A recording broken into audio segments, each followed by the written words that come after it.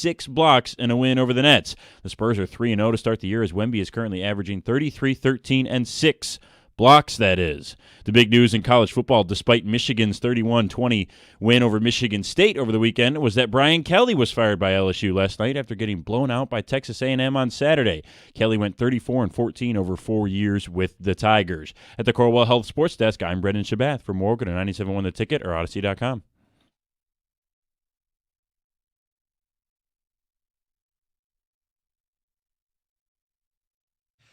Good morning on a Monday. Jim Costa, John Jansen, Gov, and Greg behind the glass. Brendan Shabath on the updates. Heather with the day off. John, good morning. Good morning. How was your weekend? Weekend was good. Yeah? Yeah.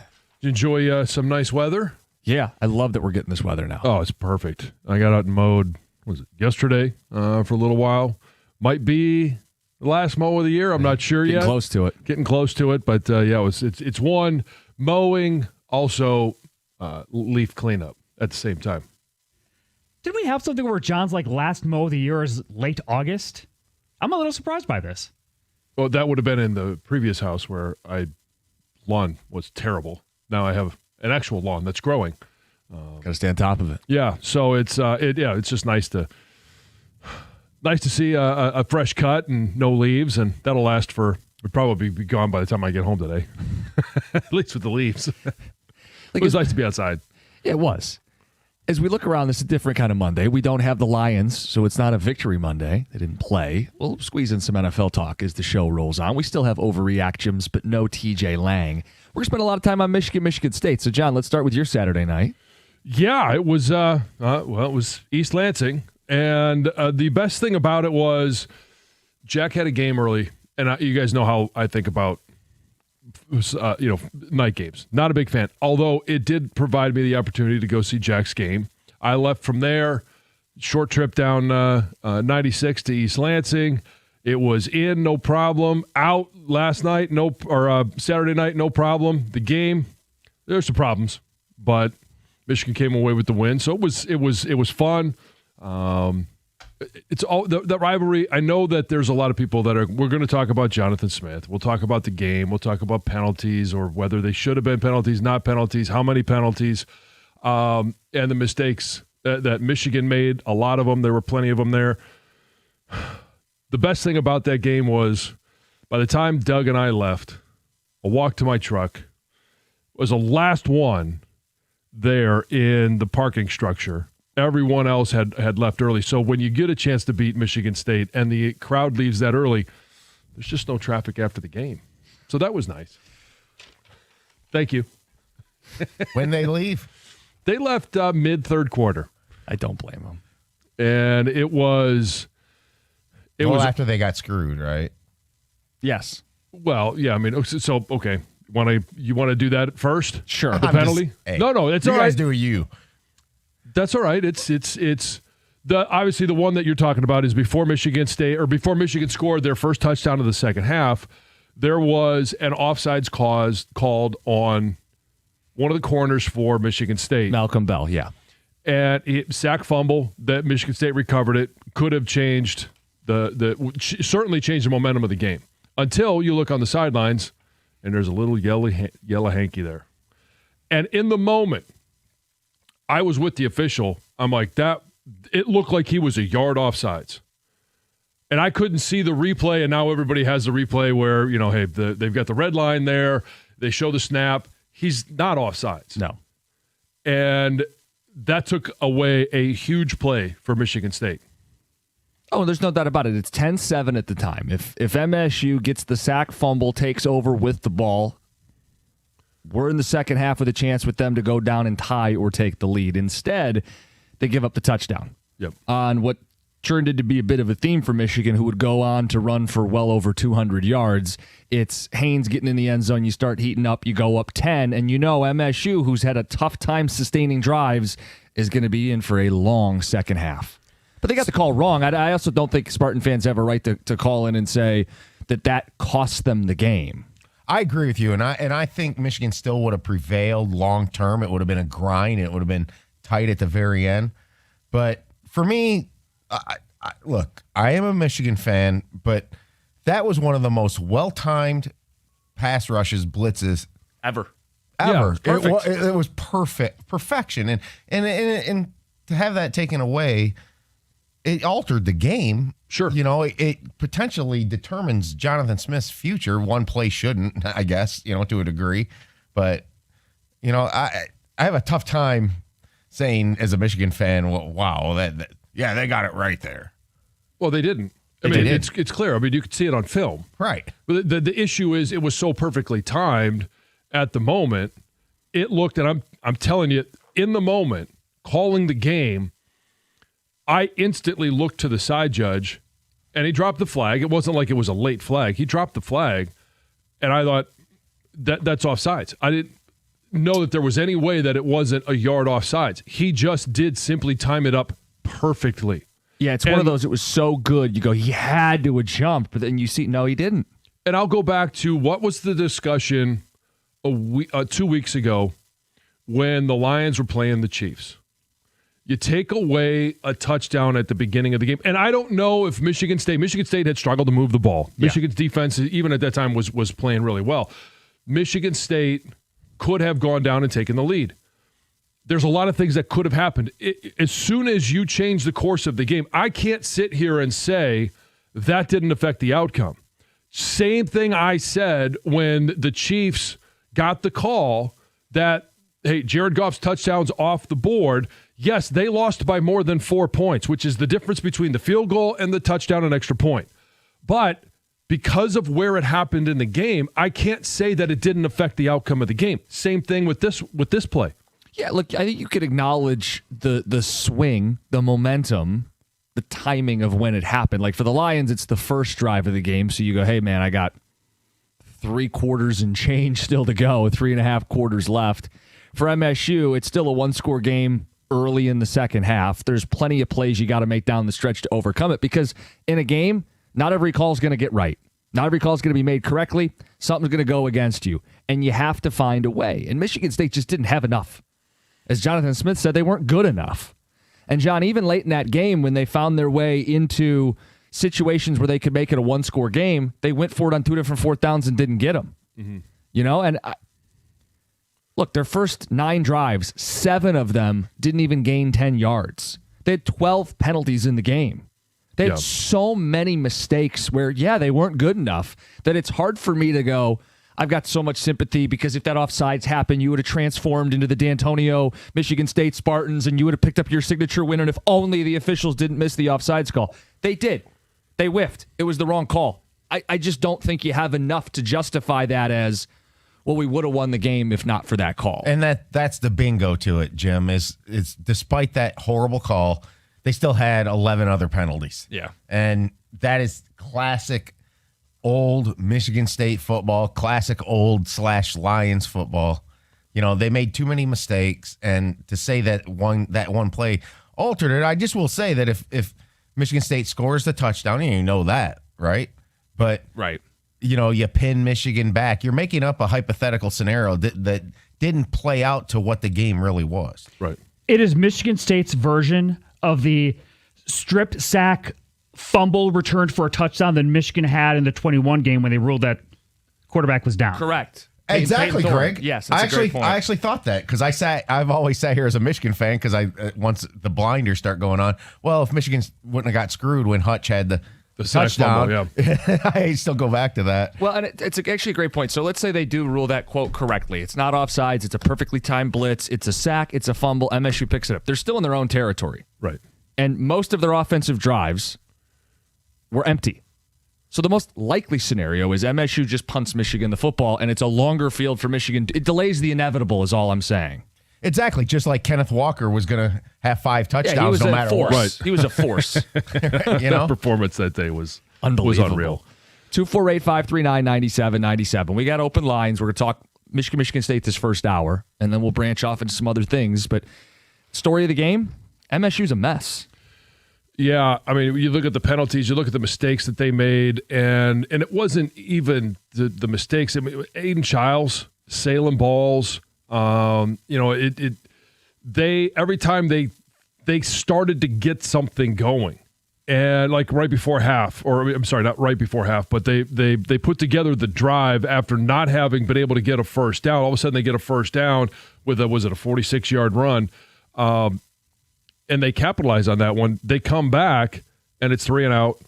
It's they get a first down, but they only total 4 yards. They could never find any rhythm offensively against the Michigan defense that. They played solid. If you're looking at a bright spot for Michigan, obviously they won the game. But the defense, in most part, played a really good game. Early on, MSU spots them the turnover in their own territory. Yeah. But the defense bows up. And I thought MSU's defense, especially in that first half, gave them a chance. They did. But the problem is, if your offense can't sustain drives, your defense is going to get worn out, especially the way Michigan plays. Like, John, my takeaway was not to be overly impressed with Michigan at all. But MSU stalling out drives, eventually getting worn down. I mean, I know Jonathan Smith covered for anybody who bet him, but at the end of the day, that score was worse than the final score indicated. MSU just got run over. I was honestly very mad at Heather. That's what I was thinking about at the end of the game when Doug actually mentioned, something about, if they score here, there will be some people that will be very interested in it. And I only thought at the time, I'm like, yeah, I am. And it's because of the woman that sits next to me. She had the Spartans. Yes. I had the Spartans. I don't care about you. I just trying to create some separation. Hey, it's a signature cover for Jonathan Smith. Back-to-back weeks with a cover. I don't think MSU fans care. We will get into the status of his job coming up next. But you agree with me, John. Like, Bryce Underwood didn't throw for 100 yards. It wasn't like an overly impressive Michigan performance here. It's more about MSU.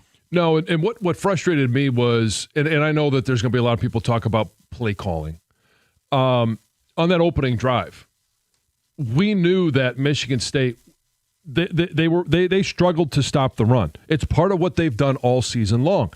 So you force a turnover, you get the ball in the red zone, you run the ball down to the 6-yard line, and then first and goal at the 6, you run the ball for 3 yards. Okay, let's just punch it in. Let's take Justice Haynes, who's been a difference maker for this team all season long, even Jordan Marshall, who's been a difference maker for the last couple of games, but then you pass twice and then kick the extra point or the field goal.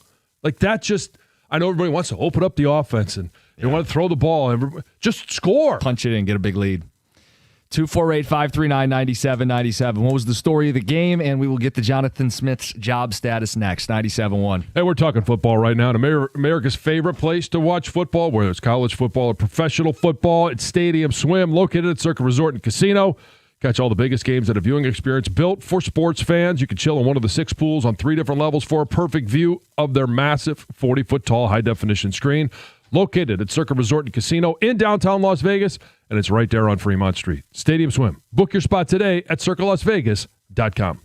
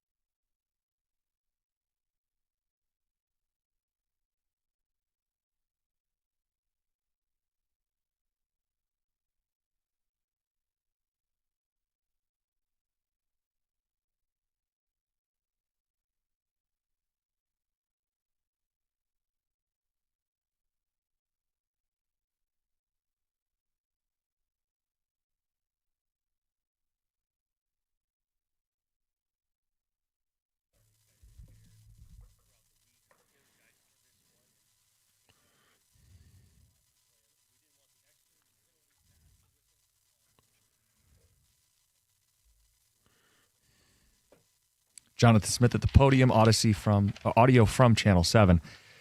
Story of the game, you tell us, 248-539-9797. We will get into Jonathan Smith and why he's still employed today. But let's start with Nick in Ann Arbor. Nick, you're on 97.1. Hey, guys. Thanks for taking my call. What's Good up? morning, Nick. Hey, yeah. So I feel like I'm kind of like a fan of all the classic Big Ten teams. I grew up in a U of M household, but I have a lot of friends that went to state, so I would visit all the time. And I went to Purdue, so college football for me is kind of like a wash. But Boiler up. I like to just kind of watch the game, and whoever wins, I think it's just an interesting. I'm more about the narrative. You know what I mean? And the narrative of this game is, if you're a fan of either team, that was just hard to watch. I mean, it wasn't the quality of play that you would expect from this game if you're a U of M fan, or if you have the belief that the team is as good as you think it is. I don't think that they played to their standard, or what their standard is perceived to be, at least by kind of nationally. And if you're Michigan State, I mean, I would say give Jonathan Smith more of a chance. I mean, he just started. He wasn't obviously that super successful at Oregon State, but he hasn't had the time to build the recruiting infrastructure and connections that he needs in Michigan. I mean, he didn't know barely anybody when he moved here. And he just started last season. So yeah, there was sloppy play, but I really feel that they did get kind of, screwed a little bit with penalties. I feel like it was kind of, an overcalled game and a little bit lopsided. Well, they got maybe screwed with one penalty. Right. Okay. Most obviously, like you were talking about the offside. Yeah, the other 11, I don't know that anybody is really saying they weren't penalties. Nick, Right, I would right. agree with you. It was not a well-played football game, kind of an eyesore watch in a lot of ways. But at the same time, I don't think... Okay, the offsides call, they screwed up. I don't think they're going to transform into the D'Antonio Spartans and rally and win the game. And I also don't think they're going to transform into the D'Antonio Spartans at any point under Jonathan Smith. I disagree with the idea that he needs more time. John, I think it's pretty emphatic who he is. Well, and maybe there would have been more time, or people would be more patient if he didn't bring his stud quarterback with him. Right. What is he doing with said stud quarterback? And I don't want to sit there and put this all on Aiden Childs. There's more to this game, obviously, than that, and more to what Jonathan Smith hasn't been able to accomplish than just a quarterback. But I think it's more, if you're not able to develop that quarterback, he was a highly sought-after recruit, went to Oregon State with Jonathan Smith, followed him to East Lansing, and everybody was very excited about him bringing him, and there just hasn't been the development at that position that I think warrants. When you're evaluating a coach, can you recruit? Can you attract, at this time, transfers? Can you generate some buzz for your program? Can you develop the recruits that you have or the transfers that you acquire? And I think the answer is no on all those. Jonathan Smith at MSU is 3-11 in Big Ten games. He's lost 8 of his last 9 Big Ten games, all by double digits, and an average of 21 points per game. Not only are they 3-11, John, they get their ass kicked every time they strap on the chin strap and put the helmet on. They're not getting better. No. And to me, that's the red flag in year 2 for a coach. That was my justification for what the Tennessee Titans did to Brian Callahan. They're not getting better. And Childs is not getting better. That is a reflection of the coach. Your coach should always make you better. If he doesn't, you move on quickly. And how about this? What is the signature win? What is their identity? What is Jonathan Smith football? If the aliens came down and said, "What is this?" How would you explain Michigan State football to an extraterrestrial? Well, You'd say, we have no buzz, we're flat, we're highly penalized, non-competitive. There's no good selling point. It's a disaster. Right. And a 2-point conversion against Boston College made it look like it wasn't a disaster. So that's what we got fooled by. I'll go back to what I said at that game. If you win it, okay, it's a good game, but I don't necessarily it's a good win. I don't necessarily think it's a program win. If he had lost it, it would have been a disaster. Way more to lose than to gain. Right. And so you look back and you're like, okay, well, they won their non-conference. so what? Because they can't find a way to win in the Big Ten. I want to make this clear to Michigan State fans, and this isn't just because I'm a Michigan fan. You have a very good chance of not winning a conference game. Yeah. That's indefensible, people. So what would that mean at that point? He's 3-11 in the Big Ten. You're playing 9 games, so it's doing math on the real 3-15. John, by the way, I was listening to you on Saturday night a little bit. Yeah. And you were trying to do math on the radio. Oh, no. I was not. That was Doug Karsh. Doug Karsh. And I made the comment. I'm like, no, I don't do math on the radio because it never ends well for me. And then Doug made the comment, well, that's 2 of my radio partners, obviously referencing Gator as well. So what were you doing math? Was it the 2 points and the situations with? Oh, no, like I said, I was not doing math. Okay. You were refusing to do math. That is fake news. Okay. I was sorry. not doing. Sorry, I did hear that. Yes, okay, we were fine. discussing math on the radio, and so in the pregame, Doug did it because we were talking about how many games he has done versus the years that George Blaha has been calling the games, and George actually has more years than Doug has games, which is hilarious. Wow. 75? No, I think he's been doing it 54 years, and Doug has that was his our 50th game together, and so he was doing math on the radio, and he came up wrong, and then there was something else that happened during the game, which is probably what you're referring to, and I'm like, yep, I'm out. I'm not doing math on the radio. Well, I'm going to make an attempt here. Final score is 11. MSU's got the ball in enemy territory twice, a 4th and 3 and a 4th and 1. The 4th and 1, okay, I suppose you can make the case to go for it. The 4th and 3 with a 44-yard field goal. You kick the field goal, you make it a 1-score game, you put it back on Michigan and force them to ice the game. Instead, they go for it on 4th and 3. They don't pull it off. Yeah. I don't understand that, John. Why they didn't make it an 8-point game. You need a field goal. His explanation post-game was we also needed a touchdown, and we felt like this was as good a chance as any. Dude, it's a 44-yard field goal. Make it a 1-score game where anything can happen. I agree, and I know Sharon did this 2 games ago, and I didn't like it. It was against USC where he went for 2 early. This is the same thing that Jonathan Smith did, going for 2 when he did after their final touchdown, or not their final touchdown, but I don't understand the concept of doing that. That's where. What do you mean? Well, he went for 2. Yeah, I don't have an issue going for 2 there. I have an issue if you're going to do that, not kicking the field goal later to get it back to a 1-score game. Right. At my point, I think you're just chasing points too early. I understand how the math works. Yes, you need lots of points, and 2 is more than 1. But I would have kicked the extra point, and then if you get that touchdown later, that's when I would go for 2. Okay, not to take us off course here. You saw what the Jets did, right? Yes. Okay, that's the case for it. Okay, so when it works, how many times does it not? You're familiar with the math on it, right? Yes. Okay, so just for people who don't know, the Jets were down 14 points, 2 touchdowns. They scored. They went for 2.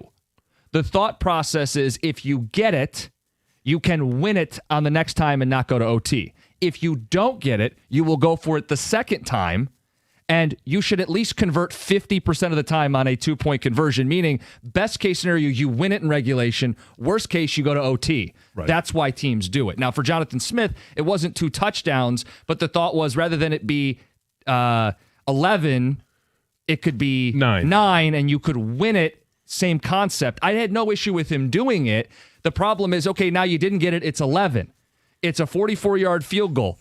Kick it. Take those points, get it back to a 1-score game, and put the pressure on Michigan on the road. Quarterback's not playing well. I know you haven't stopped the run, but maybe you get a big stop on a first down, or they pick up a penalty, and all of a sudden you get a chance to tie the game at the end. Instead, he passed up on those points. That was my issue. 248-539-9797. Tristan in Grosse Pointe, you're on 97.1. Hey, good morning, guys. How you guys doing? Good morning. So, yeah, kind of just touching base on – sorry, I got a race car going by me. Touching base on what the Boilermaker was talking about earlier. I think you guys might have had it predetermined in your head that you guys were going to come in the morning and be able to talk Michigan State. And I have no dog in the fight either. I think that there needs to be a lot more credibility on like the U of M fan base side right now, because if anyone else other than Jonathan Smith was coaching Michigan State, I think you guys would have lost by a landslide. If Mel Tucker was coaching, you guys would have lost. Who are you saying? Who would have lost? Michigan State. So they lose no matter who's coaching them? No, I'm saying. What do you mean? Help us understand. There's something getting lost in translation here. Who's on first? I think I feel like I'm talking to Tommy Boy. Tristan, it's got to be your bowl. What are you saying? I'm saying that there needs to be a little bit more credibility from Michigan that they squeaked by a win from this horrible Michigan State team. Like, I think if anyone else was coaching that Michigan State team, Michigan loses that game. I agree with you guys. Jonathan Smith is a terrible coach. Okay, so you're saying if anybody else coaches Michigan State, Wolverines lose. The Wolverines lose. Okay, I disagree, but I'm confused too because then what he's giving credence to is that Michigan State should fire Jonathan Smith. Right. But what I understood when I was screening his phone call was that I was under the impression that his take was if any other coach was on Michigan State's side, Michigan State still would have lost the game. Right. That's the argument that you don't fire Smith is the program's so bad it doesn't matter who the coach is, right? Which I disagree with, but that's a perspective, I guess. But as he clarified, his point was Michigan didn't play well, which I am okay with saying Michigan didn't play well. At the same time, Michigan was up big in the second half, right? If not for a backdoor cover, right, that's a 17-point win. So there were a lot of things that Michigan did well defensively throughout a majority of the game. And there was also a lot that went well with the offensive line in regards to, one, protecting Bryce, albeit he did not throw the ball well and the passing game wasn't well organized, but they did run for 276 yards. I think they wore down MSU. I think MSU not being able to sustain drives put themselves in a vulnerable spot. I mean, I'm not taking anything away from Michigan, but the story of the game is Bryce Young didn't do anything special. Michigan's offense wasn't anything special. They just leaned on him to the tune of, hey, we can bully a bad football team, which is maybe enough to win 9 games this year, but I don't know if it's going to do much more than that. But I don't know that many people believe there is much more than that for Michigan. But yeah, they played to their strength, which is, I think, what you're supposed to do when you're trying to win a game. You are, John. Okay, thank you. You and me, same side, same page here. All right, coming up next, we're going to keep talking to Michigan and Michigan State fans. We have a fair or foul question inspired by John Jansen. It's 97.1. Yeah, that was a weird call.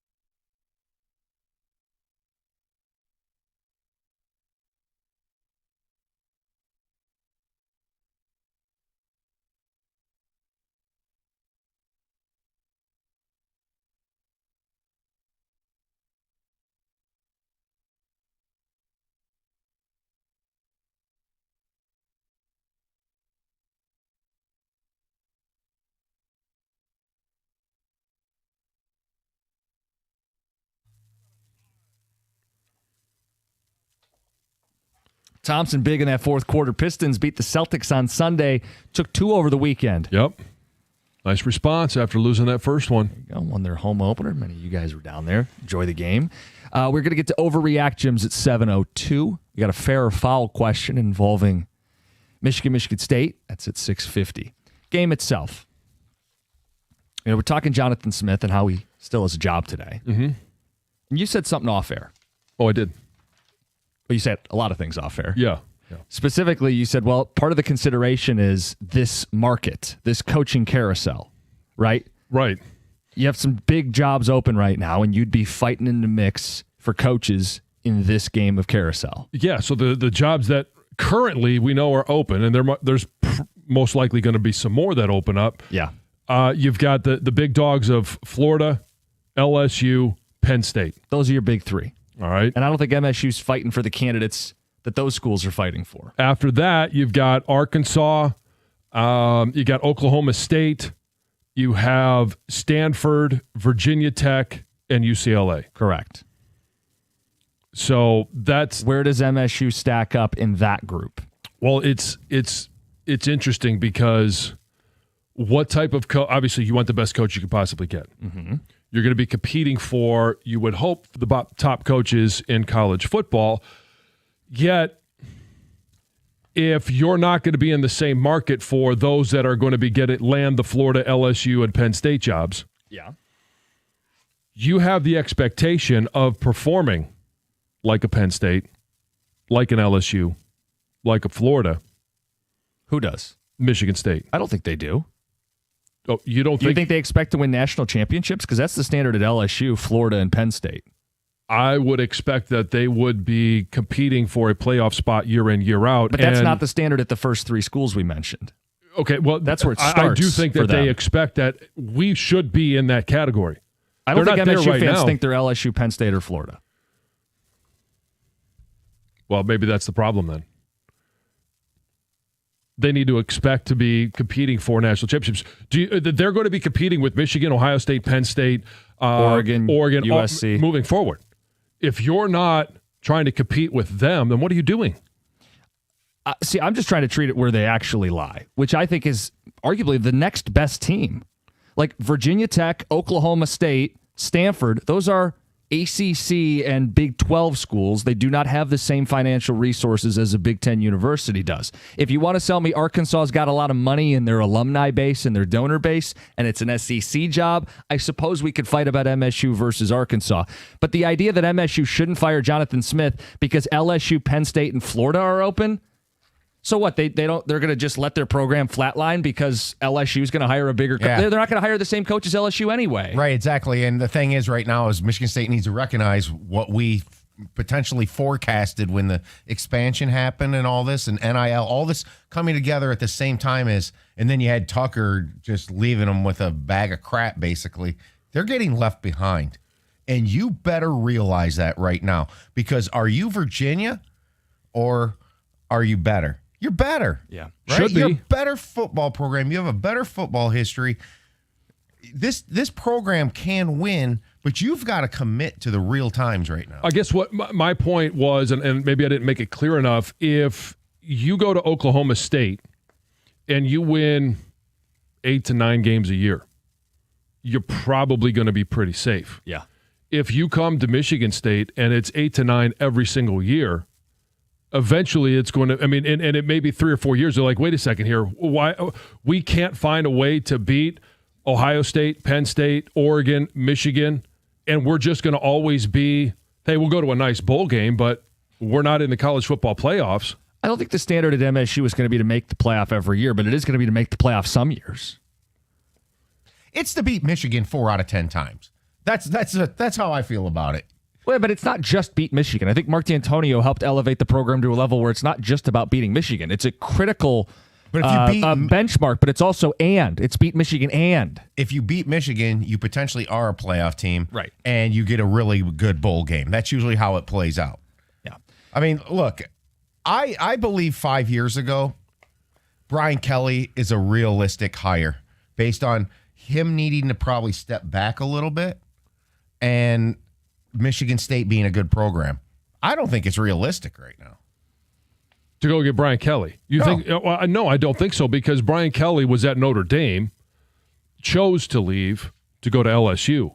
Do you think he wants to sit there and admit, I'm going to go back to Michigan State? My point is that Michigan State. I think that's who one of the guys they should go after, which is why if you do that in this market and he tells you no and James Franklin tells you no, and I'm not saying they do, then all of a sudden you're 4 or 5 deep in your coaching list, and who do you settle for? Who's the guy that's available? I believe both would have considered it 5 years ago. I don't think they'll consider it now. It's a step below them. Well, but then the fear is, are you letting yourself go further and further and further away from that point by letting Jonathan Smith coach more football games? Like, I'll ask again, why does he have a job today? Are they waiting for him to lose at Minnesota next week? Are they waiting to see if he loses to Penn State? What are they waiting for at this point? Other schools who are more aspirational aren't messing around, and they're cutting checks for 2 and 3 times what MSU is going to pay. So are you serious or not? Do you want to be a serious program or not? Jonathan Smith having a job today tells me Michigan State is not interested in being a serious football program. They are 3-11 in the Big Ten under him. They're getting blown out in almost every game they play. 8 of the last 9 are double-digit losses in conference play. They have no identity. They have no passion. They have no personality. There's nothing redeeming about his program. They don't have a signature win or an identity. So you can employ him this week against Minnesota and against Penn State. And you're right, John, they can keep for another year. And they can drift further and further and further away from the pool of quality candidates. Or they can get involved, spend some money, and no, I don't expect him to get the same caliber candidate as LSU, Penn State, or Florida. But can they get the 4th best coach on the market? Someone with a little bit of buzz? Someone with a chance to shift the culture and the identity? Okay, so who is that? John, I don't have that for you right now. I agree. But we live in a world where Vandy's in the top 10, where Indiana's in the top 10. Like, it's not acceptable. And what sexy coaches did they hire? But they reset. You know what I'm saying? Okay, I will say that, but it's also not about getting the name coach. Fair. Like, I mean, Fair. here's a name that I thought Fair. of. No, that's fair. John Summerall of Tulane. Yeah. Now, I think he's going to be set up for one of these SEC jobs. You could have 4 or 5 open up, and that's more of his footprint. There's a job down the road that opened up. Sure. See, that's the thing I think Michigan State needs to make sure that they do. That's one box that they certainly have to check. One of the issues that we talked about when they hired Jonathan Smith, where has he spent the majority of his coaching life, his football life? In the Northwest. And whether it was as a player and then as a coach, that's where he is a recruit. That's where he knows how to recruit, and he knows how to recruit too. Now, all of a sudden, you transplant him to a completely different area of the country, and he's got to develop relationships that he hasn't been in a lot of high schools in Michigan up until he became the Michigan State head coach. Right. Same thing with Ohio, with Pennsylvania, with Illinois, all of the Midwest programs where you do need to draw some of those players from. Yeah. Okay, we got phone calls. We'll get ticket text in the mix, and we have a fair or foul question involving fans in the rivalry. Let's be honest, nobody plans for a new roof or a new football coach. Always seems to happen at the worst time, and the cost can feel overwhelming. How about that? Here's what you need to know about roofing. You need to know about Shaner Roofing, Michigan's trusted roofing experts for more than 30 years. And right now, Shaner's making it easier than ever to protect your home with 0% interest financing for 5 years. That means you're not skimping on the quality of the roof you need, and you don't have to stress about a big upfront payment. Shaner Roofing's not some fly-by-night company. 4.9-star Google rating. That's thousands of satisfied homeowners. Check them out. If your roof is leaking, aging, or you're just ready for peace of mind, don't wait. mymichiganroof.com/0. That's mymichiganroof.com/0, powered by Shaner Roofing, where quality meets affordability.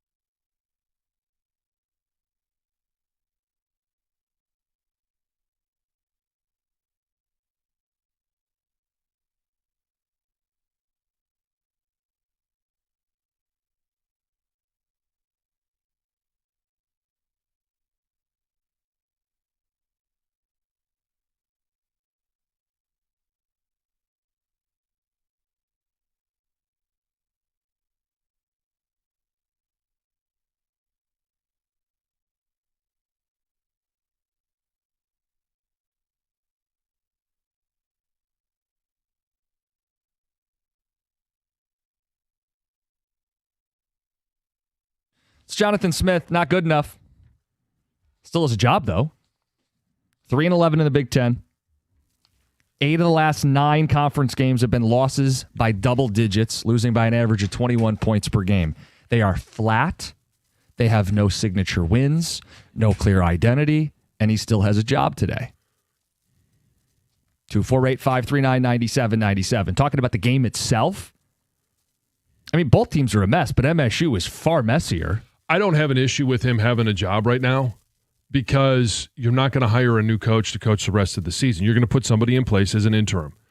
And you can have those behind-the-scenes conversations if you're planning on making that change at the end of the year. I would just say, and maybe is it just simply you need to have a signal to your donor base, your fan base, that we're not going to stand for this anymore? Yeah, it's the defibrillator. Yeah, you just shock your system a little bit here. Hey, we're still breathing. We're still alive. I know it feels like we're a dead doormat that doesn't show up to play ever. We're still alive. Bring Harlan Barnett back. He could be MSU's version of Barry Alvarez. Hey, you know what? I'll tell you this. Right. Make Joe Rossi the interim coach. He had a lot of passion and fire down on the sideline. I mean, come on. But so I'm not a huge proponent of firing in season. You could do it as soon as the final game is over. I don't know that there is any difference in terms of your coaching search that you're going to do now versus you're going to do at the end of November. Do you agree he will be fired at the end of the year? Yes. Okay.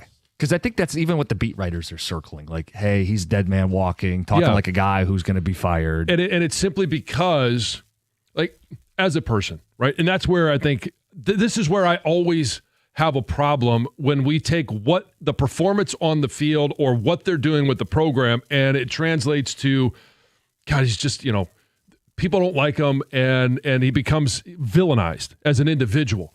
Oh, I don't think he's a bad guy. Right. Jonathan Smith is a great dude. He just hasn't been able to turn this program into a winner, and there's a lot of different reasons. The program is going nowhere, and what Tom said earlier, is there any sign of improvement? No. And there isn't.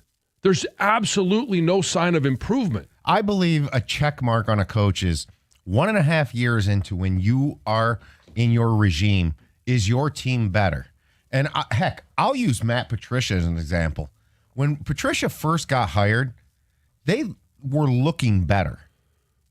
Then they never got better. Right. So it extended that another year. And I think basically. a key part of that game and the one penalty, the offsides that was wrongfully called. Like, okay, that's one. There are still 11 other penalties.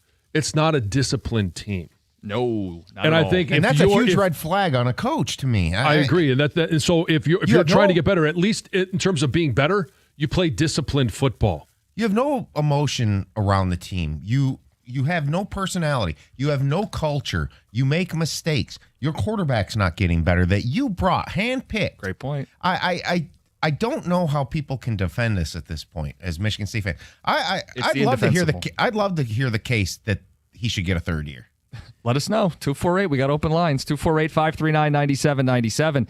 To the point that they've beaten a lot of the joy out of their fans. John, you got great joy at watching Spartan Stadium empty out early. Oh, sure. And I called it, if they score this touchdown in the third quarter, like, watch the exits light up.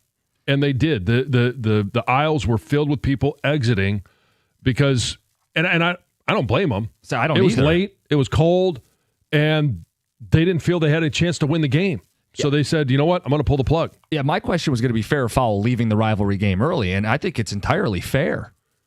I don't think that makes you a lesser fan. It's a sunk cost. You paid the money. You showed up. You made the trip. Mm-hmm. You came in with all the best of intentions, and your team let you down. Hey, you want to beat the traffic. It's a pain in the ass to drive home from East Lansing after one of those night games. Your team didn't show up, so you don't have to show up any longer. Go home. You got better things to do with your life. Yeah. And for you guys, it ended up making it a maize party at the end. Oh, well, yeah, I mean, maize party, sure. There was a lot of maize and blue in the stands that was left there when green and white was leaving. Now, they didn't all vacate, but in large part they did. Yeah. And it was just nice to be able to have a casual walk back to the truck and a easy exit out of East Lansing. By the way, too, just lost in the shuffle here. This is 4 in a row. In the rivalry, you're saying? Yeah. And the last two, for me as a Michigan guy, they were up in the air because I don't think Michigan is very good this year, and they weren't last year. Michigan's been gettable, you're saying? Yes. Yeah. Let's get to Stu in West Bloomfield. Stu, good morning. Hey, good morning. How you guys doing today? Good.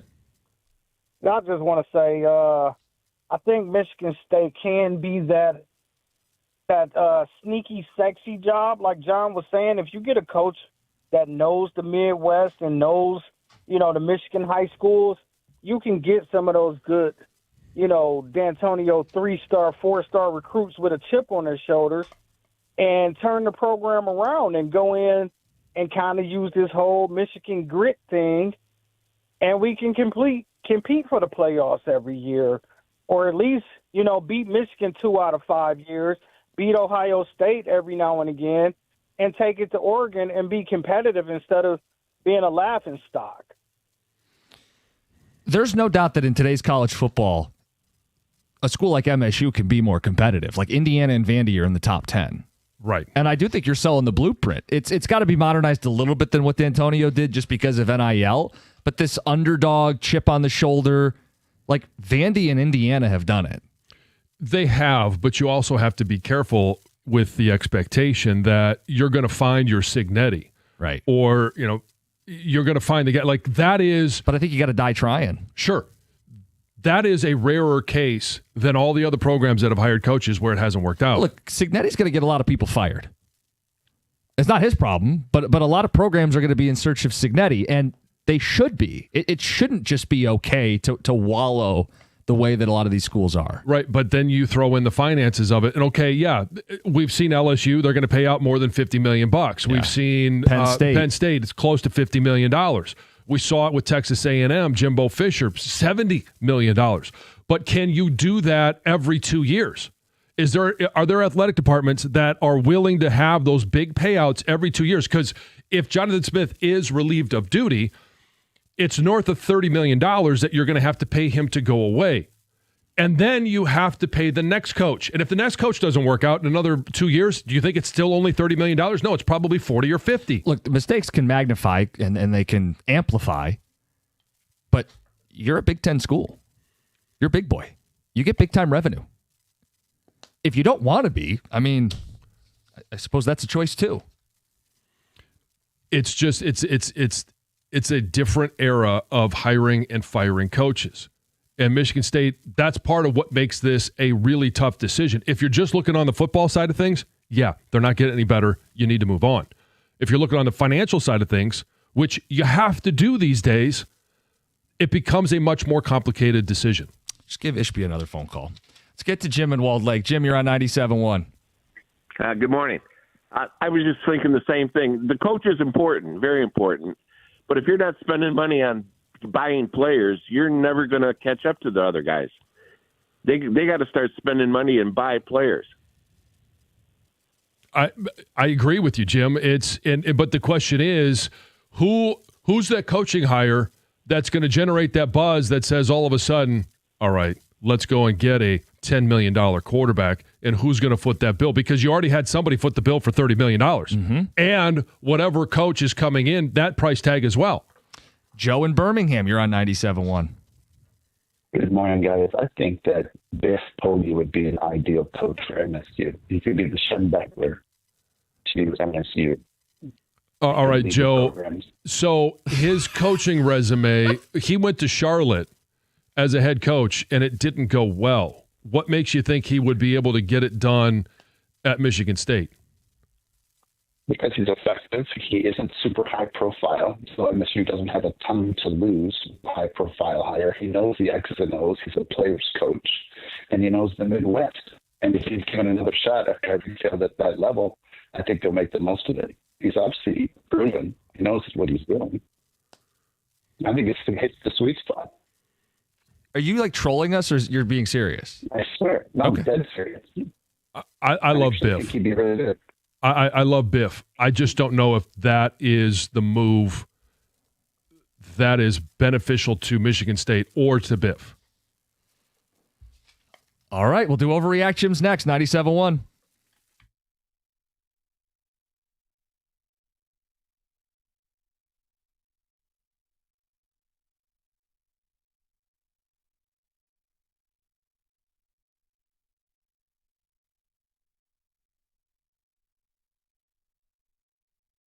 Brought to you by MyMichiganRoof.com. Detroit's defense and rebounding were big in a 119-113 victory over the Boston Celtics last night. Pistons forced 12 turnovers in the win. They also out-rebounded Boston 55-38 on the glass. That included a staggering 19 offensive boards. The best thing to come out of the home opener? One Detroit defensive duo may have spawned the best new nickname in basketball.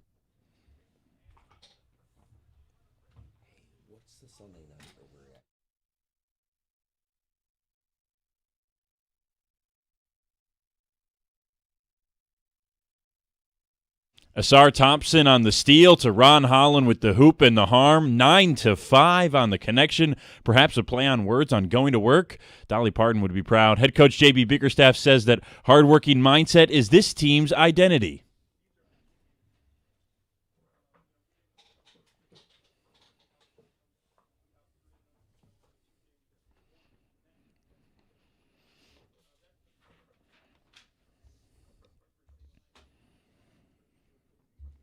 Detroit will look to continue playing Pistons basketball again tonight as they welcome the Cavs to LCA. Tip-off can be heard right here on 97.1. Brian Kelly was fired from his position as head football coach for the LSU Tigers last night. The move came after LSU's big loss to Texas A&M on Saturday and after a contentious meeting with LSU AD Scott Woodward went sideways yesterday. Woodward wanted Kelly to fire offensive coordinator Joe Sloan. Kelly refused. The situation turned tense, and Kelly got canned. LSU reportedly owes Brian Kelly $53 million on his deal after not winning a national championship in his first 4 seasons in Baton Rouge, an accomplishment that the 3 previous LSU head coaches all achieved. At the Corewell Health Sports Desk, I'm Brendan Shabath. For more, go to 97.1 The Ticket or Odyssey.com.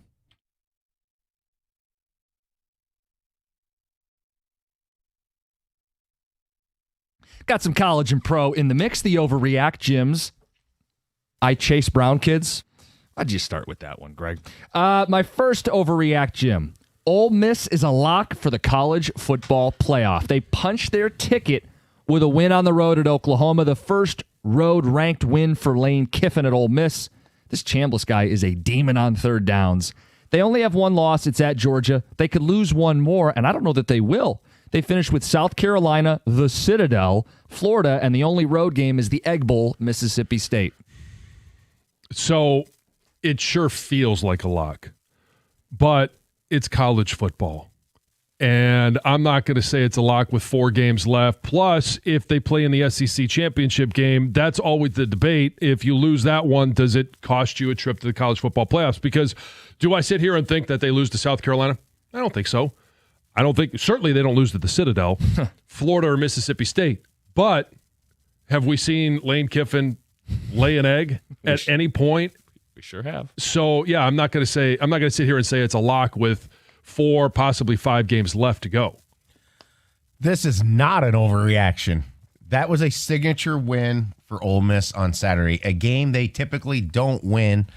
And to me, right now, they're not in the SEC championship game. The SEC championship game would be Texas A&M and Alabama. Right. I don't see a loss on the regular season schedule. This is not an overreaction to me. I think they're in even if they would lose the SEC championship. To me, I don't know how you can look at that team right now and say they're not one of the best 12 teams in the country with the eye test. I agree. And that's why I don't think it's an overreaction, but I also am not ready to say that it's a lock because we've seen weird things happen. Second overreact, Jim. There is no 4th team in the Big Ten. You got your big 3 at the top, OSU, Indiana, Oregon, and I don't think they're getting a 4th team in the college football playoff. USC's got 2 losses. They still got to play Oregon. Iowa has 2 losses. They play USC and Oregon. And Michigan, yeah, you could sell me Michigan, but they have not been inspiring, and I don't think they're going to beat Ohio State forever. That's their 3rd loss. There won't be a 4th team from the Big Ten in the playoff. I think right now, with so much college football left to be played and opportunities out there. Well, who is the 4th team? So it could be Iowa. It could be Michigan. It's again, have we seen stranger things happen? Do you think it would be stranger this year to beat Ohio State for Michigan than it was last year? It would not, John. Okay. but I'm certainly not expecting if it. If the overreaction is there's not a fourth team that deserves to be in the college football playoffs, that's not overreaction. Will there be a fourth team? Iowa has the opportunity. They host Oregon. Have we seen really good football teams go to Kinnick Stadium and lose? Yes, John. Yes. And then they got to go cross-country to USC, where they'd likely pick up their third loss and be out. It's okay to just say there's not a fourth team. There's not a fourth quality playoff team or playoff quality team, yes. To me, there's not a fourth team. The fact that, like, Michigan, if they ran the table as one of the 12 best teams in the country, to me would be borderline laughable. Well, they would deserve it if they beat OSU, to be fair. I know. Look, the bottom of the playoffs sucks. It shouldn't be. That's why there shouldn't be 12 teams, because you're going to let teams in. It could be a possible Iowa. It could be a possible Michigan. Do they look like playoff contenders? No. The answer is you're going to leave them out, and you're going to put in another team that's more deserving. Like this could be 5 of the SEC. It could be an extra from the ACC or the Big 12. Bingo. 5th SEC team, Vandy. Although they do have to go to Tennessee and Texas. Yep. In addition to being a creep, he's a moron. Next overreact, Jim. Penn State needs to hire Brian Kelly. Bad culture fit at LSU. I think we all saw that from the start. He got eaten alive. But he has a Midwest blueprint, right? From Grand Valley to Central to Cincinnati to Notre Dame. This is his recruiting footprint. He's a damn good coach, and it saves them from making the regrettable hire of Matt Rule, which is just James Franklin 2.0. Is it Brian Kelly? James Franklin 2.0? Can't win the big one? He's a step up. He won some big games. Okay, he won some big games, but what did he win when he was at Notre Dame? So is the knock on him he didn't win a national title? Well, so you can only hire a national champion coach at Penn State? That's what they're looking for at Penn State. That's the standard they've said. We should be competing and winning national titles. Has Brian Kelly won one? I got bad news. Unless they're pulling Mac Brown out of retirement, they're not hiring a coach that's won a national title. I think Brian Kelly's a better coach than James Franklin. I agree. I think this would be a good fit for Penn State. However, I think there's a bigger name where Brian Kelly should go, and it's in Ann Arbor. And we'll talk about that later. He's spicy today. Okay. Doomy. Jonathan Smith must be fired if MSU wants to be a serious football program. 3-11 in the Big Ten, 8 of the last 9 by double digits. They have no identity. They have no signature wins. They are not competitive. In a world where Indiana and Vandy are in the top 10, you have a choice. Do you want to be a real football program? You fire Jonathan Smith. Anything else, you're not serious. It's not an overreaction. And, I mean, I hate that they're going down this road again, because if you have to reset your program every 2 years, it's could be 1 step forward, 2 or 3 steps back. And I don't know that there's a step forward for Jonathan Smith in his, year and a half that he's been in East Lansing. But who's the next guy? What's the expectation? How quickly do they get there? And you also have the finances involved. I don't think it's an overreaction, though. This is not an overreaction, Jim, and this is one of your best overreact Jims ever, as I'm agreeing almost with all of your overreactions. This is a no-brainer. Yeah. This program is being left behind in real time, and Spartan fans better wake up and realize that. And it's easy to point out. I think they know. They're being turned off by their program. There's no fire. There's no passion, so they've checked out. He doesn't know what he's doing as a coach on the field, in my mind. And I don't think he knows what he's doing with the portal and NIL and all that. And that's the scarier thing, because you're seeing Indiana football and Vanderbilt football succeed in this era, and you can't at least compete. I mean, do Michigan State fans realize there's a real chance you don't win a Big Ten game this year? That's how ugly this is. Grit. To the NFL, overreact, Jim. Let me know. The Eagles' offense is all the way back. Ran for 270 yards this week. They threw for over 300 with deep shots the week before. Everything's humming again for Philadelphia. So the offense is all the way back? Yes. Not an overreaction. They finally found a way to get the ball to Saquon Barkley. Now it's only 14 carries, but it was 150 yards. Yep. That's the weapon that you have in Saquon Barkley. And I've been saying this for weeks. That's why I still had them near the top of my power surge when everybody was, Philly's just, they don't have it this year. Defensively, I don't know that they're back to where they were. I don't know that they can get back to where they were last year, but the offensive line is humming along. They're getting healthy. They're finding a way to spread the ball around in the passing game as well as getting the ball to Saquon Barkley. Another not an overreaction. Mr. Philadelphia here thinks the Eagles are the biggest threat in the NFC still to the Lions. 66 points last 2 games. They're getting right. Says Mew, Myles Garrett's career is being wasted even more than Barry Sanders. 5-sack day yesterday, and they weren't even close on the scoreboard. He has the most sacks of any player before turning 30, even more than Reggie White. At least Barry made an NFC title game. Right. Not an overreaction. I think he is absolutely. That's why we heard him say, I want to demand a trade, until they offered him a huge bag of cash. You saw the reaction yesterday on the sidelines. 5 sacks, and he's throwing his helmet around on the sidelines. He is unbelievably frustrated. And now the only argument to it's not getting wasted is they're trailing all the time. It's passing situations. And how many sacks would he have if he was on a team that was actually playing with the lead? Right. So it's 100% not an overreaction. I actually disagree, John. I think this is an overreaction. And I just fall back to this. The Lions made Barry quit.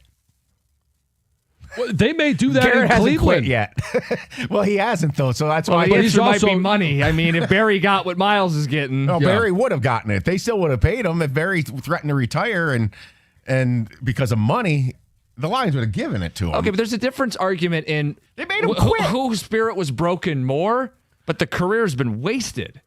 Right? That's a separate argument. I think Barry Sanders is the greatest running back of all time. I think Lawrence Taylor is the best pass rusher of all time. Maybe.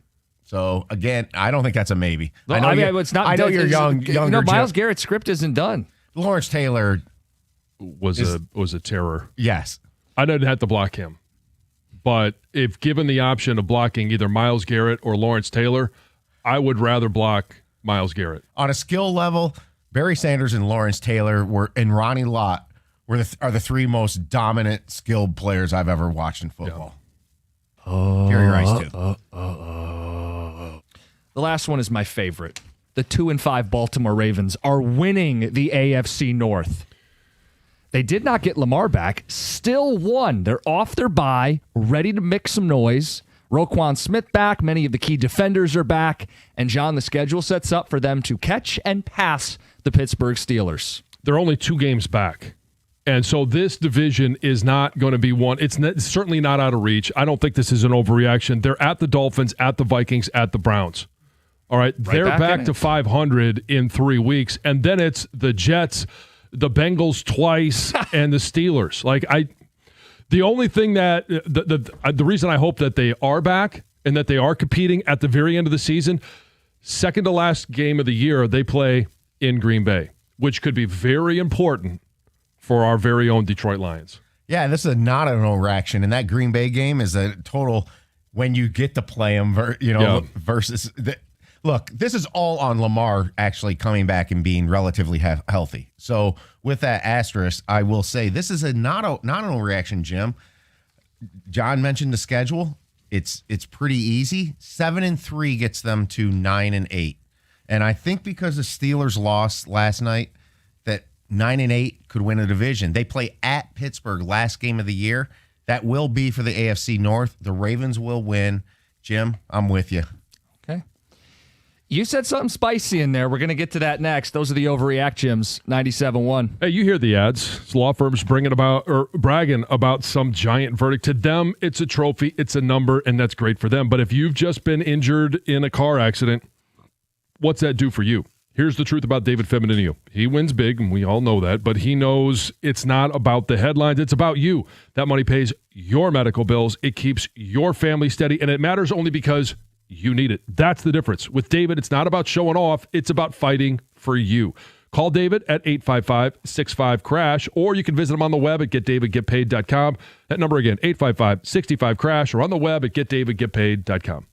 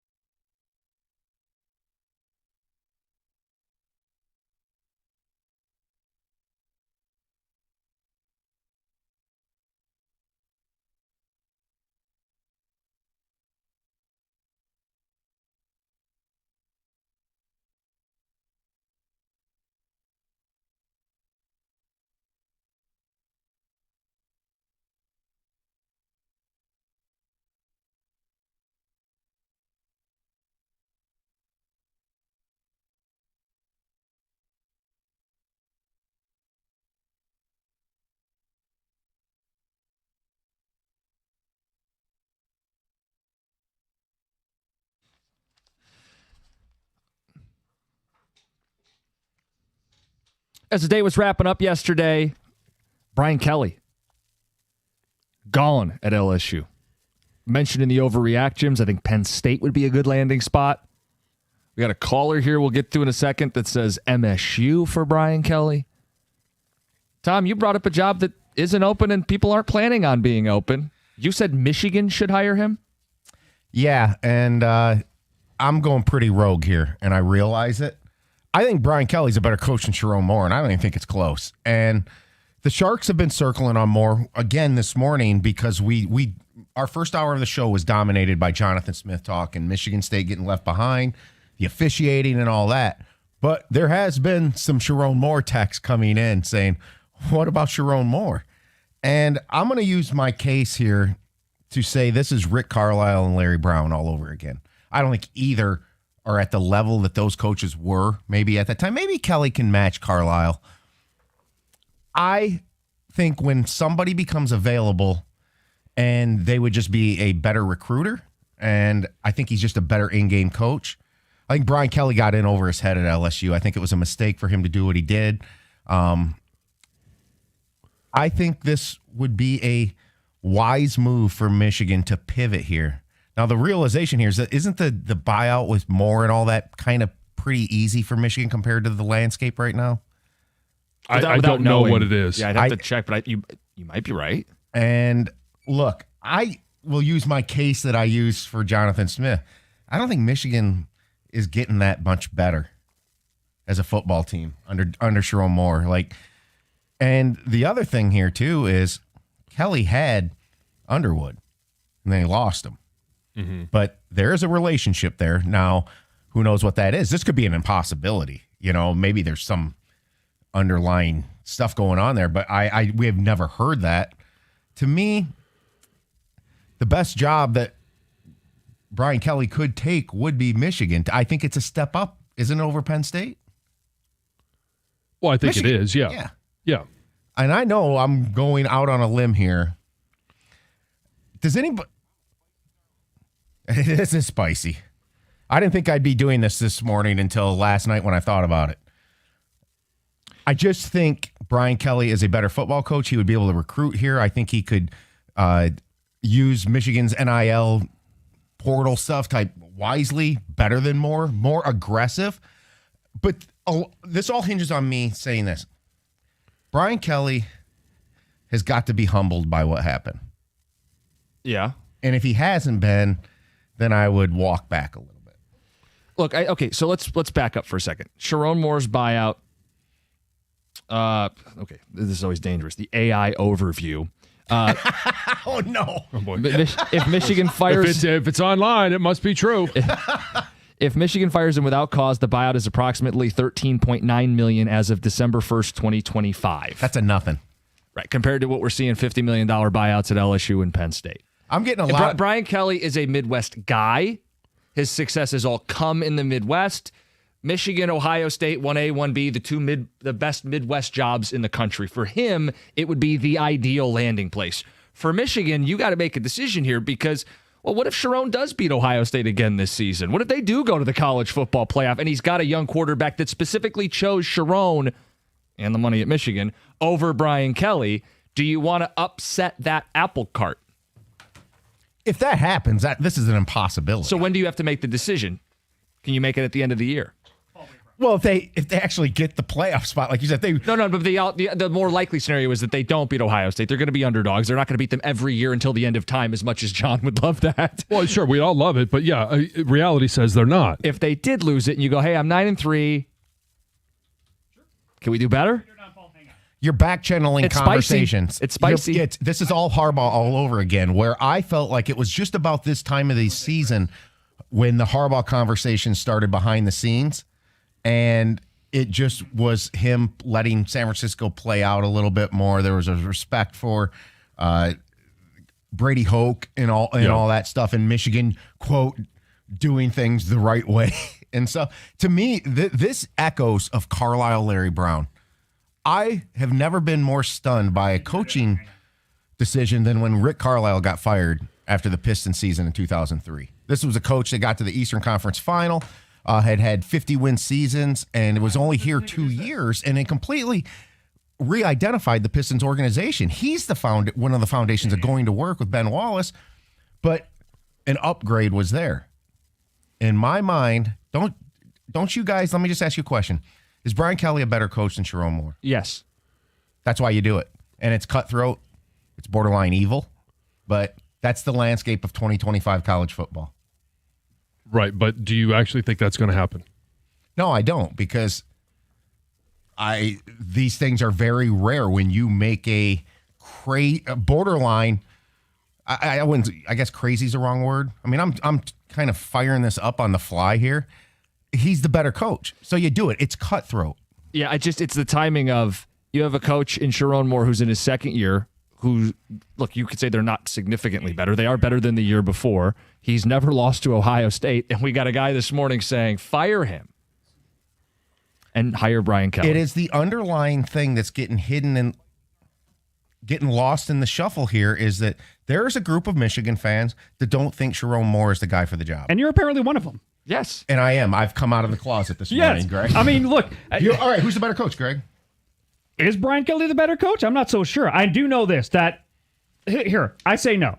I am not going to fire a young up-and-coming coach who has been in this program for several years, was a big part of that 23 season when they went to Penn State, beat Ohio State, was a big part of that.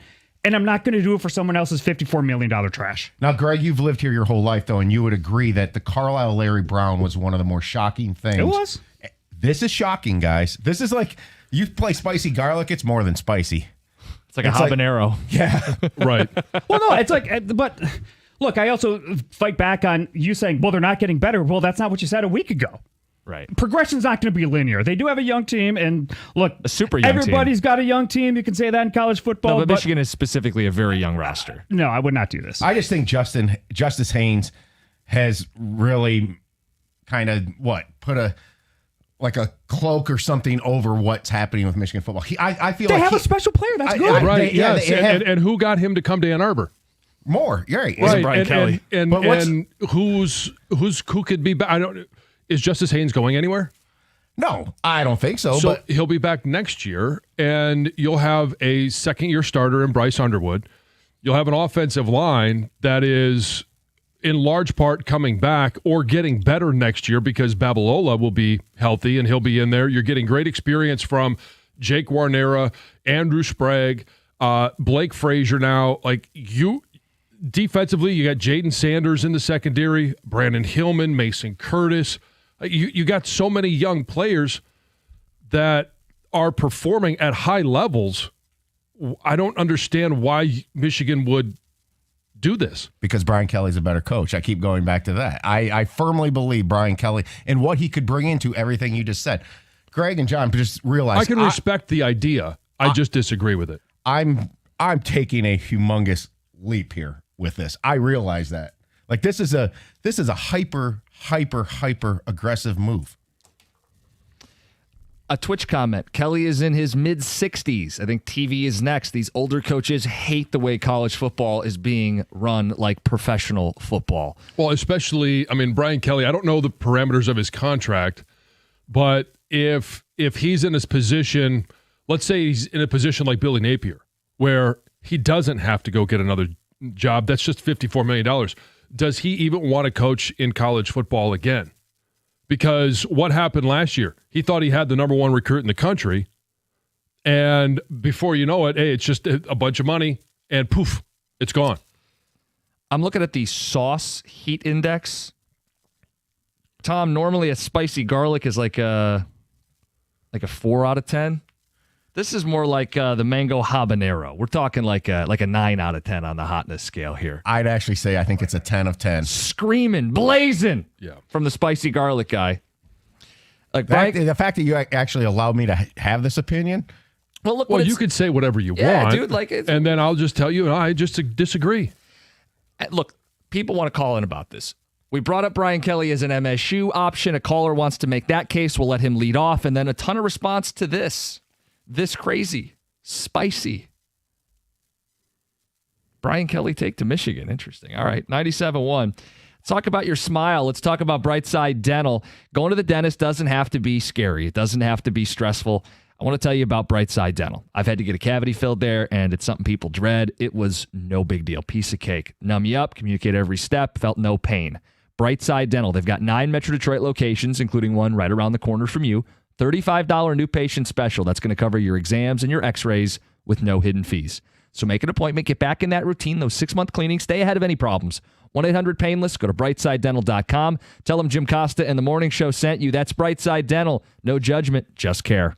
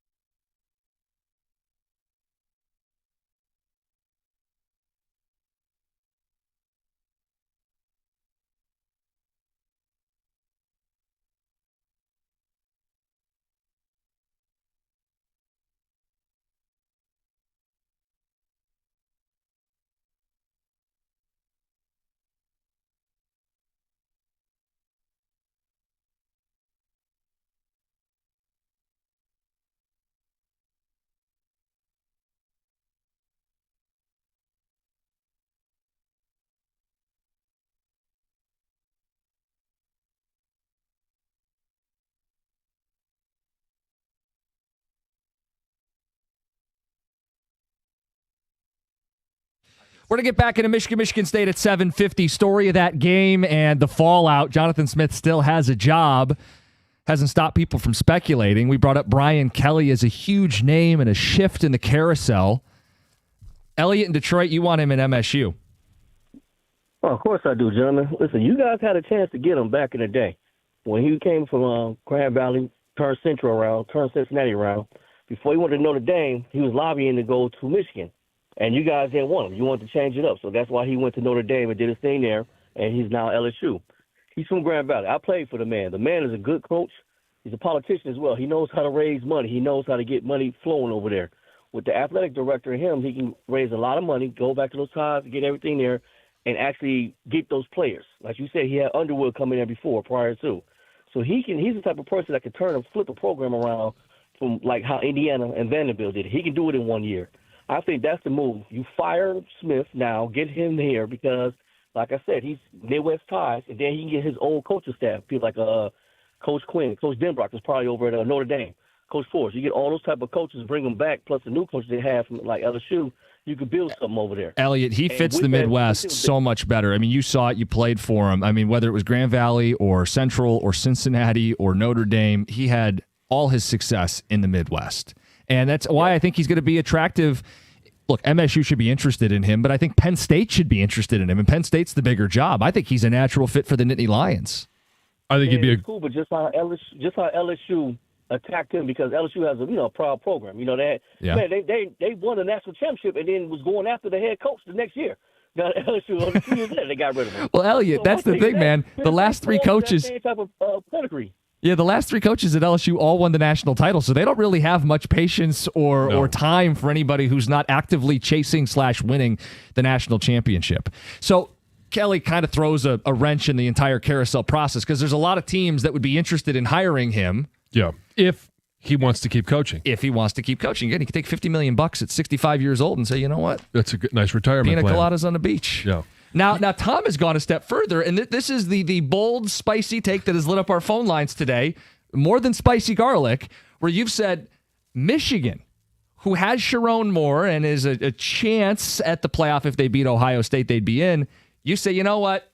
There's a crowd out there that's not sold on Sharon, and I'm part of that crowd. I'd upgrade for Brian Kelly. Yeah, coming out of the closet today that I'm not sold on Sharon, and I don't see the team getting a whole lot better.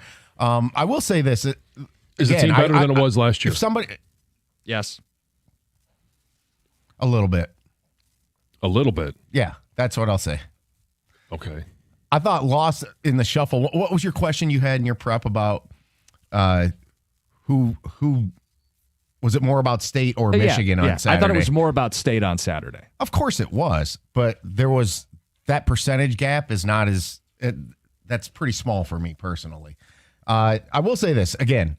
This is a super, super rogue, aggressive opinion, and I'm kind of basing it back to when the Pistons fired Rick Carlisle for Larry Brown. That I believe that Brian Kelly would be an upgrade as a coach. I think he's a better coach.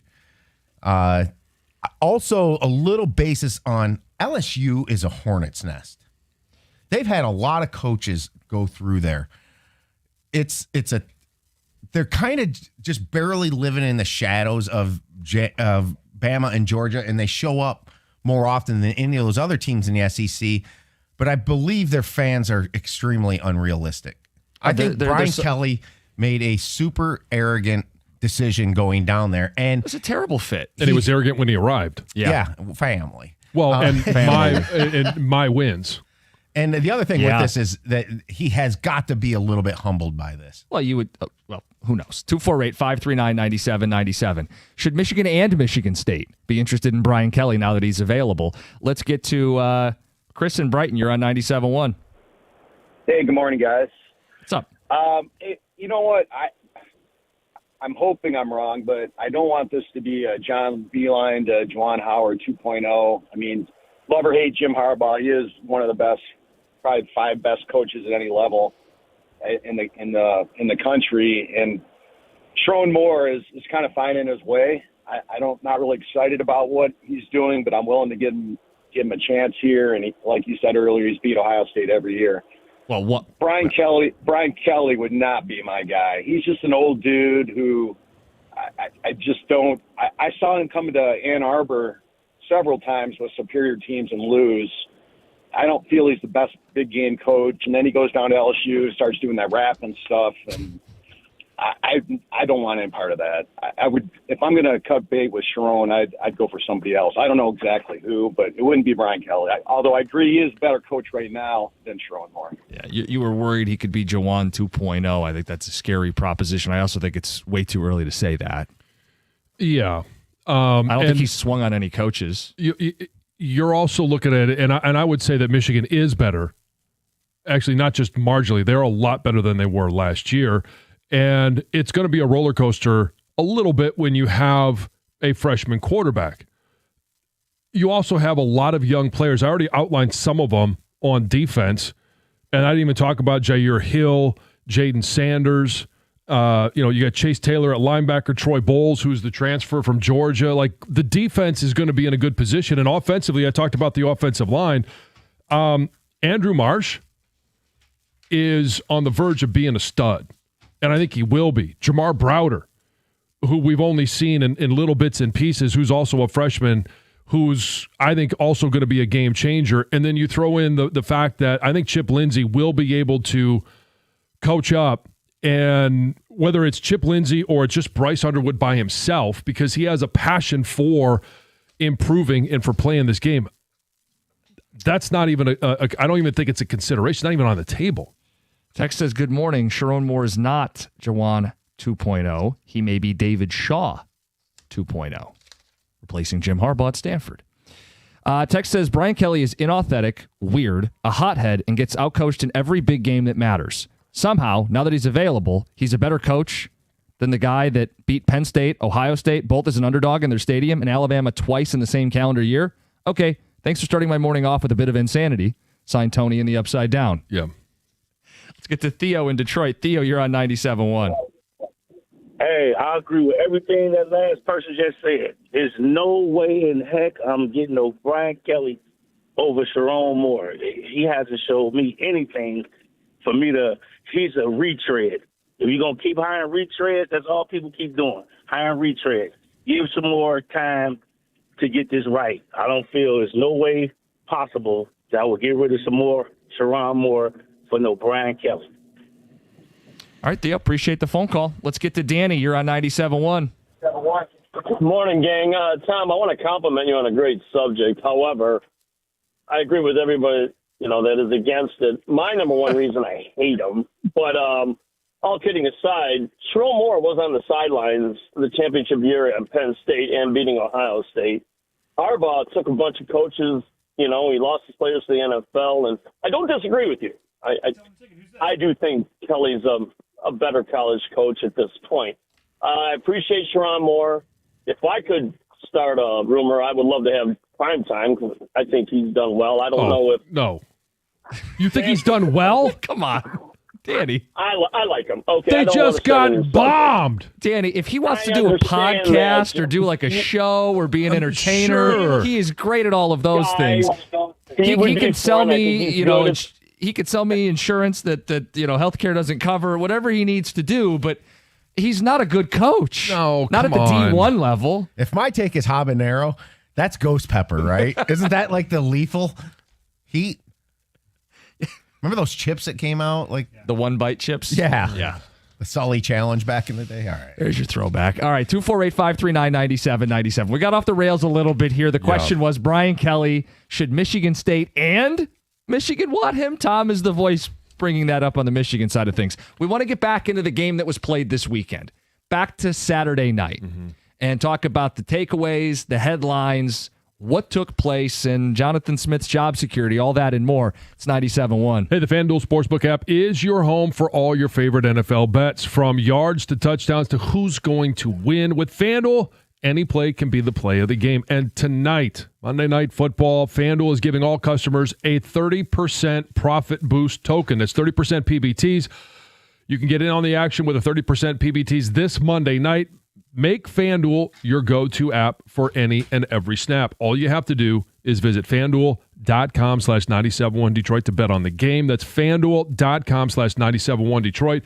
Play your game with FanDuel, an official sports betting partner of the NFL. Must be 21 or over and present in Michigan. Opt-in required. Bonus issued is non-withdrawable profit boost tokens. Restrictions do apply, including any token expiration and max wager amount.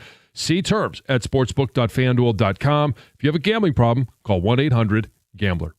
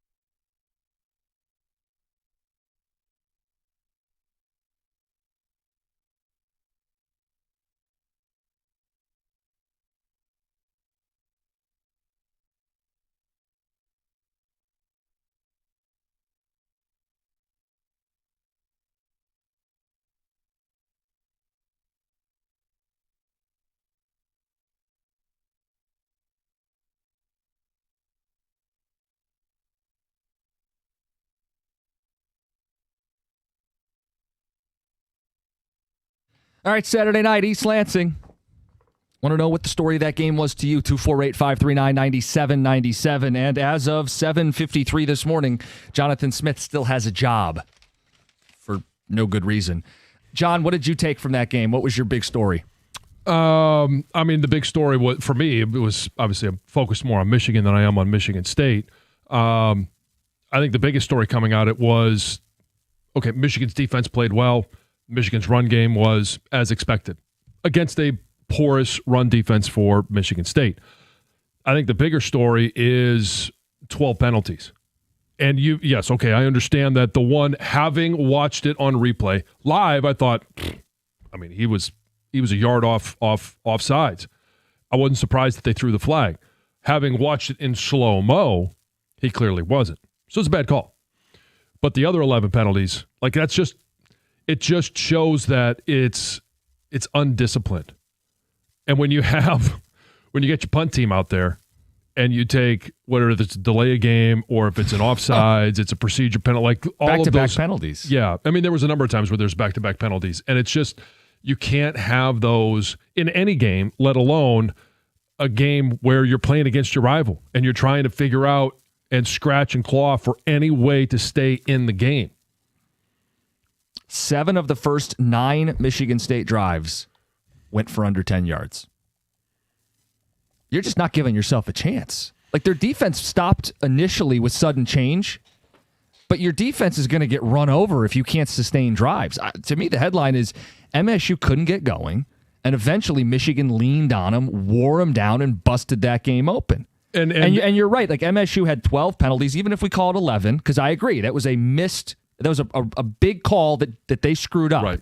But I'm not going to pretend that if they had gotten that call, Michigan State's offense was going to march down the field, that they were going to transform into the Mark D'Antonio Spartans, because it's very obvious these aren't the Mark D'Antonio Spartans, that a year and a half into Jonathan Smith, they have no identity, they have no fight, they have no passion.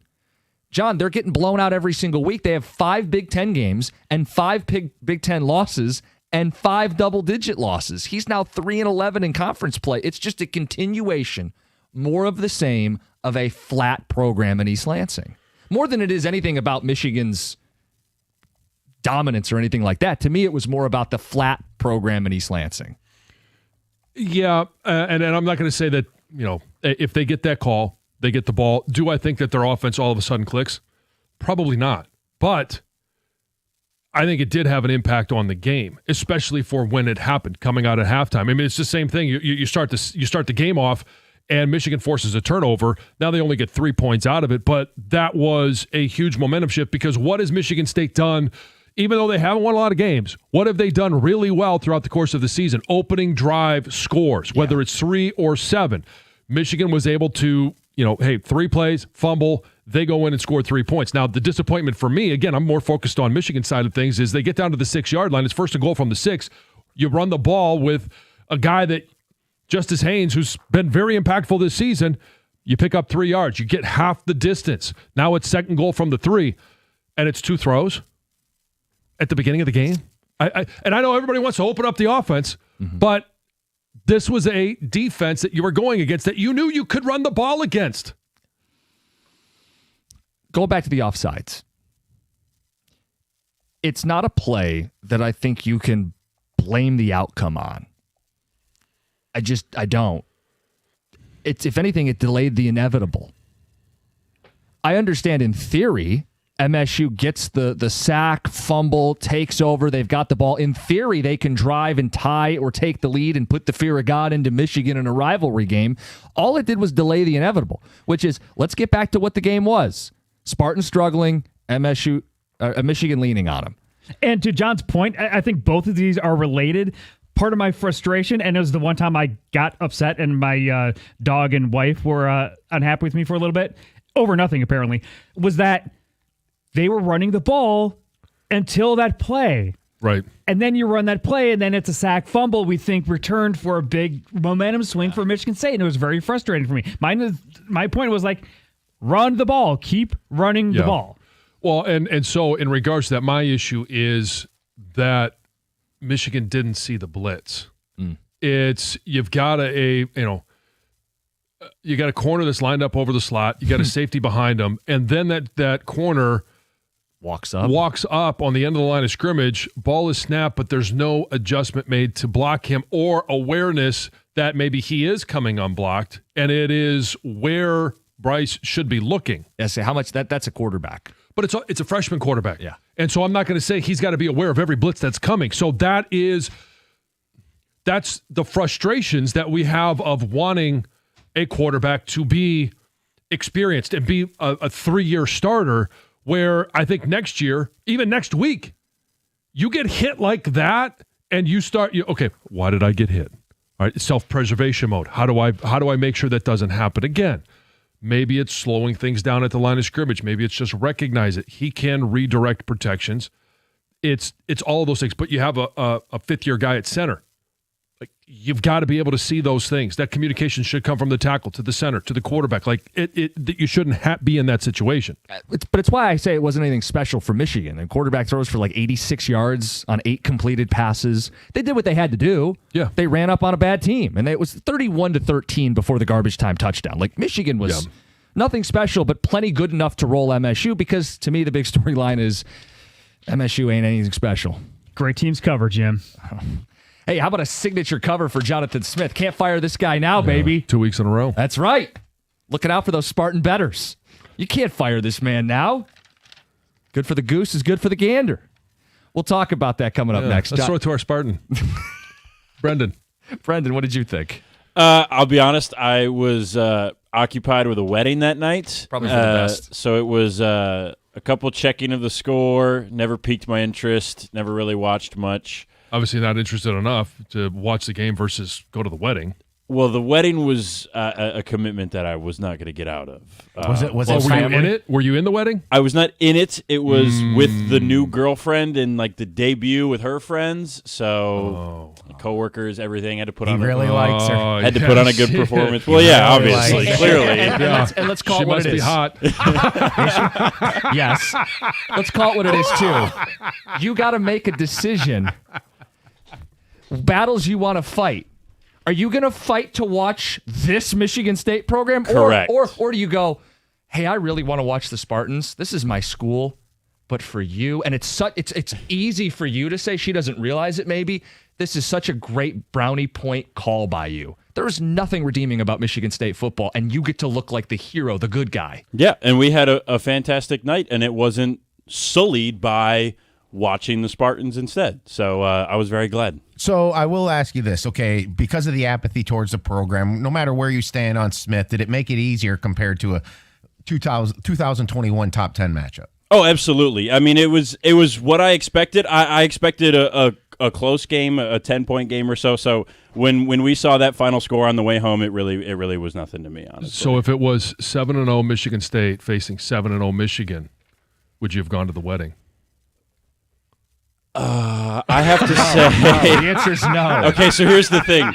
I was enrolled in the school, working Michigan State football on the sidelines at that game.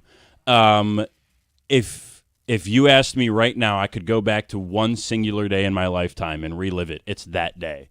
So absolutely, I'm going to that game over the wedding. She's not that hot. No, MSU was that hot. Now they're homely. Kenneth Walker was that hot. Yeah.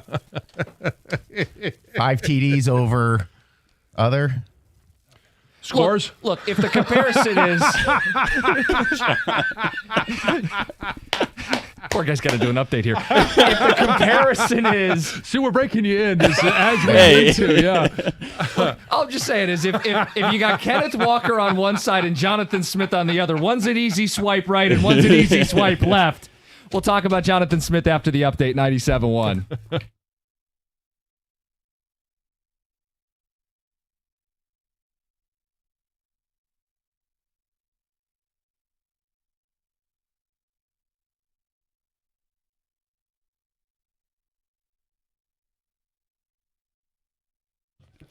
Brought to you by Moran Buick GMC. Pistons 119-113 win over the Celtics last night came on the backs of 3 standout performances for Detroit. Cade Cunningham led the way with 25 points. Asar Thompson had the 5th double-double of his career with 21 points and 12 boards.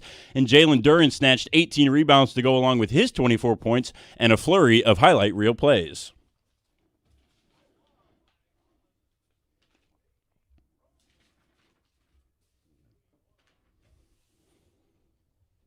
After the game, J.B. Bickerstaff was asked about the Detroit big man and why he decided to leave Duren in the game despite him picking up his 4th foul early in the contest.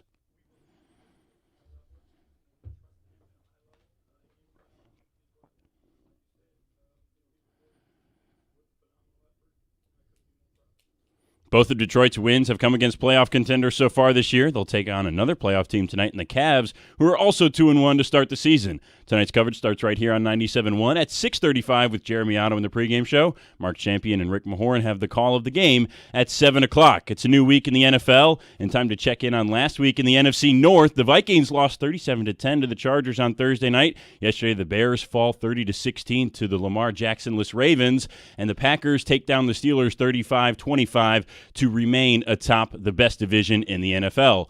Former Lions defensive coordinator Aaron Glenn got his first win as the head coach of the Jets yesterday. Coming back from down 14 points, New York wins at 39-38 late. And former NFL MVP Adrian Peterson was arrested early Sunday morning and charged with DWI and unlawful carrying of a weapon in Texas. At the Corwell Health Sports Desk, I'm Brendan Shabath. For more, go to 97.1 The Ticket or Odyssey.com.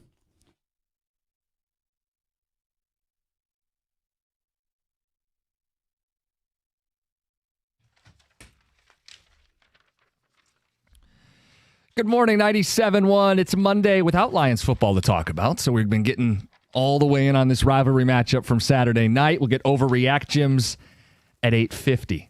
Jim Costa, John Jansen. No Heather Park today. She's got the day off. I'm sure she'd love to weigh in on this this wedding decision. Yeah.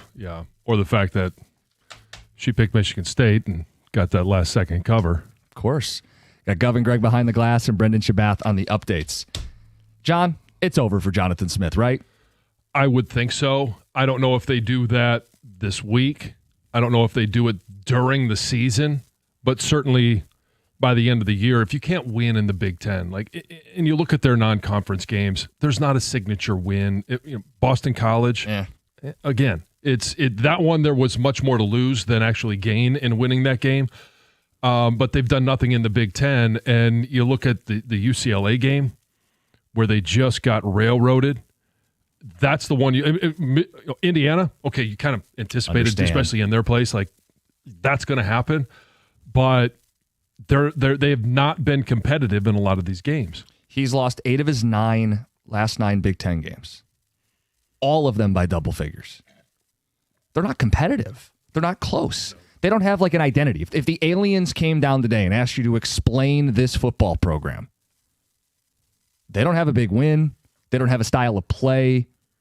They're flat, they're boring, they're dull. And John, part of the reason you fire him now is UCLA. UCLA fired their coach. They got a little bit of a bump. They won a couple games. They re-energized people. There's no draft pick to tank for here. In this case, you do want to see some signs of life at the end of the season. The defibrillator, right? You want a shock to the system for Michigan State. Keeping Jonathan Smith so he can lose by 10 points at Minnesota this week or more. Mm-hmm. Watching him play Penn State and East Lansing so they can lose by another double digits. Who is this good for? It's good for nobody. No, it's a very difficult time to be faced with this decision. And it seems easy on the surface, right? Because you see LSU do it, big payout. You see Penn State, you see Florida, you see all these other schools do it, and you're like, okay, well, why can't we? You should be able to. The problem is it's tough financial times. And we've had news stories, right, where, hey, Michigan State laying off a lot of people or a hiring freeze because there's not a lot of money in the school. And now the perception of firing a coach who is quite often the highest paid school employee and having to pay a payout of $30 million while others are losing their jobs in the university. And one does not correlate to the other. Doesn't have to. These are two separate silos in a lot of cases, athletics versus admin and university. Right. The athletic department can get donor money.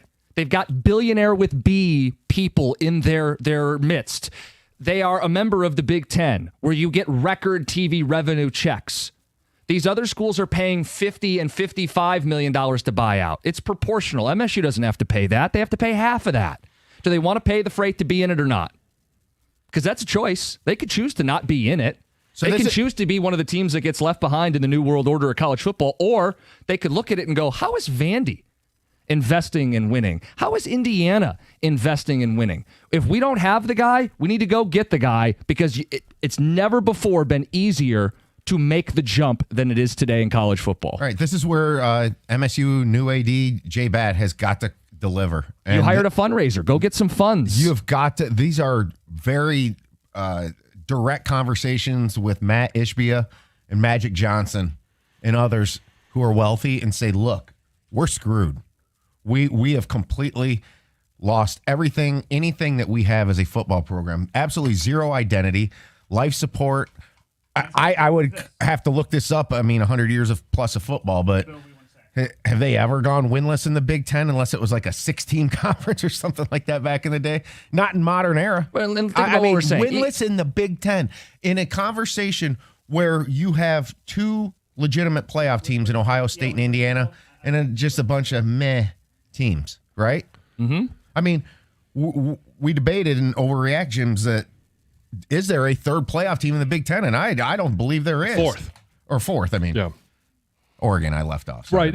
I don't know that there's a fourth one that you would look at the team and how they're playing that deserves to be in the college football playoffs. But if you end up going 10-2 in the Big Ten, you're going to be in. Well, let me say this quickly just about that. Yeah. 10-2 is kind of the magic number, and those teams that have 2 losses, they have a bit of a roadblock game that you can look forward to, whether it's Oregon or Indiana or Ohio State. Even Michigan does. Yes, and that was kind of my point there. Tom, just to humor you, I did start scrolling to look this up. The last time Michigan State went winless in conference play, 1896, they only played one conference game, and they had no coach. They lose to Michigan? No, they were the Big Ten at that time. Oh, okay. No, they were in the MIAA, and again, they didn't have a coach, so just like now.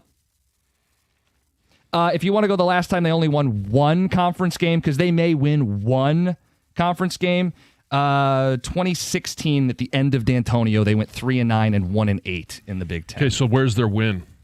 I don't know that there is one. So at Minnesota, Penn State, at Iowa, Maryland. I don't know, maybe Maryland at the end. Do they fire Smith and Rossi fires him up and they win some meaningless game? Maybe. But again, I think there's some merit in getting a little bit of a jolt to the program. I mean, UCLA, what's the alternative? You lose every game? How about you jolt the program, win a couple games, try to keep a couple guys on board? And this is with no Ohio State, no Oregon on the schedule. I know. Dude, it's bad. And even in the game itself, like, you come out and your first 9 drives, 7 of them go for 10 or less. I mean, you're just putting yourself in a bad spot. And the defense bowed up and gave him a chance, but eventually you get worn down. Eventually, Michigan, who is committed to the ground game, is going to break you and beat you. And whether they get the offsides call or not and get the ball, I'm not convinced MSU does anything with it. At that point, it's right back to pound blue pound, and Michigan does what they did all game. Yeah, and how about okay, this, we could talk about how ineffective their offense was, but Michigan's defense was playing extremely good. Their secondary, that's the best game I've ever seen them play. And then for Jonathan Smith, the one rally that they do make later in the game, right, where they're down 11 and they're in Michigan territory twice, they get 2 fourth downs. They pass up on points both times, including a 4th and 3 with a 44-yard field goal. How do you not get down to a 1-score game and try to shift some of the pressure? Go, hey, this is still a freshman quarterback on the road at night, and they got to execute. If they don't get a first down, we get the ball with a chance to go tie and make this a game. Instead, he goes for it on 4th and 3, passes up a 44-yard field goal. Their kicker had made 7-9 and a high of 50 on the year. I didn't think he coached a very good game situationally. In addition to, you can point to sloppiness and penalties and lack execution and drop passes and missed throws. He didn't have a good game, Jonathan Smith. You needed the field goal anyway. Correct. Now, he said they needed the touchdown, and he felt like this was as good a chance as any with a 4th and 3. Buddy, if you don't think you're getting back down here, you're not winning the game. Take your field goal and stay in the fight. It wasn't like they were on the goal line. It wasn't like 4th and 1 at the goal line, and you go, you know what, we'll get them, and if we don't, we'll whatever, field position. 248-539-9797. Michigan State still employing Jonathan Smith today. But is this the end? Is there anybody that's going to stick up for this guy, or is it a consensus? He is a dead man walking. There is nothing he can do at this point. He's gone. You don't see any signs of life in this football program. And then it becomes a question of how committed MSU is. Because I've heard people point out, hey, this is a tough cycle. LSU's open. Penn State's open. Florida's open. To that, I'd say they're not in the same tax bracket. MSU's not going for the same candidates. But if you want to go to the next tier of jobs that are available, it is Oklahoma State, it's Virginia Tech, it's UCLA, it's Arkansas. Yeah, I think MSU can be competitive and get the best name of that group. Do you want to? You have to, I think is what it's become. You have to. The alternative is, sure, you can save $25 million and burn the entire program to the ground. Money well spent? Jay Batt, your decision. It's 97.1. Hey, I want to highlight the great value your Metro Detroit Buick GMC dealers are bringing you this month. And looking for a stylish SUV?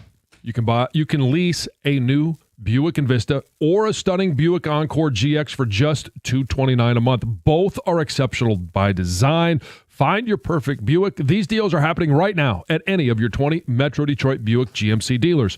Tax, title, license, dealer fees, and optional equipment not included. Dealer sets the final price based on due-it signing amount of $3,569.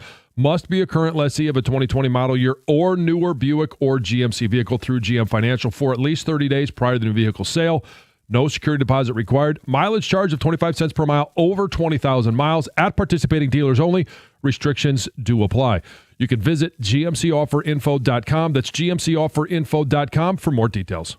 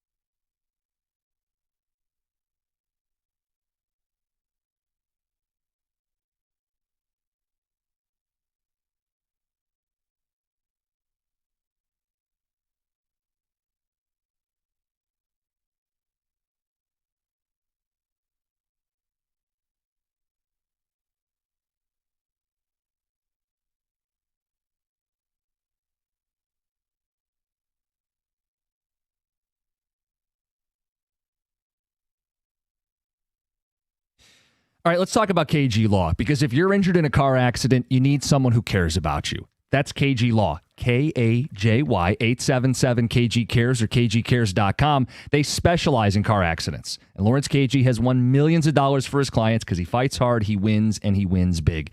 It's what having someone who cares about you will do when you find yourself in a spot like this. If you, a friend, or a loved one has been injured in a car accident, call KG Law, 877-KG Cares, KGCares.com. That's KAJY, KGCares.com.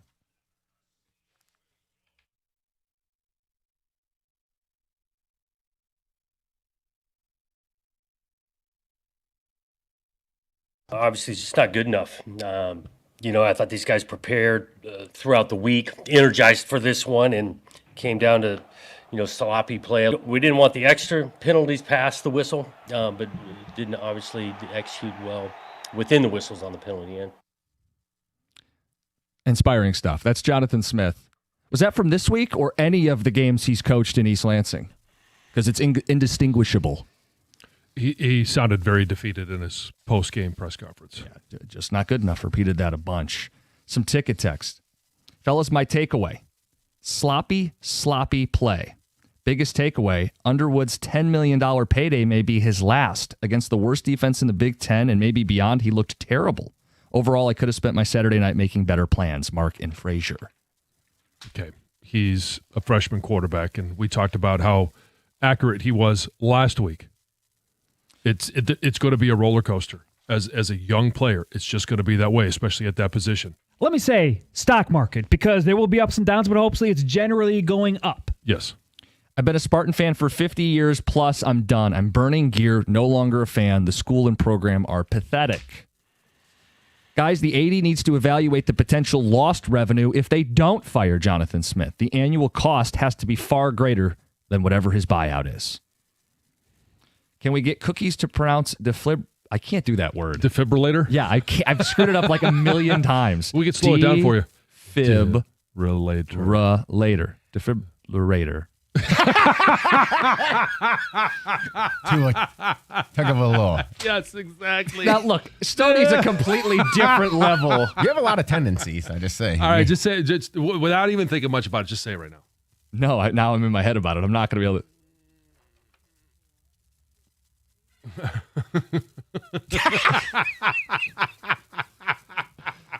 Defibrillator. No, I can't do it. You're wanting to bump.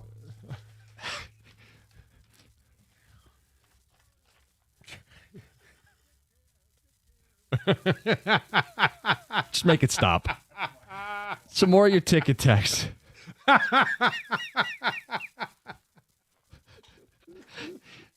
Story of that game was it was worse than watching paint dry. I took an edible at halftime and turned on Bob Ross. Way more entertaining. Signed, Roy. Should have fired Smith yesterday. That's a good choice, by the way. Yes. Okay. Should have fired Smith yesterday. He didn't know anybody when he got here. He shouldn't have been here in the first place. He's not the solution. He's terrible. The offensive line's terrible. The quarterback he brought in with him sucks too. I'm not going to pronounce it. I'm going to accept defeat here. I'm going to lay down my sword. I had forgot about that Stoney audio. That's perfect. Well done, Greg. Hey, just like Michigan, play to your strength. That's right. We're Just gonna run the ball. Run the ball. Get to the calls. Kyle and Edmore, you're on 97.1. How are you guys doing this morning? Good morning, Kyle. So, one thing that good coaches are supposed to do is if you got a player that's in and he's struggling, take him out. He's not getting the job done. It seems like Jonathan Smith is so committed to Aiden Childs, no matter how terrible he plays, he constantly keeps him in. Meanwhile, last drive of the game, they put Alicio Minovich, however you say his last name. Milivojevic. He goes, yeah, there you go. I think it's defibrillator. He goes Defib for short. And I understand it was garbage time, but he goes 5 for 6, drives down the field, looks comfortable in the pocket, and throws a touchdown. And that was something Aiden Childs wasn't able to do the entire game. He gets happy feet. He wants to run. He's just bad, guys. I don't know what's wild, though, is like I still see the talent in Childs, and maybe it's somewhere else with a clean slate that he hits his potential, because I see talent. It's just not showing up. Yeah. He's not translating it consistently. Well, and I know. Sorry, go ahead, Kyle. He doesn't trust. Sorry, he just doesn't trust his offensive line. I think that's it. He doesn't have a good going offensive into the game, line. he's been sacked 18 times. It's hard to trust an offensive line that's going to give up that much pressure, and that doesn't include quarterback hits or quarterback hurries. Yeah. John, would you make a quarterback change? If you believe that you can stabilize this offense, I don't know that anything is going to save Jonathan Smith's job right now. And so, I mean, you dance with the one that brought you. Yeah. And he brought Aiden Childs from Oregon State. The upside for Aiden Childs is there. The problem is it's always an early ripcord that he pulls. And whether it's escaping the pocket too early or it's the decisions that he's making on when to throw, when to run. And it's just, that's where when you have Milivojevic in there, he's not as quick to escape the pocket. And so, yeah, you can throw the ball downfield a little bit more effectively, but when things break down, your best option is still Aiden Childs because he's more mobile. Their passing game was supposed to be so much better coming into this season, right? You have Nick Marsh, who is an NFL body at receiver, right? And they brought in a couple other dudes in the portal that looked to have a little bit of that one-on-one, you can go out and win your route. They weren't winning any routes yesterday. Like Michigan corners, I'll give them this, did a very nice job sticking with MSU. But there's no juice. So if you switch the quarterback, are you suddenly going to pass pro better?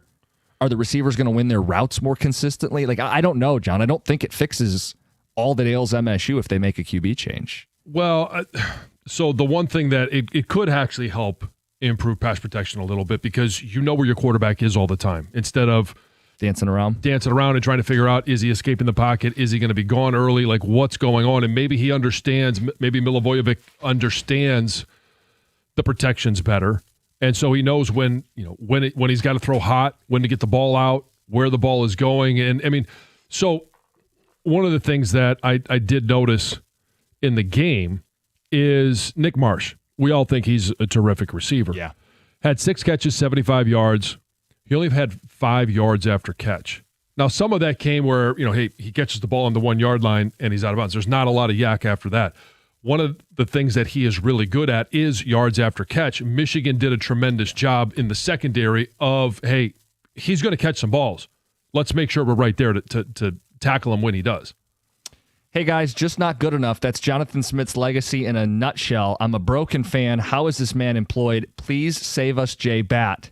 That's Shad in Dansville. Need the bat signal. I'm an MSU fan. Does he have any passion at all whatsoever? He looks constipated on the sidelines. It kind of sounds like Patrick Mahomes. Kind of got that Kermit the Frog voice. Greg, can you play it again? Obviously, it's just not good enough. I thought these guys prepared a little bit throughout the week, energized for this one, and came down. You need a little more of this. Yeah, but it's like it's not. Yeah, The beginning of the cut sounded like Mahomes. Yeah. Mm-hmm.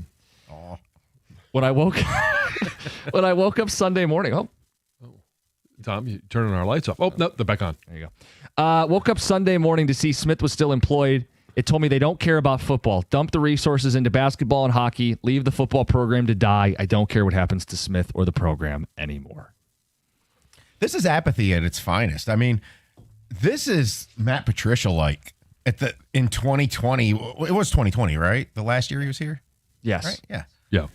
Like that, remember that Houston game on Thanksgiving? Yep. I mean, there's no life. There's no support from anybody out there whatsoever. We have not received one phone call or ticket text being like, you know what, I believe this guy's going to get it right. Well, I mean, tip of the cap to the apathy, because when I left, Doug and I left, walked out to my truck, it was clear sailing. There was no traffic. Everybody had already cleared out. I appreciate you keeping the highways open and leaving early. Well, it was a maze out. Wasn't it like a Lions takeover to a degree? What was the crowd split at the beginning of the game? And then obviously I know at the end it was... I was not paying attention to the crowd split at that time. I'm watching football. Yeah. Football on. I don't blame MSU fans for leaving early, though. No, I don't either. In fact, again, you I'll celebrate. I appreciate that. Thank you. But it's like a sunk cost. Like I used to feel like when I grew up going to games, like you can't leave early. You can't leave early. You've already spent the money. They didn't show up. You don't have to show up. You went with the best of intentions. You supported your team. You spent your hard-earned money. They're not going to refund it. If you want to beat the traffic and get home, it sucks driving home from East Lansing on a Saturday night. The reason why we go to sporting events is to have fun. If we are no longer having fun, we should exit that sporting event. Use your time better. Go home and do something that you enjoy. It's late. It's cold. I don't blame him. And John wants I want a clear path. A clear path on his drive home. You know, we talked about the dark days of Patricia. There were some early dark days for Dan Campbell. Like, I remember the one loss I really circle. I think it was mid-season the first year. They lost, I think it was 44-6 at home to the Eagles.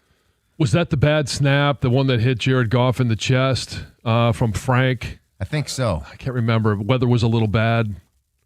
Yeah. It was just like comedy of errors. I mean, look, I think personally they got screwed by the offsides. I would love to have seen that game play out. Oh, it changes everything. But what does it really change in a grand scheme? You still had 11 penalties beyond that. I mean, that's undisciplined team. Again, what does that go on? Yeah, like, I'm not going to dispute the moment and the shift, right? Because it is the difference in Michigan going up 17-7 shortly thereafter versus MSU with the football, a chance to tie or take the lead near midfield. But I think it delays the inevitable based on the way those two teams were playing. Yeah, but let's shift Michigan. That happens to them. Fans are irate. Oh, I think they screwed up the call. Like, I'm not sitting here trying to offend the officiating or say anything to the contrary. They screwed it up. The guy, it was a perfectly timed blitz. So perfectly timed that it threw off the official on the field. But on replay, it's obvious. He timed that perfect. You go between the lines, though. You're coming out of half. Maybe that was designed, and we had a read on something, and all that gets coached up, and then it gets taken away unfairly. I mean, there's no more perfectly timed blitz than what I saw on that play. There might be equals in football, and then it's taken away from you. Here's the other thing, too. Jonathan Smith, he was asked about that. Did you hear what he said? About the offsides call? I've seen that call both ways. There wasn't like a lot of fire or passion. He just kind of... Right, yeah. There was no anger for them getting it wrong. Because there's no passion for him for anything. What does he enjoy in life? Like, what are the things Jonathan Smith gets excited for? Is there anything? Certainly not a big Michigan State game. So here's an interesting thing that I'm thinking about. Is this guy... So if he is as lifeless as people think that he is, but he's still trying to coach them emotionally to play in a big rivalry game, is there a disconnect with how you communicate that so that it does lead to unsportsmanlike penalties, those after the whistle kind of penalties that they do have, because there's just not a way to, it's not being communicated the right way. It's not a good message.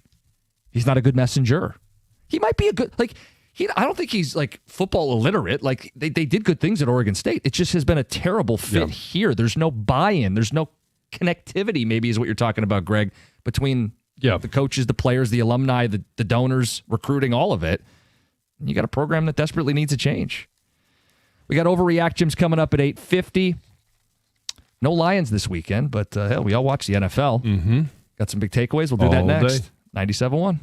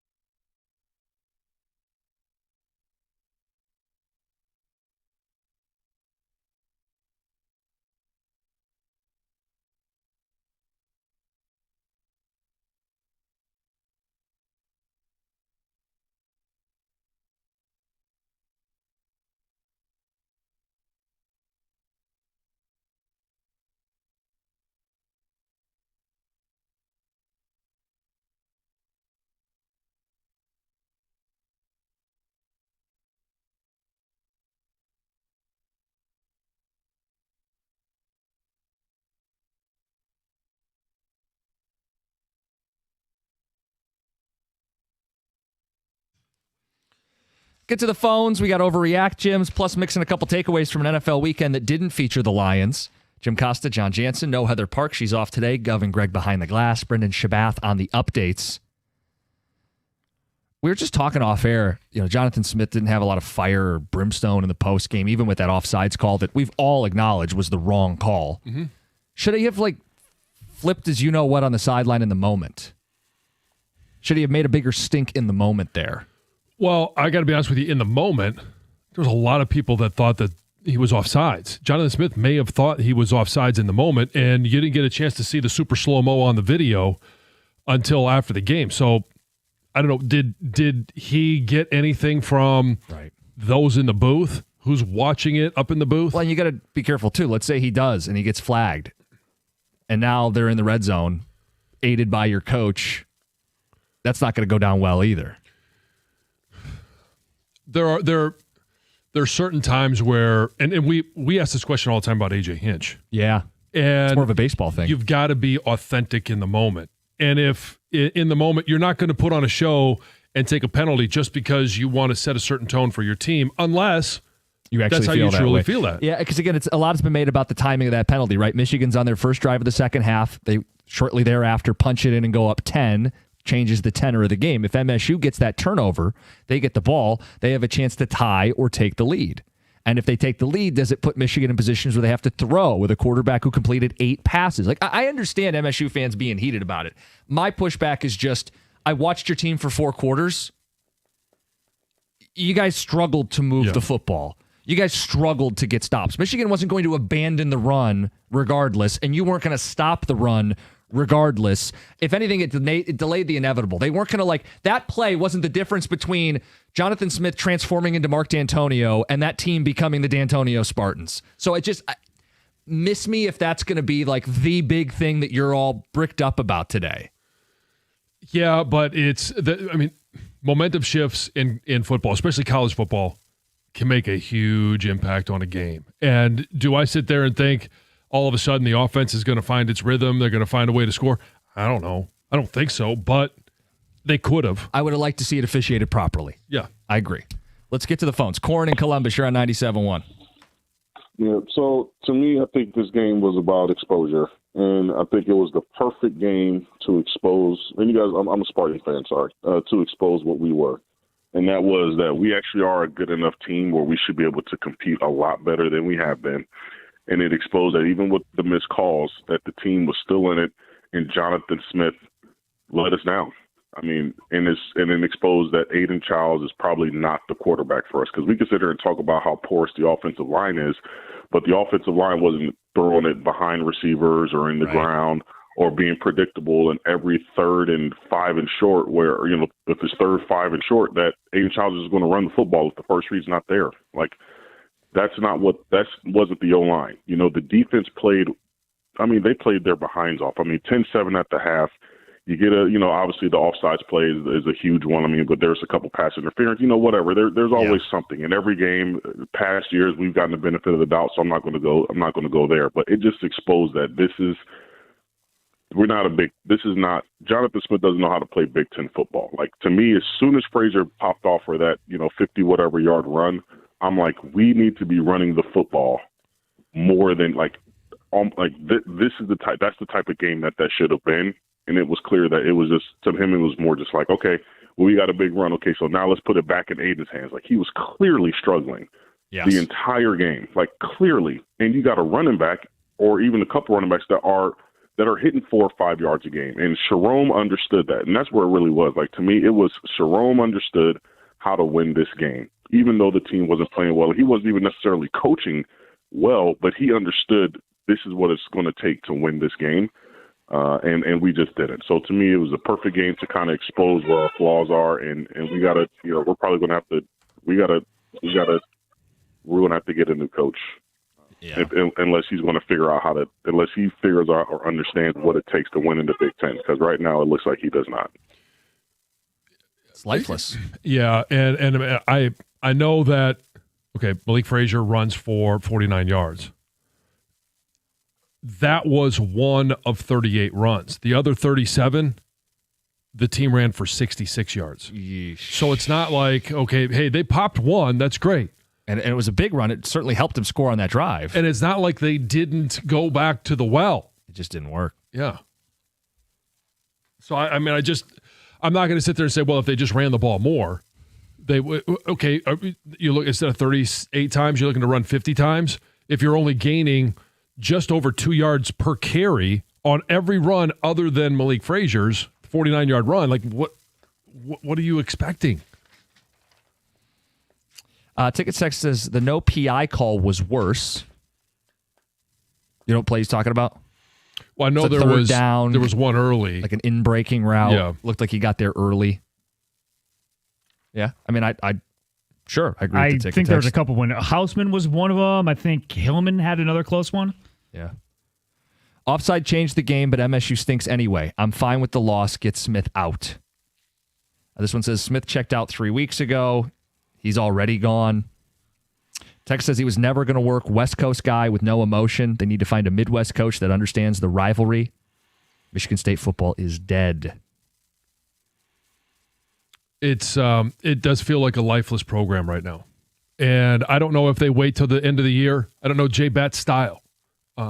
Does he believe that he could somehow rehabilitate Jonathan Smith and patience will pay off? I don't know that there's anyone else that believes that. So the program right now is at a state where the AD has to say, maybe even goes up to the president, what do we want to be? Right. We have to decide what we want to be. Are we going to be a player? We're going to be a B-level program? Or what, you're just going to, it's not worth competing from a financial standpoint? We're just going to be all in on basketball, but we're just going to field a football team. It's like it's A, B, or C. Yeah. That's where you're at. It's, again, very reminiscent to when Patricia was canned here and Sheila answered the call. What do we want to be? Who's our Chris Spielman? Max Bulla. Well, I know he's... Is it going back to D'Antonio in terms of being part of what do we want to be? He knows how to beat Michigan. I'm sorry. Are you suggesting they should hire D'Antonio? No. I just want to make sure. Consultant. Okay. Consultant. Okay. Ticket Text says, you guys need to stop acting like Michigan is this world-beating team. They beat MSU, but State should have had a better chance if the calls were equally distributed. Michigan got away with tons of penalties. It's ridiculous. Go blue and go stripes. Have we made it seem like Michigan's world beaters today? No. No, they did not play a great game offensively. Defensively, they were pretty good. Sure. I mean, I thought Michigan State is masking Michigan's win to a degree. I mean, your quarterback threw for 87 yards. Yeah. Right, but you also ran for 276. Yeah. So because their defense is bad.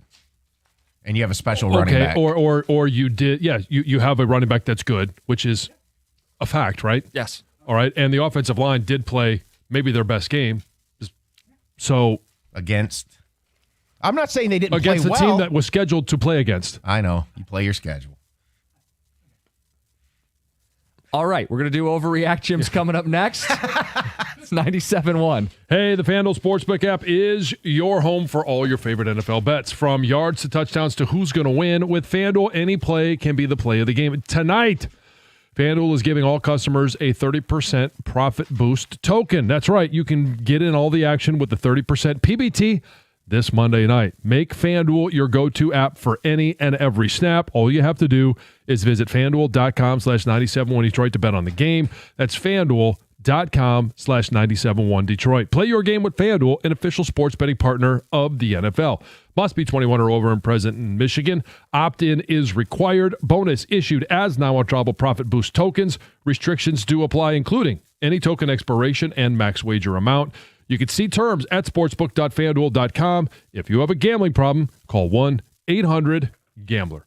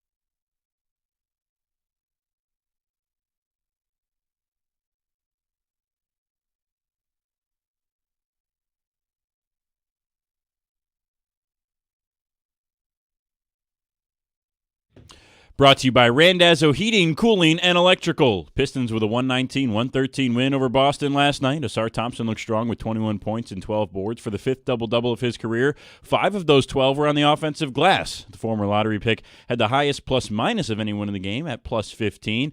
After the game, J.B. Bickerstaff spoke on the value of Detroit's young budding star.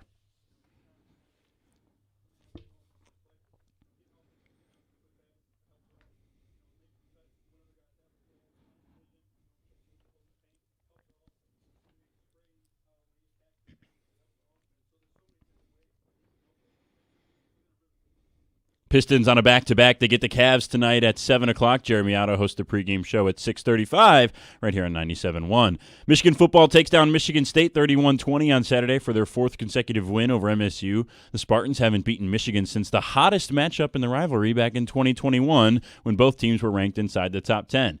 It was also a big night in the NBA last night. Austin Reeves led the Lakers to a win behind a 51-11-9 night. Wemby put up another double-double with 31 points and 14 rebounds, and Cooper Flagg made the first highlight of his career.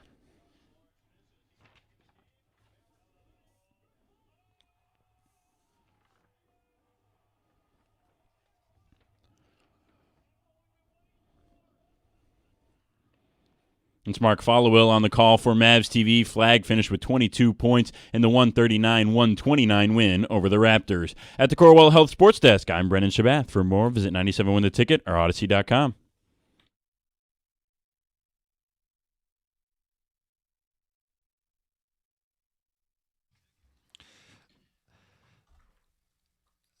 Nine o'clock hour. Good morning, 97.1. Tom said it pre-show. We told him to say it on the air. Brian Kelly fired. Should MSU and Michigan be interested? This is for the people who are not sold on Sharon, of which one is Tom Milliken. Yeah, I'm starting to question. I don't see tons of improvement from Michigan, and if I'm going to hold that to Jonathan Smith, and it's far worse with Jonathan Smith. And there's been an underlying crowd that is questioning Sharon Moore, and is he the right guy to be Michigan's head coach long term? So Michigan State, obviously, fans last night, as soon as Kelly becomes available, interested. Penn State, probably interested. His Midwest roots, I think he got in over his head going to LSU and got really arrogant. And if he can humble himself a little bit and come back to his roots, I think he could do really well. I think he's a good football coach. I think he's a better football coach than Sharon Moore. I'm going to base this on, look, this sounds like lunacy to some people. I'm going to use the comparison to what Joe Dumars did with Rick Carlisle, firing him to go hire Larry Brown. I'm going to get the better coach. I don't care cosmetically how it looks. In my career doing this in this business in sports radio, I think the Carlisle firing was one of the more shocking things that truly ever happened in sports. Like, there was really very little justification for it, but he did it, and it was cutthroat. This would be cutthroat to bring Brian Kelly to Michigan. I think he would be a fabulous recruiter here. I think he would use NIL wisely. There is the Bryce Underwood connection. He had him until he left LSU, decommitted to go to Michigan for the money. I have never heard that there's a bad relationship out of that. Why didn't it work at LSU? Money. For him? Yeah. I think LSU is probably the biggest hornet's nest in college football to coach. You're right in Bama's and Georgia's shadow, but you come up every once in a while and get it. You're in a hotbed of recruits. But I think their expectations, they have made a ton of coaching changes since I've been alive. They always are just like, they can't seem to get committed to something. Look, Kelly got in over his head down there. He was a bad culture fit. I mean, with the broken Cajun accent that he tried to fake to just not being a Southerner. His blueprint's in the Midwest. So let's give him a bigger program? Yeah. Okay. I think he's a better coach than Sharon Moore. I think it's undeniable. I truly do. I don't think it's undeniable because I don't deny it. I think he's got a longer track record, but that doesn't necessarily mean he's better. I think recency bias against Kelly is hurting him right now. I think he's a damn good football coach, and if he can humble himself, and that's a humongous thing, and that would have to happen here. I'm making the assumption. Remember, guys, listen to me right now. We're talking old dog, new tricks. He's 65. You think he's going to look at this and go, I'm, you know, he's going to grovel to come to Michigan? He changed the way that he talks in that opening opportunity to talk to LSU fans. That's a new trick. He talks about he didn't try my wins. He didn't have an Irish accent, John. There you go. When he was at Notre Dame, you set me up there. Look, learn from your mistakes. That's a huge human trait that anybody really, I think, has to have. Assuming that he does that, I do believe he's the head coach. Look, I understand, guys, this is an extremely low percent, 1% chance of happening rogue opinion. But if you just look at it as a football coach, and he does have, I think, some good qualities. And well, I know you think there's a 1% chance. I think at this point there's a 0% chance that this happens. I just love this because you genuinely believe this. We never do phony takes. And when you said this pre-show, it's like, this is just so outrageous. Spicy garlic doesn't do it justice. This is just so perfect. You have to say it because maybe there are some Michigan fans who are not inspired with the direction of the program, who would be interested in the top coaching free agent on the market now with Brian Kelly being fired. Now, a couple considerations. One, he is in his mid-60s. Two, while I don't feel like things have been perfect under Sharon, there are a lot of in-game decisions, including at the half against MSU this most recent week. Like, why not throw a Hail Mary? At the same time...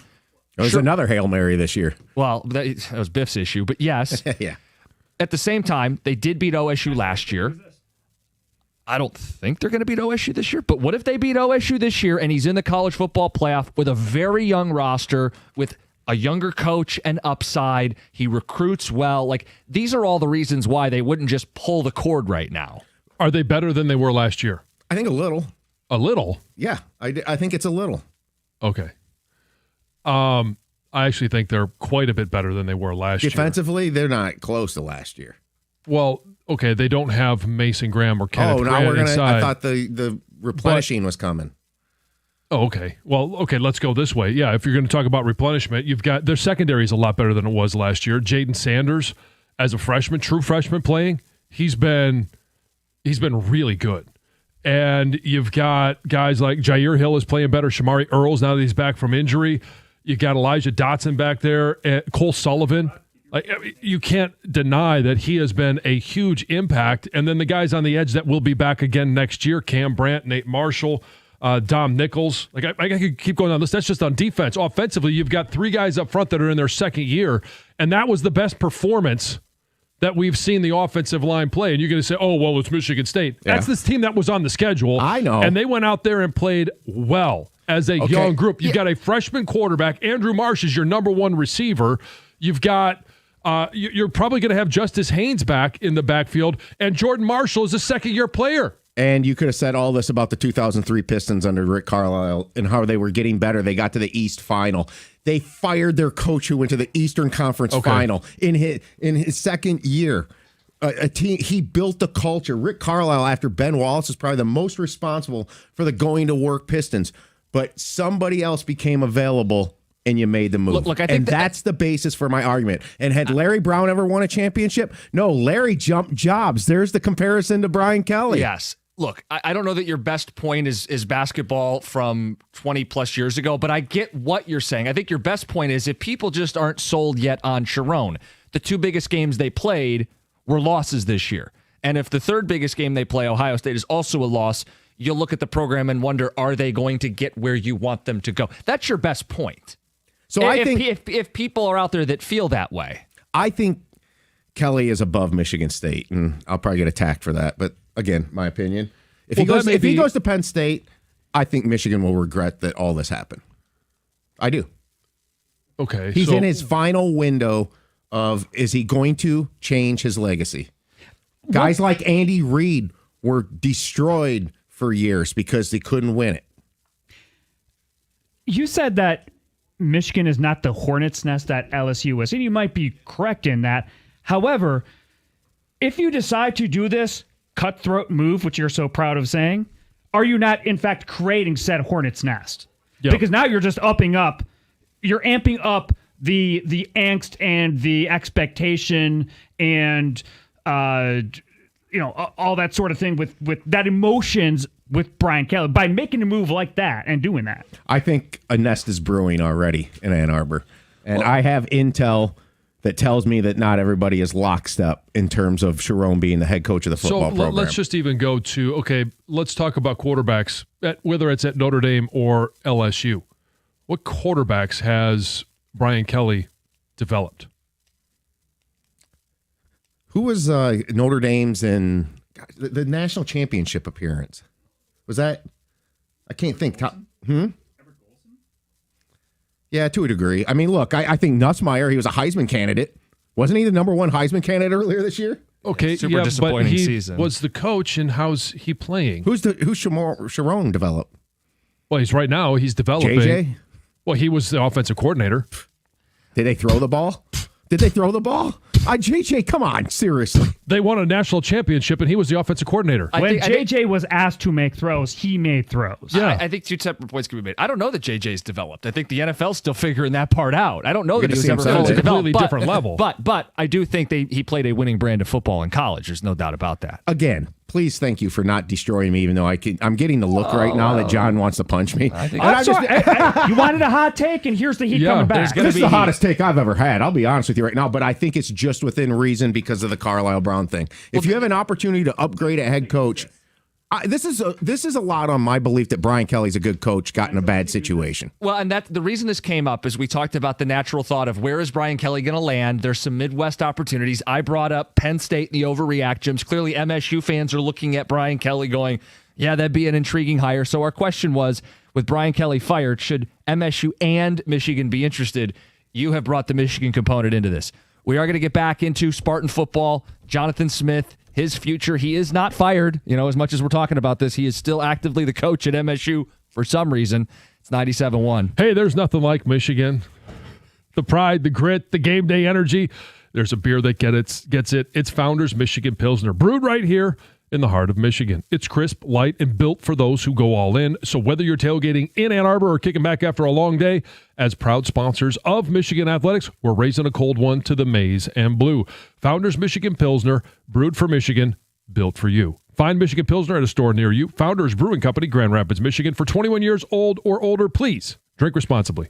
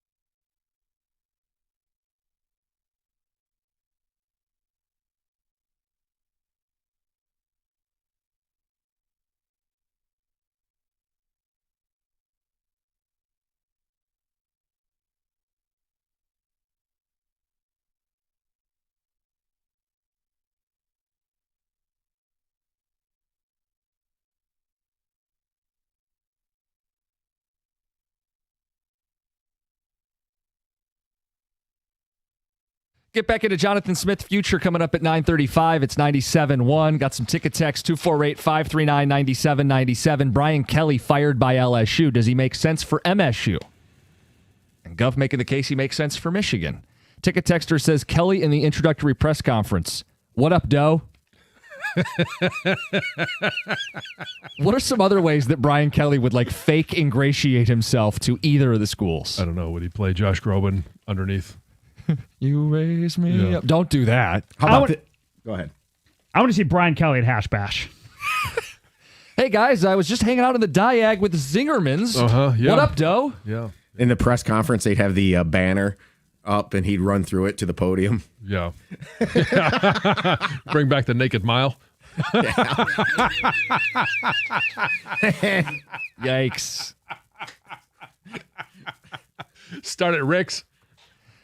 Someone did want to defend that Kelly has never developed a quarterback. Jaden Daniels won a Heisman at LSU with Brian Kelly. Yes, good point. Mm-hmm. There you go, John. Yeah. Yeah, take that. Yeah, how quickly we forget. But again, I'll say, okay, great. He won a Heisman. Daniels win? Daniels got drafted over JJ. Did he win? What did they win? Oh, not a lot. No. Not enough. That's the whole point of playing the But game. at Notre Dame, he had some 12 wins, a 12-win season, played for a national title. Right, and obviously no conference. Yes. So we don't know if he can win a conference. I truly believe this is an example of a guy got way in over his head, didn't know what he was completely getting into down there, and tried to fake it with the accent thing to begin with. Yeah, it was a terrible fit. This one says, 0% desire from Spartan Nation to hire Brian Kelly. He killed a student. We're good. Yeah, there's that. Great. I hope Michigan State gets Brian Kelly. Jonathan Smith is woefully generic like Spartan brand cereal, stale and cheap. I had no idea why someone as smart as John thinks Sharon is any good. He's legit worse than Tommy Amaker. That's going far. Yeah. Now, hey, did Brian Kelly ever cheat? Not that you can prove. Sharon's been suspended multiple times. Yeah. By his own university. So this wasn't like... Okay, my whole Greg, thing... if university did, the NCAA would have. I mean, that's not a great... That's a Michigan talking point. No, is that Michigan shouldn't be doing the NCAA's job for them. That's my point. Oh, okay. Look, I think if you have some reservations about Sharon, I think we could have those calls and those conversations. The two biggest games they played this year, they lost both. It's a bumpy ride for Bryce. We'll see how it ends, right? Do they beat Ohio State again? Does Bryce click at some point? But I have a hard time believing that they're going to pull the plug. It's why we said like a 0% chance of this happening. Right. They're not. Yeah, I'm using the one shocking coaching hire in my life, change, firing, and hiring, and Rick Carlisle and Larry Brown. And I know that we've got these texts that there was animosity a little bit with Carlisle in terms of how he was behaving behind the scenes in the Pistons organization. But when you talk about his results in such a short amount of time to a basketball team who had been dormant and nobody cared about, and then they decided to fire him because somebody else was better. Text says, you can tell John does not like Gov. At least not today. Is this the worst take he's had in your mind? Well, I keep looking to see if anyone says, hey, Gov, that sounds like a good idea. Now, in fairness, we did this earlier in the show, and there was a few. But I'm not seeing it on Twitch. Now, I don't see the text messages until you guys read them, but I haven't seen one in support of this idea. Well, I did tell you in the break, you were giving me a glare that kind of was making me a little scared. Well, I'm not a huge Brian Kelly fan. I know you aren't. He may not be on the same level as some other coaches, James Franklin or Scott Frost, but you do have to think about how does he fit with the university. If he didn't fit in LSU, like he kind of did seem like a good fit at Notre Dame. It was his choice to leave, and I don't think he's a good fit at Michigan. See, I think Notre Dame and Michigan are similar in that they present this, we do things right and all that stuff, and I think he knows the Michigan program very well. Look, I would argue that LSU might be the toughest coaching job in the SEC. I think it is a very they've always just been very like impatient. Yeah, but at the same time, I'd point out the last 3 head coaches prior to Brian Kelly won national titles. It's not like the pressure is for no good reason. They will fund you. They will show up. They will show out. It's a hostile environment, and the last 3 guys won national titles. Like, they've kind of backed it up. Yeah. I mean, I want to get 2 phone calls in here, and I wanted to read a couple ticket texts because some of these are hilarious. One of them made fun of your Intel comment and said, let's slow down Woodward and Bernstein. And then the other one said, jeez. The other one said, is this your Bregman? Oh, yeah. Well, yeah, it compared to, yeah. No, this is... Kelly to Gov is what Bregman is to Costa. Kelly. Your Bregman is kind of like... that's going to get the one big free agent fit that truly fit.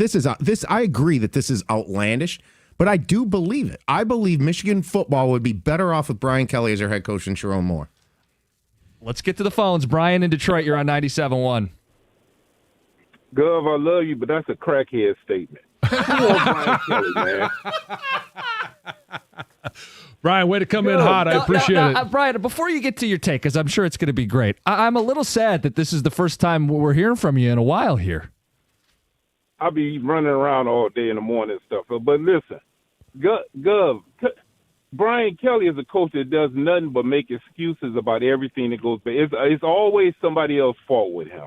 At Notre Dame, that's why he left. Whatever excuse he had to leave there to go to LSU. He's not all that talent he got at LSU. And you talking about the quarterback? The quarterback they got now is supposed to be a Heisman candidate. They benched him Saturday, but you trying to act like why he couldn't win with the quarterback he got now? You think he's gonna come to Michigan State? He's not go. If he come to Michigan State, he's not gonna get the talent that LSU get. So what's gonna be the excuse then? No, I'm saying Michigan, Brian, not Michigan State. Michigan's not hiring that clown. Ellie, he is a clown, Gus. He makes all this. Listen, the moment a man goes to another state and starts using a phony accent, you know he has no character and he's a bozo. And he lose anyway. Look, he got fired. They gave that man $50 million to get the heck out of town. Bro, don't even come back to the office. We'll send your stuff wherever you want to. It'll be a horrible hire. Let's give Sharon Moore a chance. Let's see what he do.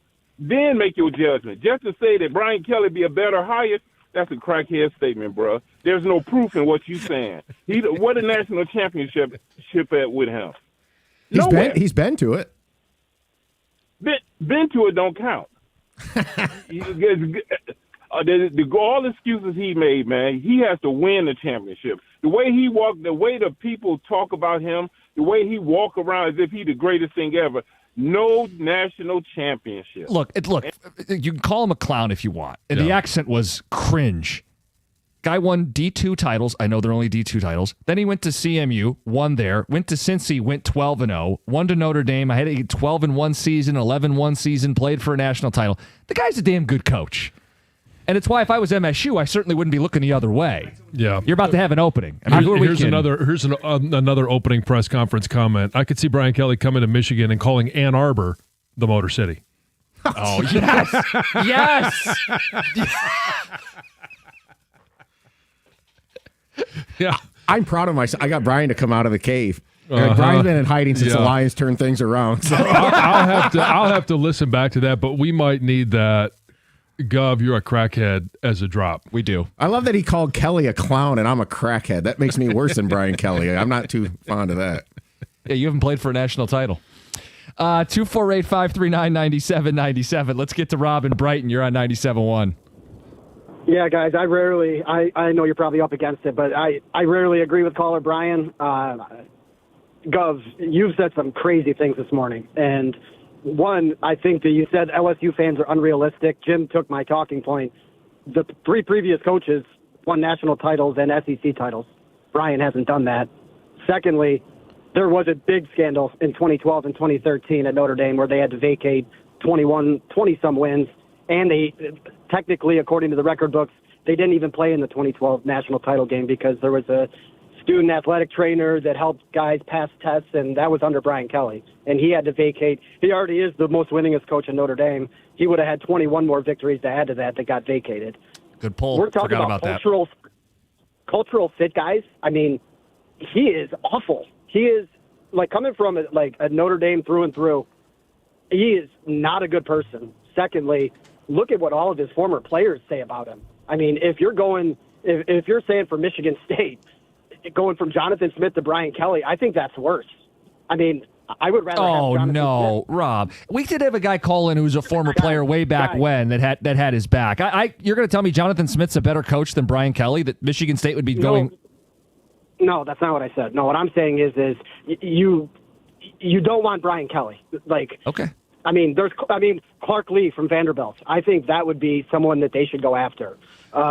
Summerall from Tulane, go after him. Sure. Brett Key from Georgia Tech, who Jay Batt worked with back when he was in Atlanta. Like, there are candidates out there for Michigan State to consider. That's why, like, I think they should be in the mix here. For as much as people will be scared away from all the job openings and how expensive the carousel will be, I think there's going to be good coaches out there. And for Michigan State, you have a chance to re-energize your program. Last thing on this, I'm not falling victim to crediting Ed Orgeron for that national championship that much. To me, he was the most irrelevant coach to win a championship except for Barry Switzer in 1995. The roster that he inherited, especially if you look back now, ridiculous. Yeah. I mean, Brian Kelly's a better coach than Ed Orgeron. That's a fact. Ed-O won a natty. Maybe State should get Ed-O. I do think it could be funny.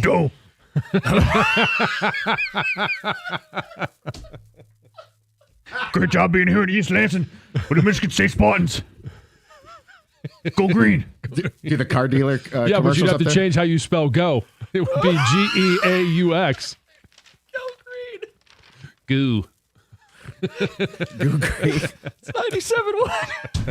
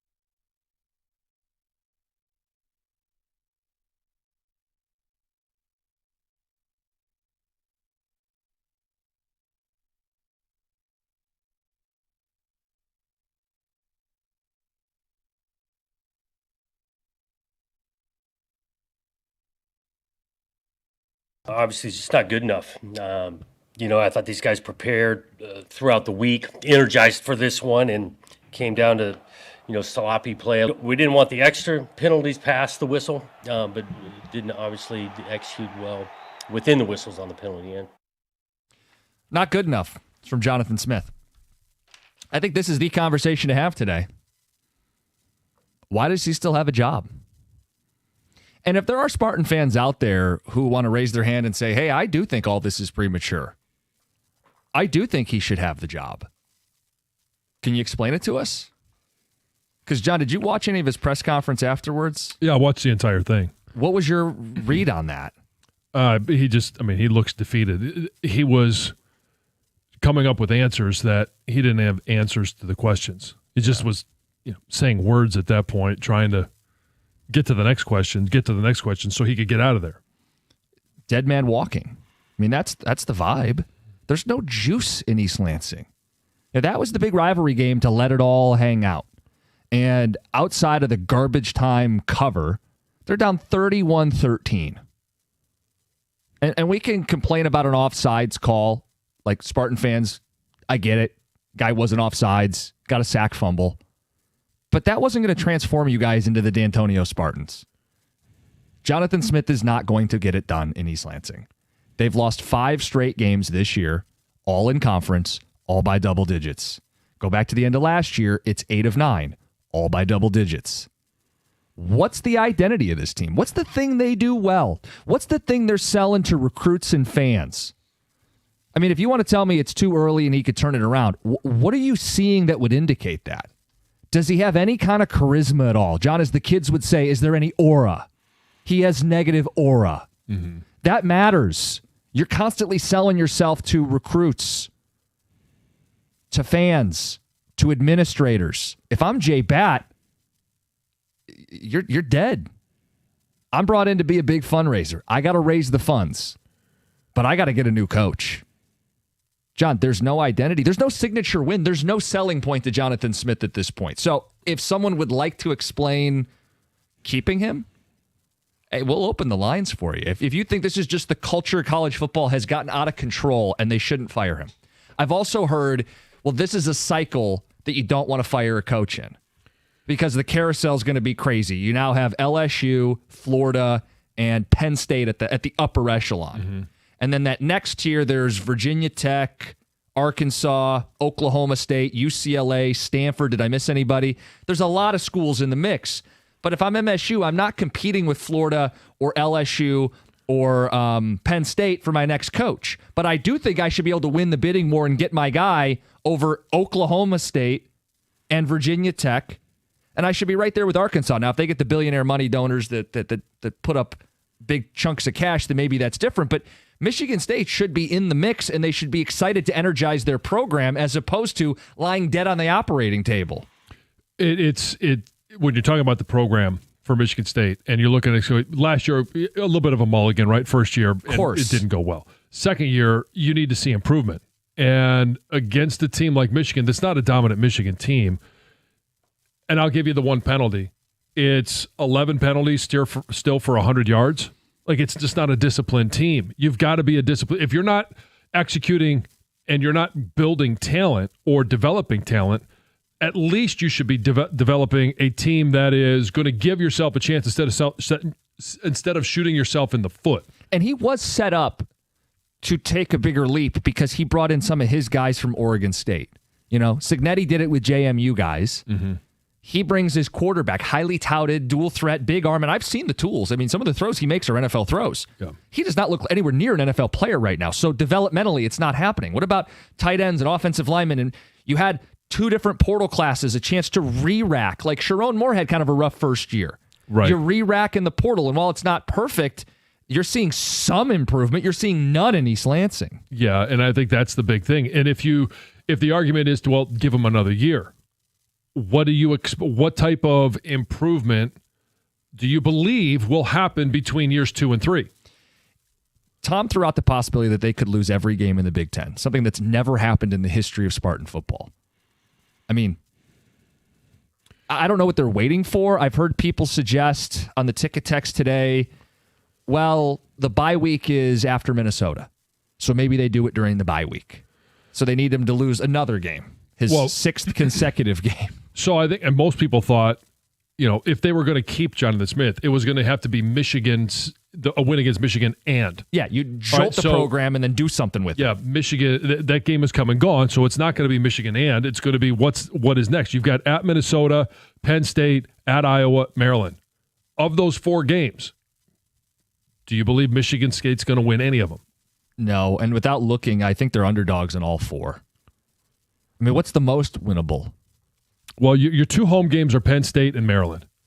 Even though Penn State is, got an interim coach, I still think that's a talented team. I mean, if I'm Penn State, I just copy Michigan's game plan and run for 250 yards. Just feed Singleton and Allen, right? Yeah, and I think it's probably Maryland. Oh, I would say at Michigan State. Maryland's a home game, but they've got a very dynamic quarterback as well. Yeah, they do. He's a freshman. He's Malik Washington. Yeah. Wait, what game did you say was the most winnable? At Minnesota? This week. Yeah. So the program is lifeless. Fans are apathetic. They don't care. They're leaving games early against the main rival. And I don't blame them. Seeing a Big Ten win seems far-fetched at this point, although they might run into one. Who knows what those other teams are up to And honestly, at that point, who cares? Right, exactly. This is Jay Batt needs to kind of go on his own and figure out what he wants his football program to be. So he was a big fundraiser. That was one of the big selling points for him to be the athletic director is he can raise money. Well, they're going to need to raise it. The buyout's not tiny. It's what $25 million bucks. It's also not the buyout. It's the next contract along with the next coaching staff because it's not just your head coach. You're going to be bringing in an assistant coaches as well. And I think part of it, though, is you're in the Big Ten where you do get record TV revenue more than any other conference in college football. You have multiple donors who are billionaires. And I know that you can only go to them so many times, but there are rich Spartan alums that Batt needs to tap into because the alternative is, fine, you don't pay the $25 million to buy Jonathan Smith out, and you light the program on fire, and no one goes to any games, and you end up losing more money going that route. Not only this year, but then all of next year where your program is dilapidated. You're sitting there watching fans in an empty stadium. It's good for John Jansen driving home from East Lansing, but it's not good for MSU. But they needed to identify what they want to be. I think the eerie similarities to what the Lions were post-Patricia are very much in play here. It's completely broken. And so you hold up a mirror and you see that and you accept what we are. That's what Sheila did. Mm-hmm. And then she said, this is what I'm going to find what we need to be. Got great counsel from Chris Spielman, and it took off from there. And so Batt has to go to Ishbia, Magic, and other humongous donors and get the money to afford what they need to do to get this right. Yeah. And then you've whoever that consultant is or two, but I'll tell you who it's not, is their board and all their trustees and all that up there, because that's always been a mess. Yeah. He needs to go on his own and find the way. It's just interesting. I was listening to Carson Anderson driving home last week, and Doug was talking about how this is just all a lot. How these coaches have the shortest leashes they've ever had. And this is just college football, and they're all compensated well, so you don't feel bad for the coaches. No. But he was kind of trying to come to grips with it on the air of just how quickly you have to win in college football. But, I mean, when Indiana is doing what they're doing, when there's not a barrier that stops Indiana from being in the top 10, or Vandy, I know it's taken longer, but when I'm living in a world where Vandy's in the top 10, it's just not an excuse for MSU to be and also ran. No, but there's a lot more examples of coaches that have been hired and it doesn't work out. I think you're looking at what's going on in Bloomington, what's going on, just outside of Nashville. Those are exceptions to the rule. It does take other coaches a little bit longer. And you want to hire that guy that is going to have the turnaround and put you in the college football playoffs next year. Is there a Cignetti that can come into Michigan State and make that happen? But look at how they did it too. Like Indiana got impactful players via the portal the first and second year of Cignetti. It's not like they waited for him to get his high school freshmen into their junior and senior and fifth year seasons. And while it's been more of a process at Vandy, a huge chunk of why they are where they are is the quarterback they got from the portal too. Yeah. So it doesn't have to take 4 or 5 years. And there's no guarantee it would, even after 4 or 5 years, work under Jonathan Smith. Right. So you do damage the longer you keep a guy like this. 248-539-9797. We'll hit the phones and the ticket text. It's 97.1. Value-driven banking begins with First Merchants Bank. When I have questions about my finances, I turn to my bank, and that's First Merchants Bank.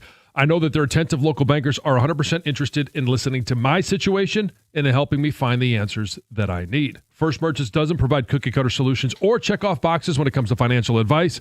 They're going to take the time to learn about my life, my personal financial goals, and work with me to build a plan that fits my situation. And that's because First Merchants Bank really cares. They see me as a person, not just as a number, and they're going to do all they can to help their customers and communities succeed. You can count on that, especially in the community, because First Merchants Bank is staffed by local bankers who know and are passionate about the needs of the local community, because it's their community as well. And we all have to work together to help our communities continue to prosper. To get started on your personalized financial solution today, you can visit them at firstmerchants.com. That's firstmerchants.com. First Merchants Bank, helping you prosper. Member FDIC.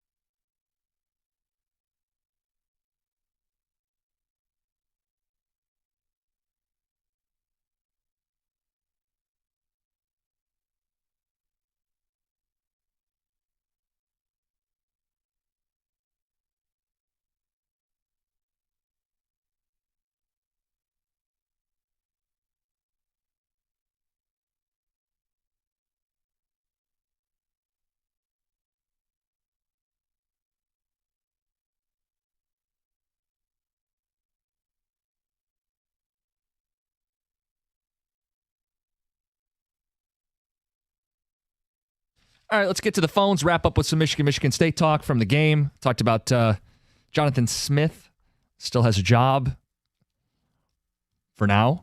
Craig in Chesterfield. Oh, Craig, you're on 97.1. Hey, good morning, guys. How are you? What's up? So I think Jonathan Smith will probably finish out the season, and then if there is a bowl game, he will be fired before that, and they'll get an interim. But there's two other names that I've thought of that could be better fits at Michigan State. One is available now, and one is probably going to be available at the end of the season, and that's Mike Gundy and Dabo Swinney, his season's not doing so good, and there's already talks of him being fired. So I think both of them would probably bring some juice to the program. I am a Michigan fan, and I want the rivalry to come back and be enjoyable and actually fun.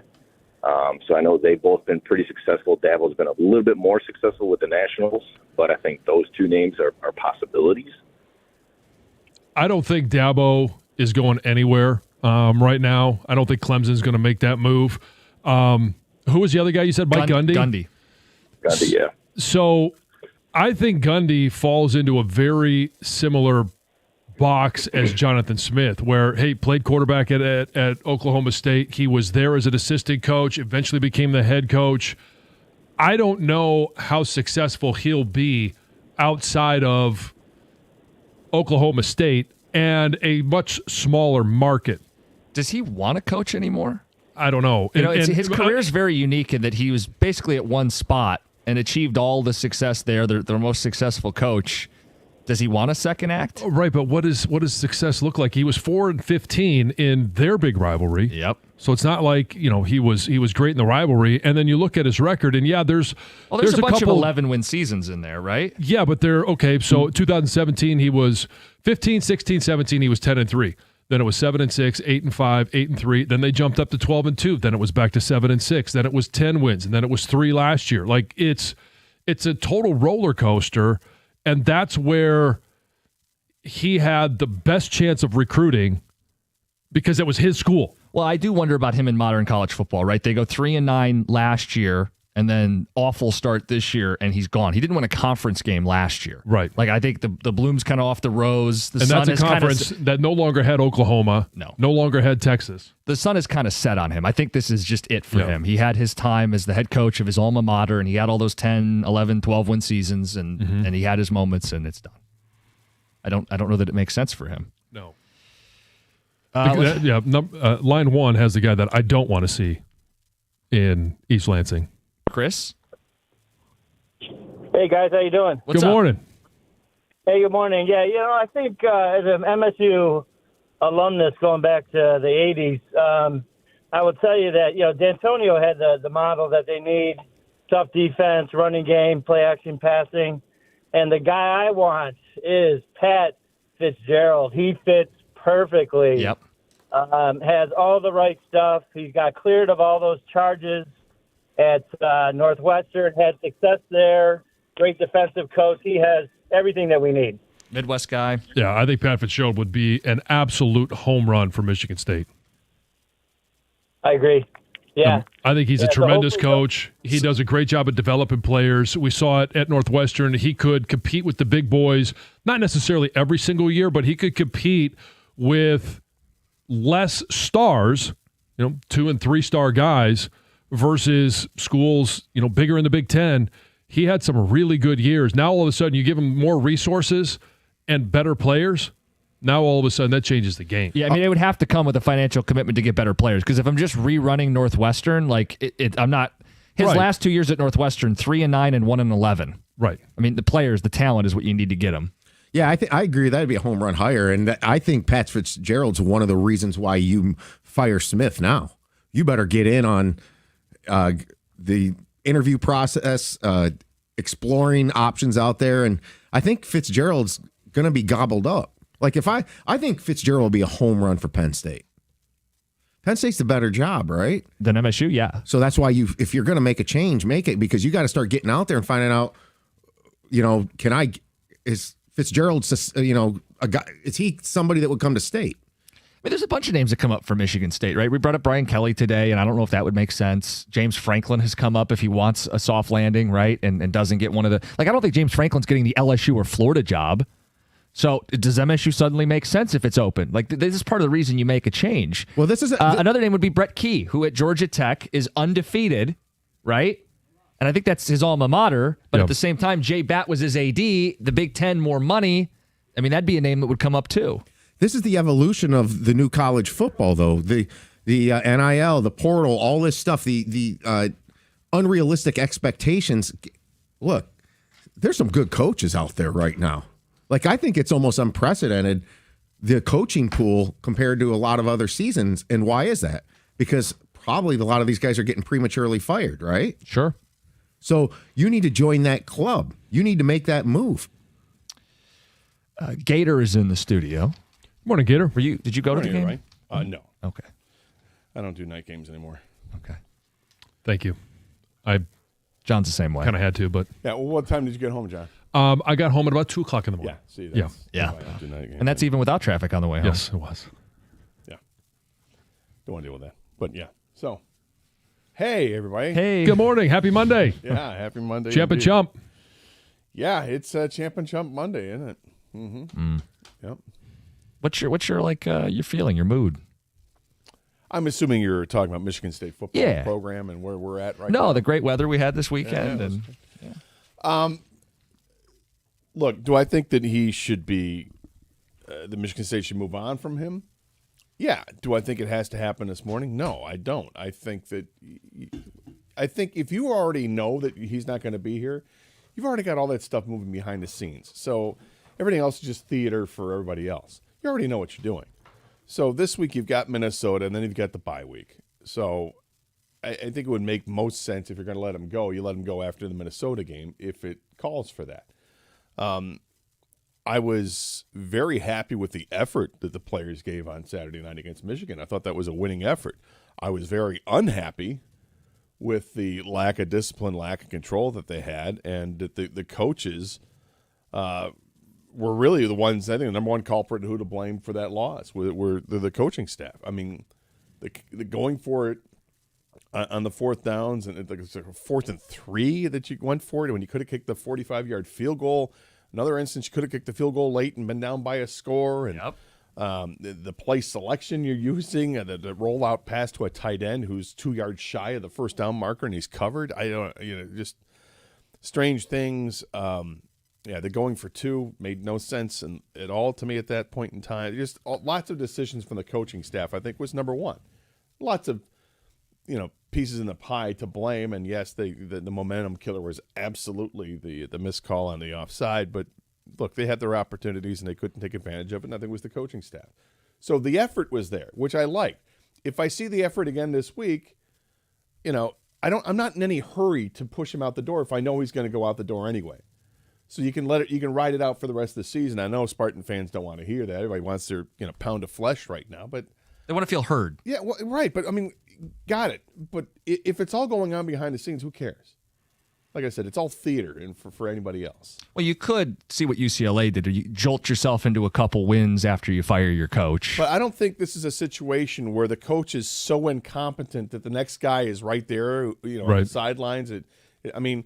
Look, God bless Joe Rossi for showing up on the sidelines on Saturday night and really making a spectacle of himself and letting everybody know that, hey, I'm the defensive coordinator. I know you used to see me up in a box, but now I'm here on the field. But, there isn't a guy on this coaching staff, I think, that the players would rally around like perhaps what they had in UCLA. So I think it's a different situation. And this is just a whole shift change that you're going to have to do, whether it's at the end of the season, whether it's on next Monday or whenever. It'll take care of itself. So Champ and Chump, what are you guys leading with here? Well, we do have Champ and Chump, as you mentioned. We'll talk Michigan State. Look forward for both programs. Got some Lions stuff to kick around today. Pistons and Red Wings playing, so lots to discuss. Perfect. Karsch and Anderson, they're next. It's 97.1.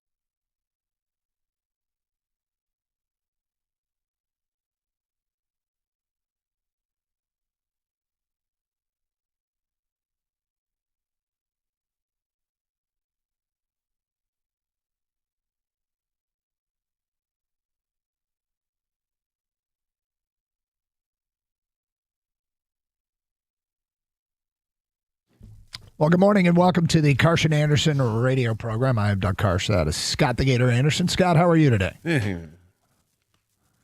What's that? Is there anything other than the Michigan State game, or is there something else bothering you? No, that's about it. Oh, okay. Gotcha. Look, I'm going to start with this. Had a chance to walk around a little bit on Saturday. Bravo. We talked about the hosts and the visitors. Yep. I saw a lot of amicable tailgating going on, and I talked to a number of people that said there were gracious hosts and gracious guests. There were, obviously not everybody all the time, but I saw plenty of it. And for those of you that did it, well done. And like Gibby gets out there and gets honored, and I look out the window and I look down, and there's some Michigan fans below us. They're standing cheering for him. So,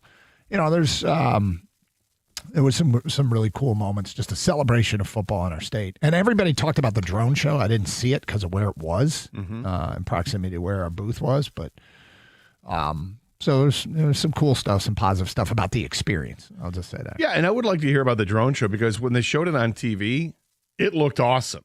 Yeah. I mean, these drone shows now that they do are really spectacular, and that was nothing short of spectacular. I'm curious what it looks like if you're there in person. I mean, when it's on TV, you can set the camera at the perfect angle and all this. So I was just curious what it looks like.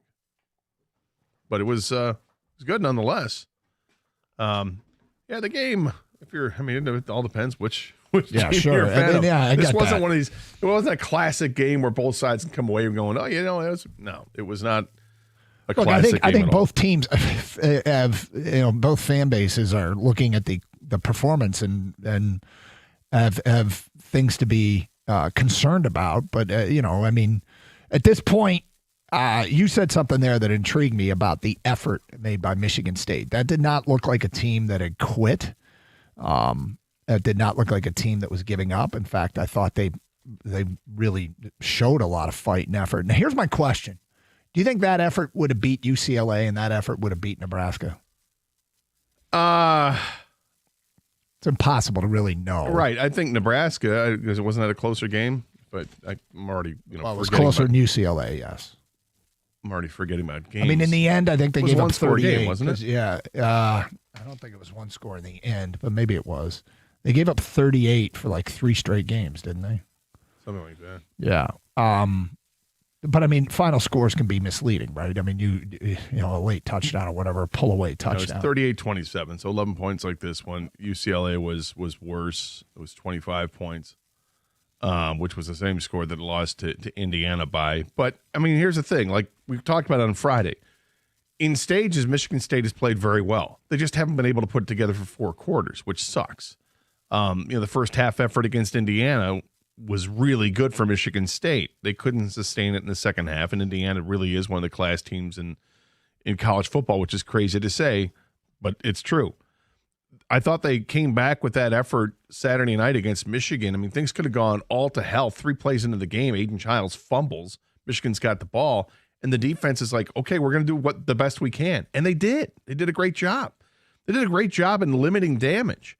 And I was pretty happy with the defensive effort for the most part. The problem is, as has been, Michigan State has this propensity or a compulsion, I don't know if it's in their DNA or whatever the hell it is, to make the stupid, to do dumbass things, to respond in an emotional way to a situation that needs to be devoid of the emotion. And whether it's blocking somebody at the line of scrimmage who's 10 yards away from the play that doesn't see it coming that you're going to get a penalty for, or if it's because you're at the goal line and somebody's on his back, the defensive lineman's on his back, and an offensive lineman who comes in for a play because the other guy, had to come out for a play, and the defensive player grabs the offensive lineman's face mask, and the offensive lineman, instead of just dealing with it, or letting it happen, decides he's going to do like what looks like a karate punch and then stops 3/4 of the way, but it doesn't matter because the motion's already there. The referee's going to throw a flag. It's easy to see. Then you've got the wide receiver tangling up with the defensive back, and you could certainly argue that the defensive back should have been called for the penalty for throwing the wide receiver to the ground, but then the wide receiver lands on top, and stands over him and taunts, and of course you're going to get a penalty. It's just dumb stuff, let alone the false starts, the illegal formations that you get, the pre-snap penalties that you can't have that you have, and you're still having. So that part is really infuriating because it just has not changed. It's, when you see losses to teams you don't want to lose to, you can always point to penalties and see what did you do to screw it up. And Michigan State, by and large, does it all the time. And it's just maddening to see this happen continually. Well, look, I mean, there's kind of two topics. There's the 2025 season, and then there's the future. And as far as the 2025 season was concerned, that's the reason why I asked that question. Was the effort that they have shown really? I mean, kind of in the last 2 weeks, like the UCLA game was the one where people were really questioning whether or not they were giving up on the season or they had quit. And I tell people all the time, I'm not around that. I feel uncomfortable making strong accusations like that, given that I don't cover the team. I'm not around them. I'm not sure what the tenor in the building is because I know so much more about like what's going on in Ann Arbor. But at the end of the day, I heard that a lot. And then after watching Indiana and watching Michigan, I'm like, that does not look like a team that is quitting. Now, maybe that's irrelevant because of the net product of what's being put out when you look at the big picture. But, I mean, you are in the camp of you don't want to see them lose to get the coach fired. Some people do. Is his fate already sealed no matter what happens the rest of the season? I don't know. The financial aspect of it is one that that is in consideration here of what can be afforded and what can't. Well, I don't think it really is anymore. I mean, we just saw Brian Kelly get let go, and there's $54 million left on that contract that they'll negotiate and figure out. Did you hear what happened down there during the game? I'm sorry to interrupt. You bring up Brian Kelly. According to Ross Dillinger, I believe it was with Yahoo, there were people walking around the suites during that game saying, how much will you pay to get rid of him? Like that's during the game in the stadium. There have donors saying, how much will you pay to get rid of him? And that ends up in the governor's office and them discussing, how do we get rid of this guy? So, sorry to interrupt. It's okay. Yeah. Look, do I believe this story? I don't know. I don't know if I care. I think that's something that probably they've been talking about Brian Kelly for a while. So to all of a sudden have it come to a head on Saturday's game, I don't know, whatever. But as far as buyouts are concerned, colleges can afford buyouts. The Big Ten has this massive contract they've signed. There's talk of this other business deal, the $1 billion business deal, whatever the hell it is. They have money to go ahead and buy anybody out. Any school, most schools do. And Michigan State isn't any different. They can afford to do it if they want to do it. And it's not like it's $100 million. I think it's, $30 million? Yes. It could be $20 million if you wait another year or whatever the case is. And I'm not necessarily saying wait another year. I'm actually not in that camp. I don't think this team's responding to the coach. I'm just saying I don't need to make an announcement today to do it. You can afford to wait till next Sunday if you want, or hell, wait till the end of the season. I don't really care because like I said to Jim and John in the crosstalk, if Michigan State's going to let go of Jonathan Smith, I think they know right now. So they're not going to get behind the eight ball and be last to the party in terms of finding a head coach because they can already have those discussions going on right now. Because as you know and I know, all this stuff goes on behind the scenes. Yeah, much of it. Yeah. So that I don't worry about. The cycle of coaches, get in line because there's so many better programs that have openings right now. And would you get the best coach? It's all about fits anyway. I don't think some of these coaches, I don't think would even consider Michigan State to begin with. So I'm not sure about that. And, what changes next year? I don't know. You got to wait for another high-profile coach that you really love to get fired?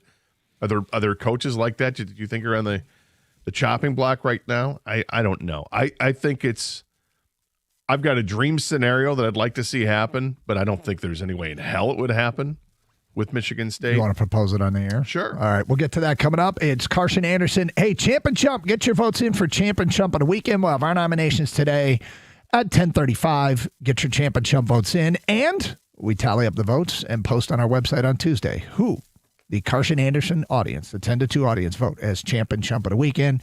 It's a Monday staple here on Carson Anderson. We want your votes now, so text them, call in, 97.1. Hey, are your garage doors all jacked up and you're just embarrassed by them? Maybe it's time for a change. Do the right thing. Call the great folks over at Precision Garage Door Service. They're going to help you out every step of the way. I know this personally. They came out to my house like 4 years ago, helped me pick out the perfect doors for my house. I couldn't be happier. John, Jeff, the whole crew knew what they were doing. I had a bunch of options laid in front of me, and boom, within a couple days, I had new garage doors installed. In some cases, you can get new garage doors installed in less than 24 hours.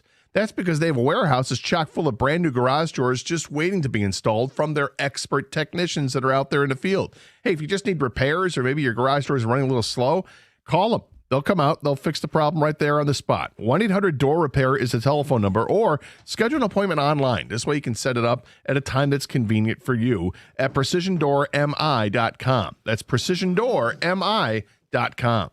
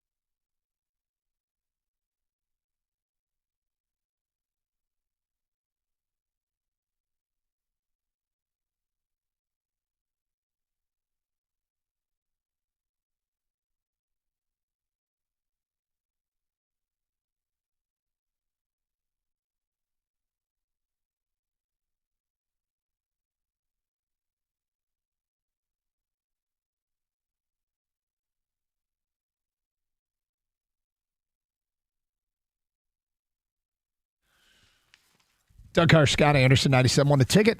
Open lines, 248-539-9797. Champ and Chump vote. Get your votes in for a Champ and Chump of the weekend. You said before the break you got a crazy, aggressive idea. Yep. And you know it's crazy and you know it's aggressive. But and I know it's going to be greeted with people saying, what are you talking about? That'll never happen. And right, I got it. Fair enough. But it's my idea. It's my dream scenario. You do this. I love when Gator does the, hey, do you think? Yeah. Let me just, let me try You're to giving get it it a out. disclaimer. Yeah. There's a disclaimer. The shoot for the moon. Yeah. So my idea is this. Talk to Nick Saban. Before everybody goes, oh, come on. Here's my idea with having Nick Saban. I want Nick Saban to be the mentor for Max Bulla. I want you to hire Max Bulla away from Notre Dame, make him the defensive coordinator. You know, Max got started, I believe he was at Alabama as a grad assistant under Saban there. Have him be your DC. Tell Nick, we don't want you for 5 years. We want you for like 2 years. We just need you to get this guy ready to take the next steps. We'll pay you handsomely. We'll give you whatever, $15 million a year that they have to give him on a 2-year deal.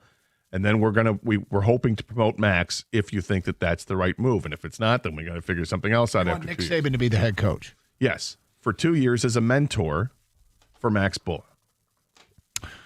Well, and yes, I know it sounds crazy. So they just asked him about coming back on College Game Day a couple I'm weeks sure ago. they ask everybody every week. They'll ask people. Yes. And he and Miss Terry was there, and it was a resounding no from her. Yeah.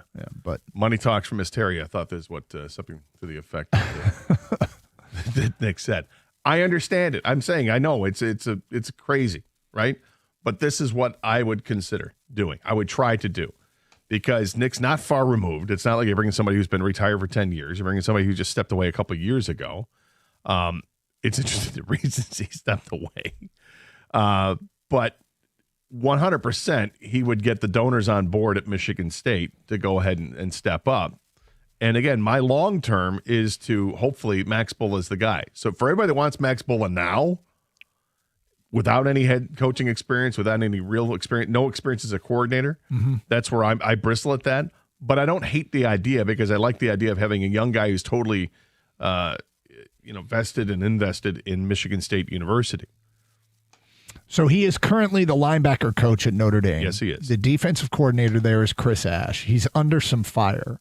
If Bulla is truly a hot coaching name, he could be the next DC at Notre Dame, so he might get the seasoning you'd like to see in that role at Notre Dame if you're not making a change this year. But I will say you said it was the dream and shoot for the moon. Yeah. So I mean, there's an old saying: it doesn't hurt to ask. Do I think it would happen? Not in a million years. I don't think it'll happen either. I'm just saying that's what I would do. I thought you were going to say have Nick Saban help you select the next coach. Well, I would certainly do that without question, and I think they would anyway. I think Tom Izzo and Nick, they're really good friends, and I think when it comes to a next head coach at Michigan State University, I think that conversation absolutely happens. First I'm sure that Tom would say, any chance you want to be here? And Nick will say, absolutely not. And then you'll say, all right, well, let's talk about who do you like and figure it out that way. If you want to get the brain trust going and people that you would totally respect their opinion, I would hope that you would respect Nick Saban's opinion on coaching in college football. All right, I'm going to throw this. There's one more thing on the 2025 season, and I feel like everybody's moved. More people are moving beyond and want to talk about beyond 2025. Would you consider a quarterback change? Now, I mean, would I consider it? I'd consider playing Milivojevic, or Vojevic, whatever it is. I would consider playing him some, but I wouldn't start him. No. I think the start of that game was a rough start for Aiden Childs. I think the biggest problem Aiden Childs has is with his offensive line. And I don't know if there's a disconnect with the offensive coordinator too. But times you don't have a whole lot of time to throw and you just got to throw it away. There are times he hangs on to the ball too long and you're screaming at him and do something. I don't think necessarily Aiden Childs is going to ever amount to being an NFL caliber quarterback, but he does have talent. There are times when he sets up and throws, and it's a beautiful pass. There are times when he makes the right decisions to take off and run, and it works out well for him. But I'm not sold on him.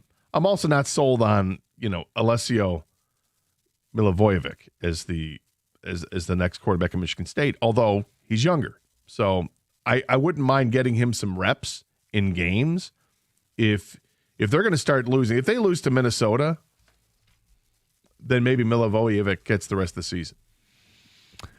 Yeah, I mean, I just wondered about it, and I'm not completely against it, but my initial reaction to that is I'm not changing the starting quarterback this week because, like, Indiana, Aiden Childs can win a lot of games. Yeah, because that was a great game for him. Yep, and so second half, Aiden Childs was better than first. He's half. one game removed from that game. Yeah. So I wouldn't say that this is. I just asked the question. I have no idea what they should or shouldn't. Look, do. Alessio did a great job on that final drive, and there were still some starters in for Michigan on that final drive, so you can look at that. They gave him 3 first downs with penalties, but yeah, well, he also Some people cared a lot about that final drive. Yes, some people cared a lot about that final drive.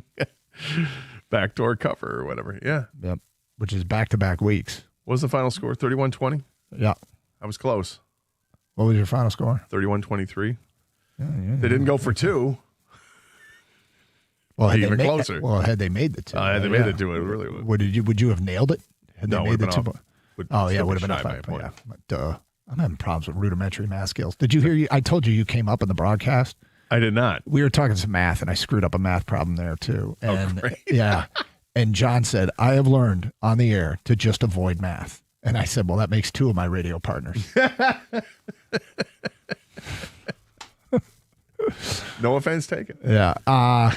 Had they kicked the field goal instead of going for had they kicked the field goal, they would have. Yeah, I would have nailed it on the nose. That's right. Or I was doing if they kicked the extra point and gone for 2 on one of their other touchdowns, you would have got it. But whatever. All right. So Champ and Chump. We'll have our nominations today at 10:35. Get your votes in for Champ and Chump of the weekend. We'll talk about the Michigan side of things and what they have moving forward.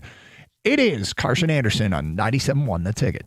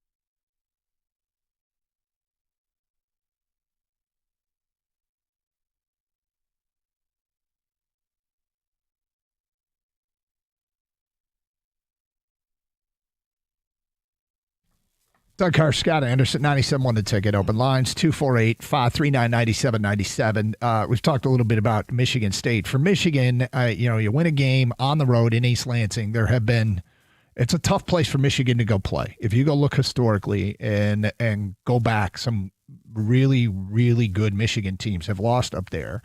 And they rarely, going back for a long time, I haven't gone over the numbers, it's hard to win by 2 scores up there. And, I think some people were upset about, some Michigan fans were upset about some of the way that game went. And it wasn't perfect. But they're one step closer to an attainable, realistic, achievable, solid goal. And that's get to the finish line with a chance to make the playoff. Get to the Ohio State game with that chance to beat Ohio State and go to the playoff. And that's still intact. Purdue is not a particularly good team at 2-6 and losing to Rutgers over the weekend, and they come in Saturday. Then you got the 2 road games that you have to show up. You have to show up to beat Northwestern and Maryland, but they're not world beaters. And so it's there. It's there for the taking. And Michigan, I know that right now, special teams in the offense is causing some angst, and the special teams mistakes were mental with the fair catches that you don't fair catch inside your own 5. And I would say it's not wise to fair catch a kickoff that when the other team's kicking off from the 20 after a penalty. But if you look at defensively and you see how they handled Aiden Childs a week after Indiana struggled to handle him, right? Indiana, one of the best teams in the country, and he was like 27 of 32 and rushed for 70-something yards, whatever the totals were. He had a big game against Indiana. Michigan held him in check. DeMond Williams. You saw what DeMond Williams did against Rutgers. Not particularly good, but he was like 530 yards of total offense. And he plays Michigan. Michigan handles him, holds him to 7 points. And then DeMond Williams against a good Illinois team. This is the Washington quarterback, for people who don't know. Against a good Illinois team, lights him up. 3 touchdowns, whole bunch of rushing yards, passing yards.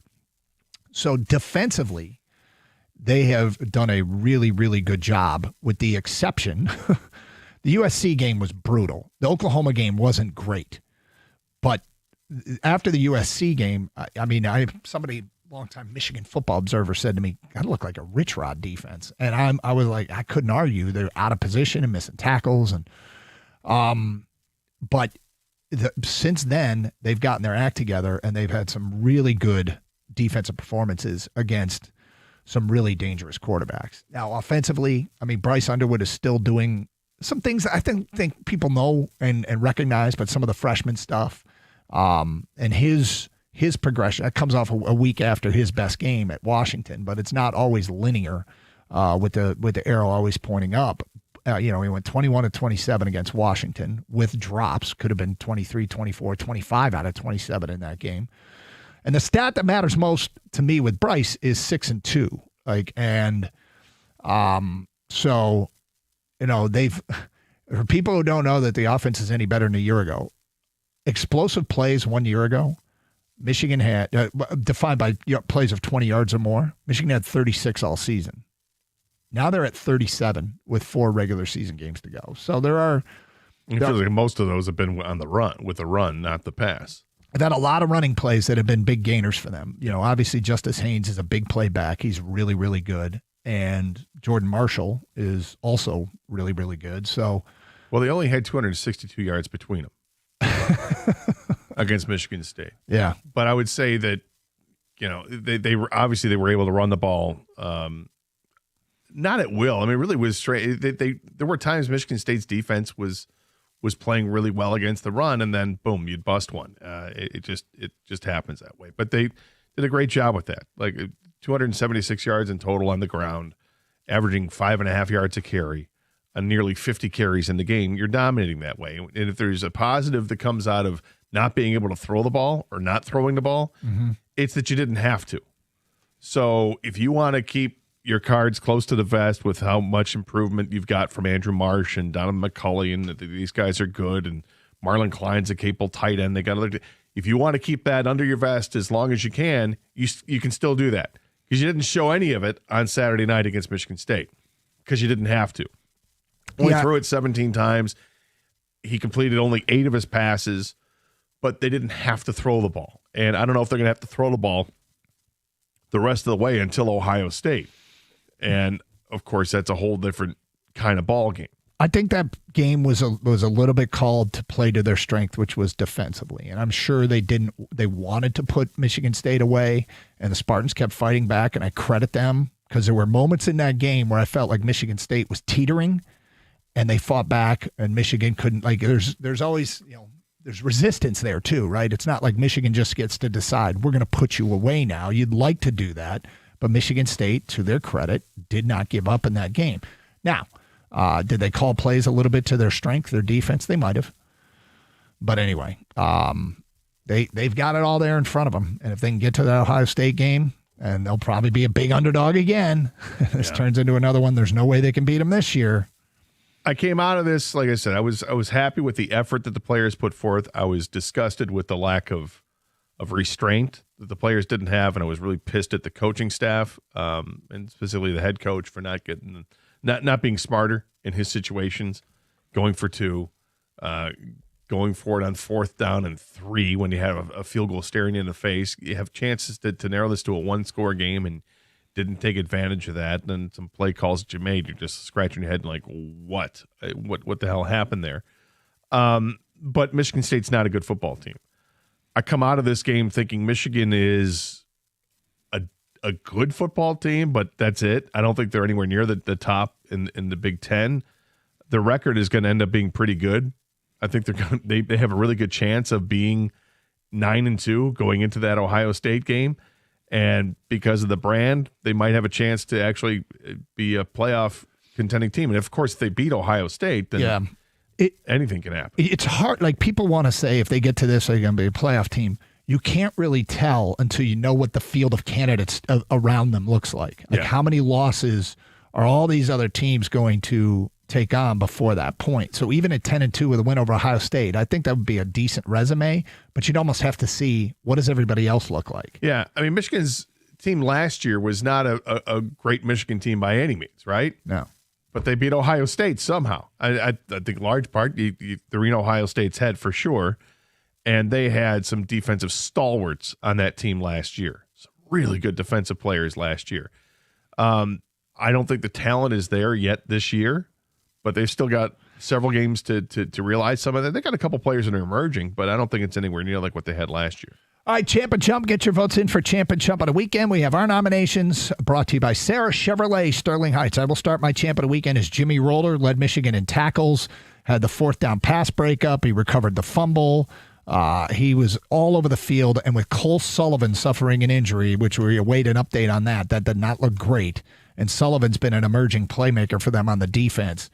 Jimmy Roller snap count was up and was a force to be reckoned with Saturday night. My Champ of the weekend. I'm going to go with Aaron Glenn. He gets his first NFL win as the Jets came back from 2 touchdowns down to upset the Bengals 39-38. I think they scored 23 points in the 4th quarter. It was great to see AG get his first win. You could see how happy the team was for him. That's the right guy for the job. The way that his team responded to him, I think you can see his team loves playing for him. The wins will come. My Chump of the weekend is Aaron Rodgers. We root for you. You lose. Thanks a ton. Nice uniforms, by the way. Did you like them? No, not at all. No, I thought for sure. I think I even posted something on Twitter about it. Like, if this game comes down to a field goal at the end, Lucy's going to hike the ball away from Charlie Brown. There's no way they're going to kick it. No one likes those uniforms, guys. Okay. No one. Nobody. My chump is Jonathan Smith. The questionable coaching throughout the game, going for 2, not kicking field goals, 4th down play selection, just the whole thing is it's a mess. I think it's inevitable. He's going to be fired. The question is when. I wouldn't do it right now. I'd probably wait till after the Minnesota game. If they don't win the Minnesota game, go ahead, fire away. Otherwise, you wait till the end of the year. 248-539-9797. Get your Champ and Chump votes in. We tally them up and post on our website on Tuesday who the people select as Champ and Chump of the weekend. It is Carson Anderson here on 97.1 The Ticket. Hey, the FanDuel Sportsbook app is your home for all your favorite NFL bets, from yards to touchdowns to who will win. With FanDuel, any play can be the play of the game. Tonight, FanDuel's giving all customers a 30% profit boost token. That's right. You get in on the action with a 30% PBT this Monday night. So make FanDuel your go-to app for any snap. Just visit FanDuel.com/Doug to bet on the game. Play your game with FanDuel, an official sports betting partner of the NFL. Make sure you find the banner at the top once you've logged in and find that 30% profit boost token. Click on that and opt in. Once you've done that, you can apply the token and maybe get a little extra winnings tonight. Must be 21 years of age or older and present in Michigan. The opt-in is required. Do not forget to do that. Bonus issued as non-withdrawable profit boost tokens. Restrictions apply, including any token expiration and maximum wager amount. See terms at sportsbook.fanduel.com. Gambling problem? Call 1-800-GAMBLER.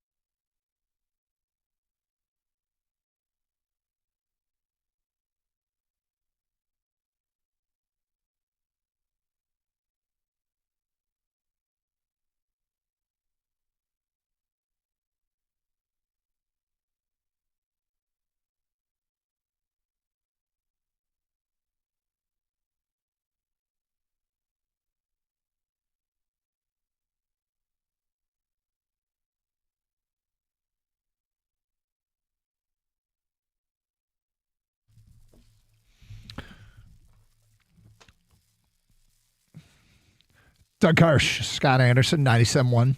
248-539-9797. Hey, all today's football coverage is presented by Paramount Plus. You can't count on much, but you can always count on Sundays. With the NFL on CBS and Paramount Plus, watch your local NFL game every Sunday all season long. Visit ParamountPlus.com/NFL to get started today. Let's get to your phone calls. Joey, you're on 97.1 The Ticket. Hi, Joey. Hey, how you guys doing? Okay. All right, my champ for the weekend was the officiating crew for U of M, Michigan State. They really helped out U of M throughout the entire game, especially with the offsides call towards the end there. I don't think it was actually offsides. I'm a U of M fan, but you know how that goes. so I'll take it. Okay. My jump for the weekend was my wife's best friend for having her wedding on Michigan versus Michigan State. Come on. Wait, what about her husband? Not my issue. I don't know him. Okay, so you No, but I'm saying the husband of your wife's best friend, the groom, isn't he? Doesn't he have a say? He's not a football guy, to be fair. Yeah, so he doesn't care. I don't think he cares. But so what what was the timing of everything? And was there any way it sounds like you watched the game. I watched it on my phone. So reception was at 7. So it was good enough where I could catch it ish. Through some drinks and chatting with everybody, we still watched it, but it was all right. Well, the first quarter lasted forever, yeah. so by the time the first quarter is over, you're getting ready to. Were you the only one, reception. Joey, at the reception watching the game, or was there like a little community of you guys? Well, there were quite a few of us. We were all sitting there just watching our phones. We were really in the moment, you know. Yeah. Well, I was at a wedding for Michigan State one year, and the actual ceremony was happening while the game was going on. And it was a game where Michigan State, the Plexico Burris team, won like 38-35, 38-31, 35-31. I think it was 35-31, whatever it was. That was Tom Brady trying to lead a furious comeback. 1999 game, yeah. I had a Walkman, and it was taped up my back like I was an FBI agent, and in one ear, we were on the right side. I didn't want anyone to see it, so I sat on the aisle and had it in my right ear so nobody could see the rest of the church. Well, word spread that I was listening to the game, and so it was sort of I started doing like play-by-play, but I was doing it very quietly near the back of the church. 1st and 10. Brady complete to Aaron Schaefer, 6, clock running. Like stuff like that. And so people were like gathering around. I think you have to explain what a Walkman is to some people. Yeah, Doug. Walkman was that's a good point. Imagine if your phone was just a radio. That was it. And the headphones were all wired. It's a good point, Kang. Yeah. And so I had the radio tuned in and was listening to the game. Like a portable radio that's small you could carry around. Yeah, providing updates for those in the vicinity. I know a lot of people, or not a lot, I know 2 people for sure that went to weddings this weekend, and I'm sure there were a lot because unlike us, a lot of people don't care about sports. Right. Yep. My brother went to a wedding this past weekend. 2 cuts. Our update guy went to a wedding this weekend. Yeah. And you'll find that people will go, oh my God, fall wedding. The church is still open. Nobody has booked it on the 25th of October. Let's jump on it. Well, there's a reason nobody booked it. And the one that I was at, I'm pretty sure, if I recall correctly, was a rescheduled wedding. And so the date was open because it was Michigan State, and they had like not a lot of options. I remember being at a bat mitzvah one time for the Michigan State game, and all of us were at a table together, and all the guys had their phones out watching it. Mm-hmm. But everybody had a different feed. Everyone was a couple seconds behind each other, and one guy obviously had the feed before everybody else did. And by the time it got to the last person, there's like a 15-second delay. Right. But I remember being in a wedding, Michigan State and Northwestern in 1997, and I'm getting ready to walk down the aisle. And my friend who was getting married, the groom was a huge Michigan guy, and his father a huge Michigan guy. And as I'm ready to be, you're next, his father comes up to me and says, called me Odie, because Otis, with the nickname. He says, Odie, Michigan State just missed the field goal to win it against Northwestern, and slaps me on the back. I'm like, what? Why you telling me? And, like, you're next. Awesome. Thanks. So probably it's a nice scowl on my face as that's happening. Yeah. We lost 19-17 that day. Let's go to James. You're next on 97.1 A Ticket. Hi, James. Hello. Hi, James. Hey, I just wanted to call and tell you about that Red Wings game. We, my wife, and my daughter went to that game, and that looked pretty bad. 4-0 in the first period, and then they finally came back from all the young guys on the Red Wings, brought them back. So while you were at a wedding when this happened?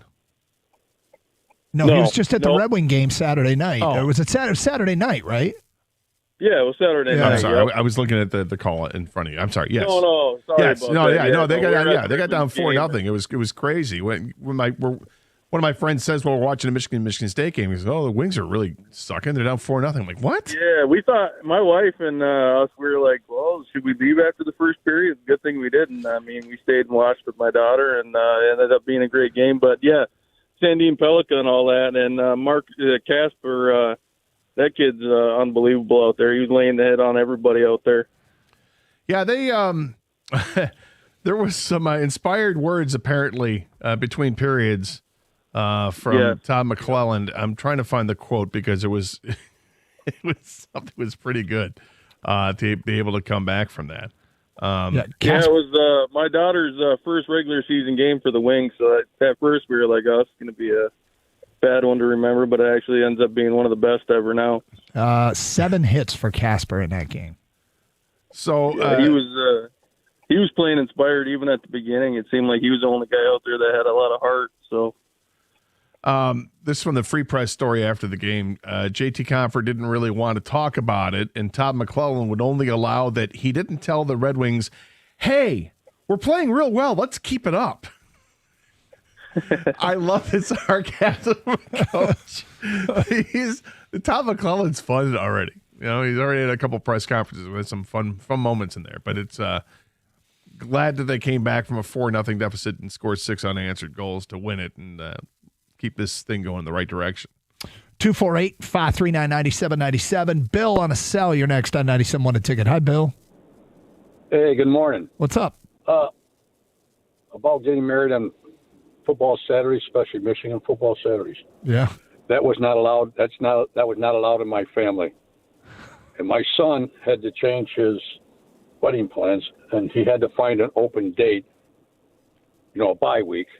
And it just so happens that he comes into the living room. He tells my wife, he says, "Mom, I got an open date for a bye week. We're going to get married on October 24th." She goes, "Honey, it's the same day your mom and dad got married." Oh, that was kind of cool. Yeah. So then I've had a couple of those. My best friend's daughter got married on a football Saturday. At the reception, I couldn't take it, man. I said, I left it halftime of the game. I was listening to it. I went home and watched the game. My wife, she was friggin' livid. And then my best buddy goes, "You SOB, you're not getting invited to any more of my kids' weddings." I said, "Well, just make sure they're not on football Saturday, Dave. That'll work." Well, football Saturdays in the fall, and I bet there's this is where I get into the SEC. It just means more. Do you think any church gets booked in the fall in the South? Yep, you do. I bet if you're, there's such things as people that aren't football fans and they don't have their whole world revolve around just football. Yeah, what do those people do for fun? I think there is like the Michigan State game or the Michigan-Ohio State game. If Michigan State went back when they had their series with Notre Dame, I think those were days you'd like, if you're going to get married, maybe if you could try to avoid that. Everything else is fair game, isn't it? Probably. I mean, who cares? Oh, I have to miss the Michigan-UCLA game? Yeah, look, in real life, weddings are more important than the outcomes of football games. We know that. Do we? Yes, we do, Kang. But what we... I'm talking about us as a sports society. I don't think we do. You don't want to alienate the people that you're inviting, right? That's part of this, is that you don't want people that don't want to be at your wedding there. And you don't want to, have them distracted with, now everybody can watch on their phone, I guess. So it's probably not that big a deal if that's what you choose. But feedback coming into the Carson Anderson inbox. Ray and Ramos says, "My champ, the Ferris State Bulldogs, beating Grand Valley, winning 22 games in a row." That's the Anchor Bone, Gator? Right, the Anchor Bone. Yep. So Ferris State gets the Anchor Bone trophy back. My chump is Michigan State. I have to disagree, Gator. Jonathan Smith is a lifeless bore. Fire him today. Michigan State football's dead. I think the decision's probably already been made. I don't think you need to do it right now. So there's the fire the coach before the season is done thing. So what are you hoping to get out of that? Are you hoping one of the assistants can make a strong case to be the next head coach? Is that what you're hoping? Are you hoping to get a jump on finding your next head coach? Do you really need to fire your coach to get that jump? Are you just hoping? Is it a punitive fire, which I always think are counterproductive? Or is it a hey, fans were listening? I mean, I think all those things get weighed. I tend to think most of the firings during seasons don't really help all that much. 248-539-9797. We'll get to more of your Champ and Chump votes, your phone calls. It is Carson Anderson here on 97.1.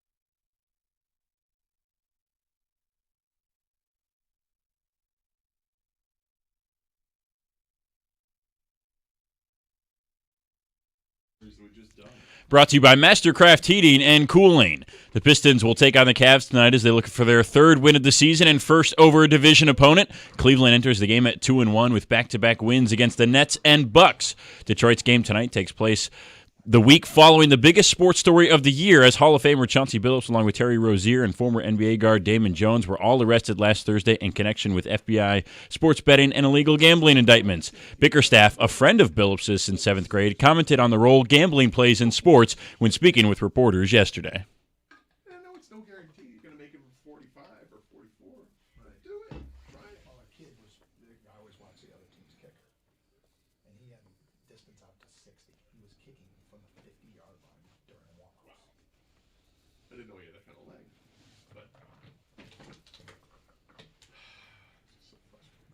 Pistons tip off against the Cavs at 7 o'clock tonight right here on 97.1. Despite not playing yesterday with the bye week, we will hear from two Lions leaders today. Dan Campbell is set to speak with the media coming up at 3 o'clock, while quarterback Jared Goff can be seen and heard on ESPN2 tonight as a special guest of Peyton and Eli on the Manning Cast. That will take place during Commanders-Chiefs on Monday Night Football. Game 3 of the World Series is just hours away. The series has shifted to L.A. after both teams split games 1 and 2 over the weekend. Former Tiger Max Scherzer will pitch in his 4th World Series with his 4th team when he takes the mound to start for the Blue Jays tonight. First pitch at 8 o'clock. At the Corwell Health Sports Desk, I'm Brendan Shabath. For more, go to 97.1 The Ticket or Odyssey.com.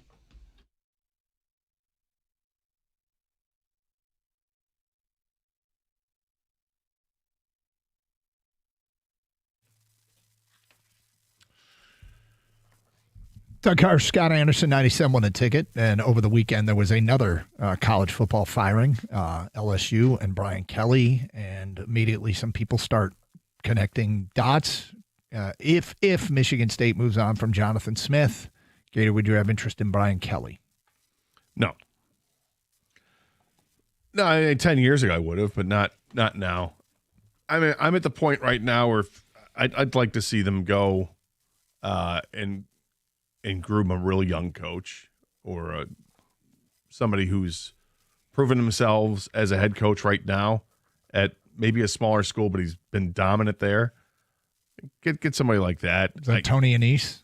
I don't think it's Tony Annese, but I mean something. Who's at Ferris, by the way? Ferris State's coach. Yeah, I mean, I don't know. Look at Montana. You know, one of the Montana schools, a Dakota. You I don't want know. to do that again? Because Jonathan Smith cut his teeth in Montana. Yeah, but Jonathan Smith, I look at him as an Oregon State guy, and it's where he played and all that. So I'm not married to that idea.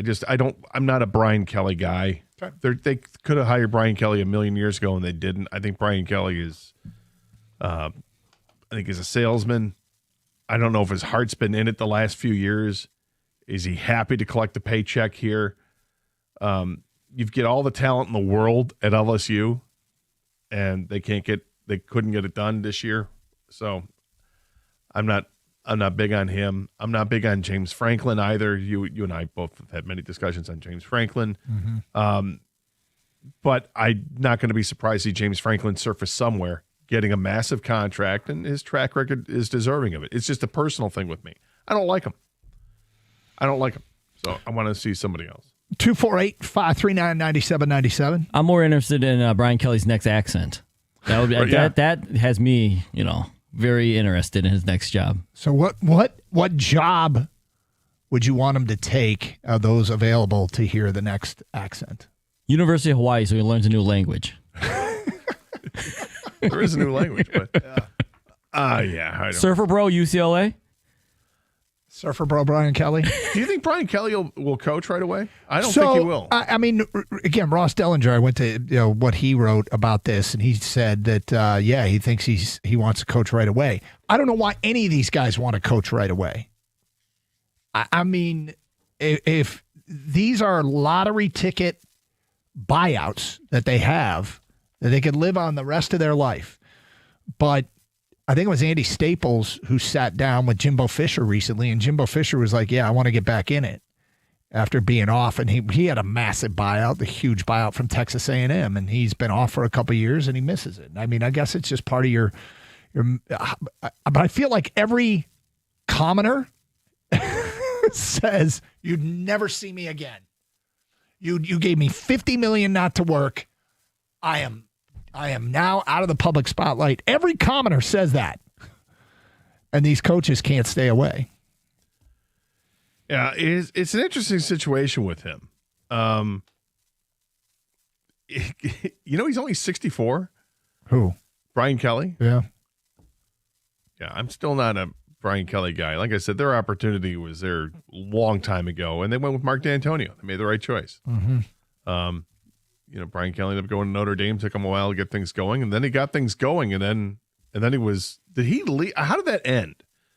At Notre Dame? Yeah, did he get fired by Notre Dame, or did he choose to leave? Because they were actually pretty good at the end there. I mean, they were 12-1, 11-2, 10-2 with a COVID year 11-1, and then he jumped ship to LSU. I think, if I recall correctly, he went to LSU because he wanted to win a national championship, and he thought he had a better chance to get more players on his roster that he couldn't get at Notre Dame. I'm looking at Wikipedia. It says Kelly resigned from his position at Notre Dame in order to become the head football coach at LSU. So he was hired in November. So he left when that season was done with Notre Dame. It was on to LSU, another coach that did that. 248-539-9797. Chris and Romeo, you're next. Hello, Chris. Hey, how we doing, guys? What's up? Hey, you guys were talking about weddings and stuff. I went to a wedding this last weekend, and it's funny because he was actually, the groom is a U of M guy. His lovely bride is a Sparty. So what they did was they had an outdoor wedding with a really large screen, which actually served as kind of like the altar in front of the screen, and they got married at halftime. So it was a casual outdoor bonfire wedding with hay bales and just as really cool, but got to watch the game. So this is how you do it. It's tastefully done. Is that what you're saying? This is how you do it if you have a wedding during a big game? Well, exactly. And it's basically, like I said, it was kind of my wife kept calling it a house divided, Mm-hmm. But it was a lot of fun. Everybody had a really good time, real casual. She's a really cool chick to allow him to do that. It was kind of his idea. And she originally wanted one of those kind of like barn wedding things. So this was the compromise that they made, and it was pretty cool. There you go. That's the way to do it, I guess. 248-539-9797. Let's go to Matt on a cell. You're next. Hello, Matt. Hey, good morning, guys. What's up? So champ and chump, nothing much. Champ and chump, I have two champs. My first chump will be the Spartans, because apparently they can't hire a head coach to save their lives. First champ is Pistons for actually winning. And then my second one, I read this story, and I don't know if it's true because it was on social media, but it was a story that Jared Goff was in his car, and he had a flat tire or something, and someone helped him. A lady stopped to help him change it, and then, like, the next day he found out where she lives and bought her a new car and everything. And if it is true, I think that's awesome. That's Goff. Yeah, I see a lot of these social media stories. They're completely AI generated BS. I don't know if this was. Yeah, that's why I said I don't know if it's real or not, but if it is, that's amazing. If it is, it's a great story. And last thing, so I know, Doug, you talked about this because you said you talked with you listened to Urban Meyer, and I know what he said, that he would never come back. But for the right price, someone will come back. If Michigan State offers him enough money, he will come back. And that, I feel like that he would be the best coach for MSU. They would probably have to pay him a ridiculous amount of money, but he would be worth it. So a couple things about this, and I'm not so foolish as to think, hey, Urban Meyer said it. I was in his presence, and that means it's lock set. He will never coach again. And just to explain, there was a gathering the night before Michigan and Wisconsin. Fox had that game. I was standing there with people at Michigan that know Urban. And he walked in, and he got called over immediately. And one of these guys, who's known Urban for a long time, asked Urban, hey, would you ever coach in this current college football environment? And he was pretty emphatic about how happy he was and how when he was a coach, his comments, and I'm paraphrasing here, was, I had no life. All I did, every waking moment, was worried about coaching. And he said, I've probably added years to my life and seemed to love his job, and then said he wouldn't come back. But I'm not sitting here saying that, that he would never, ever, ever. Coaches say that stuff until the right opportunity comes along, or to the, wait a sec, you're going to pay me how much? If he is considering coming back, there will probably be a bidding war for him. Urban? Yeah. Yeah. And what program would he want to take over of those that are available? There was some report that he was in central Pennsylvania, spotted there. Are people doing flight aware? Are we checking tail numbers on planes? But would it make sense for him to go to Penn State? Yeah, sure. I mean, it's probably the best gig out there right now.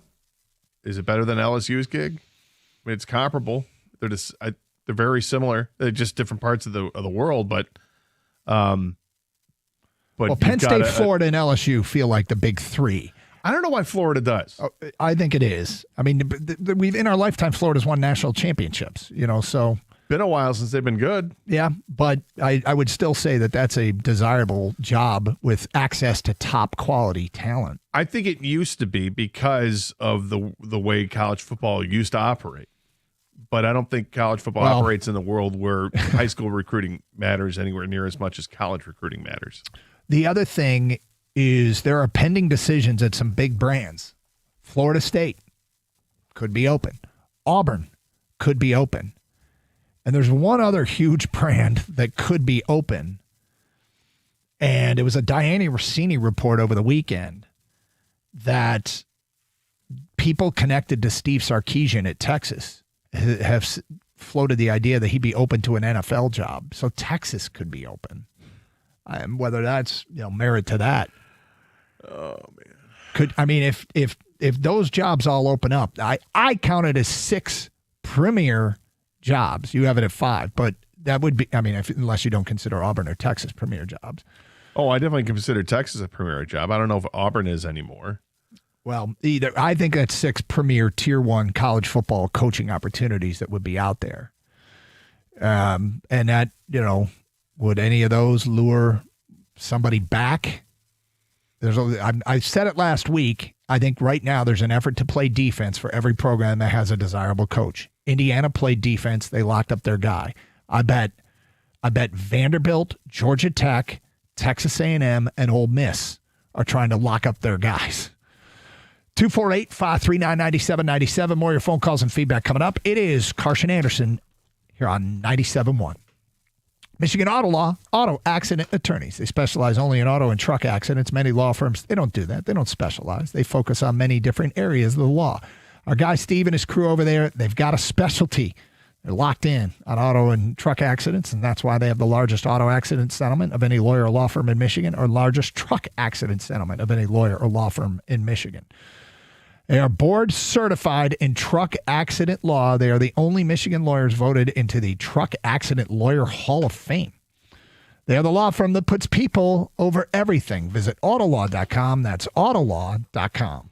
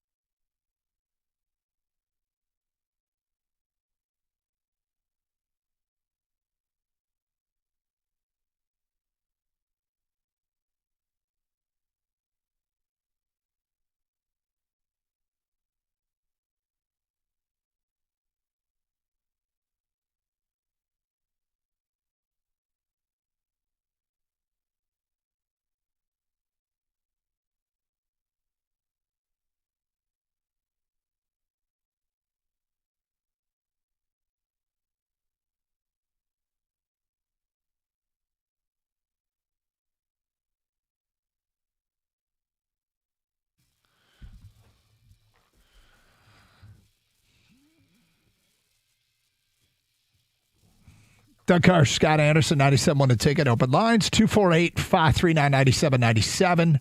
Let's get back to your open line calls. Jim is in Warren and next on 97.1 The Ticket. Hi, Jim. Hi. Hey. Thanks for taking my call. Sure. Before I start in about Jonathan Smith, you were asking about Brian Kelly. Now he'll never admit it, but he left Notre Dame because LSU was going to pay a lot more. That's just the way it is at Notre Dame. Notre Dame's a great job if you're coming from the University of Minnesota or Cincinnati like Kelly was, but they don't pay a ton of money like an Alabama, like an LSU. So he more or less went there for money and, the chance to win a national title. But Notre Dame doesn't have to pay as much as, the big, huge name schools with all the boosters. Now, Jonathan Smith. Well, they're paying, just to be fair, I mean, they are paying Marcus Freeman $9 million, over $9 million annually now. You're kidding me. At Notre Dame? Yeah, I'm Is not that kidding. right? Yeah. I Signed an didn't know extension that. a year ago that keeps him at Notre Dame through 2030, adds 4 years to the deal, and a new salary of over $9 million a year. I did not know that. I'm sorry. I take that back. I didn't know they were paying that much. Yeah. Knock him off the pedestal. Well, the question is, what were they paying Brian Kelly? And you might be right. The way I recall it, I remember people saying that Brian Kelly was trying to win a national championship and thought he had a better chance to do it at LSU. And he'd taken Notre Dame to the playoff twice, I believe, played the national championship game and got smoked by Alabama. But anyway. Well, I was wrong about Notre Dame, it looks like. You weren't wrong. It's just how things have changed. I mean, you have to pay coaches now. You can't afford to get by on what you deem to be prestige and arrogance. Yeah. I didn't know that. Okay. Jonathan Smith. He's been there for how long? A year and a half now? Yeah. The temptation to do nothing has got to be strong for Michigan State. I mean, I would be shocked if they did something. Why? For one thing, there's so much money. His buyout's got to be a lot, right? His buyout. It's like half as much as what James Franklin was, or half as much as what Brian Kelly's was.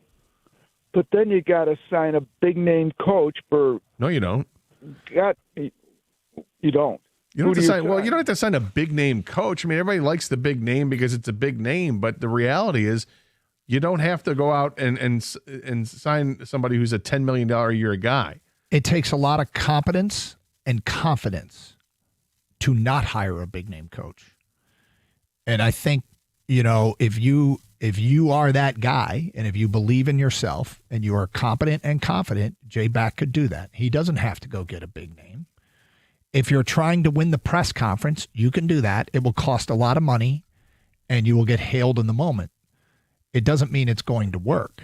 And I think if you're bold, it doesn't mean you have to go get a small name guy. I just think when you decide to do that at a program and you're right, it really speaks a lot to the athletic director. There are big name guys like Franklin and Brian Kelly.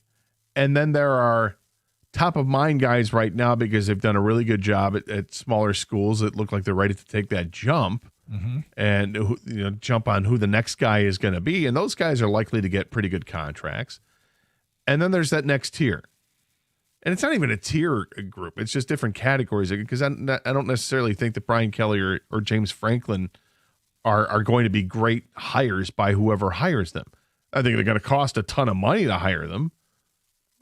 But I don't necessarily think they're going to be great hires. The great hires could be, hiring Alex Golesh away from South Florida, or hiring, if you can find a way to hire away Georgia Tech's coach or Vanderbilt's coach. Those are the guys who are going to get big time money because they're doing it at their alma maters.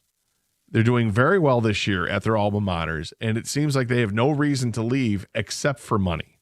And when you have schools that have giant coffers and are willing to spend north of $10 million a year on the next head coach, it's going to be awfully tough for the coach of Vanderbilt to say no to a 5-year, $55 million contract. Let's go to Ed. You're next on 97.1 The Ticket. Hi, Ed.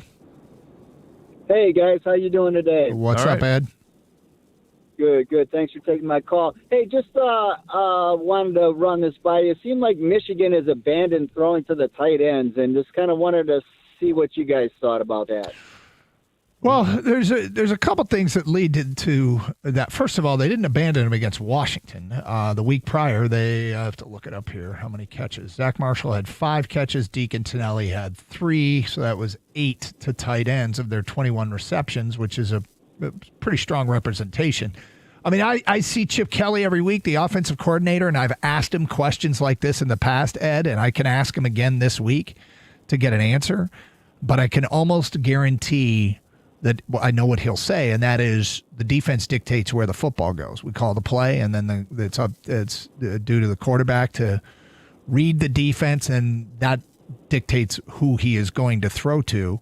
And if Michigan's just coming off a big tight end game, it might have been a priority for Michigan State's defense. They didn't throw it a ton in that game. They got the lead and leaned on their run. 8 of 17. And so for less than 100 yards. Yeah, there was one. Correct me if I'm wrong. One pass to Marlon Klein. Do you have the numbers in front of you? I do. I think there was one pass to Marlon Klein, and that was it for the tight ends. He caught one pass. Yeah, there were only 4 receivers caught passes. Marlon Klein 1 for 4 yards. He was, and McCauley was 1 for 9. Eddie, I don't know whether it's by design or it's just a product of what Michigan State did. But I'll bring it up with Chip Lindsey again. See what he says. Yeah. No, I appreciate that. That makes sense. And I had not known what the numbers were against Washington. I guess the question entered my mind after the Michigan State game, and I think there was only one throw to Klein, and so that's what prompted the question. And it seemed like it might have helped Michigan a little bit offensively, because it didn't seem like the throws to the wideouts were that effective, but as you say, they were running the ball pretty well. So, Michigan State did something in the game that they haven't really done a ton of. They actually got pressure on Underwood. Not that they took him down a ton. They sacked him once. They should have had a second sack that was taken away, but the pressure was reasonably constant when they were throwing the football. 8 of 17. That's terrible. It's less than 50%. Now, to your point, did they have to throw the ball? They didn't have to, but when they tried, they couldn't. Yeah, they didn't have a great game passing. But the State's not a great pass defense. There's not a lot of stuff to say that this one belongs in a football game film Hall of Fame by any stretch of the imagination. But I think that, again, they're coaching a little bit to the strength of their team in that game. They got the lead, and they're like, okay, let's put them away on the ground. Eventually they did. It took a long time, but I credit Michigan State for continuing to fight. 248-539-9797. There are champ and chump votes we got to get caught up on. A lot of feedback as well. If you send a text, there is a chance we will read it coming up. Keep it locked in. Get to some Lions stuff in the noon hour. It is Carson Anderson on 97.1.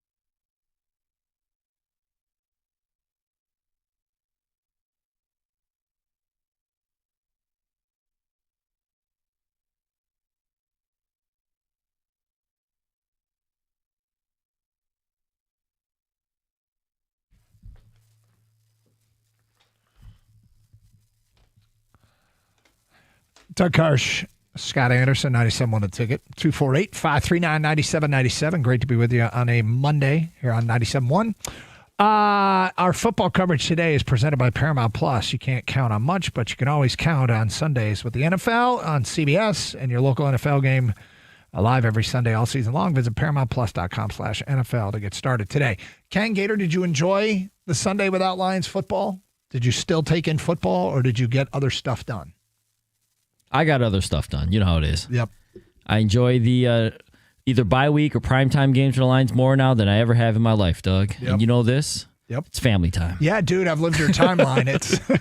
I'm not there as much as I used to Pumpkins be. were painted. Yeah. Fun was had. Memories were made. Yeah. Duty was served. Red You did zone what was you were on in the supposed to do. background. Yeah. Well done, my friend. Well done. Did you just take in football all day? I mean, I had Red Zone on in the background. I did some stuff around the house, clean up. Had some people over on Saturday night. So. Oh, did you make too much chili, by the way? Yeah, No, I do want to hear about this. Oh. I made a good amount of chili. It was well received. I thought it was pretty good. And then I had some leftover yesterday, and there's enough left over for one more serving. So I think it was a good amount to have it for a couple more days afterwards. My friends chipped in, a couple of different friends. I did not provoke them to. I said, look, I got, get some charcuterie type stuff and all the vegetable tray or whatever.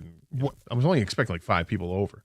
But my friends brought one friend came by early and said, do you mind if I make biscuits? I'm like, what? He's like, yeah, I was going to make biscuits. I already have them. The batter's already made. I just have to, but I just want to drop it off at the house and then we'll bake them when I come back. I'm like, yeah, sure. So he showed up an hour ahead of time with a big tray of the Red Lobster cheddar biscuits that he had made. So put those in the fridge until they were ready to go into the oven. Another friend of mine, unprovoked, made 2 different kinds of cornbread muffins. One was more like a sweet cornbread, and the other one had cheddar and jalapeno in it. Awesome. Another one of my friends, I told him because his wife is excellent at a baker. I said, look, as long as your wife makes some cookies or something like that, yeah. And he showed up with a dozen cookies that were amazing and a great bottle of tequila. Everybody brought like their own beer, which was kind of crazy. I'm like, I got all this stuff in the house. You know what impressed me most about Gators' party for Michigan State? When did you send out the initial text? I put it off until like Friday. He throws together a Friday, hey, anybody want to come over to watch the game? And you had a good turnout. Very popular guy. I invited a handful of people, and all but 3 of them were able to come. I was impressed. So the cheddar biscuits. Yeah. Elite? They're pretty good. Yeah. Yeah, they're pretty good. Nice. Yeah. And there were some leftovers, and I have those. Then take advantage of it. Yeah. Oh, yeah. I'm taking advantage of lots of stuff. I got food in the house. Did you try that with the chili? I don't think you need to, but I was just curious. They're both there at the same time. Did I dip like the biscuits in the chili? I did not, but I could because I have oyster crackers. I love the oyster cracker. But maybe I'll do that this afternoon when I get home, when I finish it off. Could do that. There you go. 248-539-9797. Champ Jimmy Roller played the best game of his career. Chump, both coaching staffs just poorly coached by both sides. Champ this weekend, Justice Haynes. Chump on the weekend. Are the folks running Formula One for making up the rules as they go? Must have missed that. My Formula One viewing takes place a year later when I watch Drive to Survive. Oh, boy.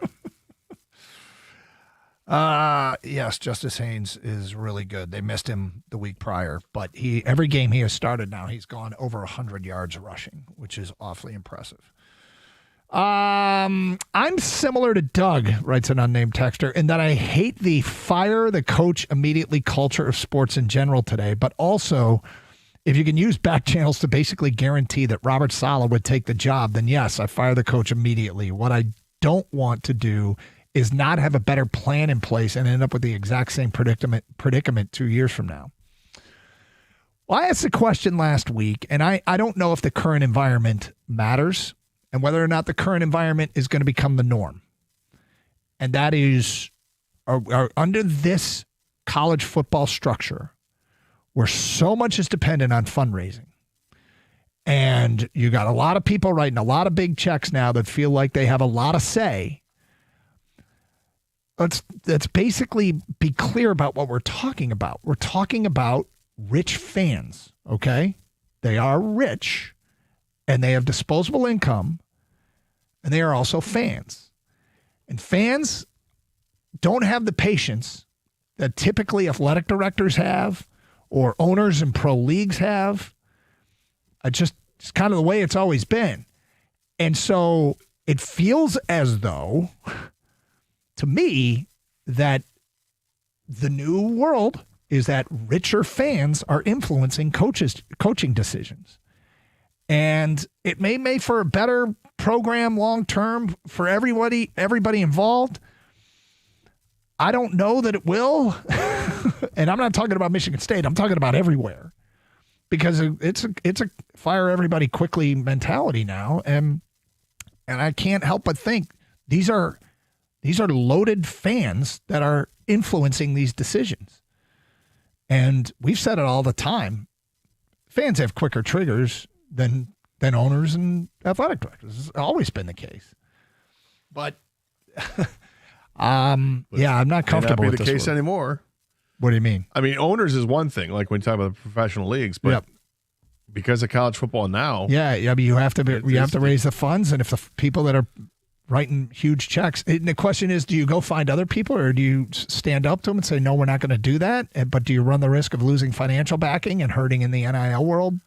I mean, the thing is, as an athletic director today, you have to sell yourself not only to your board of regents or whatever it is that you have that run the university, but when you go out and because they're hiring you because you have to be a fundraiser now, you also have to sell yourself that you're the right guy to make the decisions to the big time donors so that the donors are still going to give you money, but they're not going to really have a say because you can't go live in that world where it's the donors will dictate everything. You can't do that. I tend to believe that. And yet I'm not sure that we're not hanging on to an archaic paradigm, Scott. Well, maybe, but I think you have to. But that calls for a dynamic athletic director. Well, is really what you're asking for is a guy who's able to fundraise while also keeping the integrity and credibility of being a decision maker to appease those that are, donating the money. It's like if you're a producer of movies, you have to be able to go out and fundraise and get investors without having them dictate to you who's going to be in the cast. Right. Unnamed texter writes in, Kirk Cousins needs to retire from playing and coach Michigan State. Well, he might be closer to retiring. Yeah. I don't know if he plans on coaching or not. Unnamed texter, champ the Red Wings for their epic 4-0 comeback, chump the NCAA for destroying the college football product to the point that I found myself not interested. Well, no sport has changed as much and as rapidly as college football. And I'm not telling everybody they have to like it. I am still at the point where I love Saturdays. Spent the first hour and a half, noon Saturday, watching multiple games and realizing how much, God, I love this. And then having to pull the plug and get up to East Lansing. But I still find Saturdays to be compelling. But again, everybody has their own reasoning for why they love a sport. And the one thing that separates college football is the fans and the passion and the bands and all the traditions. And I don't want to see that go away. Well, I feel like it's starting to dissipate. It might be. And if you lose the affiliation, they're feeling less and less affiliated with the university itself, then I think you might be looking at a product that starts to look like minor league football. And as fun as minor league games can be, they serve a purpose as a night of entertainment.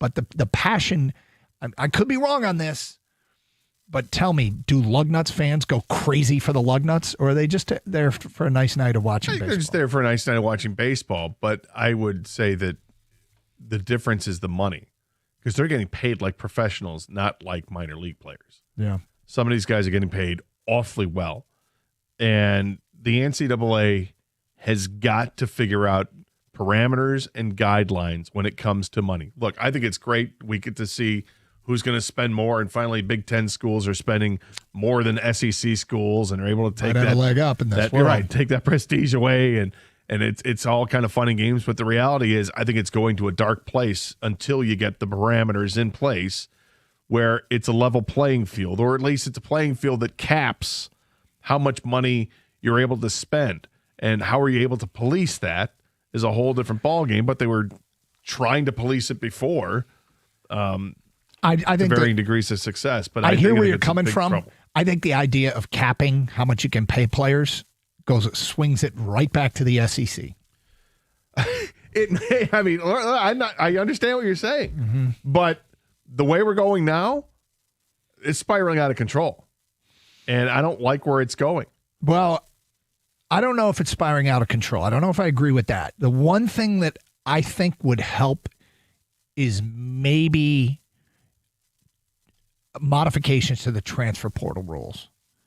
And there's two solutions I have in mind. One is one free transfer, and after that you have to sit out a year. The other is contracts. Well, I'm in favor of both. Players that go to a school, the school and the player negotiate a certain number of years. Yes. And then they're both obligated.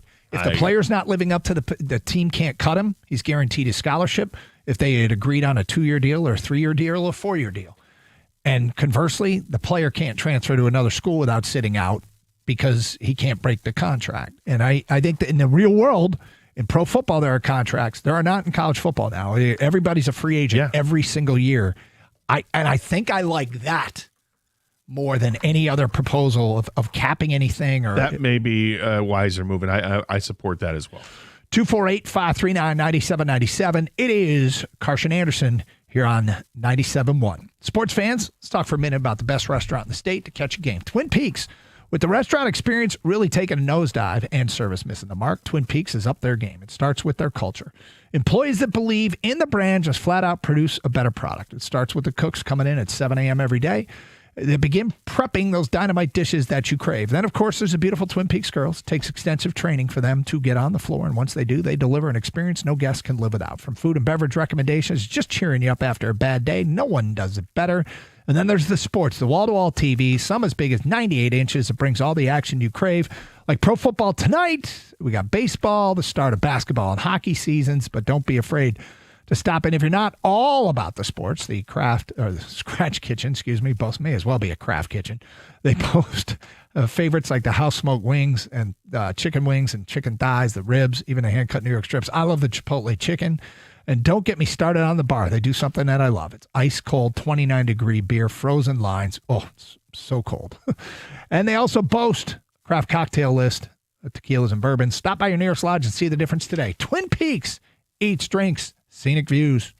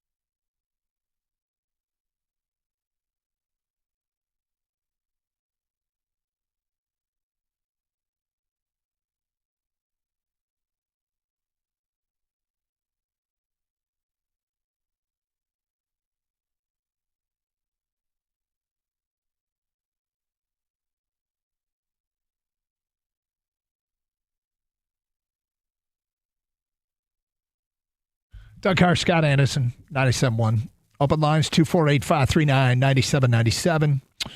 I don't think I read this one yet. Gator, you tell me what you think. Every successful coach MSU has ever had was previously a defensive coordinator. We need that kind of toughness on defense. So what do you make of that? Well, so Mark D'Antonio? Well, Perlis, right? I guess. Yeah, I mean, D'Antonio wasn't a DC for long, right? He was defense back coach of Michigan State. I think was he DC over at Ohio State, and then he went to Cincinnati, and then came here. Yeah, he was a DC at Ohio State for 3 years. His position coaching, he was a DC at Youngstown State for 5 years. So he had a background, yes, in defensive football, without question, defensive mind. I don't know if that's a prerequisite. I don't think it is. I think you, without question, have to have a good offensive coordinator and a good defensive coordinator, and it would certainly help if you were either of those prior to becoming a head coach, or at least a head coach. Jacob in Minnesota says Michigan State is not a poverty school. They have a lot of donors, a top 25 school in revenue, and they play in the Big Ten. They can fire and hire a coach. It's not that big a deal. This is true. Well, the one thing that I'm not sure of the particulars, but I talked to some people up there that said, yeah, they kind of got to sort out the Mel Tucker thing first. I don't know what grounds Mel Tucker might be able to get his contract. And have they even found Mel Tucker? Do we know what the hell's going on there? I'm not sure. I think it's an interesting one. This story that still hasn't finished, and I'm not sure why it hasn't finished to this point. Yeah. But it feels like it's one that the door can be closed on that very soon. And yeah, you would think that there's Michigan State has every reason to believe they're not going to have to pay him a dime moving forward. So we'll see what happens with that. If that is a holdup, then that's troublesome. But assuming that they don't have to pay him anything significant, if they were to move on from Jonathan Smith, which they haven't fired him yet, but if they were to move on from him and they don't have to pay any penalty for Tucker, then yeah, you can eat the money. It sucks to have to eat the money, but that's college football today. I'm sure Penn State's not thrilled with having to eat nearly $50 million for James Franklin, or that LSU isn't thrilled to have to eat $54 million for Brian Kelly. I can't imagine Mel Tucker winning his case, but I believe the number there was $90 million that he was still owed, and I don't know that any school can absorb $120 million in coaches that aren't coaching for you. Yeah, that's a lot. But look, whatever that resolution, I probably would operate as if you wouldn't have to owe him anything, but until that's closed. Samuel, you're next on 97 to Ticket. Hi, Samuel. Hey, what's up? Champ and Chump. Champ to be the Red Wings for, doing good. Yep. Have some hope for the season, the way they're playing so far. Chump will be Spartans for a boatload of reasons. And then I wanted to ask, Doug, have you seen or heard that Savannah Banana ball is coming to Comerica Park next year? I did see. I thought it was confirmed, right? That the Savannah Bananas are going to be playing at Comerica. Yeah, I can't wait to get my tickets. Really? I want to go. It's wildly popular. You talk about a money-making endeavor from just a lark. They have turned that into, I don't know, might be $1 billion industry now, because they've added a couple other teams to the mix there as well. And they're just doing this barnstorming tour where they play, I don't know how many games a year they're going to start playing, but if they play like a 50-game schedule between the 4 teams that they have or whatever, and they're selling out everywhere. It's crazy. Question for you, Gator. If they made a Detroit team, would you sign up? Because I remember I listened to you guys a lot. I remember you saying they used to play, as a kid. I was a terrible baseball player. It would be great. That's okay, man. You don't have to be good. No, you have to be competent of some kind. Man. No, it would not be great to see me on the field for baseball. Absolutely not. No, I was terrible. Did he just ask you if you wanted to play for the Savannah Bananas? I think I'm safe to say out of my element. Yeah, look, I have no. This is just like anything else in sports. If you have interest in it, that's awesome. I'm not particularly interested in the Savannah Bananas. I'm not mad at people that are. No. I think it's, and I'm not either. Occasionally I've flipped it on TV and I watch for a few minutes, but that's about it. But I'm not terribly interested in it, but I understand the appeal to it, and I think good for them. It's great family fun. It feels like you're appealing to more than just men, which is another way to make money, and they are doing that. The one cool thing it looks like they do, and again, I'm paying attention on the periphery of this thing. I haven't really gone all in, but it looks like they bring back like legends when they go play.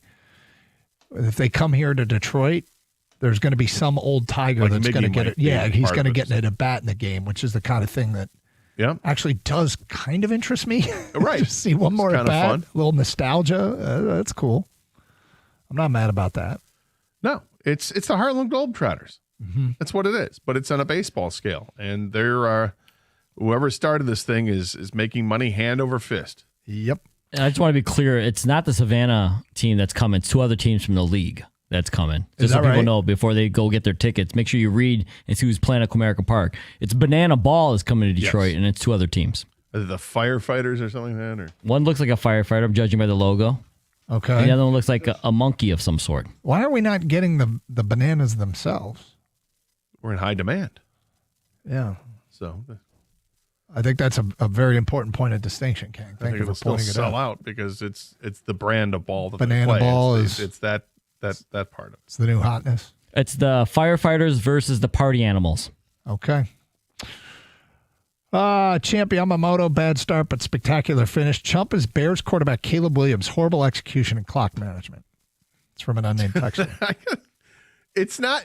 I mean, is it a Caleb Williams problem or is it a Chicago Bears head coach problem?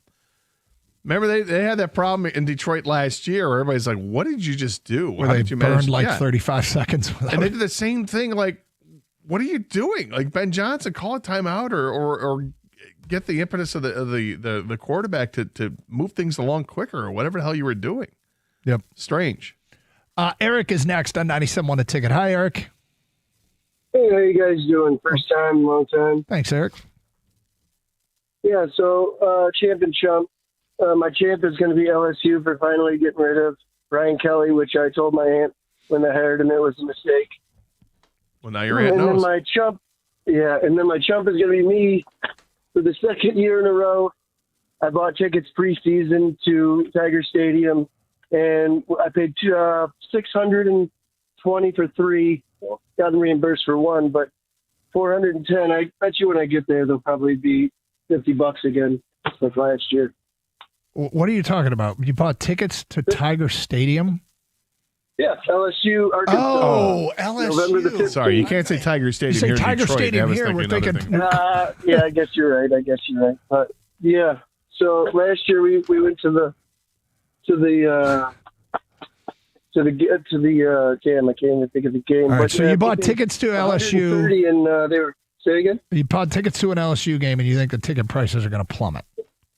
Oh yeah, I mean I paid $210. I mean we're fourth row in the end zone, so it should be a great time. I mean they never disappoint, but Well, yeah, anytime you buy tickets ahead of time to any event, you're always running the risk that those tickets will lose value. There's also a chance that they'll skyrocket and maybe make, but don't chump yourself. It's okay. It happens to the best of them. Look, the one unbelievable thing that I find just to be hard to believe, and I'm probably like this weekend, you know what the biggest game of the college football season was supposed to be, or one of the biggest games? It was supposed to be this Saturday, Penn State at Ohio State. I bet preseason that ticket was through the roof what you'd have to pay to get it. You're probably right. And on ESPN's website, it now says tickets as low as $84. Yeah. So it happens. 248-539-9797. All right, so there's more than one way that the firings in college football could impact us here. This is not Michigan State related. We'll get to that today at 12:05 here on Carson Anderson on 97.1.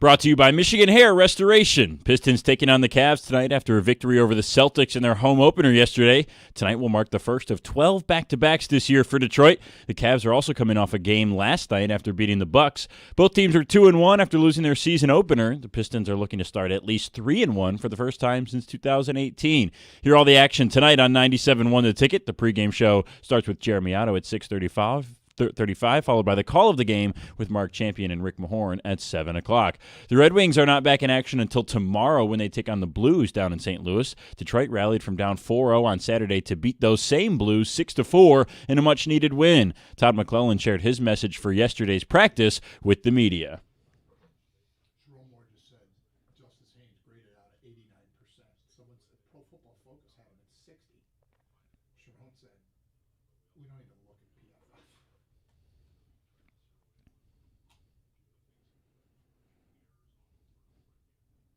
On the West Coast, the World Series Game 3 gets started tonight. That's at 8 o'clock in Los Angeles. Max Scherzer against Tyler Glasnow with the series all tied up at 1 apiece. And the big news of the day in college football, another head coach fired. This time it's LSU's Brian Kelly that was dismissed after starting the year 5-3 with the most recent 49-25 loss to Texas A&M. LSU could owe Kelly as much as $53 million. Offensive coordinator Joe Sloan was also fired by the Tigers this morning. At the Corewell Health Sports Desk, I'm Brendan Shabbat. For more, go to 971 The Ticket or Odyssey.com.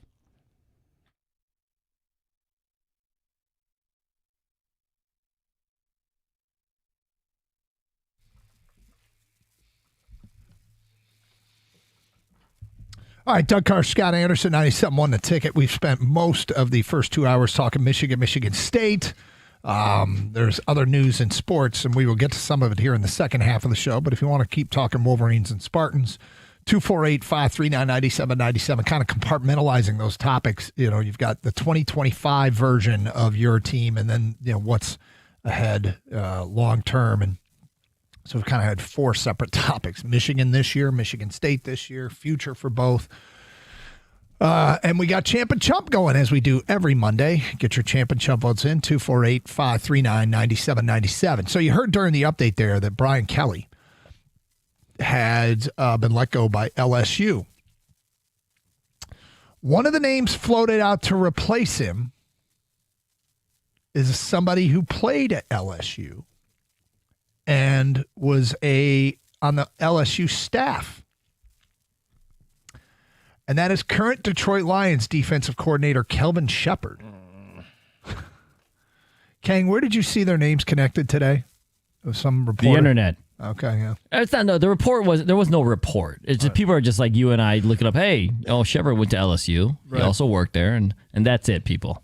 So there's no like source or story out there that's saying that they've spoken or anyone's interested, but you know, people can see. Yeah. Yeah. Are we, I mean, I feel like we have quickly become all in with Kelvin Shepard.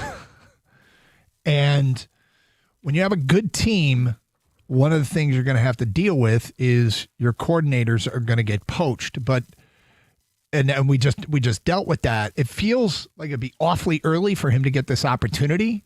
But that doesn't mean he wouldn't be a great head coach. Listening to him talk, my early read is he might have the stuff. And what I look for first, obviously you have to have coaching competence that is provable on the field.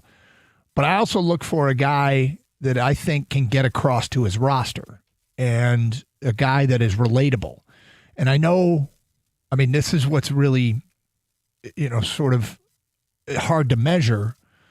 And you can't always tell from press conferences, although they do feel like they are a degree of evidence, but not necessarily something you'd roll with great certainty, how they sound at a press conference. But I think it's really difficult to be able to get everybody pulling in the same direction at every level of football when you have people with different aspirations and now different incomes at the college and pro level.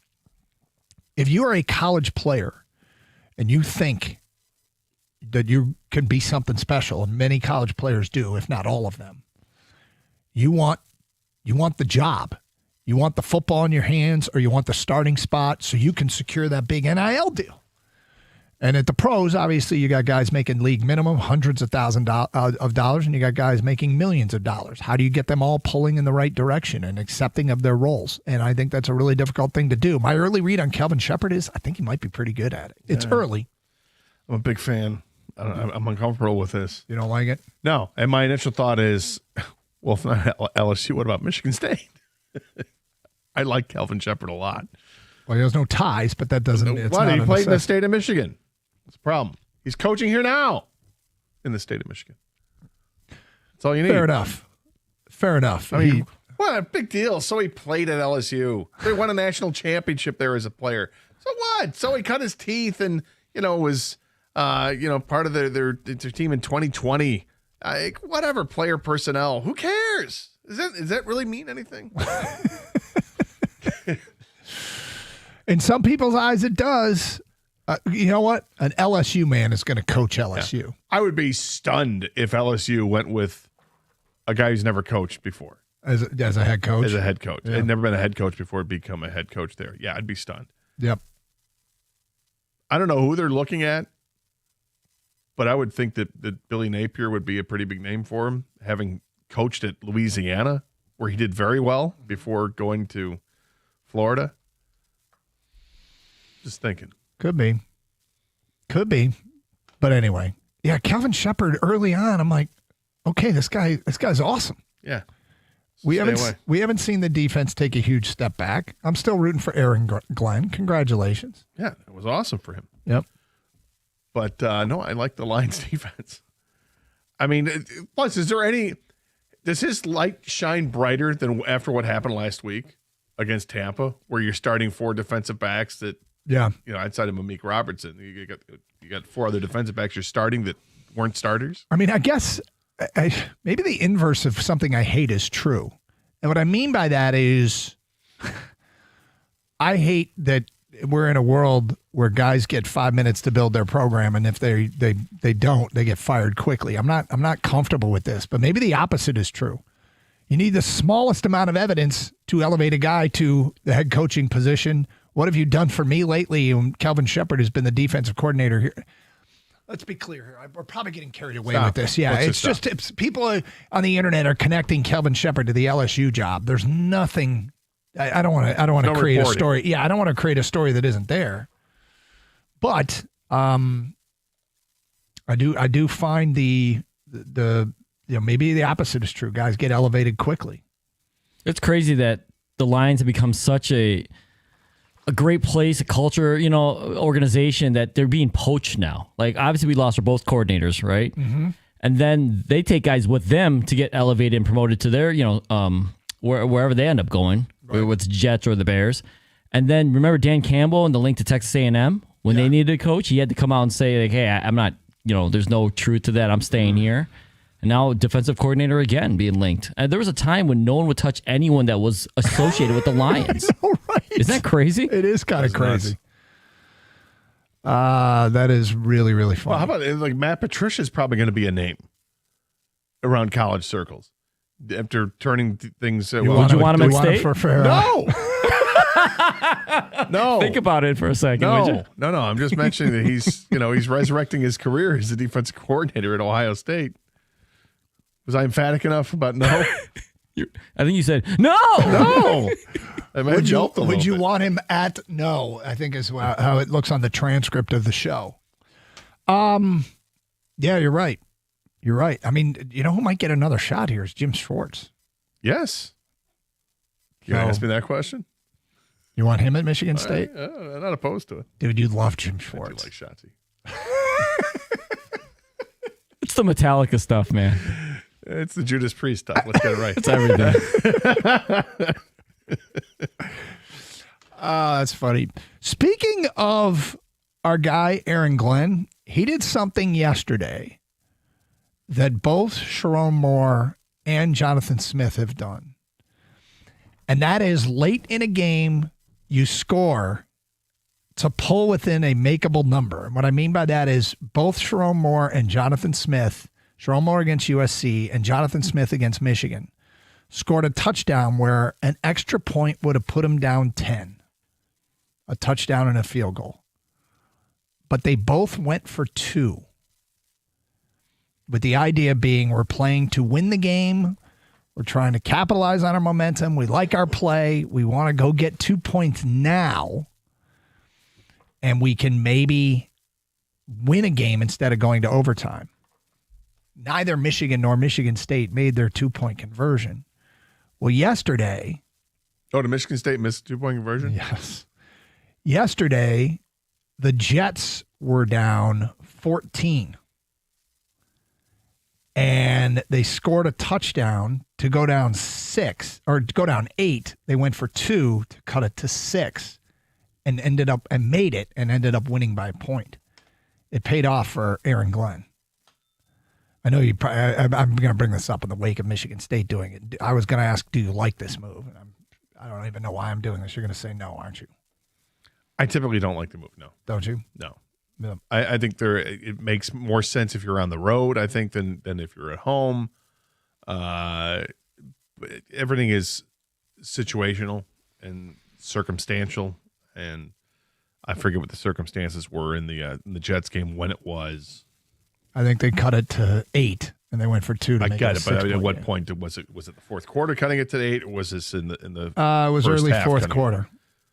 So. Yep. Yeah. I remember watching it on Red Zone. Yep.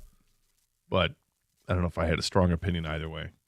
Okay, there are rumors out there in the NFL, and when there are rumors, you always go, okay, how does it impact us? We are getting, what is the trade deadline, November 3rd? Is that correct? It's next Tuesday. Okay, so now things are going to start to percolate. What are the latest trade rumors? Well, the Lions are involved in one of them. Well, and keep this in mind. Who did Aaron Glenn beat?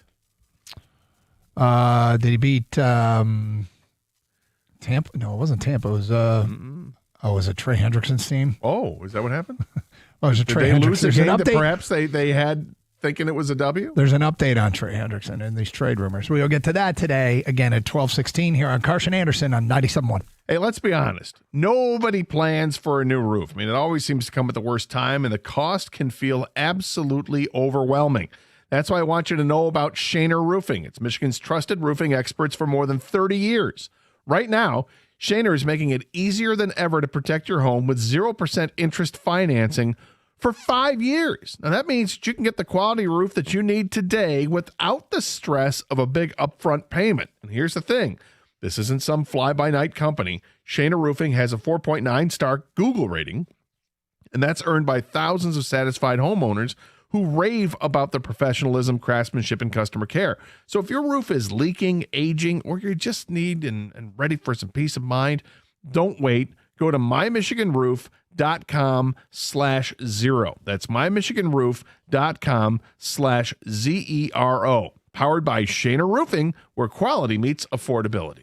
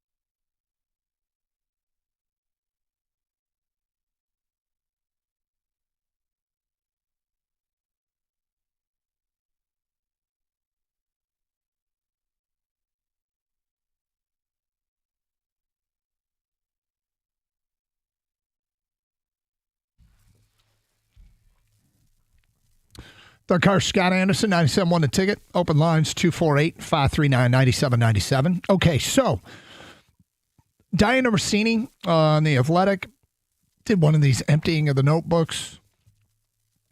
The what I'm hearing rumors type stuff about the NFL as we are just about a week away here from the trade deadline. And so there's stuff out there. There's percolation in the rumor mill. And let's get to some of it.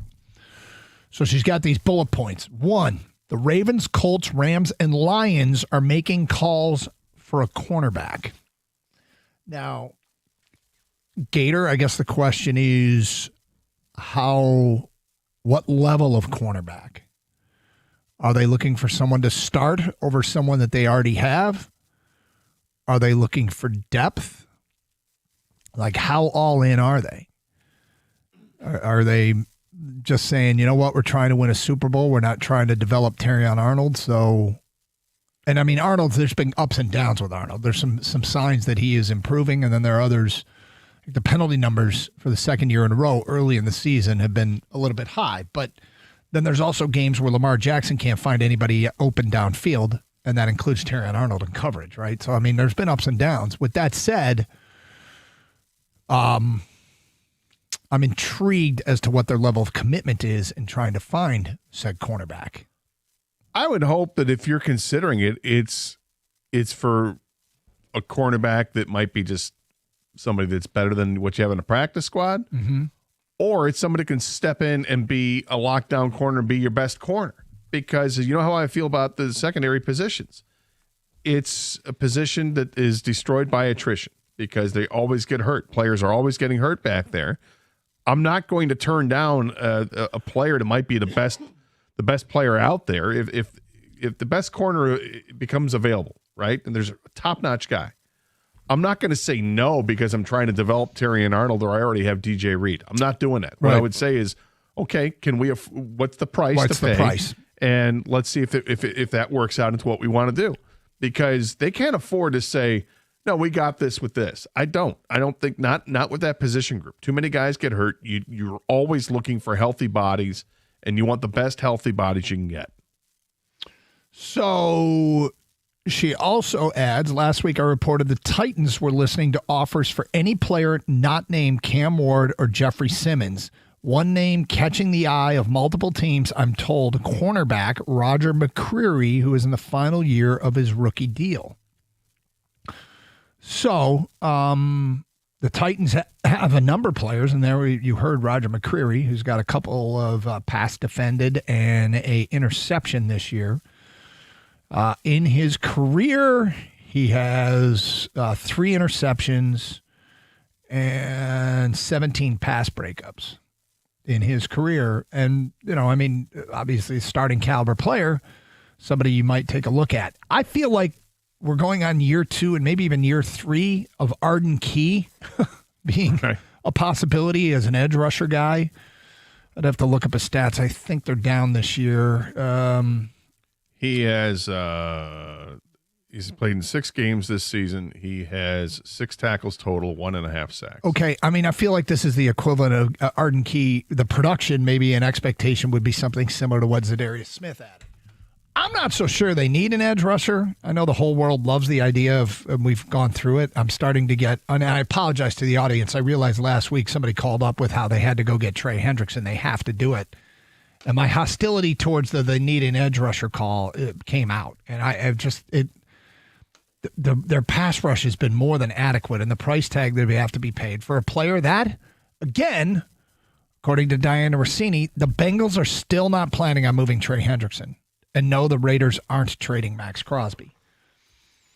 Bengals may feel that way now. They played, I think, the Bears on this upcoming week. Mm-hmm. See how they feel after that game. If they lose to the Bears, does that change everything? Well, if you're planning on selling a valuable player, you might be saying, we're not planning on trading him, but you're keeping everybody's phone number. Yeah, they play the Bears on Sunday. Mm-hmm. It's a home game. If they were to lose, that drops them to 3-6. But it's a division that is, the Steelers are on top. Steelers just lost last night as well, so they didn't lose any ground. Although Baltimore won a game yesterday for only their second win, but I think everybody can see Baltimore trending upward as they've gotten healthy. Roquan Smith's back. Mm-hmm. They're going to get Lamar Jackson back next week, and they look like they could be damaging again because they're a very talented football team that got off to a rough start with injuries. So here's another one that is interesting. She writes, keep an eye on the Jets. Teams have been showing interest in defensive tackle Quinnen Williams, although New York's asking price is massive. So is this a Brad Holmes calling up the Jets and saying, can I talk to Aaron? Can you hand the phone to Aaron? I just need to talk to AG for a little bit. Yeah. Love Quinnen Williams, but it's not necessarily a position. Not necessarily.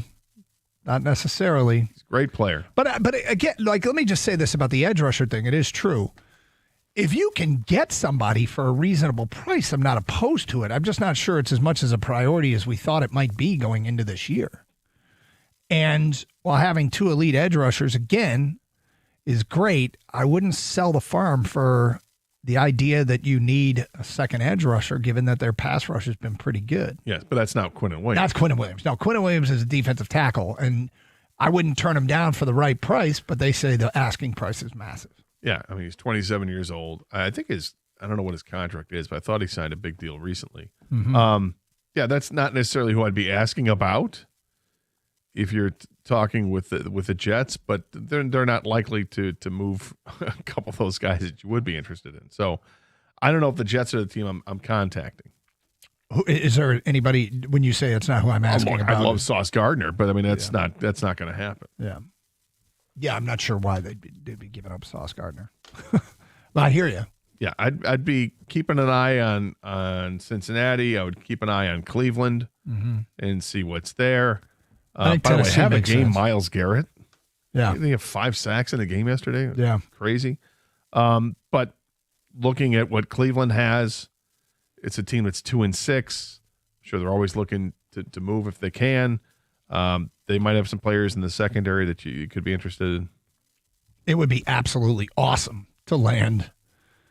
So if you could get Cleveland apart from with Myles Garrett, but I think that's fantasy. That's not. I wasn't mentioning it. I just mentioned he had a game. That's okay. All I'm saying. I wondered if you were drawing a straight line.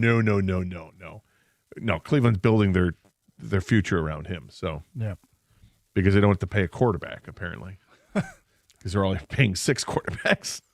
Why pay 1 when I could pay for 6?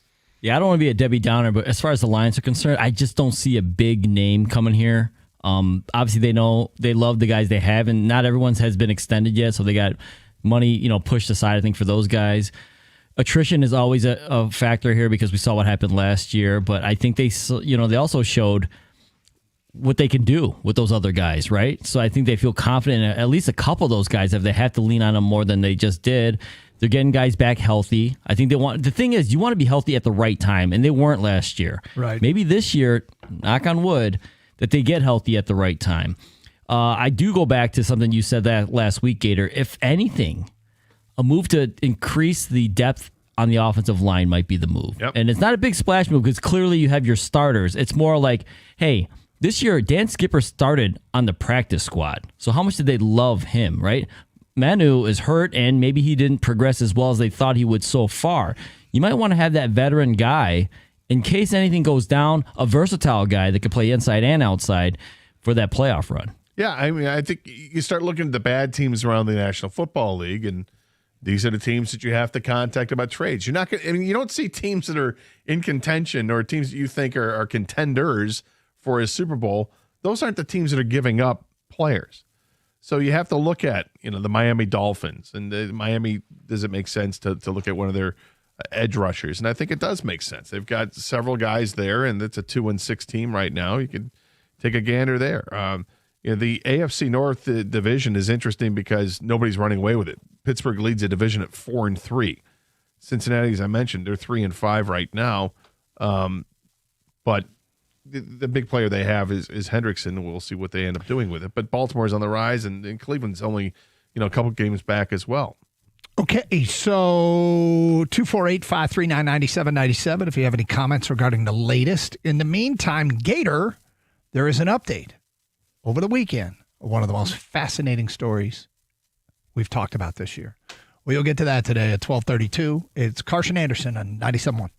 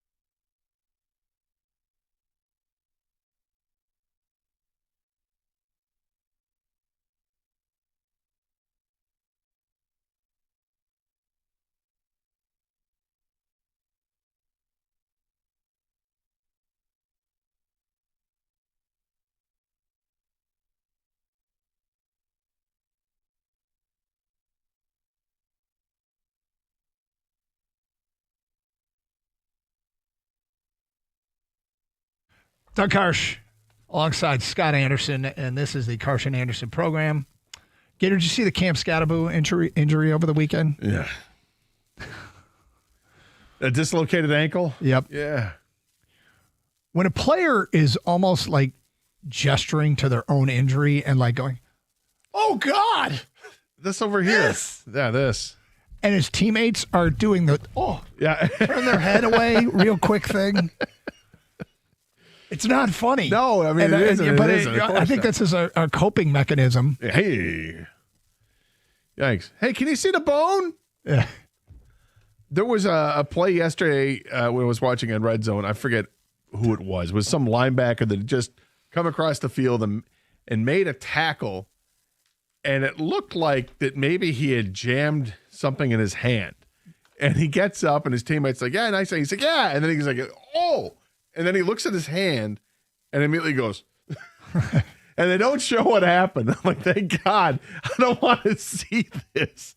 What the hell happened to this guy's hand? But when you come off the field and you're doing the, hey, I need a replacement. You start tapping the helmet, whatever it is, whatever your code is. It's a brutal sport, man. Scatterbo, it was on the field looking down at his ankle and, hey, is that a right angle? And it reminded me of Jansen's story. I'm not asking everyone to do this, poor John, but the picture of him on the internet where he's laying on his back and his body's going north-south and his ankle is going east-west. His foot is still standing up. His foot is on the ground like he's still standing up, but it's going east-west and his body's going north-south. And it was against the Dolphins, and the Dolphins head coach was Cam Cameron, who was an offensive coordinator at Michigan when Jansen was there. And Cam was the first one to reach him. And he put his hand on John's chest and said, don't look at it. And John gave the classic line. Is it 2 to 4 weeks, coach, or 3 to 6? And Cam looked at him and said, it's probably closer to 3 to 6, John. 3 to 6 months. Is there a more misleading injury than dislocated ankle, by the way, on that? That's not, dude. No, like when I hear dislocated ankle, initially I think of... I know that's a medical term, but... I'll tell you what I think of initially when I hear dislocated ankle. I think of Tony Finau at the Masters when they had like the hole-in-one thing, whatever, and he hits the hole-in-one, jumps up to celebrate, and his ankle pops out, but then he pops it back in. And he was okay. Yeah. Dislocated ankle. Yeah, that was crazy. Just pop it back into place. I don't think of the Cam Scatterbo injury. No. When I hear dislocated injury, I think of like somebody just lost their leg when I see the Cam Scatterbo. Dude, that looked terrible. Not good. Juan on a cell. You're on 97. Want a ticket. Hi, Juan. Hey, what's up, fellas? Hey. I had a question. Would you guys consider, I know it's hard, but would you guys consider trading Jameis Williams for a DN? Preferably one of the losing teams. Maybe I was thinking of a blockbuster. Maybe I'm dreaming, but like the Raiders, you trade Jameis and like 2 picks for Crosby, and then you still get Jacoby Myers out the deal. So you're saying I get Jacoby Myers and I get Max Crosby? Yeah, because I know Jacoby Myers is going through a contract issue. It seems like he don't want to be there. I looked at the contract. Jameis and Max Crosby not too far off. First 3 years, 100, 3 years, 80 or something similar. But, yeah, if you can trade, would you trade James for, because a lot of the losing teams need a The trade that you suggested, would I do it? Yes, but the problem is I don't think there's a chance in hell they would do it. Yeah, the Raiders aren't they're not looking to trade Max Crosby. And they keep saying that. Some people keep bringing it up, but yeah. Yeah. Even the Giants. I was thinking about the Giants. Even they got those young DNs, but even though they got Malik Neighbors, can you imagine Dart with Malik Neighbors and James Williams? Here's the thing that I mean, as much as you're being creative here, Juan, I'm not looking to dent the Lions' offense at all. I am a believer that offense wins championships, and I think J-Mo's presence on the field impacts everybody. Even if the production isn't through the field, or even if the production isn't through the roof, I find that he's the guy that everybody keeps safety over the top to make sure that he doesn't get loose deep. I agree. So I don't want to weaken the offense. I'm not looking to move Jameson Williams, but I mean, of course, the right move comes along. I mean, if you're telling me that the Giants want to move Brian Burns for Jameson Williams, I'm going to listen. Or Kayvon Thibodeau, I'll listen. Max Crosby, I will listen. I don't think those moves are. Yeah, and I probably don't want to do that. It's crazy because just like you, Gator, like I'm a huge fan of Brian Burns, Max Crosby, those guys, Trey Hendrickson. But entering this week, the Lions are third in the NFL in sacks. So, I mean, how much do you really need a guy opposite of Hutchinson, right? Like, it's not a crisis. It yeah, really exactly. isn't. Yeah, like people are looking at the wrong position group. Well, here's this. It just came in from Scott. Hendrickson or a corner? Remember when you were a kid and you had holes in all of your socks, but you wanted the Millennium Falcon? Your mom got you socks. We'd love Hendrickson, but we sort of need socks. And he wanted the Millennium Falcon. I'm laughing because it hurts. It's true. It's so true. Remember when you wanted the X-Wing fighter? But you got socks. You got underwear instead. I don't want underwear. You need underwear. Yeah. But I wanted the TIE fighter. Yeah. I do your laundry. You need underwear. Right. A lot of it. Right? Like, what do you do all day? Oh, hysterical. You got holes in all your socks. You wanted the Millennium Falcon, but your mom got you socks. Yeah, 100%. I totally understand that. Okay, update on the Louvre heist. 2 suspects were arrested Saturday night in connection to the Paris Louvre Museum heist. Oh, do we have any quotes from an inspector? Does your dog bite? Inspector Devereaux. Thieves took less than 8 minutes to steal $102 million worth of jewels. Did you see the video of them getting out of there? No, there's Like video. there's video of like some giant ladder that's on an angle up to the side of the building that's attached to like a truck or whatever, and they just slide down it to get out of there. Sick. Brilliant. Brazen. It was brazen. It was probably, thankfully nobody gets hurt in any of course. this, right? I mean, that's where you can sit back and And then I think all guys can't help but think, how would I get away with this? Maybe not as much as we probably like to admit, but one of the thieves was caught at the airport getting ready to leave the country. And he got flagged down and they arrested him. Apparently some DNA traces connected the suspects to the police. Both men are in their 30s and both were known to police. Oh. So they had a rep. Apparently George Clooney made some comment a couple of days ago joking that he was very proud of the Louvre thieves. Of course, the star of the Ocean's movies, which are all about heists. He's very proud of Rusty. Yeah. He stepped up. Ocean's 12, yeah. Oh, really? This wasn't the first time, Doug? They're career criminals that did this? They didn't think they did one shot at this one? First time. He said one spokesperson said one suspect was arrested as he attempted to board a plane bound for Algeria. So Algeria was the getaway country. It's interesting because, everything sounds so exotic with all different, but it's like the distance between countries over that part of the world. Yeah. It's like I'm going to Tacoma. Well, and is a plane too high profile? Should they have just tried to sneak across the border in a car? Maybe. No. Switch to camel at some point.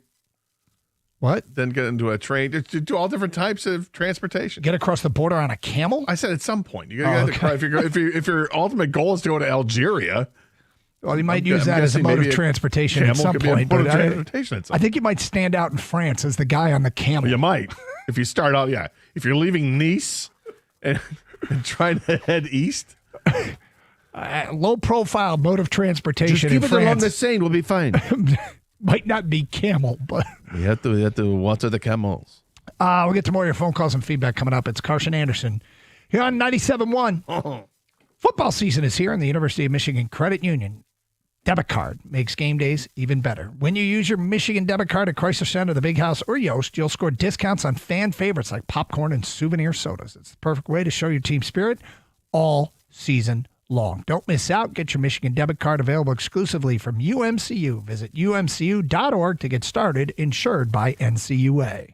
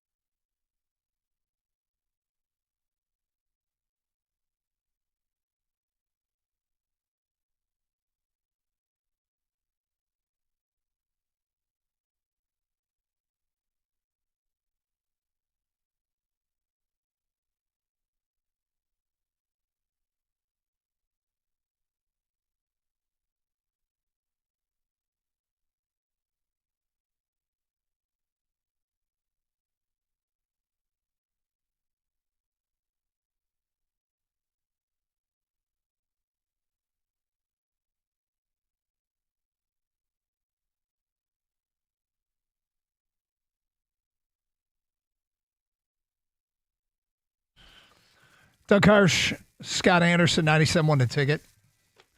It is the Karsh and Anderson program, 248-539-9797. Sean in West Bloomfield, you're on 97.1. Hi, Sean. Hi, gentlemen. So this whole narrative of we're third in sacks, so we don't need an edge rusher, I think is the absolute wrong way to look at it, right? So what that premise says is you only acquire players when you have a deficiency. There's another way to acquire players, which is you double down on an elite group, right? So if we were to acquire a Max Crosby or a Myles Garrett, I'd rather carry a mediocre secondary and just be totally, completely unstoppable on our defensive line. You'd have offensive coordinators quaking in their boots. I don't think we'd lose another game if we got one of those guys. Like, it would make us ferocious. Sean, I don't think anybody turns down a deal to get one of those guys. I'm not sure, first of all, if any of those guys are going to be available to the Lions or anybody else. Max in Crosby the league. had just signed a deal, would have a $97 million cap hit. Max Crosby, we're being told over and over, isn't available. Those points are not what I'm hearing. What I'm hearing is we're good. We're third in sacks, right? We made those points. But I would say this. But I understand what you're saying, and I'd love. Look, would I love to go get Kayvon Thibodeau or somebody else like of that ilk? Yeah, I would, and I think that helps to make up for some deficiencies that you would have in a secondary. When you talk about a mediocre secondary, I don't know if the Lions have a mediocre secondary. Okay, well, they don't have an elite secondary. Can we say that? I mean, I'm saying I think it's worse than mediocre. Oh yeah, okay. So that's why I think with that's all where the respect need due is. to the Legion of Whom. Yeah, and I do enjoy that. Now, finding players, it'd be easier to find perhaps an upgrade in the secondary than it is to find an upgrade at defensive end. I'm just saying, if you double down on an elite group, I agree. That's how you win a championship. But those players that's have to the be best available. move. But Sean, those players have to be available to you And in they're order to way make that more happen. expensive. And if it's you also here's the thing about those players is that yes, you will become the favorite to win the Super Bowl this year, and you are also signing up for losing a bunch of guys you currently have. You might in have the not so distant future. That's part of the price. Maybe you don't Bunch care. might be exaggerating, but you might have to lose at least one. At least that could one, really and hurt you. probably two, given what those players cost. That guy has the worst socks of anybody you'll have ever met. He has more holes in his socks. He's got a sweet Millennium Falcon. Yeah, exactly. Yeah, but He he's wants a got the Millennium Falcon so bad. That's a great point. I mean, I can appreciate how great it would be to have those guys on the line, but there's a price to be paid, and part of the price is they're trying to keep this group together to make multiple runs at Super Bowls, which I am very intrigued. Okay, like I think Lions in the past, some of their people in charge might pay a higher price than Brad Holmes is willing to pay. We have not seen Brad Holmes' plan come to fruition yet. But if he keeps drafting the way he's drafting and replenishing the roster with cheaper players and keeping his elite guys, is this sustainable for as long as Brad Holmes is here? Well, I think that's the idea, is that he's growing with his team and giving these guys contract as the league is also increasing the salary cap from year to year, that he's kind of keeping up with that and not trying to get ahead of it. And it's worked out to this point. But if you were to accelerate that by adding someone that's going to get, north of $40 million a year, and by the way, you still haven't offered Hutch, or you still haven't gotten Hutch signed yet. Does that prevent you from, if you were to do this, and you would have an elite defense without question, and I see that, but is the price to be paid not only that you've given up on draft capital, which I'm fine with, but then let's say that you can't sign Laporta, or God forbid, would you say that you can't sign Branch or Jahmyr Gibbs? So I feel like some of this approach is, hey, I know the world is going to end next spring, so I need to win this Super Bowl first. I'm not approaching it that way. No, but again, it depends on who's available. Yes. And that's if definitely you call part the of it. Giants and say, hey, we're interested in some of your edge rushers, like none of them are available. Like, are you serious? Not, absolutely not. No, they're not available. And if you call the Bengals and say, we want Trey Hendrickson, and they're like, we're not trading Trey Hendrickson. Are you sure? Yeah, we're not trading him. I mean, you don't give them the Godfather offer. Well, right? continuing asking for those guys is fine, but And they should ask. All the feedback we get. Last year, nobody got moved. Parsons got moved when it got personal with Jerry, and that's why you always call Dallas about all of their players at all times. And then the cost was huge. Yes, the cost is something that, in terms of the return, was a couple first-round picks, which is fine, but then there was he needed to be signed, and that would basically, I mean, you can look at it as we are giving him Aiden Hutchinson's money, and Aiden will be lost at the end of his contract, but yeah, and then gave him $46 million a yeah. year. So there's some reasons why it's not as easy as just going to get one of those guys, but for a much lesser price, you can make yourself way better and address some needs. 248-539-9797. Carson Anderson. By the way, the blueprint continues to be solid. Look awful in your first your Right. first weekend. Look terrible. Signed the 2025 Detroit Tigers, the 2025 Detroit Lions, the 2025 Detroit Red Wings, and now the 2025 Detroit Pistons. Look awful in your opener. And then just do nothing but bounce back. Who had the Pistons at 2-1 after that opener? Remember the call that called right after the opener and said, guys, I'm really worried about this team? We're like, well, it's one game. It's one game, and I suppose if you were to look at it closer, you'd say they kind of sleptwalked through the first quarter without question. Of the opener or all three games? In the opener. Because I kind of think it's all three games. Well, maybe. But they certainly got better as the game went on, that opener, although it was kind of an even score through the next three quarters, except for then the fourth quarter in the opener. Yeah. They played really well, and they held the team to under 20 points, if I'm not mistaken. From that fourth quarter on, it feels like the Pistons have played pretty good defense in the next two games to win. Here's what's funny. These are the three worst quarters for the Pistons. And for people who don't know, they beat Houston and Boston, two really good teams, although Boston's off to a terrible start. But they beat Houston and Boston over the weekend to go to 2-1. Do you know what the Pistons defensively worst three quarters of the year are so far? Defensively? Yeah. With the worst three quarters? Their worst three quarters the first three of the first game?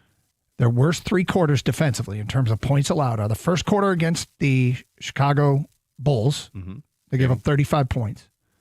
The second worst quarter they have this year's the first quarter against the Houston Rockets. They gave up 33 points.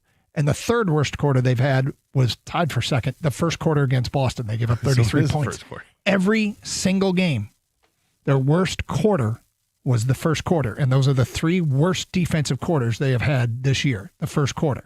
And I said it last week, something weird with this team defensively in the first quarter. I didn't have the data to support it, but I suspected it was true, that some of their first quarters last year were terrible defensively. It felt like that happened. I'll just go with the stat, my favorite stat in games I watched. Oh, yeah, it felt like you could count on them giving somewhere between 32 and 39 points up in the first quarter. I don't know what the story is with that. Maybe I'm wrong. Tell me I'm wrong, Gator. Tell me I'm wrong. Can't do it. I can't do it. But, I mean, Cade with a good weekend. He had like 46 points, 17 assists, 10 rebounds in the two games. Asar Thompson hit some big shots down the stretch. And I'm starting to look like a guy who's developing big shots down the stretch against Houston. I think he was their second leading scorer yesterday. Was that the case? No, Duran was 24, but Asar had 21. So they're showing some stuff here, Gator. Showing some stuff. Don't dislike this group. There are some things. Yep. So keep your eye open. Asar also had a sweet block of the dunk attempt by Derek White. Had and one, maybe a 2-and-1s in that game, but 248-539-9797. It's Carson Anderson. We opened the show talking a lot about Michigan and Michigan State. We'll get back to some of that next hour. Also, got to talk about the chase in the NFC North. The Lions had the day off. That doesn't mean there wasn't action. That doesn't mean we had to do the highly, highly distasteful thing of having to root for Aaron Rodgers, and he did not come through for us. That sucked. Plus, Champ and Chump. Get your Champ and Chump votes in at 248-539-9797. Who should be singled out for having the best weekend? Who should be called out for having a weekend that stinks? Let's 248-539-9797. And there's more reporting on Tarek Skubal. That coming up next hour as well here on 97.1.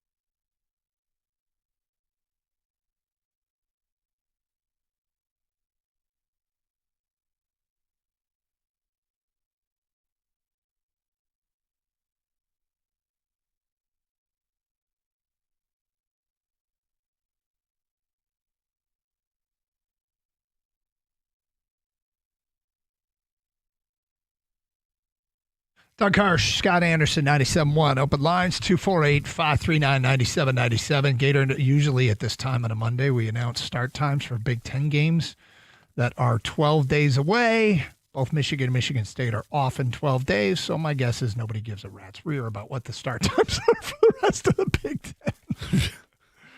Maybe I'm wrong. But there will be no announcing of start times for Michigan, Michigan State. Do you have announcing of the time that for Michigan State to fire Jonathan Smith? No, not yet. No, if it was going to happen, don't all firings happen on Sundays? I would imagine if it's going to happen this season, before while the season's going on, that it would happen on Sunday, upcoming after the Minnesota game, leading into the bye week. You were kind of staunchly against it last week. What? The firing of Jonathan Smith. Yeah, and then I saw the game on Saturday. That was a straw. I'm not thrilled with coaching decisions. Again, it's not about. I thought the team played with effort. I thought they absolutely played with effort, but the common themes that keep creeping up with Michigan State, where some of it is certainly self-inflicted. That stuff I didn't like at all. Which, if you're a Spartan, why would you like the dumb penalties and the pre-snap penalties and the lack of discipline? All that plays into it. But beyond that, it's the decision to go for 2 points and you didn't have to. The going for it on 4th down and 3 when you're in field goal range. Passing up points and chasing it with, dreams. I just didn't I didn't like it. I didn't like the coaching effort at all in the game from Jonathan Smith. So and I don't think this team responds to him. You don't think they do? No. I think this team, I think they played with pride on Saturday night. I thought they played well. Didn't they play with pride against Indiana too? I thought they did, but I don't know if it's for the coach. I'm not telling you how to feel. Certainly, you got your thing. I just look at the last 2 weeks after the UCLA game. I think the team did respond. I think they played hard, and maybe it's too late. Maybe that's irrelevant to people, and I'm willing to accept that's the way you feel. But I thought that their efforts the last couple of weeks showed a team that hasn't given up and is fighting for their coaching staff, but might be a moot point. Yeah, I don't. You don't care. No, I mean it's. Yeah, look, does he still have a chance? You'd have to win out, and is it possible? It's possible. They've got games against Minnesota, who just got hammered by Iowa. Raise your hand if you saw Iowa scoring 41 points in a single game. You had your hand raised. I'm just asking people if you. No, I did not. I did not see Iowa scoring 41 points in a single game. I think the over-under for points for Iowa the rest of the season was 43.5. And they just hammered Minnesota. I think it was 41-7. I got that pick wrong. Well, I was kind of with you as well. Yeah, and saw what happened there. My 9.5 points were cute. So what do we have left? We got Minnesota. There is Penn State, who is just reeling right now. There's Maryland and one other game, I guess, in there. I can't think what it is, but that's what they have. There's a chance to win. I don't know if it saves his job if they win out, unless, I don't know, it'd have to be kind of impressive to do that. Iowa's the other game. They play at Iowa. Well, like I said, the aforementioned 41-7 against Minnesota. Yeah. Good luck with that. But it was probably their best game of the year last year, wasn't it? Iowa? Probably. Yeah. One of the players we mentioned last hour has been traded. NFL trade. Really? Adam Schefter. The Titans are sending cornerback Roger McCreary to the Rams for a conditional 5th, 6th round pick swap per sources. The Titans get the 5th round pick closer to the beginning of the round, which is most likely the Titans' original 5th round pick. The Rams receive the 6th round pick that is closest to the end of the round. The Titans currently have 3 6th round picks. So the Titans are getting a 5th round pick, and the Rams are getting a 6th round pick and Roger McCreary. So McCreary's a free agent at the end of the year, if I'm not mistaken. Yeah. Would I have given up a Lions 5th round pick for Roger McCreary and a 6th? I might, yeah. They have bigger plans. 33 tackles this year. They probably don't have bigger plans. 1 interception. The pass is any indicator. Now, let's be clear. Last year, they didn't stand pat at the trade deadline. They did go get Zadarius Smith, and he was helpful down the stretch. So, anyway, we mentioned it, so we thought we'd follow up on it. 248-539-9797. Red Wings didn't get much of a chance to talk about them. They fought back from a 4-0 deficit to take down the Blues. DeBrincat finally scored a goal.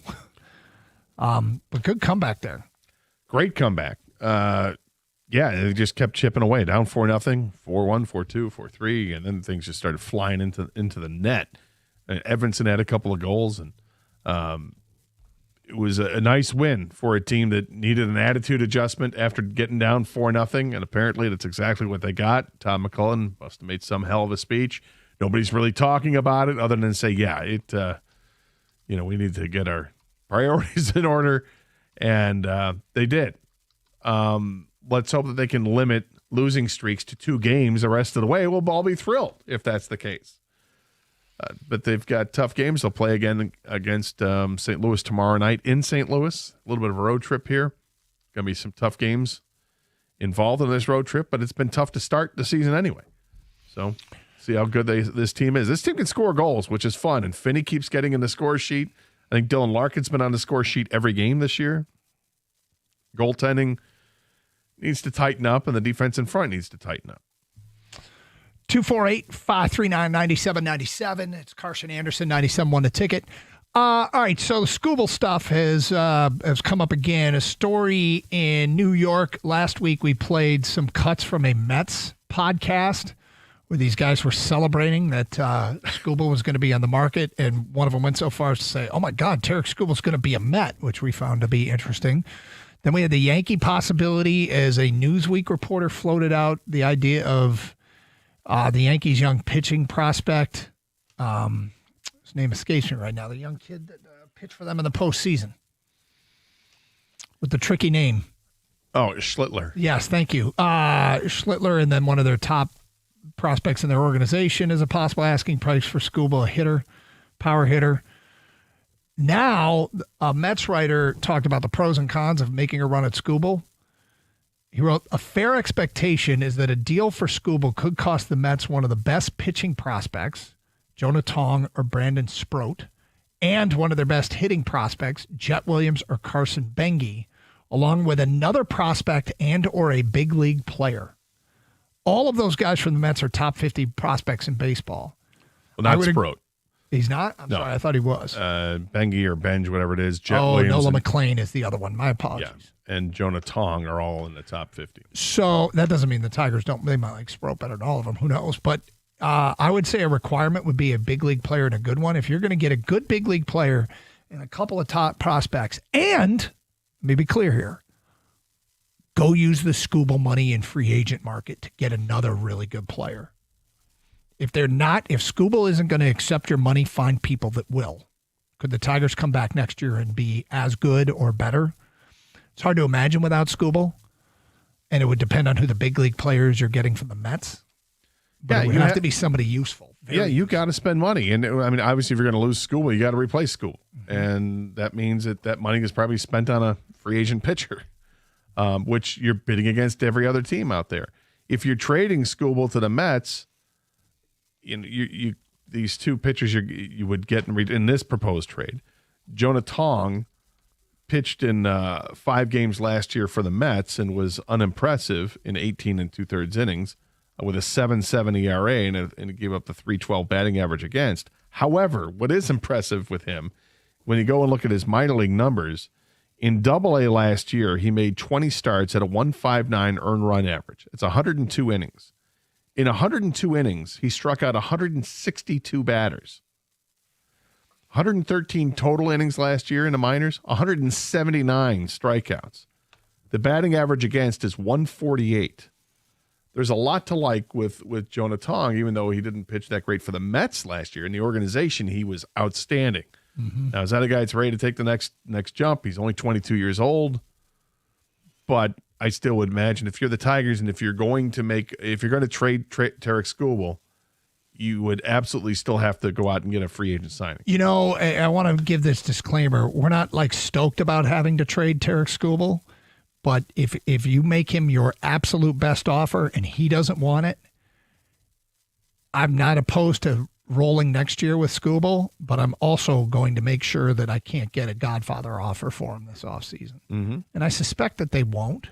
I suspect the teams will hesitate because he is going into the final year of his contract, and this $400 million number has been floated out there in a long-term contract, which I feel like is one hell of a commitment. I got a problem with that $400 million offer, that number that's floated out there, because it came out of, I believe it was just some stupid podcast that he did, and it was one of the guys doing the podcast with Tarek Skubal said, how's $400 million sound? He's like, oh, that sounds pretty good. Yep. Like, that's a real offer. You know, I don't know how many teams are going to be willing to give a pitcher that's just south of 30 that kind of money. Yeah. You know, it's, you talk about the annual on that. Is he going to get $50 million a year? He could get $50 million a year. And if I'm the Tigers, I'd probably be willing to pay him $50 million a year. But on how many years? 248-539-9797. We got phone calls and feedback. We also have Champ and Chump. It's the last hour to get your Champ and Chump votes in. Do it now. We post on our website on Tuesday who the people select as Champ and Chump of the weekend. It's Carson Anderson here on 97.1. Hey, is your garage door making some really strange noises and you're not sure what to do? I'm telling you right now, pick up the phone and call Precision Garage Door Service at 1-800-DOOR-REPAIR. Precision provides expert garage door repairs and service and new garage door installation. These guys are great. They're a local company, proudly serving Southeast Michigan since 2001. They offer same-day services, emergency repairs are available, and on weekends, they're available at no extra charge. I've used them a couple times in the past, in fact, to fix my garage doors a bunch of years ago, and they did. Came out right on the spot and fixed it because the expert technicians in the field know what they're doing. They also told me, hey, you know, down the road, like 5 years from now, you're going to have to get new garage doors. And I did. And I called Precision, and I was very happy. I think you should call them too. 1-800-DOOR-REPAIR or schedule an appointment online at your convenience at precisiondoormi.com.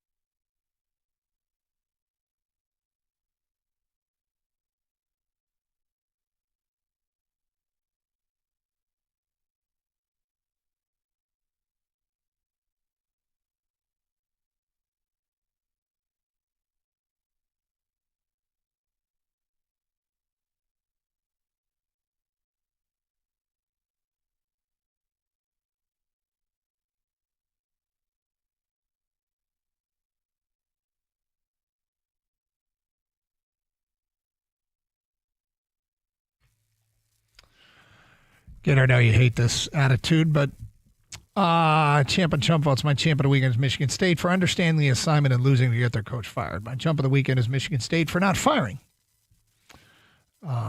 Jonathan Smith. But there you go. Look, I don't think Jonathan Smith's going to be coaching Michigan State next year.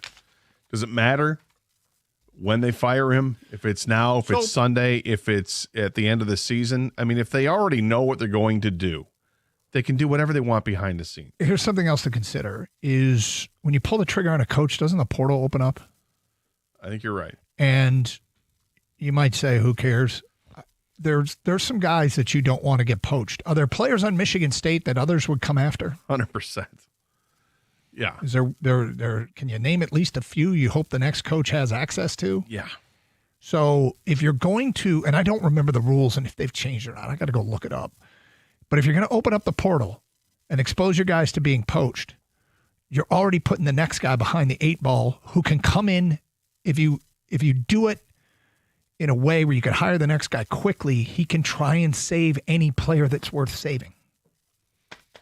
So keep that in mind for those that want the trigger pulled. In the here and the now, it might have something to do with why they're not pulling the trigger in the here and the now.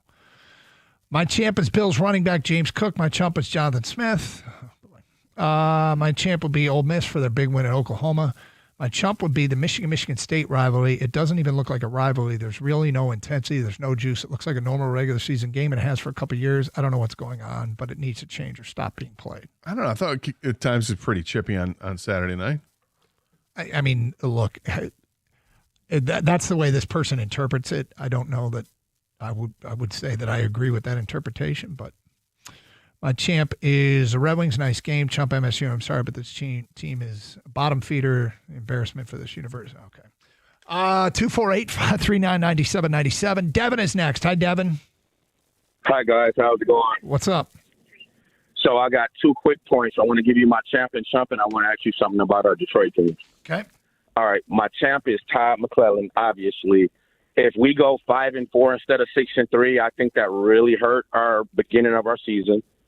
My chump is NFL officiating. I watched the Pittsburgh Green Bay. Micah Parsons clearly had an offside. They didn't call it, and it changed the outcome of the game. And as far as my question, out of our 4 teams, who do you think going to win our championship first? For the professional teams? Yes, because we could be the first team to have all 4 teams in the playoffs in American history. No city has ever had that happen before. Is that true? I used AI to look it up. So 1985 was the closest year we could have done it, but the Lions didn't make the playoffs that year. Used AI to look up if it's ever happened for Detroit or it's ever happened to anywhere. Any city. Detroit will be the first city to have all 4 teams make the playoffs in American history. There's one thing to consider, and that is it's only like 12, 13 cities that have all 4. It's not as many as you might think, right? I mean, there's a lot of cities that don't have one of the 4 major sports. It still sounds impressive. It sounds very impressive. If I had to bet right now, I'd bet on the Lions. I would as well. Yep. I think the Lions have the best chance, Devin. I think it's the best team right now. They've got a real good shot this year. I think the Red Wings are still a ways away, and the Pistons are still a ways away, and the Tigers missed their opportunity, and I'm not sure what team we're going to see next year, if it's a team that has Skubal or not. I think it's going to be the Red Wings. I'm going to tell you why. For one, we started 3 rookies. We got Lombardi coming up. If we can just get another goaltender, I'm saying in like 3 years. I'm saying 2028. I think the Red Wings got a pretty decent core developing here. We didn't even bring up Nate Danielson or Mazur yet. So, I mean, we get a younger, like a 29-year-old goaltender or something, or just Costa actually wakes up. I think the Red Wings can do something in 3 years. Wow, that is funny. Because Devin, I feel like they would be the last on the list for most Detroiters. Yeah, but they're the team that's won the most championships, and they're the team that won our last championship. Is that relevant to who's going to win the next championship? They have a young core. Okay. They have a really good young core. Well, they do have that. Well, the thing about a young core, and I'm not saying he's wrong, and I'm not saying I want him to be wrong. I mean, look, I like the different opinion. Is young cores take a while to develop, That they do. Does it look a little bit more promising now than it did a month ago for just the outlook of the organization? Yeah, looks a little more promising, doesn't it? No, it looks a lot more promising. I'm very happy with the early stage of this, but like I said last week, I really need to give it like 30 games look. And to be fair, I think everybody else is like, let's wait and see till, wake me up in April 1st. Mm-hmm. And not for an April Fool's joke, but to see where the Red Wings are, because Munch. The Munch of Marth. Because Munch of Marth. It is the you know what? The last 3 years we've seen the Munch of Marth. It has been the Munch of Marth. The month of March has been really bad for the Red Wings the last 3 years. So I don't want to get too caught up on how good this team is, and yet I'm giving it a 30-game run, and that's not going to take us to Munch. We'll see where they are at the end of March. Really sink your teeth into it. That's as good as Rudgesher. It's not bad. I think the Munch of Marth is right there with Rudgesher. Lions need a Rudgesher, and the Red Wings need to be better in the Munch of Marth. Yeah, we're not going to lose Munch of Marth. That's going to be. I can already tell. That's a staple. That's right there. You're welcome. Yeah. Actually, sorry. Sometimes the mind and the mouth aren't like this. And the brandy and the whiskey. No. None of that today. Not today. Feedback coming in. If the Tigers trade Skubal, they're going to miss the playoffs for the next decade. Okay. Are they? I mean, if they don't trade Skubal and lose him after next year, does that mean the same thing? They're going to miss the playoffs? Is the only way to make the playoffs through Skubal? Come on. There's so many caveats after that. Like if they trade Skubal and then they don't spend money anywhere else and try to replace that in the aggregate or whatever. If this happens, there's a lot that would fall. I'm sorry. Scott Harris has set this team up with some of what Al Avila left, and then now he's sprinkling in what he has done as president of baseball operations in his drafts and their signings internationally, and they've done a nice job of replenishing this team. Where I do think this is going to be a very competitive baseball team for years to come. But if they're going to move on without Tarik Skubal, the plan to move on has got to include a couple of arms. And if you're talking with the Mets and Jonah Tong is one of these guys, great. Okay, he did great in the minors, not so great in the majors in a small sample size, but you got to give me more than that. You got to go into the offseason. If you trade him, then you better sign some free agents that make sense and not just be wasteful like the Alex Cobbs of the world. It would be a very it would be PR damage if they trade Skubal for basically just prospects and then don't use the Skubal money to go get free agents. I don't think that would fly with this fan base at all. It's not going to fly. Wouldn't fly with me. No. They're in the mix now. Stay in the mix. You're developing guys. Bravo. That's cool. But stay in the mix. Love Troy Melton. I think Casey Mize is turning himself into a nice pitcher. We'll see what happens when they get other guys healthy, which is down the road. Mm-hmm. I don't know when Jackson Jobe is going to come back, and is Jackson Jobe ever going to be what you hope he was going to be? It's Carson Anderson, 97.1, The Ticket.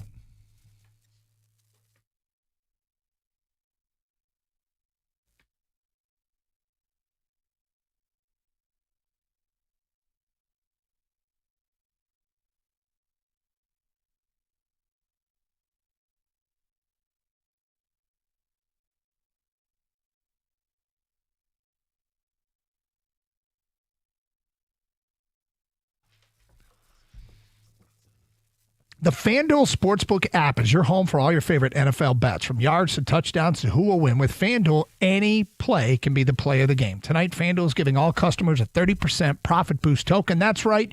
You get in on the action with a 30% PBT this Monday night. So make FanDuel your go-to app. Just visit FanDuel.com/Doug to bet on the game. Play your game with FanDuel, an official sports betting partner of the NFL. Must be 21 years of age or older and present in Michigan. The opt-in is required, so find the banner at the top of the app, click on that, and make sure you opt in. Don't forget to do that. Bonuses issued as non-withdrawable profit boost tokens. Restrictions apply, including any token expiration and maximum wager amount. See terms at sportsbook.fanduel.com. Gambling problem? Call 1-800-GAMBLER.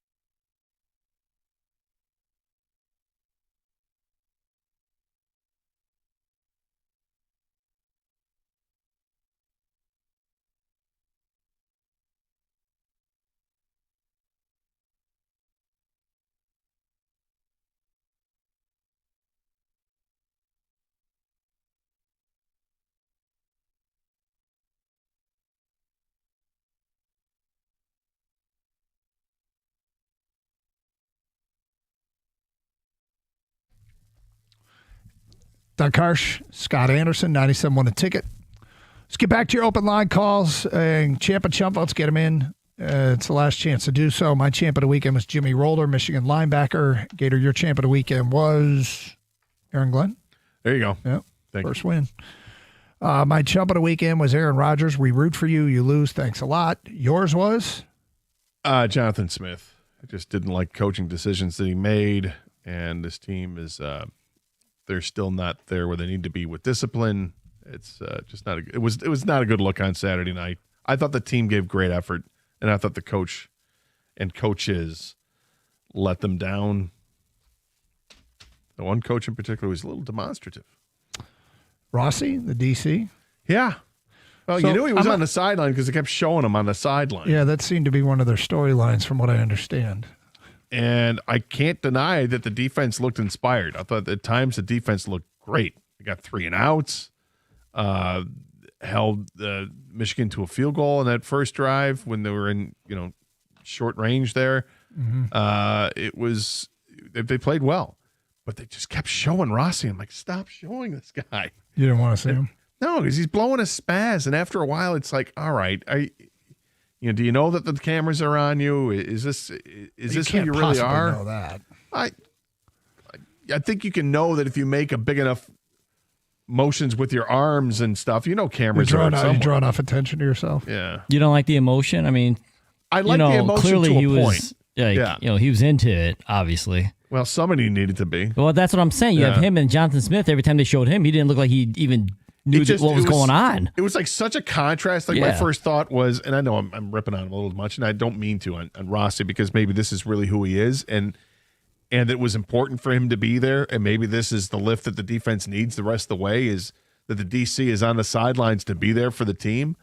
But there was such a disparity between the head coach and the defensive coordinator in what they were emoting. And not that I need the head coach to be some kind of, raving lunatic on the sideline, but it I don't know. It looked like one guy was coaching for his life and the other guy was just going through it. Coaching lifeless. Yeah. 248-539-9797. Steve in Oxford, you're on 97 on a ticket. Hi, Steve. Hey, how you doing, guys? Good afternoon. What's up? I want to chime in about Skubal. I know there's a lot of people that want to keep him and make a run at it one more year, but his value is never going to be as high as it is right now. You're one arm tweak away from losing all value, and for one guy for $400 to $500 million, not worth it. Give me the haul, and we can get another pitcher, and it'll be way better long run. Well, it could be. It could be way better long run. But, Steve, I don't think they have to trade him. I think they have to explore trading him, if that makes sense. I think they absolutely have to. Yeah, it does. But I think that, look what happened to Verlander. We waited and waited and waited. You got to the deadline, and you got absolutely nothing for him because you were forced into having to trade for him at that point, and the teams took advantage of it. Yep. And unfortunately, it happened with several players that were in the same situation. J.D. Martinez and Upton were all in the same situation where they're free agents at the end of the year. You had to move them or lose them for nothing, and that's what could happen this year. And this is a team that has made the playoffs the last 2 years. You would think that they're on schedule to continue to make the playoffs again this upcoming season with Skubal, and you have to make that decision. One of Avila's great downfalls was not spinning his purges into anything of great value, right? I mean, he appears to have drafted pretty well, but not being able to spin those players that they dealt into anything of great value certainly is part of the reason why it didn't work here. We don't know what Harris is going to do. We have no track record with him, how he handles this situation. And Harris, and I guess it's a Harris and Chris Ilitch thing, how they handle this situation is a big definer of what's going to happen under Harris and Ilitch's ownership, for that matter. Yeah, I would imagine the Tigers would make a fairly competitive offer for Tarik Skubal to hang on to him. What I'm not sure about is whether or not it's Skubal and his camp are interested in hearing any offer until free agency. And if that's the plan, if Scott Boris's plan for Tarik Skubal, and Tarik Skubal accepts this plan, is to not sign anything, not to listen to anything until we get to free agency. If your whole goal is to get to free agency, then you probably have to trade him. Yes, you could take the chance on hanging on to him next year and making your additions in free agency and trades and hope that you can win a World Series with Tarik Skubal. And then if you lose him at the end of the season after the World Series, okay. But you'll take it because it's the World Series. But that's it. Otherwise, it's a waste. To correct a previous caller, the Birchie kid heard the guy that called and said they could become the first team in sports history to have all 4 of their teams make the playoffs. Birchie said, I hate Boston sports, but they've dominated the last 2 decades. They've done it like 10 times since the turn of the century. And then he said, it is true. It'd be the first time Detroit has done it. Yeah, but AI. He tried it with AI. Yeah, this is a data point I had not heard yet. And so apparently it's not true. Kyle in Detroit, you're next. Hi, Kyle. Hey, how you guys doing? Good, all right. Thank you. Good. So on Skubal, I mean, well, first off, let's talk about the last caller, 2 callers. Who do you guys think is the next Detroit team to win a championship? Lions. 100%. I mean, that's who I think they bet have, on. I think they have a don't chance know. to win it this year. So Who do you think it is?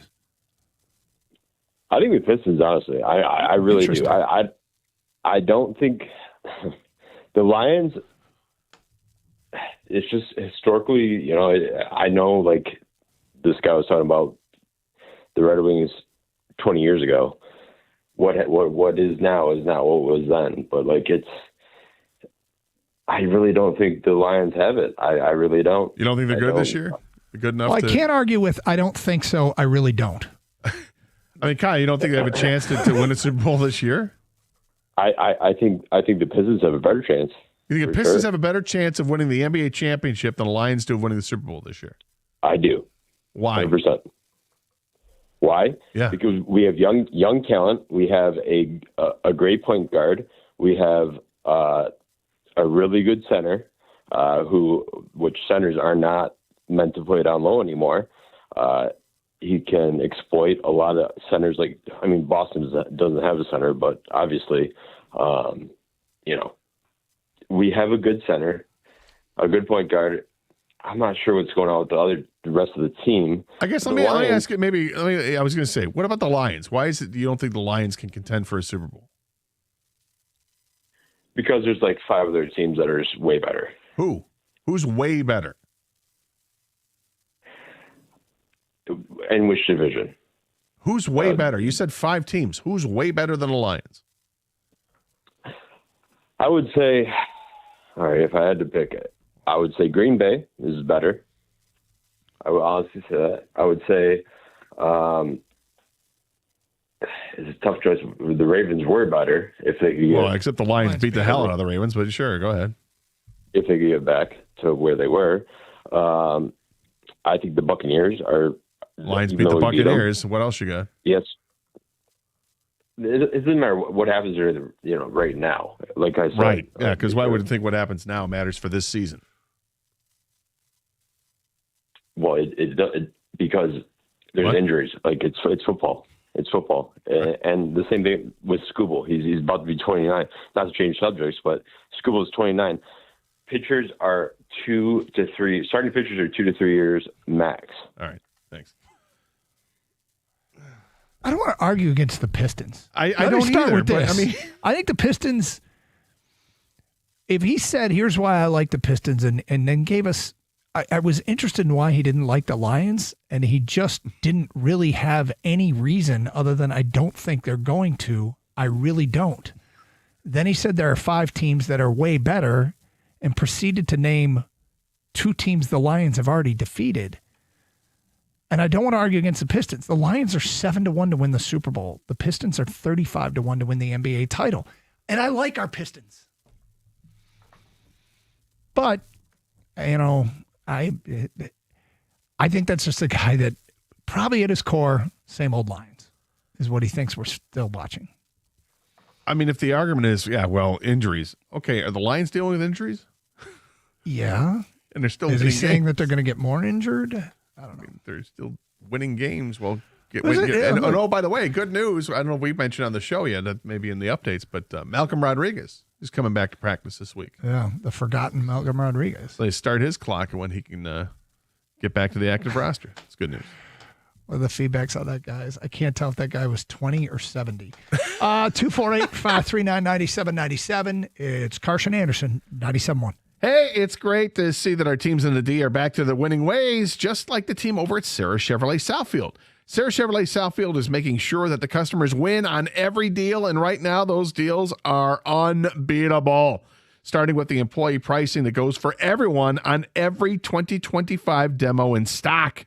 You get a 2025 Silverado or a 2026 Equinox for $299 a month with zero down. That's no games and no gimmicks. It's just great winning deals for their customers. And if you need more money for your trade-in, Sarah Chevrolet Southfield has got you covered because they treat trade-ins like a highly sought-after free agent.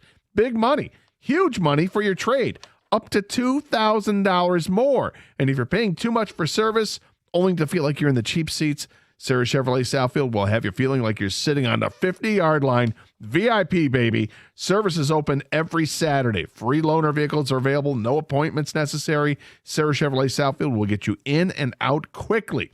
Sarah Chevrolet Southfield at 696 and Telegraph. Check them out at sarahchevrolet.com. And together, let's drive.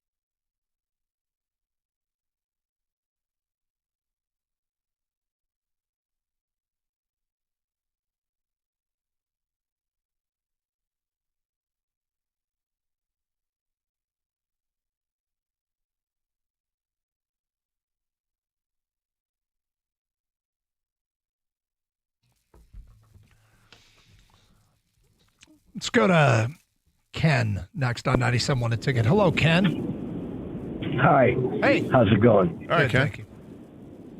All right. Anyway, I just wanted to mention to you, I've been a Lions fan, a Tigers fan, Pistons fan for all my life. All right. But I got to tell you, this is the deal. The fact with Skubal is, if Rodney Green hits 100 home runs, he'll knock in 105 runs, it feels like. Okay? Because he doesn't knock anybody in, and it's not just him, it's all the Tigers. Here you had a team that went 15 innings and scored 2 runs. How do you do that? You had the second, third, and fourth batter in the lineup go 0 for 21 or some ungodly thing like that. The other team score 3 runs in the 15 innings. Actually, there were 2 in the 14. Well, that doesn't justify the 2 runs. Well, I will say this, Ken. If you're citing a terrible game for hitters 2 through 5, then you're gonna find nothing good. And he had 36 home runs for 111 RBIs. Let me just tell you this, though. And the fact is what I'm saying is, if you get yourself a hitter that hits singles, okay, and can still knock in runs, I think that would help Skubal. I don't disagree. I want to go on. I want to get my guy from the Cubs now, who's Kyle Tucker, Right, who's former Astro. What I'm saying, I think that kind of money for this guy, if you spend it by trading for some hitters instead of these guys that the only thing they do is hit home runs and don't score any runs. Well, I would say this, Ken. Those guys are on the way because guys like Kevin McGonigal or Max Anderson are guys that don't strike out high totals and they walk a lot and they do hit base hits a lot.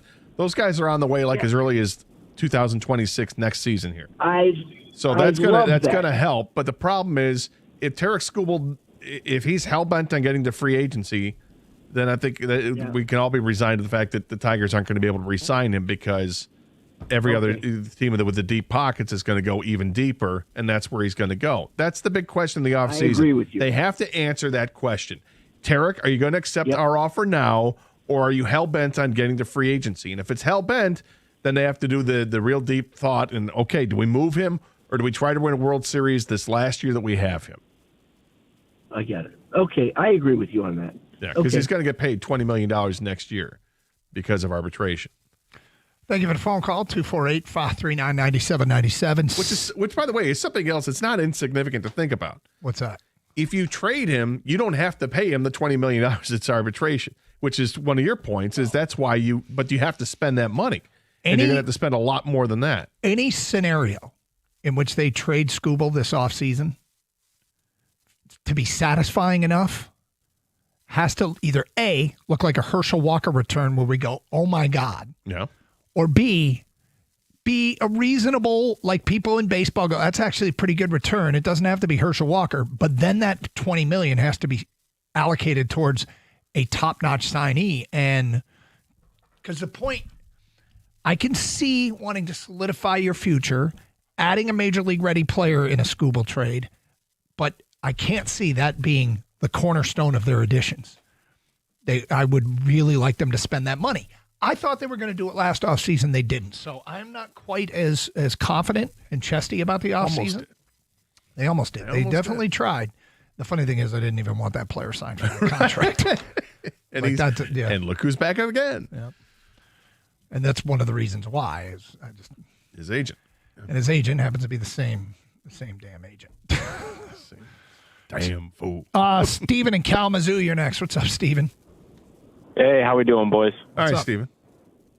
So I just want to kind of throw this out there, see what you guys were thinking regarding Pistons. So, obviously we got Cade Cunningham and Jaden Ivey will be coming back soon. What are your guys' thoughts on, a potential Jaden Ivey, Cade Cunningham, Asar, Tobias, Duran starting 5? Do you think that works based off of each of those players' skill set in a starting 5? And if so, what's your opinion? Well, hold on. Basically, you're adding Ivy back into the mix, and you're taking out Duncan Robinson, which is what's happened. Correct. Okay. Yes. Well, first, let's start with how do you feel about it?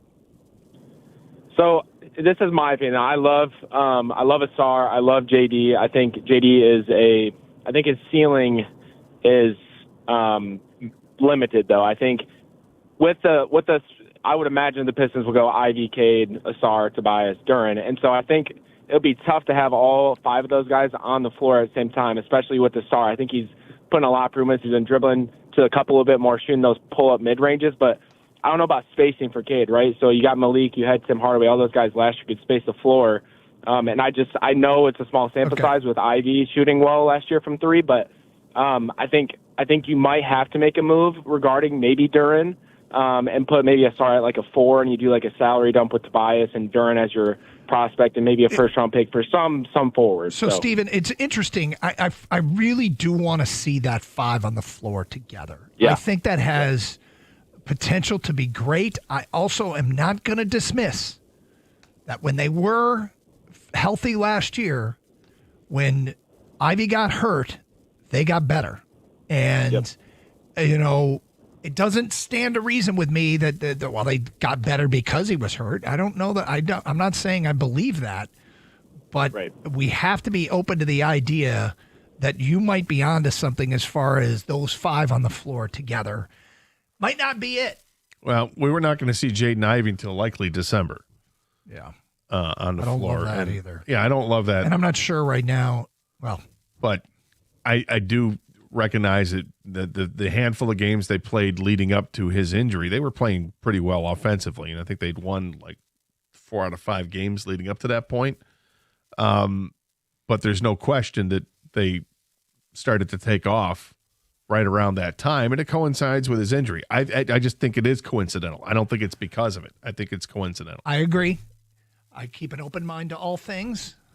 Did I just make it look like I'm crazy? Yeah, I was you spinning did. my Yeah, finger. you are loco. Yeah. I live on the edge. I'm dangerous. Is that you? Yeah. No, I'm open-minded to all things, and they have to make a decision on whether or not they think this core can get it done. It's a fascinating young core.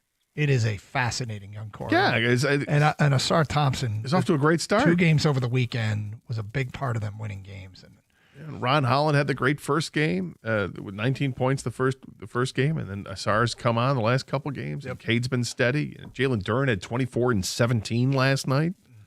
And they've had an impressive start, but it's 3 games. It is 3 games. Wait and see. Give it some time. What we got here. But over the weekend, Duncan Robinson shot it better than he did in the opener. Well, when you don't make shots in the opener, no, I guess we couldn't do much worse. But he was pretty good in game 2. But I'm not sure JD is the guy I'd be shipping out, as the caller suggested. No, I like Jalen Duren. Yeah, I feel like between Duren and Thompson, we have 2 great athletes that could be unstoppable. Yeah, and I kind of want to give it some put a few more birthdays on those guys. Those are guys that are willing to play defense, which you like the players that are willing to play defense, and then you start looking at some of the other players in the team, and I wish that Isaiah Stewart was maybe 3 inches taller, but I like how his effort, maybe keeping the guys on the floor would be good. No technical fouls, no flagrants. I've got a question here. That's tough. From a listener on YouTube. Kang, I want to see the person on YouTube asked the question: did Gator dye his hair? And you pulling a Ryan Day dyeing beard thing? I know you don't have a beard; you can't dye that. So no, and you can definitely see great. Does it look like I got a cut on Saturday? Yeah, no, it doesn't look like you dyed your hair. I didn't notice it. I have no desire to. I'm sorry, I didn't notice your haircut either. No, it's okay. Yep. He doesn't take that personally. I do not. No. One gender does. Oh, do they? I'm just saying. Yeah. You better notice, dog. Yeah, he's right. He's anything some different? truth. I don't know. He's kind of onto something. Did you clean the house? Did you take out the garbage? We welcome Enrico Beard, who has made his way in studio. Hello, sir. How are you today? Gentlemen, long time no see. Yes. I got to see a maestro at work. It was nice to see you Saturday, Enrico. Got to see Doug in his glory, doing his thing, dressed very Natalie clad. Well, yeah, I didn't know how Natalie clad until Natalie dressed you were until the last break when I was talking to Rico. Yeah. Oh, did he mention who I look like? Well, there was who you looked like, yeah, and then described it for. Was there a vest involved? No. I like the look. He had a puffy vest that I guess. Well, it wasn't a vest. It was a full-on jacket. Yeah, it was a jacket. Oh, okay. Jansen wasn't a big fan of the jacket. He wasn't? No. Okay. It was a puffy jacket? Well, it had, I mean, I'll wear it to work someday and you can judge for yourself. The funny thing is, you know what my wife calls that? She calls it a sweater. And it has like sweater-like material in the sleeves and it's kind of puffy. See, that's why I thought it was a vest. And I just thought that, okay, never mind. But yeah, he looked like Harry Potter. If I tell you, well, I had the glasses on because of nighttime. I'll throw the glasses on, and press boxes are now you see like an eagle. Press boxes are now like at 35,000 feet above field level, and so you can struggle sometimes. I have a new like the TV guys. TV guys have it so easy because all of their booths, just about all of them, are down way lower. Oh, are they? Yeah, and a lot of stadiums, the TV booth, not all of them, but they're way lower. I think that's the case at Michigan State. How hard was it to say? And they drop back to punt, and they drop back to punt, and they drop back to punt. Well, this is true. I know that at Ford Field, for instance, the radio broadcast and the press box is on level 7, and I think the TV is on level 4, maybe? Yeah, and Spartan Stadium, I'm pretty sure. Now, in the big house, same level.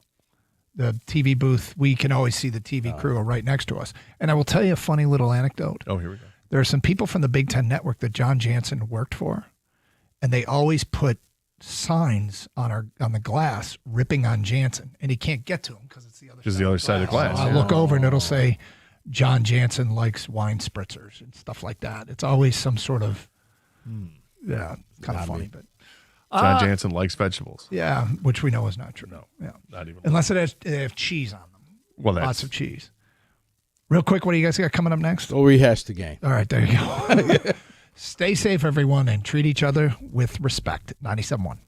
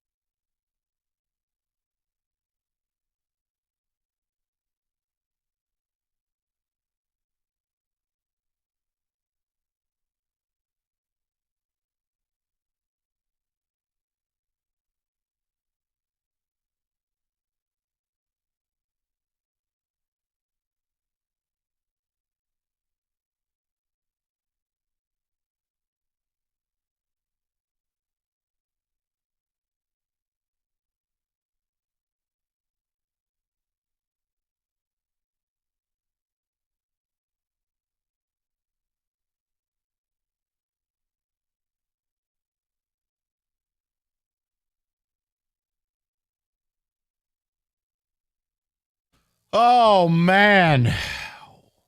We got a lot to do today. How's everybody doing? It's a Can We Say That Monday.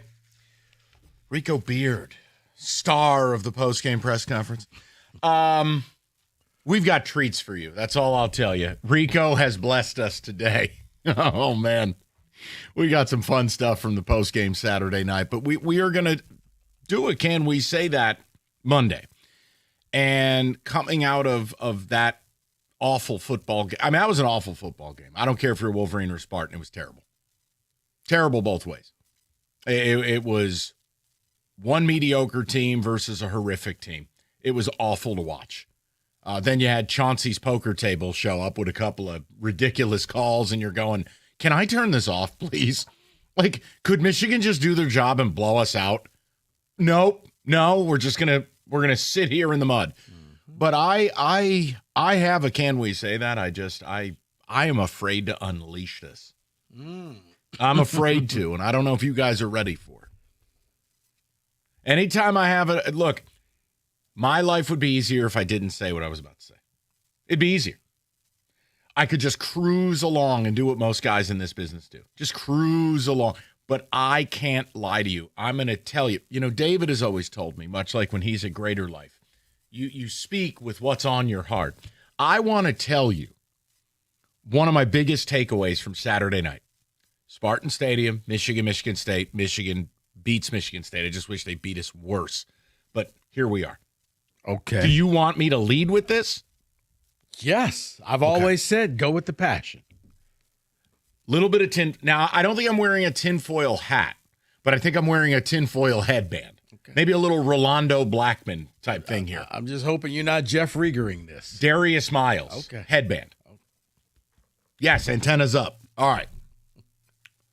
Can we say Jonathan Smith was only there so he didn't get fined? He didn't actually coach the team Saturday night. Joe Rossi did. Joe Rossi pulled a Nardog. Rieger, if you're out there, brother, I did that for you. Shout out to you, Rieger. He came down from the booth, and you could tell Joe Rossi is like, I don't want to move my wife and kids. I don't want to sell my house. I kind of like it here.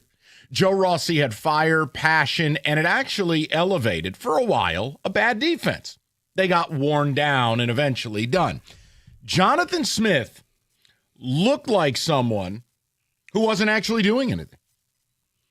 I always used to make fun of Brady Hoke. At least Brady Hoke would clap, but his headset was on Kids Bop. I actually think Jonathan Smith's headset might be a sound machine, maybe crashing waves. He clapped. Barnett clapped. Jonathan Smith, nothing. You know what? I like this. I know it's tinfoil. No. It's not tinfoil, Mike. This is something this is truly a Can We Say That? I mean,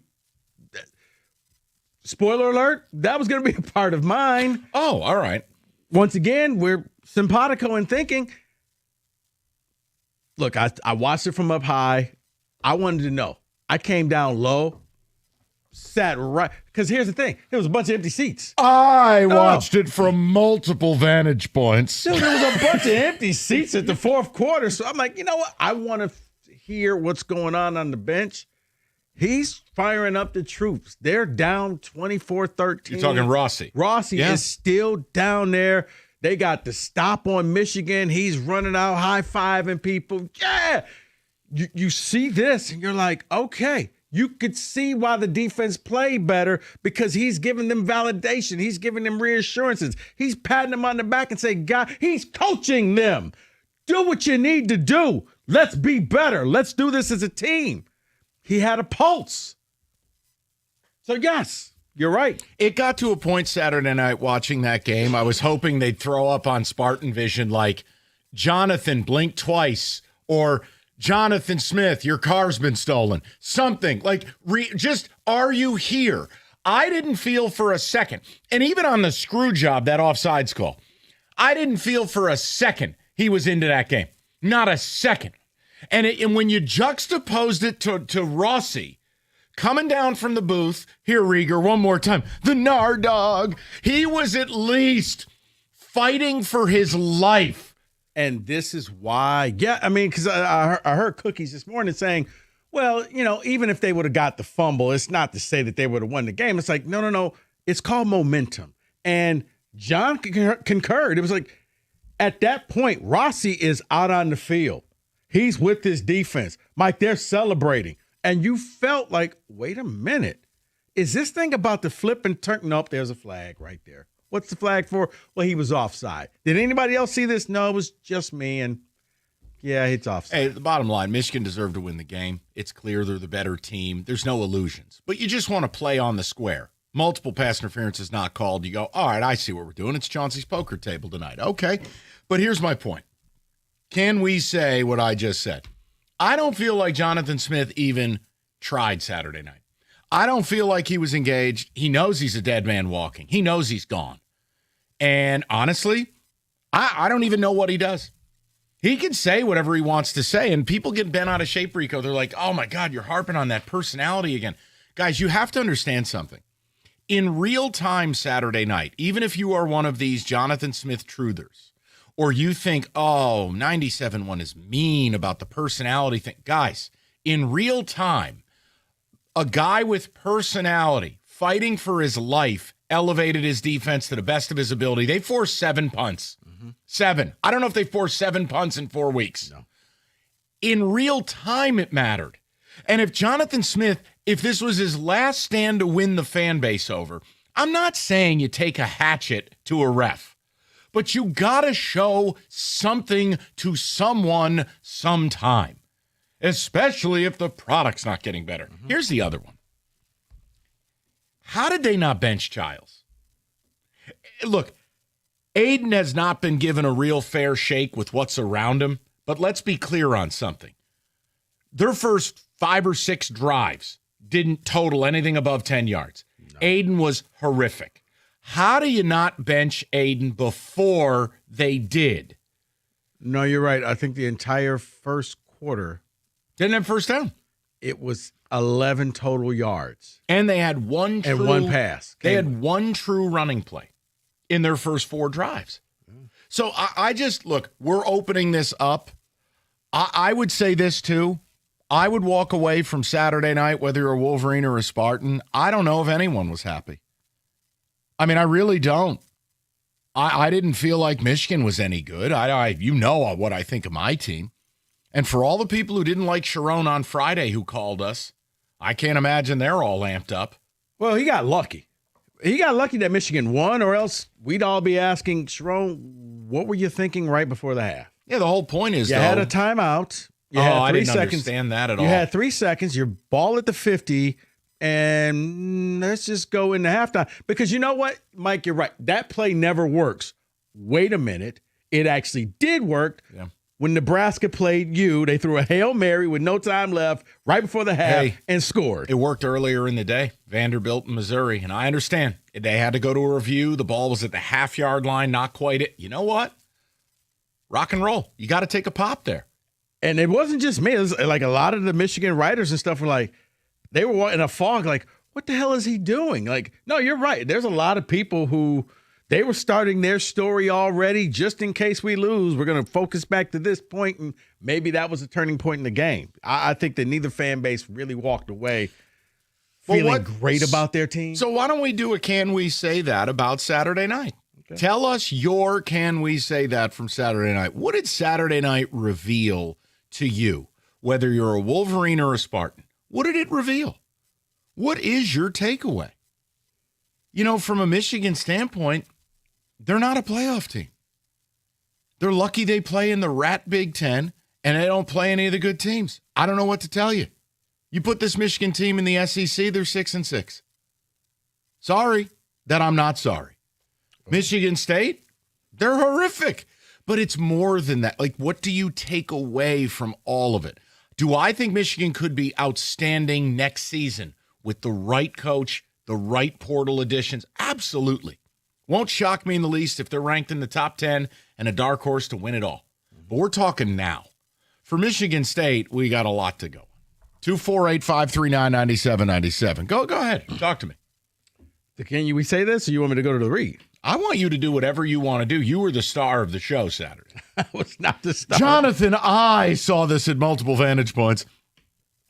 Dude, there was nobody there. So I love the multiple vantage points flex. I just wanted to see. I'm like, okay, I want to hear what's being said on the bench. And yeah, the defense is, I mean, they're rallying, they're huddling up. And no, everybody over here. And it's just like, Rossi is really, he doesn't want to get fired. He does not want to be the reason why everybody gets fired. Let's put it like that. Meanwhile, Jonathan Smith looks like a guy holding in a wet fart. And if you didn't know, David, come on.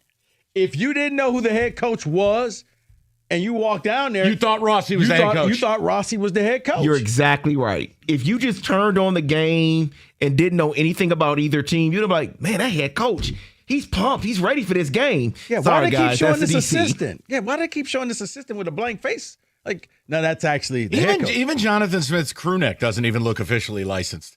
He's out there like in a Stephen Barry sweatshirt, like he's at his daughter's soccer practice. Get this guy out of here. Go ahead.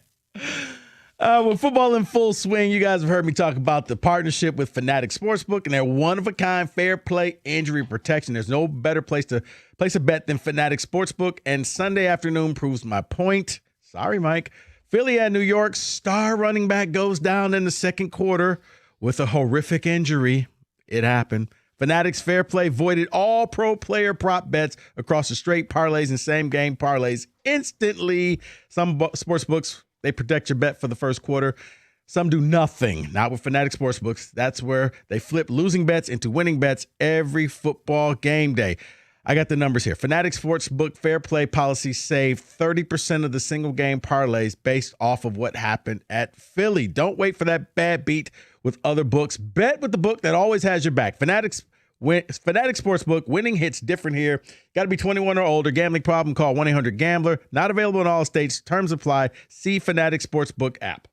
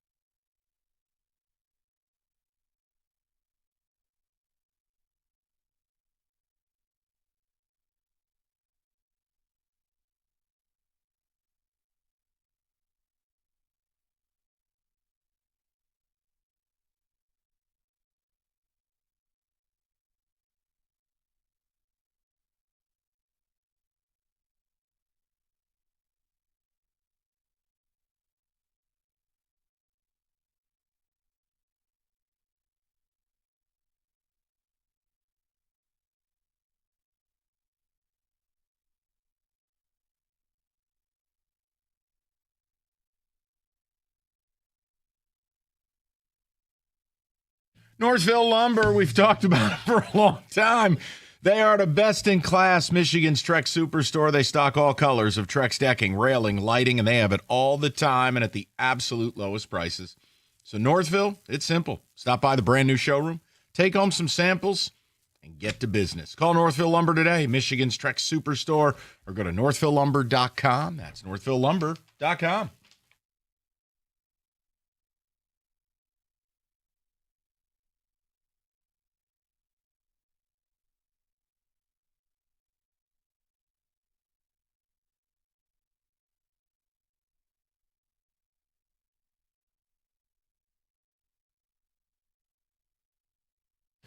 All right, let's get to the people on a Can We Say That Monday. What did Saturday night reveal to you, Michigan and Michigan State edition? And it's whatever you feel.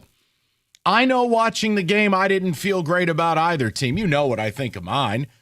And I think you know what you feel about yours, whether you're willing to admit it or not. So it's just, what did it say? Yeah, for me, Mike, it said a lot about the quarterback position for both teams. It said for me, it may be time to make a move at Michigan State and swap quarterbacks and bring Alessio in there and let him be the starting quarterback. I like how you attempted to attach him to being Italian. I'm like, bro, he's Serbian or something. Like, not even close. No, you didn't. Hey, he goes, hey, they should put your cousin in. I go, dude, his name is Milohojevic. Like, pretty sure that's like Czechoslovakian or something. I thought it was like Alyssa Milano. Not close. Carry on. For Michigan, look, Bryce has just been overhyped. I watched that game, and I'm like, okay, this is not the guy that people keep telling me, oh, he's this, he's that. Like, he didn't get 100 yards passing. He didn't have a 50% completion rate, and that was against a bad defense. So I think we need to pump the brakes, and when he becomes good, let him be good. But this hype right now of, oh, my God, and did you see this? No, I didn't. I didn't see it. I didn't see completion. Not even from multiple vantage points. Not even from multiple vantage points. All no. right. All right. He was in the Fox chopper, people.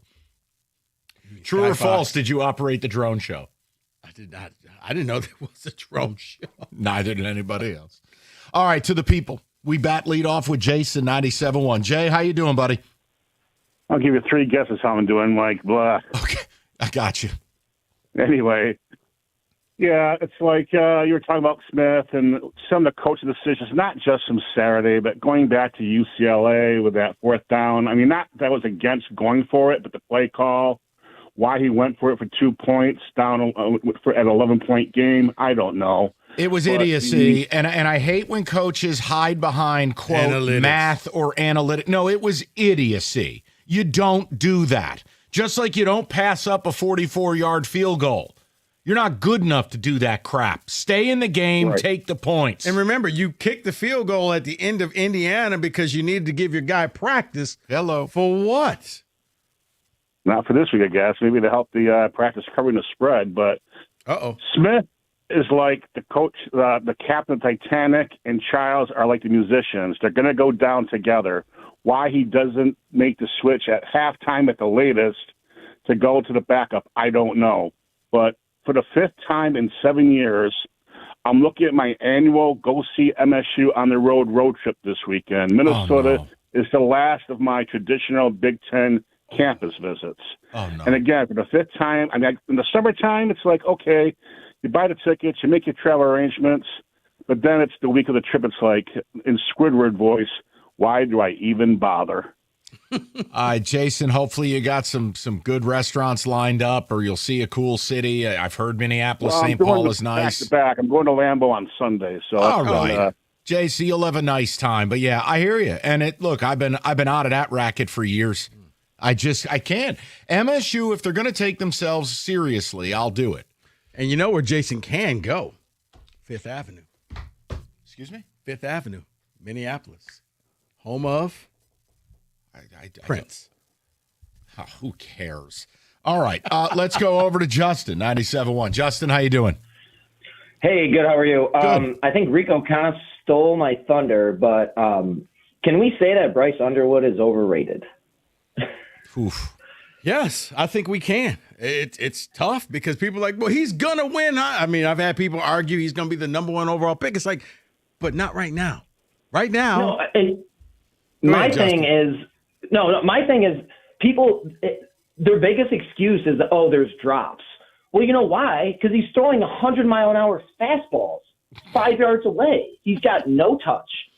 And so it's like, how do you expect anyone to catch those balls? And then I get my Michigan friends, because I'm a Michigan fan, and they say, well, those receivers, those NFL receivers will catch them. I'm like, well, if he can't make it through, if they're only going to pass for 80 yards in a game, he's not going to make it.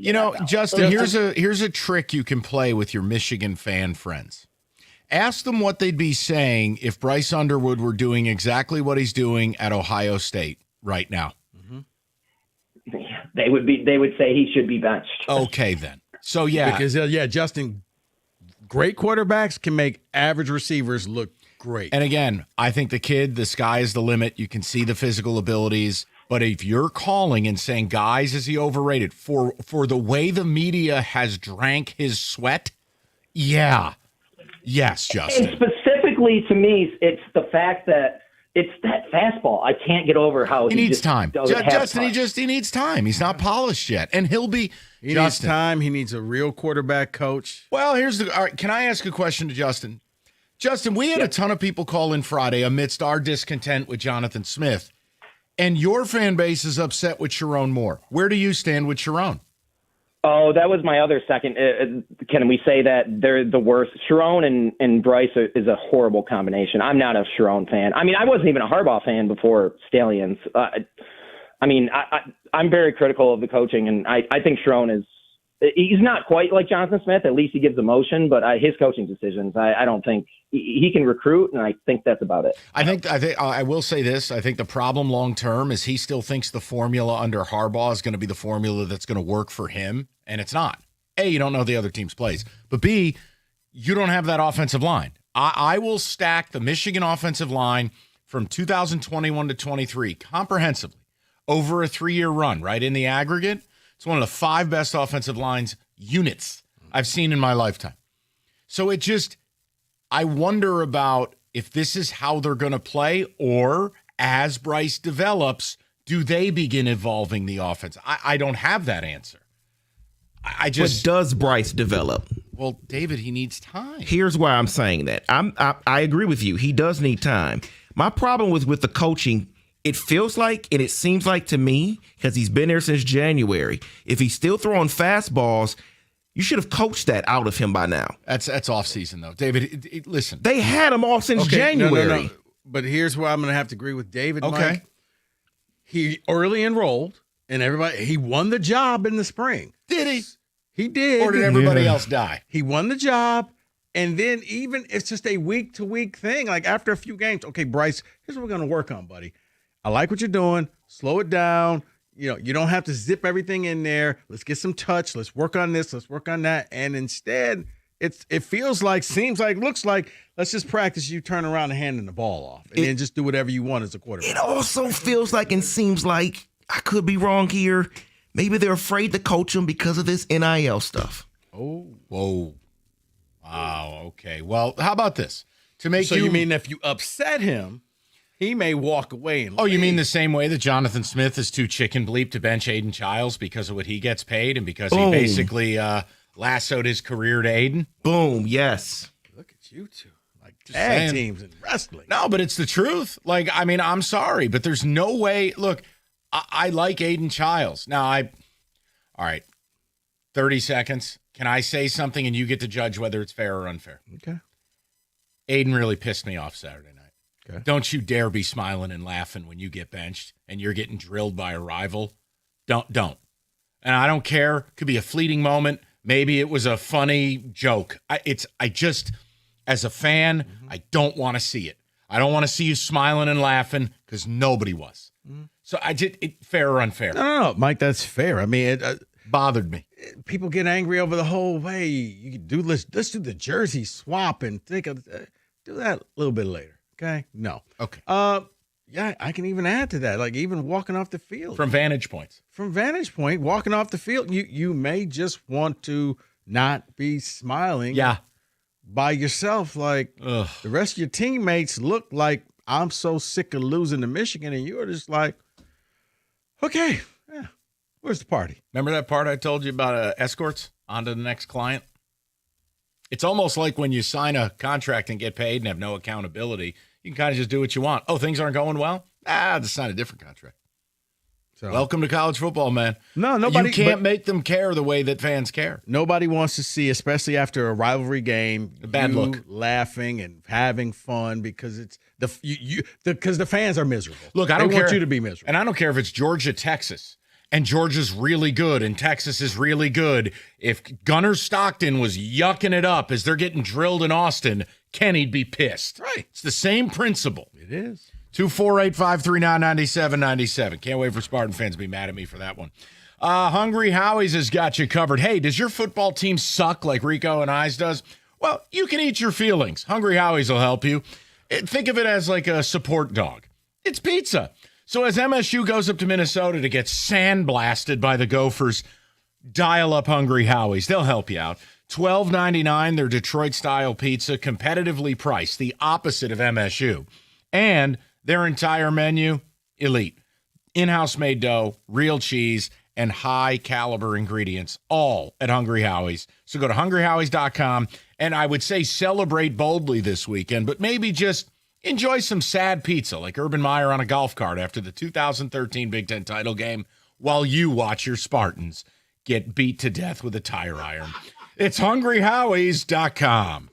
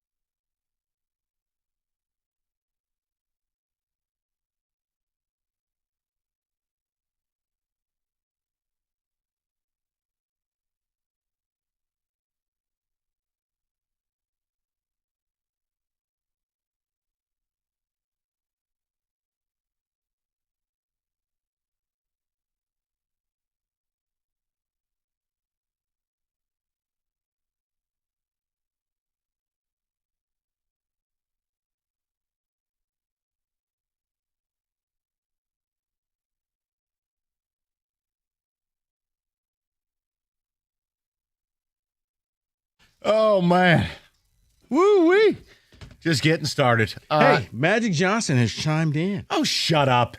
Cut a check or be quiet. I don't want to hear from him. All he does is show up for the Sweet 16 with state gear he didn't pay for. Now I'm going to listen to Magic Johnson on football. It's been hard for me to cheer for my Michigan State football team. They are 0-5 in the Big Ten. The offense is lacking imagination, and the team overall looks uninspired. Great. You got to check, Magic? But hey, if you're have a you seen my Dodgers? Yeah, but it's different than saying, like, to the average fan, cut a check or you don't get an opinion. If you're a billionaire and you want to go on your social media, here's the other thing with Magic. The dude only shows up to the Sweet 16, basically. Elite Eights. Elite Eights or whatever. Fours. I'm not interested. Yeah. Plus, just go away, please. All right. He's Magic. Great. Do you know Chris Allen's uncle grew up on the same street as him?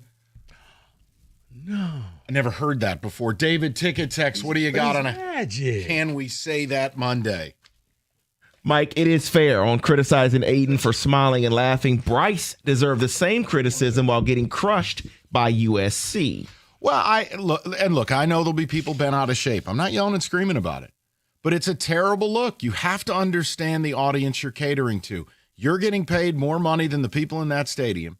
You've delivered nothing. Some of that is your fault. Some of it isn't.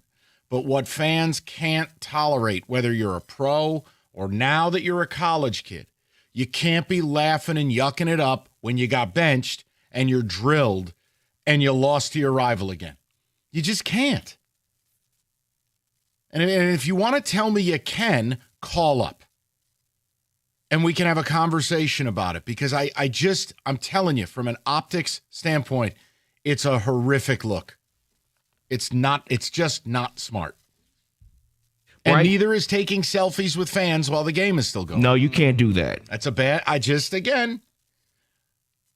was just being cool to the fan. Game's still going on. It's not a good look.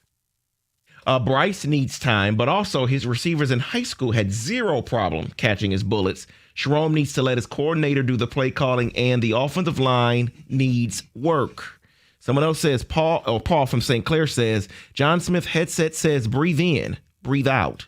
That's all. That's it. I never see the microphone down. I don't see him talk to anybody. I felt like Joe Rossi was the coach on Saturday night, not him. And look, for fans too, let's get this out of the way. Like, I understand if you want blood. Hell, I want blood. Not literally, just figuratively. I would love to have Jonathan Smith fired. Why? I don't know. It's empty calories. Just makes you feel better. But I'm not going to get bent out of shape. We got an athletic director who's been there for 6 months, who by all accounts is an assassin, is a fundraiser, is a businessman. He is restructuring. He's trying to restructure MSU the way Scott Harris restructured the Tiger Farm system, okay? If you don't think Jay Batt is working behind the scenes to launch this dull-ass dude out of a cannon, then you're not paying attention. They got a bye week coming up after Minnesota. I'm not going to get bent out of shape because he's not fired today. Would it be fun? Sure. Because I don't want to look at his face anymore. But I understand how it works. Yeah. Especially with the bye week, it's probably one of those. It's probably going to be like Florida, win or lose. Minnesota is it for you. And then we move on. That'd be fine. Week. Rossi, here you go. And that's, we're going to have a lot of conversations on this when he's fired. But it's also, can people stop with this self-loathing, defeatist attitude about, oh, man, LSU's job is open now. Oh, it's going to hurt Michigan State. No, it's not. Because LSU is going to offer $16 million a year to Dan Lanning.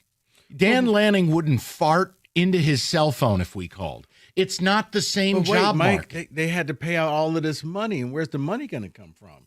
From LSU, and I didn't think schools could do that. $54 million, right? It's just, guys, you got to figure it out. Like, hey, if you believe what Chris Sims believes from Saturday night on NBC's garbage can telecast, we don't have a right to fire a coach. We're not a big time program. Top 10 in living alumni, top 15 in rev, top 20 in attendance. Try again, Chris. But then again. You know what Big Ten Saturday night ought to be called? Works Cheap Saturday Night. That's all that broadcast is. What a dinner napkin broadcast that is. At least Perry was honest. Oh, he melted down at halftime. Nicole, do we have to do this again? These teams blow. I don't want to be here. Well, what about Michigan? They can make the play. I mean, that broadcast is horrendous. And I'm also convinced Noah Eagle wears a wig.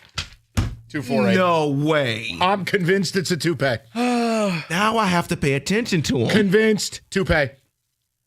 He was shopping with Maury from Goodfellas. It's stuff that you say that I'm like, I'm convinced. He said this in the private text message thread. I didn't think he would say this out loud. You know me for 15 years. Along with photos, David. I'm convinced that lettuce is too glorious. It's too perfectly coiffed every week. He's just got a lot of money, man. No. He's got that peacock money. I think it's David Spade and Tommy Boy. Don't put him in front of a fan. Something's up. Better than Jaylen Brown. Saturday night. I was Charles Ramsey looking at Noah Eagle. Something is wrong here. That is not natural. That's better than Jaylen Brown. So what? Next, you're gonna tell me Signetti dyes his hair? 100%. That beats what Jaylen Brown's doing. Jaylen Brown may as well be Picasso because he's painting. Oh, he's doing LeBron. You didn't see the stain on the Pistons jerseys? 2 games this year. It's rubbed off on 2 opponents. Bro, he's Carlos Boozer. He's out there with that Bison. He ain't fooling nobody. I think it was Ron Holland. Poor Ron Holland. Yes. He had a tire mark across him. It's just Jalen's forehead. You got to go hang. At least go hang with our man DJ. Get it done right. It's tough. He's got the spray paint. Works cheap Saturday night. That broadcast stinks. I like Perry, though. Yeah, good. He won't be back next week. He went against corporate orders.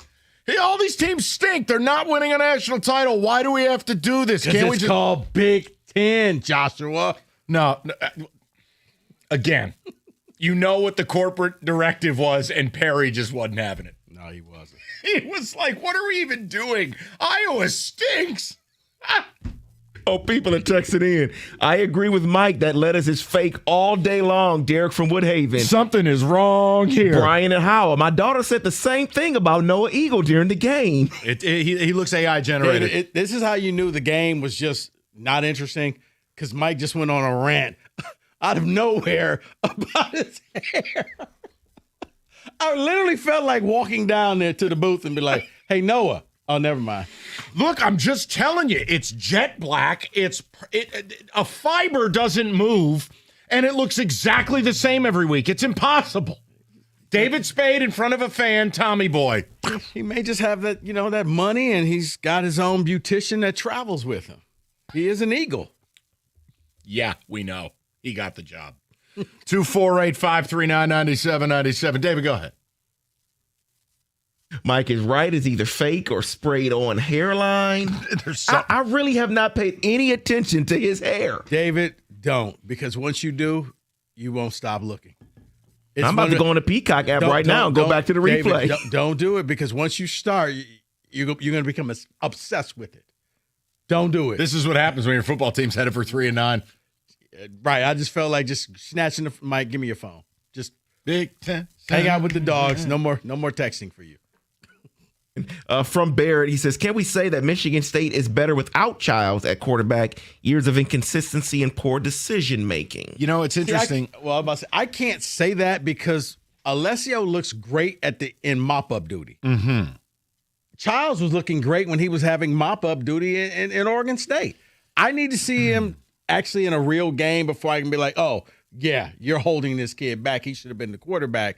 But I do want to see him take some meaningful snaps. One of my for buddies, the rest of the season. One of my buddies sent me this. I'm glad you brought this up. So a friend of mine sends this to me. This is by way of X, because I don't have X. He sends me a screen grab. Since week 4, September 15th, Aiden Childs has posted a 40.3% passing success rate. That ranks 125th out of 140 qualified FBS quarterbacks. Among Power 4 in that span, he's 9th lowest. He has a 30.8% success rate on throws, air yards of 10 yards or more. Rico. And that includes him going 20 for 20 at Indiana. Correct. Wow. He's inconsistent. He's inaccurate. He's getting jittery. I do think he got hurt back-to-back weeks. Look, preseason on paper, I thought there was a window where he could lead the Big Ten in passing. Yeah. But he's not accurate. The offense has been a disaster. He did get hurt in 2 games. But, Rico, Saturday night, he didn't play winning football. Yeah. You're not beating anybody like that, much less Michigan. He should have been benched. No, I mean, I do wonder if it's a little bit of the David Carr syndrome where you just get beat to hell so much. Or Caleb Williams. It's the same thing. Yeah, it's like, you know what? You being a good quarterback is gone because the second you hear hike, you're just running for your life. You have no confidence in your offensive line. And I do wonder if that young man has reached that status where he becomes his own worst enemy. Like, he panics when he doesn't need to panic. He forces balls in places where they don't need to go. If Nick Marsh has 2 people on him at all times, probably means somebody else has single coverage somewhere else. See, there's another one there. You know, for all the talk about they got to get Nick Marsh the ball, I got to tell you, there are a lot of times they run a passing play. Do you know what Nick Marsh doesn't have? Separation. Yeah. Okay? You know, no offense, but we got to stop turning that kid into Jerry Rice too. Fair. No. Very fair. And it's like the games where Michigan State the offense was looking good they were hitting Omari Kelly. They were hitting the other guys who were open and can get the separation and have a safety on them because they were doubling and triple teaming Marsh. They just got to blow the whole thing up. That's just it. I don't want a single player back. Start all over. I don't care. But if you fire him, everybody's going to transfer. Take them. They're the same people who are about to go 3-9. Take them. No, I remember people said that when the last thing happened, and I'm like, okay, and they all transferred down. Yeah, exactamundo. All right, FanDuel, your app for all your favorite bets, including the NFL, touchdowns, and more, obviously. FanDuel giving all customers a 30% profit boost token for tonight on Monday night. It's FanDuel.com/ticket. You can bet on the game and play your game with FanDuel, an official sports betting partner of the NFL. 21 and up, present Michigan. Opt-in is required. Bonus issued as non-withdrawable profit boost tokens. Restrictions apply, including any token expiration and max wager amount. See terms, sportsbook.fanduel.com. You got a gambling problem, call 1-800-GAMBLER.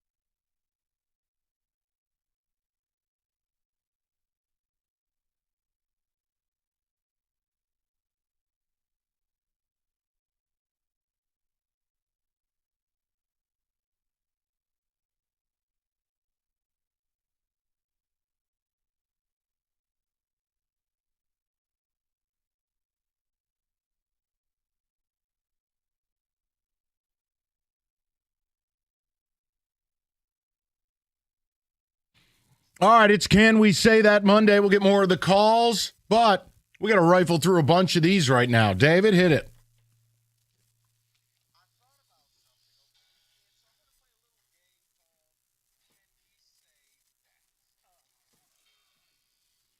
Absolutely love this segment. Go ahead. Fire away. All right, let's just start off. Can we say that Brian Kelly will coach again? I'm saying no. 64 years old, the same age as Curt Cignetti, 54 million reasons to go the F away. And here's my problem. He was going to get fired at Notre Dame if he didn't leave. He goes to LSU. He was a complete disaster. I question who the hell even wants him because his ego won't allow him to take the jobs of the teams who might call. I'm going to say no. I'm going to say yes. I don't think his ego will let him sit out. So while I understand what you're saying, I believe you're saying like something like Arkansas, he won't take that call maybe. I don't know, but yeah, he's going to coach again. And see, David, I'm agreeing with you, Mike, because I think the ego will say, oh, you don't think I can coach at these schools? Watch me take this little school. It's kind of like when you play the Madden game. Let me take some school and build it up and turn it into a dynasty. What accent will he take this time at his next stop? My family. Maybe he'll come here. What up, Doe? Can we get some of those sweet dance videos? I was eating my Detroit-style pizza the other day with my wife. All right. Can we say that the one guy who is loving all of this is Lane Kiffin? Because he's going to become the richest man in college football. Yeah, I think it'll come down to Florida or LSU for him. And I truly believe LSU is going to put $15 million a year on the table. If you're Lane, LSU calls, you have to take it. You'll need a police escort to enter the state of Mississippi ever again because that's the little Magnolia rivalry. But yeah, and no one falls up in life more than him. So yes, I think he'll be at LSU or Florida. Would I hire him at LSU? No, I have a better idea. Yeah, I would love to see the thread between him and his agent. It's just back and forth, happy meme, just a bunch of that. David, it's just a whole bunch of money memes. Correct. It's Ted DiBiase just rubbing his hands together. Right, it's the meme of the boy with the little brick of $100 bills to his ear like a phone. Can we say that college football or college sports in general, they cry poverty? They need to come up with a better buyout solution. I don't know how all these schools cry broke, but then they set themselves up for failure. Oh, this coach can leave, and we're going to pay him $60 million, $50 million. The donors play a big role in that. I question donor fatigue because it used to be we need the donors to renovate the stadium or we need the donors to help buy the coach out. Now we need the donors to even put the players on the field and fire the coach and build a bell tower. Rico, I don't know of another job where you get paid egregious amounts of money to not work. See, I'm thinking the better solution. What if you just, and this is thinking outside the box, that the coach makes $1 million or $500,000 per win towards that buyout. So if you're a winning coach, okay, your buyout's going to be high because chances are some other team wants you. If you're a losing coach, I'm not going to sit here and pay this high buyout for you. You didn't win enough games. So here's your check for 32 cents. You didn't win anything. You can leave. David? It is the ultimate retirement package for your family. Yeah, Brian Kelly lived the dream. He did. Yeah, it is a weird setup. You're right. You sucked, and we're going to pay you $60 million? I don't know. Something about it is weird to me. All right, let's get to some football. We kind of touched upon this, but can we say that Sherrone Moore made a gigantic mistake right before the half? I don't want to say gigantic. I just think it's a mistake. I just don't think it's optimizing your chances of winning. You had an opportunity to call a timeout. Your quarterback's got a cannon for an arm. Yeah, I think I think it's the second time this year before the end of a half there's a little bit of a screw up. I don't want to say gigantic though. I don't think that's fair. David. Sherrone Moore doesn't really his in-game stuff just doesn't make sense to me. But he's got a blue collar shirt. Oh, please stop with that. Please. Okay, I don't need that anymore. At that aristocrat university. Oh, my gosh. They have turnover buffs, for God's sakes. But to your point, Mike, I agree. It's not egregious, or it's not. Is it blue collar to pay your quarterback $14 million? I'm sorry. I couldn't resist. I'm sorry, David, please. I apologize. I'm sorry. Not a good look before halftime, but not crazy. Okay. Can we say that Texas A&M is the best team in the nation? Oh, you can. I don't agree with it, but you can say it without wearing a dunce cap. You don't go into Death Valley on a Saturday night and put up 50 and empty that place out. And Elko's who I wanted at State. Now, oops. Bottom line, he's got them rolling. And yeah, they got landman money. I know that. But yeah, Rico, comprehensively, we got Ishii bucks. Do we? Do we? Do we? Yeah, you could say it. I still, the problem I have is Ohio State on paper is who the hell they played. That's the issue. Even this weekend was supposed to be the big showdown. The Big Ten blows. You don't play anyone. So I haven't had to see them kind of taste their own blood and respond to it.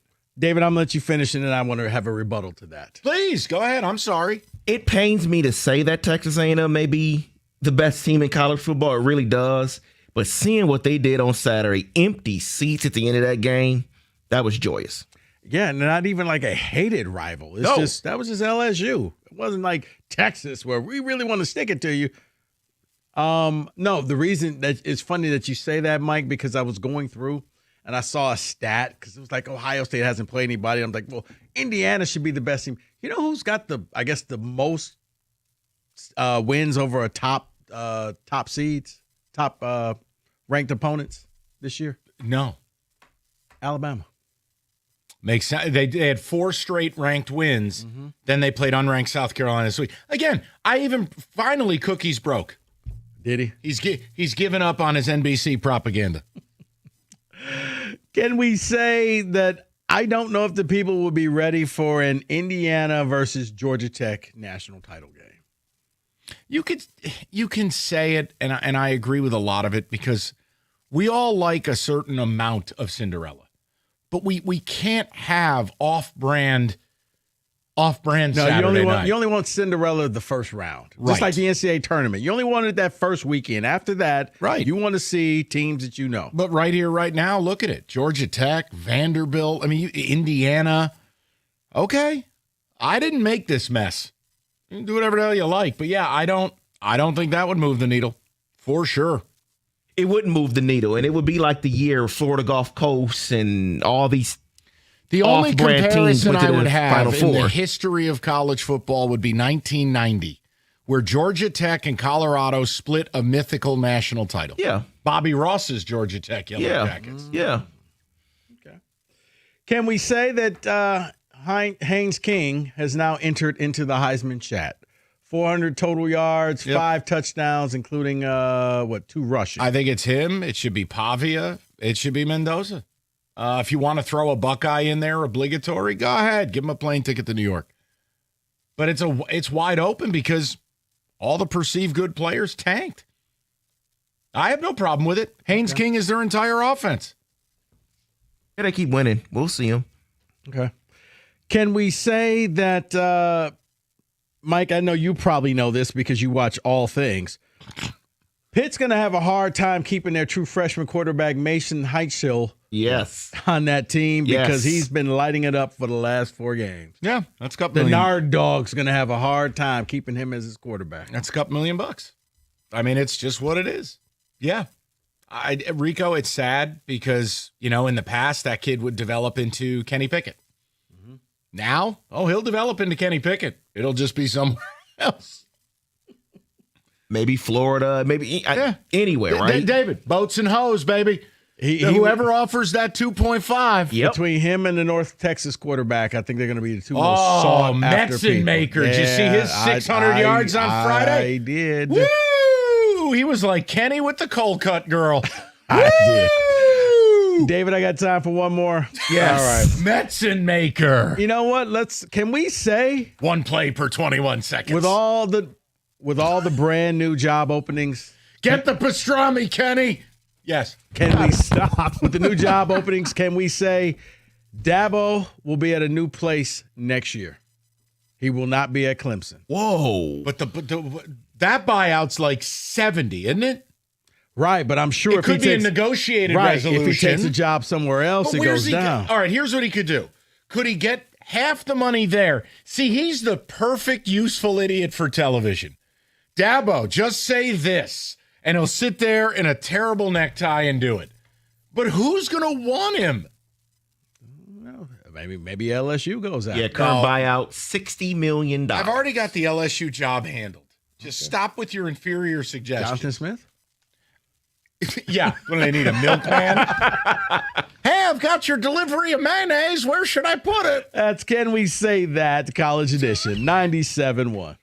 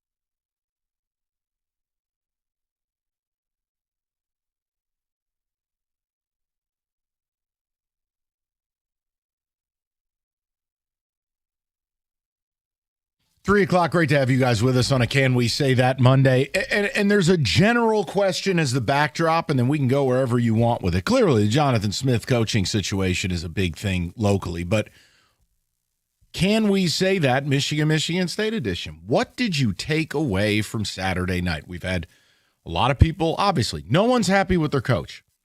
And I don't think anyone was happy watching that game. You can be happy with the result. The game itself was horrific. That goes beyond NBC's terrible coverage. The point I'm making is, what was your takeaway? I'd also like to tell you what you missed during the commercial break was David freaking out about the Steelers. And I can't repeat what he said, but he asked for Joey Porter to be put back inside his dad's. I've never heard never heard a pastor speak that way. It only got worse, by the way, back here. He said some much more egregious things after he returned back to the control room with Right. So this all started because I'm watching Tucker Kraft catch the ball. Love just kind of floats it up in there, and I'm like, man, 25 should have just got cut right there on the spot. He was like, 24-2.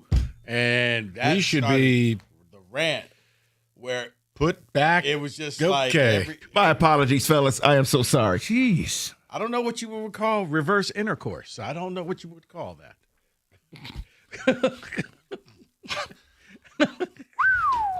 He was a little upset. Reverse intercourse, not on my bingo board. Didn't have it on my bingo board. Never saw that coming. Wow. All right. So we're asking you what you took out of Saturday night. And if you want to talk Michigan State coaching, I'm down to do it, but understand something. A, the dumbest thing in the world is when you bring up who you want to be your coach, because A, no one's ever going to be happy with the suggestion. No one. Doesn't matter. Doesn't matter. We could do so much better than that. Yeah, or, oh, you're crazy, you'll never take the job. So I'm not asking about that. It's more, I'm not freaking out that he still has a job today, because I'm going to trust the athletic director who's only been there for 5 months and the reputation he comes with as a fundraiser, a money machine, and a pretty cutthroat business dude. And we have a new president who, again, comes from a university that understands the value of athletics. I'm going to let them do what they're doing. Do I think he's dead man walking in Minnesota? Sure, I do. But it doesn't matter whether you fired him last week, this week, next week. It's that he's gone. And Jonathan Smith is a man who knows he's gone. And his performance on Saturday night was embarrassing beyond the field. I mean, I'm not asking you to play act, but can you look like you're a part of the proceedings in a game where your entire future is on it? If he had won that game, which, by the way, Michigan was begging to be beat because Michigan's not that good. We're just helpless. But if this is your back against the wall modus operandi, then you sealed your own coffin. I mean, it was pathetic every time they went to him. And then you see Joe Rossi fighting for his life. It's an embarrassment. Jonathan Smith will go down in history, even with the backdrop that the previous coach lit $82 million on fire playing with his beanbag. Jonathan Smith will go down in history as one of the most embarrassing coaches in MSU history, which is a hell of a trick considering he didn't slap himself. No. He didn't say, what do you got to do to get fired around here? He didn't lose $82 million in a hotel room. He was just embarrassing in sum total. Because, Mike, in the end, what are you going to say? What was his biggest highlight? What do you remember? Nothing. Oh. Nothing. As much as Tucker did, you can at least say, okay, it was the K-9 game. It was this. He won games. Jonathan Smith, what are you going to say? Well, we beat a one-victory Boston College in double overtime? No. And again, you know what? We can have every conversation you want as far as the job goes, but I wanted to keep it open to the rivalry as well, which is, if you're a Michigan fan, what did you take out of Saturday night? A lot of people were upset going into the game, and I can't imagine you felt that much better leaving it because, look, I don't think State was ever going to get over the hump and win the game, but Lordy, were the officials on your payroll? Because that sure as hell helped you get that thing to 31-13, and then State scored a garbage touchdown late. The point is that offsides call, a couple of no-call PIs that were obvious because even dull-ass Todd Blackledge admitted it. Yeah, you know what that does? That takes our offense off the field, puts our defense on the field, and then they ran out of gas. Mm-hmm. You wore Michigan State down. Yeah, I mean, it's no. I didn't big think deal. Michigan played that well. That's my whole point. No, Michigan gets the big runs late in the game. Why? The defense was tired. And it's not to take away from their runs, but no, you can just talk factually. Ben Roberts gets hurt. Jordan Hall gets hurt. That's the strength of the middle of the defense for State, and they didn't have any answers. They're not that good already. Yeah. So I just wonder if anyone left happy. Well, I'm sure Wolverines fans left. I think it's happier. But are you really thrilled walking out of that game Saturday night? That was a terrible game to watch. I don't know. So that's what we're rapping about. We'll go to the people. Let's go to Mark, 97.1. Mark, what's going on, buddy? Mark? Hello? Hey, Mark, what's going on, pal? Oh, sorry about that, Mike. This name is actually Martez. I got it wrong. All right, Kenny's been drinking. Apologies. But no, I just want to say that was by far the worst Michigan and Michigan State game that I've ever seen. You keep talking about Michigan State. Michigan we have major problems. Where do you want me to start? Start with the coach. He is by far not a head coach. He can't lead the team. Like, why? I didn't pay Bryce. Well, you paid Bryce $14 million to throw the ball on third, and why are we running the ball on 3rd and 8? I have no idea. It almost looks like they're trying to protect him for some reason, and I don't know why. That's why I was wondering, maybe you didn't throw the Hail Mary because he may throw an interception, but who cares? You know what you ought to do, Martez? Why don't you just go hire the guy Bryce originally committed to? I'll be fine with that. Why don't you just go hire Brian Kelly? I was saying Brian Kelly. He's committed to LSU. Oh, I thought you meant. I mean, look, Martez, and I'm going to let you get to the rest of this, but if I have to take more of these phone calls about Sharon Moore, then start telling me who the hell you want to coach your school. I'll take anybody over Sharon. Anybody. Wow. You take Brian Kelly? Let's start with in order for Sharon to stay here, Sharon has who do we have left? We have Purdue, Northwestern? Something like that. Yeah, it's all garbage. Okay. In order for Sharon to stay, you have to get to 9-2 at least, because you got to beat Maryland still. They can still beat you. Then you have to beat Ohio State, which I doubt you're doing this year, and then you got to win the Big Ten championship. If that happens, Sharon can come back. If not, just get rid of this garbage. This is. I'm tired of watching this. The play calling, run on 1st down, run on 2nd down, pass on 3rd. That's been going on for how many years now? 5 years. Right, and but that's all he knows. Martez, this would be my biggest concern. If we're talking just step out of rivalry crap, and I go, okay, the concern will be, is this who Sharon Moore is from an ideological standpoint, that this is the system we're going to run, and I'm uncompromising about it. I don't care if I bring in Chip Lindsey. I don't care who I bring in. This is what we're doing. Or as Bryce evolves, he evolves. As long as he evolves with Bryce, and again, this offseason, Michigan needs to do what Georgia did last year. Go and get 2 of the best receivers in the portal. Help your quarterback. Like, if they do that, I think Michigan could be very good next year. I'm not the one screaming about Sharon Moore. These fans are. Yeah.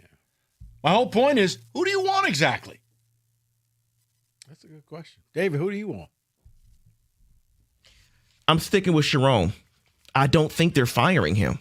So there's no point of me giving you a guy that I want in replace of him. They're not getting rid of him. No, but your fans keep calling. They do. This, and I don't know what to say. And I understand why they say it, because I don't like him. I don't like what I see during game day. You know what? I want to burn that thing. No, but you know what it is? It's Michigan grit. He's trying to borrow from the Lions and take the grit to Ann Arbor. And then win something. Right, after you paid your quarterback $14 million. You don't. No, I'm sorry. Lions paid. He's better served going out there dressed as Carlton Banks than any blue collar factory worker. That's closer too. Yes, that's because closer. That's the program you're running over there. Okay, Philip Banks is Larry Ellison. Vivian, like, come on. But they wear buffs, bro. Again, not a middle class thing. Jeez. Leaders best? Question mark. 248-539-9797. All right. Winter's around the corner. Get with Mastercraft Heating, Cooling, Plumbing, and Electrical. They'll do a complete furnace checkup, make sure it's running properly, and more importantly, safely. Right now, $79. That's $30 off the regular price. Call today. Their schedule fills up fast. discounted prices, mastercraftheating.com. That's mastercraftheating.com.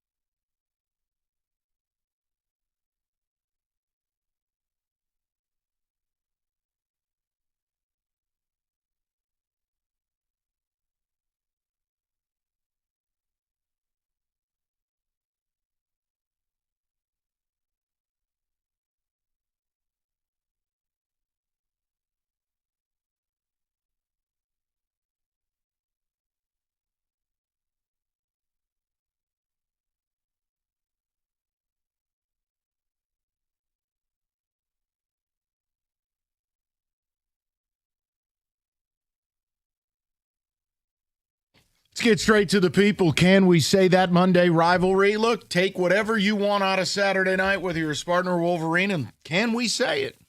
I started with tinfoil today. Not a tinfoil hat, more of a tinfoil headband. I don't think Jonathan Smith coached team Saturday night. That wasn't even tinfoil. That was, Mike, that was accurate. I think everybody, if you were watching the game, you saw that the fire and the emotion came from your DC, Joe Rossi. And he looked like a guy who was out there knowing my job is on the line, fellas. If we're going to go down, you're going to do this my way, and you're going to listen to everything I say. I don't want anybody saying I couldn't hear you. You know, you relayed the message down from the green dot down to no, to Jordan Hall. I'm right here yelling in your face, telling you what defense to play. I'm barking out signals from the sideline. I'm meeting you as you make a good play and you coming off the field. I'm high-fiving you. I'm telling you way to go. You know, things that a coach should do. Jonathan Smith looked like a mannequin wearing a Coach Halloween costume. Hey, Jonathan Smith was like, wait, I can do that? I can step out on the field? They didn't tell me that in the little handbook I got. It's pathetic. It's the worst the program's ever been. I wasn't alive. Well, I was alive, but I don't remember Muddy Waters. So I can only go back to the last, 40 years. I've never seen the program like this. Here's the sad reality. And yes, he's only been here for less than 2 years, maybe like 20, 21 games. But Mike, there's nothing that you can say, yeah, but at least he did that. Like John L. Smith, did some wacky things, but his offense scored a ton of points. His defense was horrible. Correct. He had personnel. Like, everybody had something. Bobby Williams, you could even go back and say, okay, but at least they won that Outback Bowl game for Bobby and carried him off the field. And then when history says, okay, well, what about Jonathan Smith, the other one? He's just going to be known as the other one. Oh, yeah, that guy. He was here. Okay, let's get to the people. Andrew, 97.1. What's up, Andrew? How you doing, buddy? What's up, Mike? I love your show, man. Thanks, pal. So, can we say that Joe Rossi would make a good interim head coach? And if he leads Michigan State to win out, he should be considered for the next head coach? No, I am not a believer in the interim ever getting the full-time tag. I would agree. He showed the qualities you'd want to try to keep a locker room together. If for nothing else, play for your paycheck, guys. But Andrew, no. I would say this. If anything, maybe he is allowed to stay on as the DC. But right, it's a lot like UCLA with Coach Skipper, and they won all those games. If you're UCLA, you probably still need to go out looking for a real coach, because that all came crashing and burning when they played Indiana this weekend. Oh. So, yeah, Andrew, I'd be out on that. Okay. All right, How brother. do you guys feel about Max Bullock? As what? As what? A human? As defensive coordinator? As the next DC? No. Dude, he's had 10 minutes as a linebacker coach. Look, Andrew, this is the problem we run into. I like the idea of certain people, which, okay. If we were Sam Houston State, you can make that kind of move, all right? You are a top 20 revenue program. You are in the Big Ten, the richest conference on the globe. Mm-hmm. You cannot take someone who spent 10 minutes as a linebacker coach at Notre Dame and ask them to now fully coordinate a defense to beat Michigan, Ohio State, etc. If you're asking me, do you want to bring Max to the new coaching staff so somebody at that place has an understanding of anything? Sure. And in time, maybe. But if you're at the point where you're just like, well, let's hire Javon Ringer to be the coach, you know what? Shut the program. Just stop. Yeah, stop. Take the limiters off. Quit trying to reach and be like, well, we should get this person. Think bigger. Dare to dream. Go out there and get a real coach. Bulla, yeah, I would love to see him on the staff, but to be the DC or heck, to be the head coach, I heard people, he should be the head coach. Like, no. At that point, who has said no? You're telling me. Who the hell has said that? Gator said that. Did not. Gator refused did. to believe. No. Gator did. You're like, don't lie. That's not very religious. No. Let me clarify. Gator said, and I look, everybody's entitled to their opinion. I just don't agree with it. You're not entitled to this one. Bring in Nick Saban. Wait. And then bring in Nick Saban and let Nick Saban mentor Max Bulla. Bulla would be the DC, and then Saban would leave in 2 years. I thought he was being tongue-in-cheek, like, oh, okay, he's just being funny, but he was being serious. He screens for that. Is that real? It is. It's documented online, and it's a video on our Twitter, on 97.1's Twitter. Wait. No. No. So, hold on. Okay. In fairness, he did also preface it by saying it's his crazy, wacky, out-of-the-box thinking idea. Okay. All right. Now, let's be fair. Okay. But even by those standards, that's egregious. So, so run it by. but he's not the only. But Mike, the thing is, he is not the only person I had this conversation with over the weekend. It's like, or maybe we should just bring back Max Bulla for what? To be the head coach. How about no? Spartans are such I'm like, losers, okay, man. guys, I can't stand You do my fan realize base. that Max Bulla, head coach, first question from the media is, so, coach, why didn't you play in the Rose Bowl game? That's going to be the first question. Oh, I don't care. No, I'm just saying. It's like, no, he's not ready to be the head coach. Can he become a head coach down the line? Absolutely, if he keeps on this path. Yeah, Brian Kelly killed a kid. You know what I mean? He kept getting hired. Right. But hey, it's 70-mile-an-hour winds today. Get up on the gurney, Bob. Right. What, are you kidding me? He still got hired. Like Sark and Lane Kiffin got fired, kept getting jobs. This, give it time. Do we have audio of this? No. Just no. I do not. Nope. I can attempt to grab that. No to Max Bulla being the head coach right now. I like Max. Coaching searches really bring out the worst of everyone.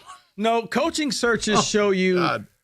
It shows you how much people think about their program, and it shows you how limited their thinking can be. They don't think big enough. So it's just like, what's the cheapest route that we could go, or who's the most rah-rah person we can get? Yeah, does Max Bulla know about the rivalry and all of that? Yeah, he would bring that back to the staff, but I don't think he's head coach. Not right now. Now, if he stays at Notre Dame under Marcus Freeman for a few more years, he may get that bump up. We should hire Johnny Spirit. I mean, I hate you for what you've just done. I just want to let you know that. I was in a very good mood. Now I'm in a bad mood. Good. Nick Saban as what is this? What is he? A drug counselor? He's going to do a mentorship. Well, then we're going to slide into this. Crazy or not? That's crazy by crazy standards. What'd you just say?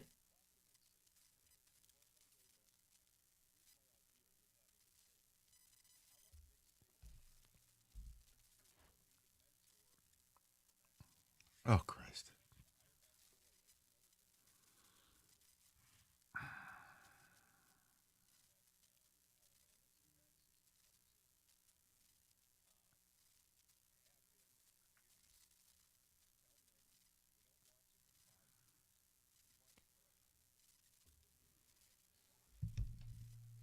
So, no. We're done. So you're hiring a lame duck coach that everybody knows is lame duck that is happily retired, and Miss Terry would kill him if he went back to coaching in a place like Michigan State. And then you'd have to supply him with $40 million a year to buy players that would be signing on the dotted line for a guy who won't stay there to then go play for a nobody who's never coordinated a defense. It doesn't make any sense. And he said, in fairness, I don't want fairness. It was his makes crazy. no sense. We found out later. He said that was his crazy idea. Here's my crazy idea. I quit. You've got to be kidding. You know what? To hell with it. I want to hire Bill Spaceman Lee. And I have Frank Tanana as my offensive coordinator. I quit. I just, no. It doesn't make sense on any level. The Expos. And by the way, Nick Saban is how he got Captain Penis. Saban recommended Mel Tucker. Then the guy was blasting his beanbag and lost $82 million and put the program in this place. I don't want to hear anything from Nick Saban. You sold us a lemon. Well, he didn't realize that Mel had Go to hell. Had enough of you too. No more Saban opinions. You're done. Go do another commercial with Prime. You're done. Come on. He didn't know. Yeah. Yeah, Tuck will do a great job for the school. What? That's the only thing that guy did in town. Bunch of this. At least Tuck had some players when he was there. Read something. You've upset me. I'm taking a few minutes.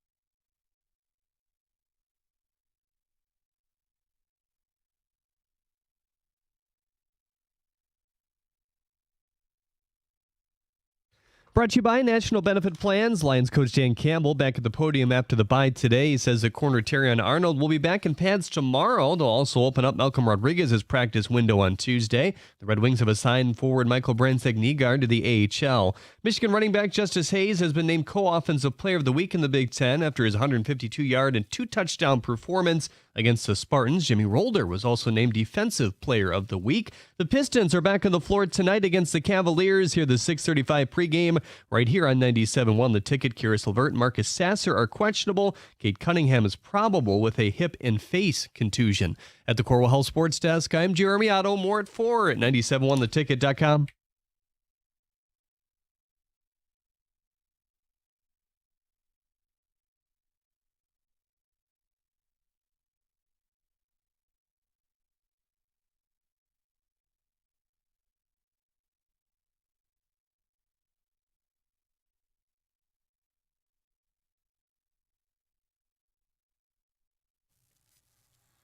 Oh, man.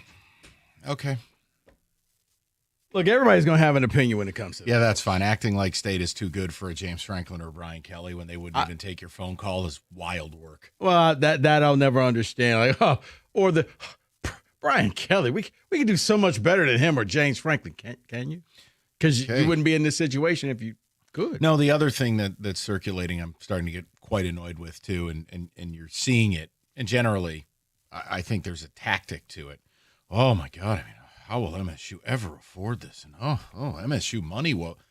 Like, did I misread when President Guskowitz came out last year and said they set a new record with donors of $380 million last year? No. Okay.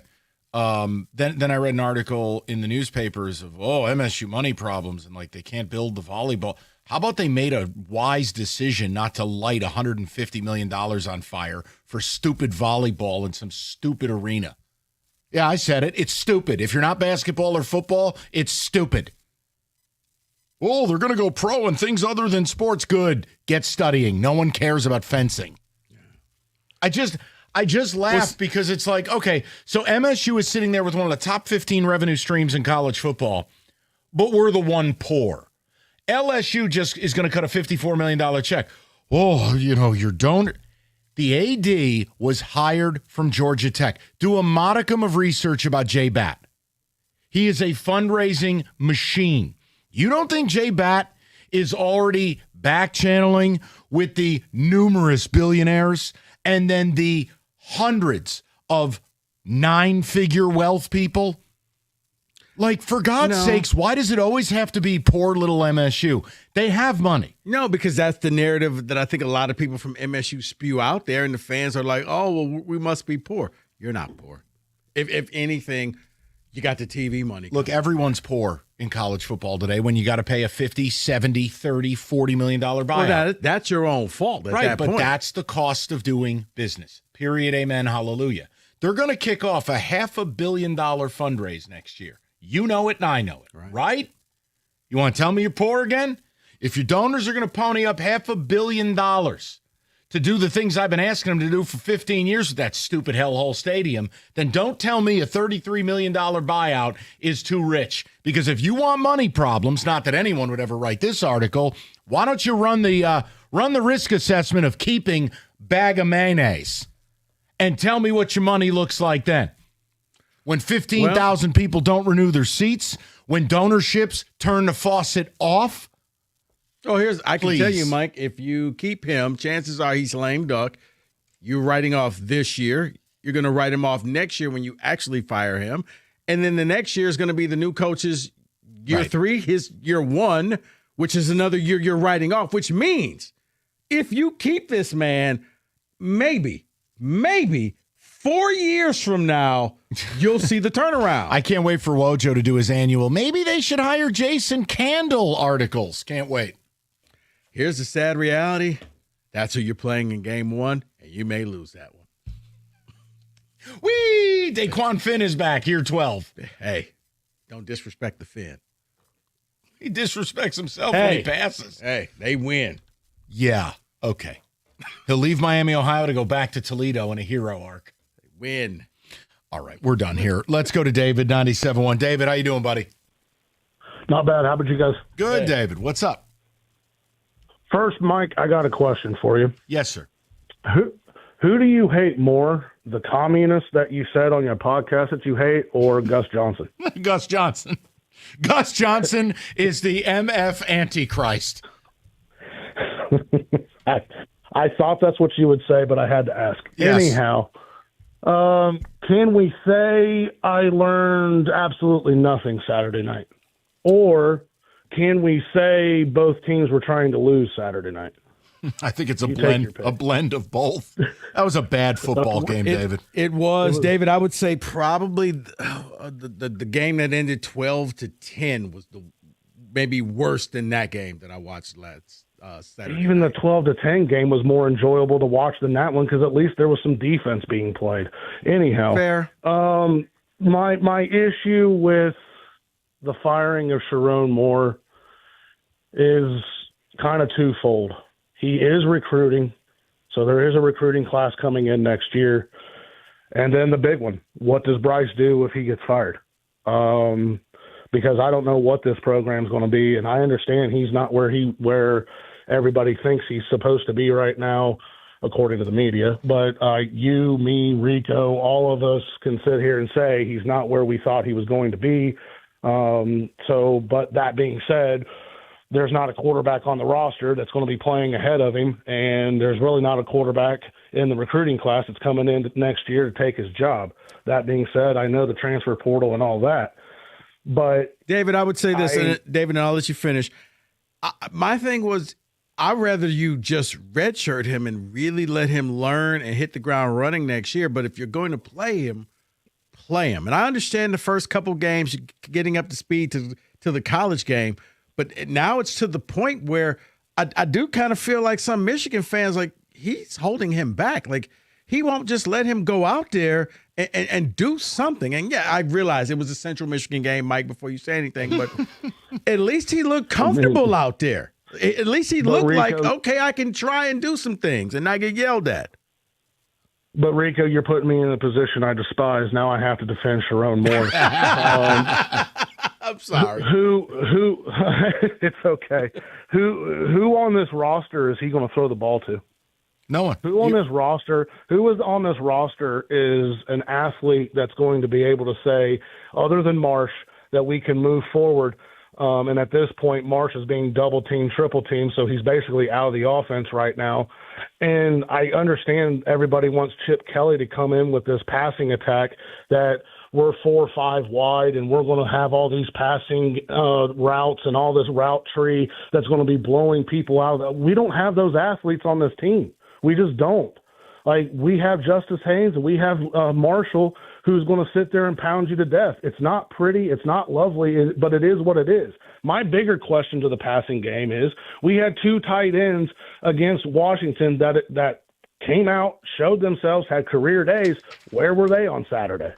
Yeah, no, and sitting David, sitting on the bench next to Rico is where they were. Yeah, no, and that's, David, that's why I said it. I don't think anyone comprehensively is pumped up about Saturday night. Obviously, you'd rather win than lose. Or if you're a Spartan like me, I wanted to lose. I just need this to be over. Why is he even up there? Honestly, why is he doing a press conference today? Michael, okay. Let me let you know that all is well. We're going to get this thing fixed. I've talked with the players. Whatever. And you know, we're close. I know we're close. It'll happen in due time. Okay. You know what? I asked the fans for just a little bit of patience. There you go. Turn him off. Take his battery. Just a little bit out. of patience. Truck Month, Moran Chevrolet. Elevate your tailgating. Michigan's #1 selling Chevy dealer. Game days start in a 26 Silverado LT Crew Cab. Lease one at Moran starting at $179 a month, 24 months. New Silverado for $179, or you can lease the 25 Equinox LT, $299 a month, 36 months. The entire team at Moran. Simple, easy, stress-free. MoranExpress.com or stop by on Gratiot, just north of 15 Mile in Clinton Township. Moran Chevrolet, where you always get the best price period. At Chevrolet, together, let's drive.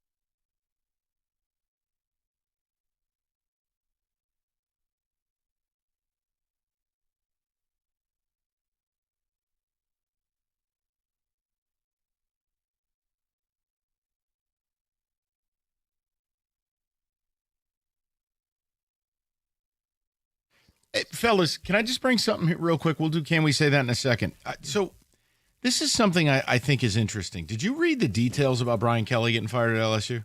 I did not. All right. This is his. Well, you mean the interaction with the AD or just? Yeah. So there's some good stuff here, and I think Kenny will enjoy this because it does. It just means more. Yeah, but this is not sponsored by My Pillow and Pillow Fighting. No. So Kelly's firing comes after a very tense meeting with LSU athletic director Scott Woodward.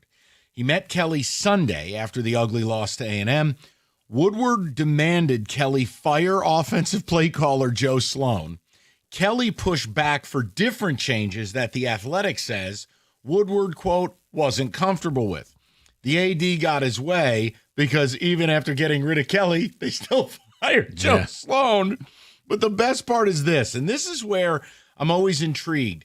The meeting included threats about negotiating a settlement of Kelly's roughly $54 million buyout. The school said in its release regarding the firing that the terms of the separation are being negotiated. So here's my question.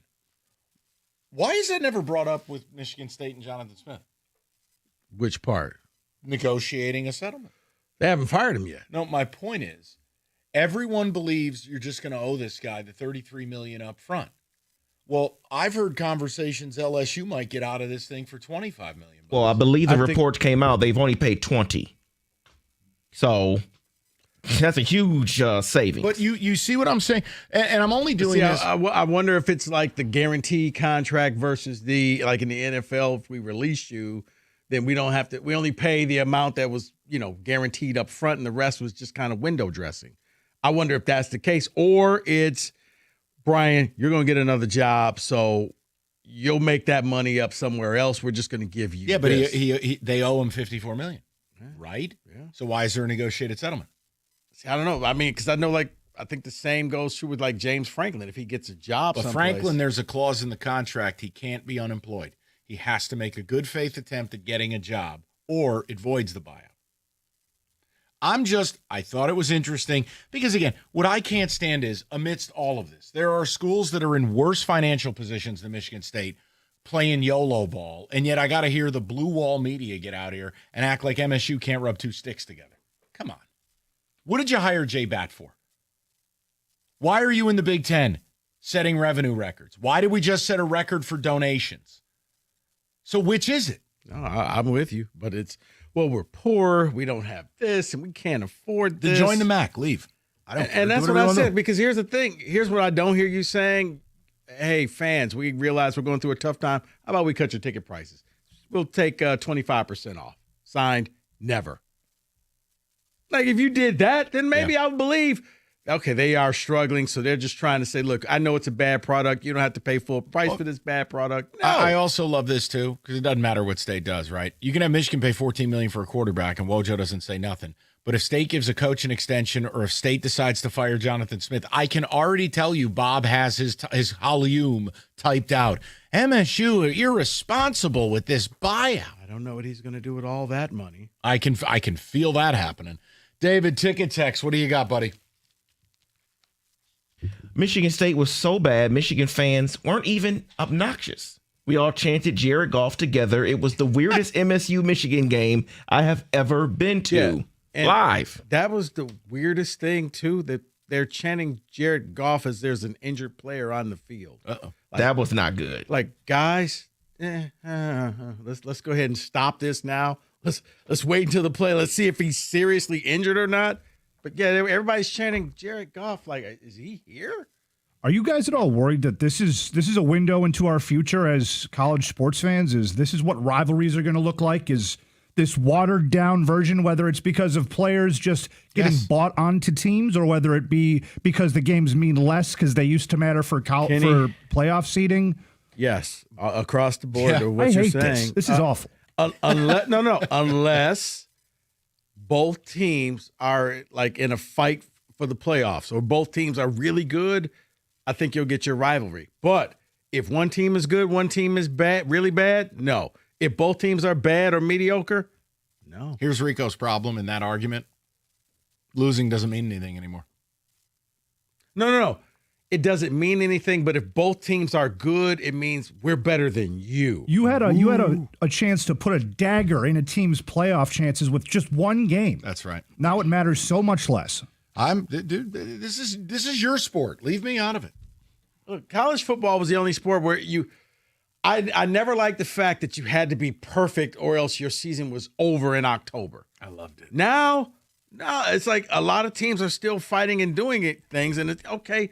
Well, if you lose, yeah, okay. If you lose, maybe you see them again. But for 24 hours, Kenny, I'll say this: the rivalry will mean something because at least you could say, okay, we were better than you. Now, a couple of weeks from now, maybe not. But for 24 hours, yes. Have we become that cynical that now winning a game is just considered nothing? Yes. Well, we were barely better than you. Barely. David, scoreboard. You won. Wait till you they were go better. to 16 teams and you have a 4-loss team in the playoff. That's coming. Hope you're ready. I'm just saying, yeah, if both teams are good for 24 hours, man, you get to make fun of your neighbor or your brother or your sister, whatever. Yes, you can have some fun with that. David, take a text. Yeah, I don't. I mean, for years, Michigan State, neither one was doing anything, and we still hated each other. And neither school was going anywhere. Because the games mattered. Because it mattered for bowl seeding. It did. It now nothing mattered. Here's the problem. They've killed the golden goose. They have. They killed the golden goose to take the fast money. Now, if you don't make the playoff, you're toilet. Do you know how much more devastating that Alabama loss would have been for me had we been in that Correct. old system, the old way of doing things? Now you don't even give a damn.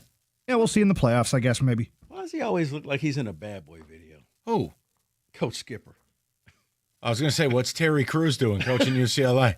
Just like he's in a Bad Boy video. All right. Terry Crews. What is that background? That's what I'm saying. It looks like Mace should be coming in there at any with moment. the white outfit. Yeah, with the shiny suits on. Oh, my. And here's Missy Elliott. UCLA with the aggressive green screen behind their head coaches weekly.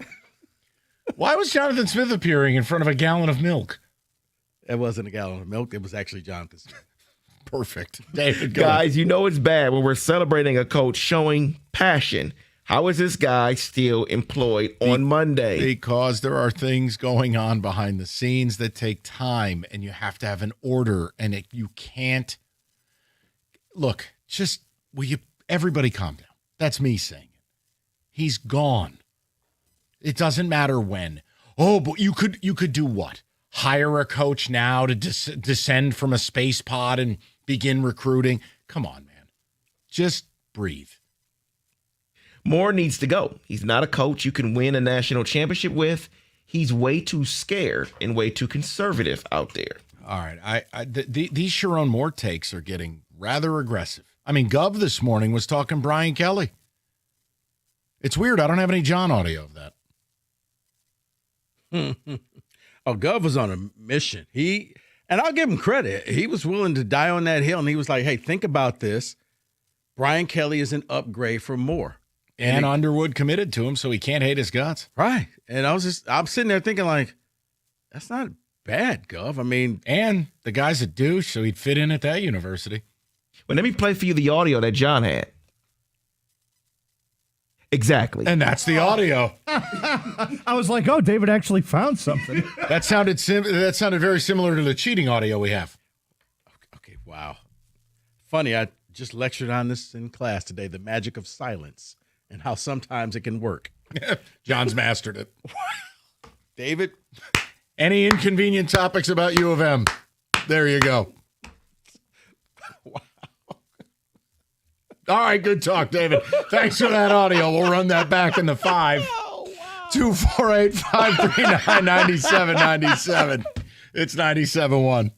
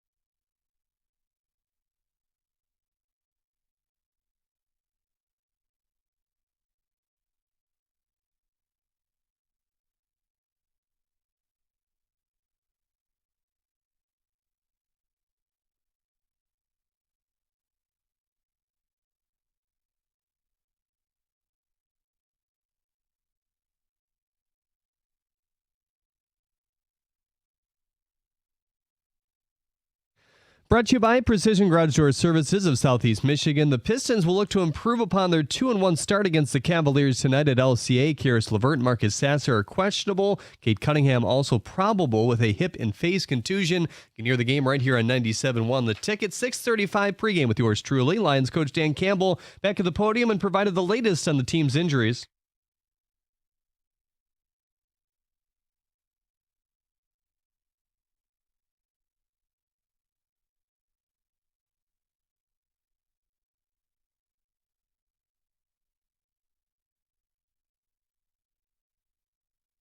He also said they plan to start Malcolm Rodriguez's practice window tomorrow as well. After their win over the Spartans, Michigan running back Justice Hayes has been named Big Ten Offensive Player of the Week, while Jimmy Rolder earns Defensive Player of the Week. Red Wings forward Michael Brandsegg-Nygaard has been sent down to the Grand Rapids Griffins today. The latest USCHO poll had Michigan State, Michigan, and Western Michigan hockey as the top 3 teams in that order in the country. And the World Series is tied at 1 apiece. Game 3 is tonight in L.A. Max Scherzer battles against Tyler Glasnow. Glasnow has an ERA under 1 in the playoffs. First pitch there at 8 o'clock. At the Corwell House Sports Desk, I'm Jeremy Otto. For more, go to 97.1 The Ticket or Odyssey.com.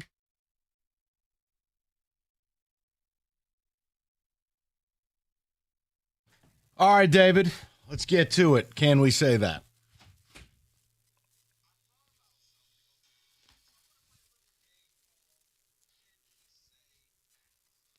This is the NFL edition on a heavy college Monday. Rico. Can we say that Harbaugh's just like to bend the truth and the Ravens lied to the NFL about Lamar's eligibility for Sunday? Full practice to, did we say full practice? He's out at the last second. I don't know what to say. I mean, if the guy's hurt, he's hurt. Maybe he wasn't totally comfortable. Well, how would it behoove them? Just saying, I guess the NFL is looking into this because he went from, he's full practice to. Why doesn't the NFL look into out. their criminal officials and what they did to the New York Giants yesterday in Philadelphia on the tush-push, on 2 false starts that weren't called, and on an offensive PI that was phantom at best?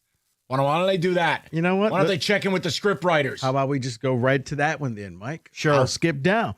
Can we say, David, we had this discussion.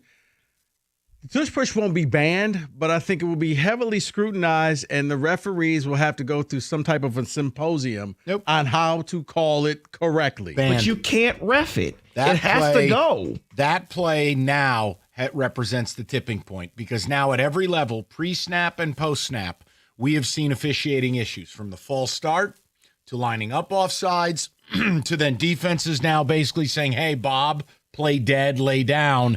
To yesterday, they let that play go for 7 seconds usually. Yeah. Yesterday, Jalen Hurts got the ball taken from him. There wasn't a whistle until Kayvon had the ball and was on the ground, and they ruled forward progress. Yeah. The whole play is a crime against forward progress.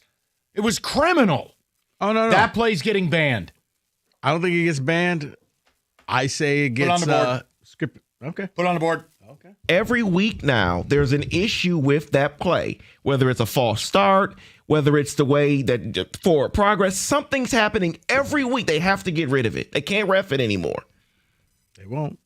They'll change the rules. All right. Can we say, Mike, speaking with your Giants also, that the Giants are about to enter into tank mode? They can't. They can't. They've got to develop Jackson Dart. They have to develop their young QB. You can't forcibly tank by playing, say, Andy Dalton.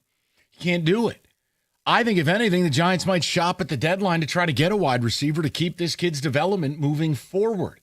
Look, they're not going to win games regardless. Look, I have Jonathan Smith on Saturdays, and I've got Shane Bowen on Sundays. My life is hell. We could have Jerry Rice and John Taylor. We're not winning games. But, no, you can't fully tank. You'll wreck your quarterback. Nothing for me to add. He's right. Can we say the Eagles are better without AJ? No. I would love to say that. I can't. But you can't. I mean, sometimes, addition by subtraction, less distraction. Or you play the same team twice in 3 weeks and you realize that you were lazy, drunk, high, and stupid on Thursday night 2 weeks ago, and they just put it to them. I'm going to say no to that. Can we say it's time for Cousins to hang up the cleats? The only bigger grifter that has ever existed on this earth is Jonathan Smith. Kirk Cousins is a grift. And by the way, congrats. You killed any hope of getting traded. That is the greatest finesse in the history of the NFL, this latest deal he got. Yeah. I didn't realize hurting your Achilles could hurt your brain, heart, and soul all at the same time. He looked as if this was his first time ever as an NFL quarterback. Like, wow. It went beyond, okay, he's just a little rusty too. Yeah, no. Can we say Raheem Morris has to be fired? Yes. Good. Glad we settled that. Right. Bijan's been effective. Pitts have been effective. And then you put Cousins in there, they don't exist. Can we say the Miami Dolphins may not be done? No. They did. Stop. They just paid the Falcons. They got Raheemed. It's the same coach and outfit in Atlanta that got beat 30-0 by Carolina. No. Absolutely not. Dolphins are junk. Can we say... Is Raheem Morris a relative of Jonathan Smith? No. They're the same person. They're not. They are. Can we say Jonathan Taylor will be the NFL MVP? No, because it's an unfair award that only goes to quarterbacks. Should he be? Yes. He's got 13 touchdowns. He's had 3 straight games of 3 touchdowns. He's approaching 1,000 yards. We're not even at the halfway point. Yes. He's absolutely should be, but unfortunately, it's not a real award anymore. It should be called the most valuable quarterback. He'll be your offensive player of the year.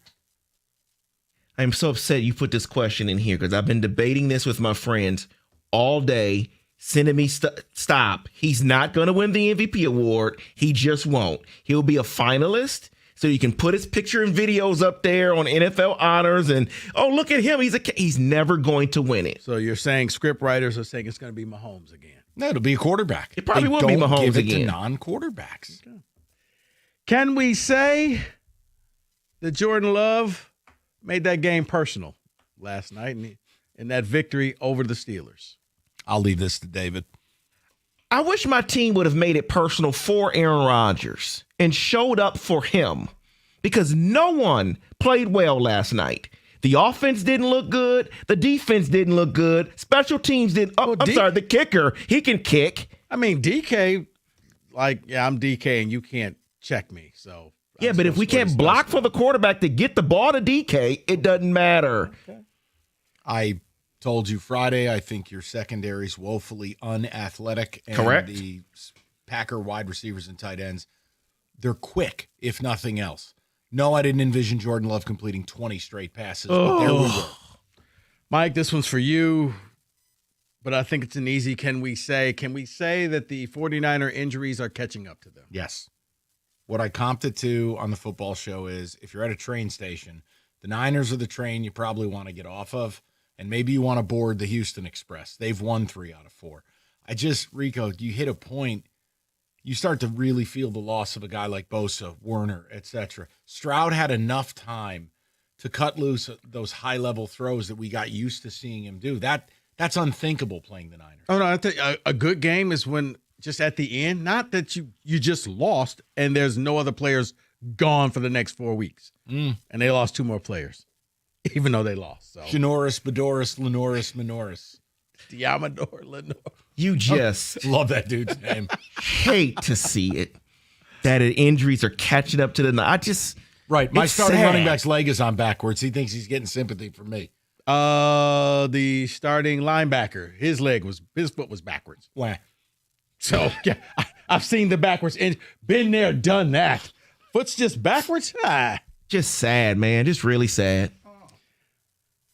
Wow. Well, at least they wear regular looking uniforms. All right. Can we say? Yeah, the Steeler helmets were all time bad last night. That whole combo. That was bad. Why? And then you're going to do it again next year. They'll probably be wearing them again this year. I don't know why. Can we say that the rumors about Steve Sarkisian going to the NFL are true? Yes. I think so. Saying that he wants to be the coach of the Titans? Yeah, because he might be on his way out of Texas. And honestly, the game has never been more offensively oriented. That's his calling card. Yeah, Rico, I think it could be a Lou Holtz situation where he's one step ahead of the posse.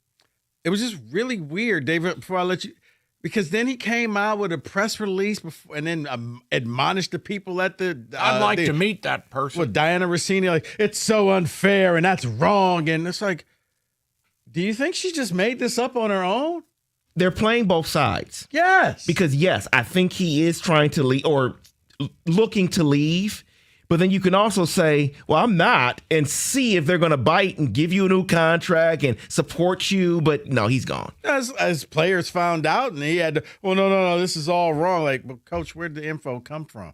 We're not stupid. Tell you what else is wrong. The backup is better than Arch Manning. Ooh, yeah, he is. Uh-oh. But uh-oh. I did feel bad for all the cowbellers. Poor people. Bad enough. They had that game, man. They had it. Poor folks. They really did. I was rooting for them. Almost like I was rooting for North Carolina. I will tell you, Jeff Lebby's done a nice job at Mississippi State. Not that anybody gives a damn. Why did I even just say that? Carry on. I'm just saying, but North Carolina almost had their first victory. That close. Anyway, can we say that maybe the Browns should play Shedeur Sanders at some point this season? It's going to happen because the owner will demand it. But it doesn't matter. They only care about opening their stadium in 27. Their bigger problem is Myles Garrett. 5 sacks in one of the most dominating performances you'll ever see. He still ends the game in a meltdown and benched because the team is down. Now the conversation in Cleveland is like, dude, you took the money. Like, what did you expect? It's so messy because they're not altering their plan. Their plan is to draft and develop, and they did. They had a very good draft. But they care about when they open their stadium. Myles Garrett is just along for the ride. So I don't know what to tell him. I don't know what to tell them. But, yeah, Shedeur is going to play at some point. And final one, can we say Green Bay is the second best team in the NFC? It's a wide gap to the Lions, but sure. There's something about their secondary. I don't like the Pack secondary right now. Their corners need help. They make a trade for a corner. They kind of have an aha moment. I might upgrade them, but they don't have the Legion of whom? They got the Legion of Micah Parsons. Good God. And that's, can we say that, Pro Style Edition 97.1. So the other day, I'm over at a friend's place, pumped to watch football, but his setup was a hot mess, total lagging, buffering, switching between apps, trying to find the game. Claimed he was a big fan, felt like I was fan-fished. See, if you call yourself a football fan, you got to have Xfinity. It's the ultimate sports destination. I can find the best games and my favorite teams all in one place. And the way that I watch is next level. It's the perfect fan flex. I've got all the action right there in front of me. Plus, Xfinity's best picture and sound with enhanced 4K so clear, you feel like you're right there at the stadium. Sometimes I got 4 games going on at once. Why? Because, heck, why not? On top of that, I get real-time notification and live stats right on my TV. It's the best seat in the house every single time. Next game day, make sure that big fan isn't a big fail. Learn more at Xfinity.com. Xfinity, imagine that. Restrictions apply. Multi-view requires Xfinity 4K capable TV box.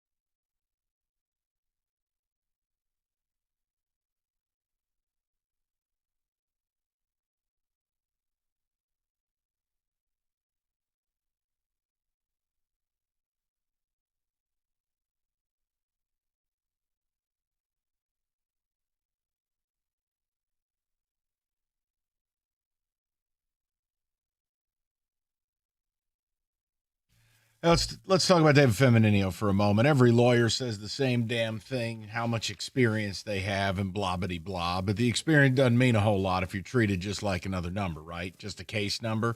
The difference with David, he takes it personal. It is personal. It's not just a case. It's your life. He's going to fight for you. He's going to get to work, and he's going to deliver that result. Call 855-65-CRASH or simply go to getdavidgetpaid.com.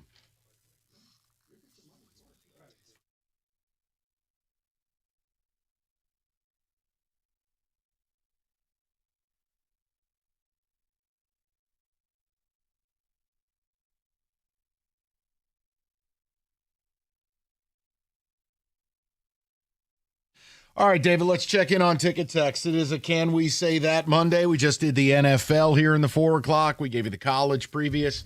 And again, it's kind of centering on Saturday night is what do you take out of it, whether you're a Wolverine or a Spartan? Can we say blank? My Can We Say That was a little bit of tinfoil. I couldn't help but think while I was watching is Jonathan Smith was simply just there, so he wasn't fine. That Joe Rossi coached the team. Because Jonathan Smith showed nothing. He was flat even by his flat standards. Joe Rossi was down from the booth and at least fighting for his life and fighting to not sell his house. And I might not think much of Joe Rossi's scheme or the players they've paid to be a part of it, but damn it, at least he tried. And honesty and some effort is really what Spartan fans are looking for. Yeah, and I think for me, Jonathan Smith looked like a guy who was out there. He wasn't coaching anymore, Mike. He was gambling. And you saw that when he just started pressing and using analytics to defend his bad coaching moves. The going for 2 thing, I was like, why are you going for 2 to go up 9? You still need 2 scores. What did I warn you about with this guy? It made no sense. I once saw this guy. I think it was the game. He was at Oregon State, and it was against Arizona.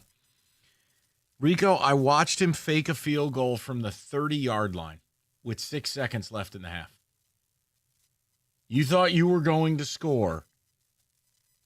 This isn't double overtime, Little Giants, Notre Dame, YOLO, because my kicker can't make it. He faked a field goal. I could find this on video. He does bizarre things. The going for 2, then passing on field goal. It's insanity. Right, the whole time, but he does realize you still are down by 2 scores. Like, huh? I know. David, go ahead. Can we say Deion Sanders is done at Colorado and big-time football is not what he can do as a coach? I think we all saw that the second he lost Travis Hunter. Utah put Deion through that mattress. Woo! It was Kenny and the Colca girl. It was 40-0 before halftime. 40-0 in Rice Eccles. Look out. You hate to see it. He's got a bunch of haters. You guys just hate on him. Yeah, racist. Yeah, or he's a bum. There's probably like a middle ground there, right? Jeez. Terrible. Can we say that Myles Garrett and Max Crosby better enjoy those game checks because that's all they have to cheer about? Yes. I think both their careers are over as long as they stay where they are. Enjoy the money, fellas. You could have been Lions. Can we say that there is no way the tush push will be used next year? The refs have wrecked the play. We have it on the whiteboard. It's a bet. I think it is absolutely getting taken away. Rico says no. I think it'll get heavily scrutinized, but I don't think you could take it away because it would be unfair to the Eagles. Why? It's not a football play. It's unfair to the rest of the league. It is a football play, It's Mike. not a football play. It's a rugby play. If it was that easy, everybody can do it, and everybody cannot do it. And God. If everybody was running this play, I could Everybody see, doesn't have a quarterback who squats 700 pounds. Come on. Whack. It's not whack. It's factual. whack. Jalen Hurts, the strongest QB in the league. So that's why I'm saying it's not fair that he puts in the work and can get it done. You can't just say, well. Okay, so how much work would Jared Goff have to put in to squat 700 pounds? It's impossible. He'd have to get into the gym. Oh, my God. They got facilities. And That's like saying if you work hard, you'll someday be as fast as Usain Bolt. No, you won't. It's a false start every time That they too. run the play. Then they don't blow the whistle on time except when the Giants steal the ball. Well, that's why I said I think that the referees will be, hey, guys, we're going to start calling this a lot closer. It's impossible to. It's impossible to ref it. If you have the linesman can just simply say, no, they moved. Or, you know what? Maybe this is it. Maybe here's the compromise. But it's inconsistent every time. No. There could be a false start. There could not No. be. They call it one way or the other. There's no consistency on how the play is run and how the play is officiated. I think this could be the compromise. You can run the play, but guess what? That play is reviewable. We could go back and look to see if you were off. No. If you were offsides, we can then throw a flag and say, no, play's no You good. ever think if you have to were go to these offside. measures that maybe it's not a football play in the first place? No. Okay. No. So not under 2 minutes, but if it's 7 minutes left in the second half, you run the play. We can review it? We're going to tack on an hour to every Eagles game. It's not tacking on an hour, but I'm saying that play can be challenged. The coach could say, you know what? I want to challenge that play. I want to challenge that They play. can challenge the play if they want to now. No, but the problem is you can't go back and ref it. It's impossible. David, and that's what I'm saying is maybe they allow them to go and do the flag later, like, yes, offsides, flag, 5 yards. go Embrace backwards. debate. I loved it. Go ahead. Keep arguing. This is fun. That may be the compromise is, you know what? The compromise is to just get rid of That's it. not a compromise. Just get rid of it. That's saying you're just not good as the Eagles at doing this. Oh, my Lord in heaven. David, your rebuttal. All right, tickets. Continue. Get some real uniforms first. All right. Can we say that Bryce Underwood is not being coached properly? No, oh, my God. Okay. Guys, do you ever think, while I would like to see certain alterations to the offense, you do realize Bryce Underwood did not throw for 100 yards and I think had 8 completed passes Saturday night. Like, in what world do you think he's going to go 35 for 42 against real teams? He's not ready. But you decided to pay him $1 zillion, so you got to play him. 8 for 17 for 86 yards. Against our defense. And that says a lot right there because I think Mendoza he's still throwing touchdowns against them. True. Tarico says, it's not a football play, Rico. Ban that play. Yes. It read just like that. That's what he told me, too. You can yell all you want, but it is. You just don't like it. Look, I got nothing for the Eagles. I'm not this Eagles fan, but it's like, because they could do something well and nobody else can't, I can't sit here and be like, well, can't run that play. Why is Rico a fan of the most boring iterations of sports that exist? He loves the small ball in baseball. He loves the tush push. I hate all of it. Because it requires, some nuance. Oh, we've reached a part of the program where Rico says he's smarter than everyone. Right. We're the unsophisticated swine. I watched it from several vantage points. Because, I used the word nuance and now I'm smarter than Listen, everybody? it's a double word score. Not a triple, it's a double. Just say, listen. You know what? Grumble, grumble. I like these things. Grumble. Poor TJ's not even here to defend himself. John, your thoughts? Rumble, rumble. Run, play. Fire. And here's Heather with the news.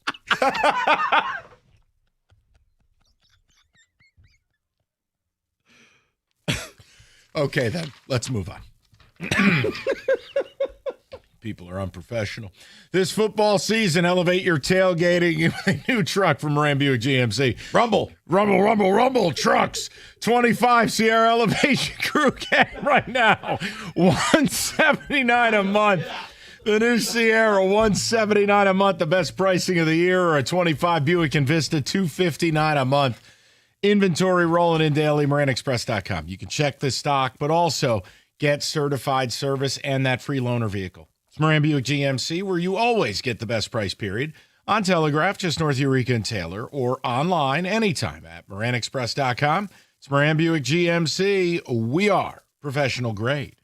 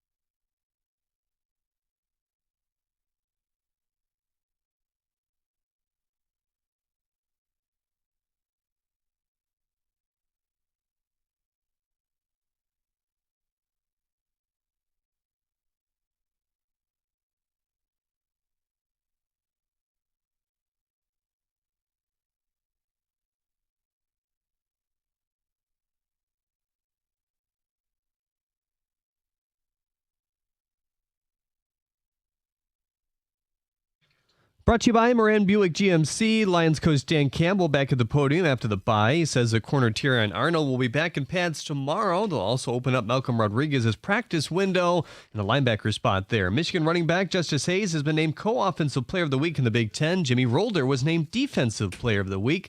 Pistons also back on the floor tonight against the Cavaliers. You can hear that 6:35 pregame right here on 97.1 The Ticket. Karis LeVert and Marcus Taster are once again questionable today. Kate Cunningham is probable with a hip and face contusion. At the Corwell Health Sports Desk, I'm Jeremy Otto. More at 5 or at 97.1theticket.com.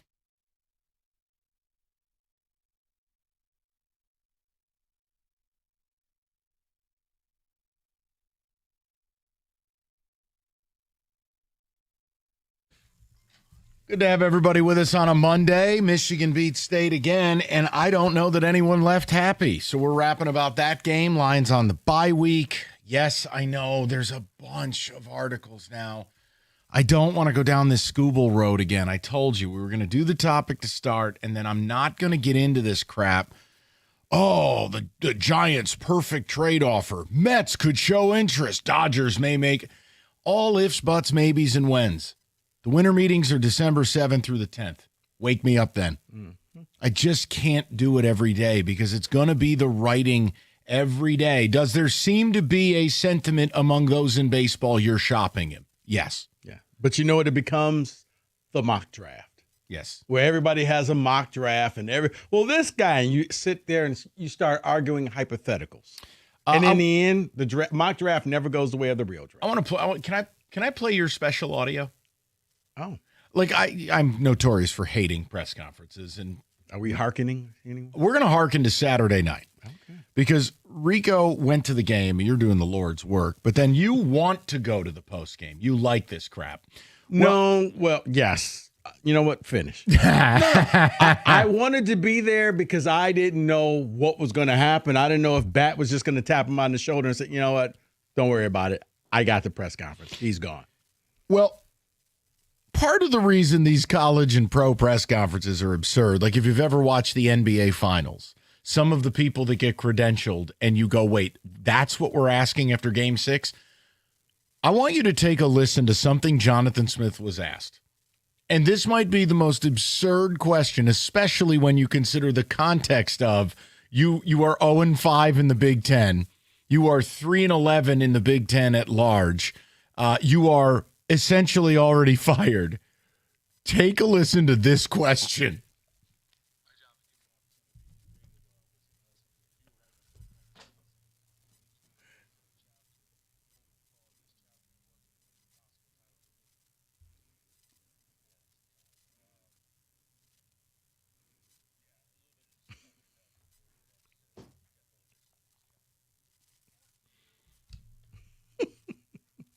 Hey, Coach, your team gets smoked like a cigar every Saturday. What do you call this chapter, and what would you call the book?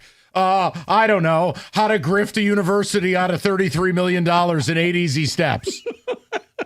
A Jonathan Smith story. What kind of question is that? That's Lindsey Huddleston, man. He's I want to give you a chance to be creative. He's a sports psychology person. So what's the psychology in asking that? He was trying to get it more positive. Positive? Because they just got orbital ran by Michigan's running game for 300 yards. Hey, what would you call this chapter? Waiting to Die. What would you call the book? My Life at Michigan State. Seriously? Yeah, we were all kind of shocked, like, wow. Okay. I'm going to give you a chance to be creative. But David, radio doesn't do it justice. The look on his face was... You're like, right. It was like that...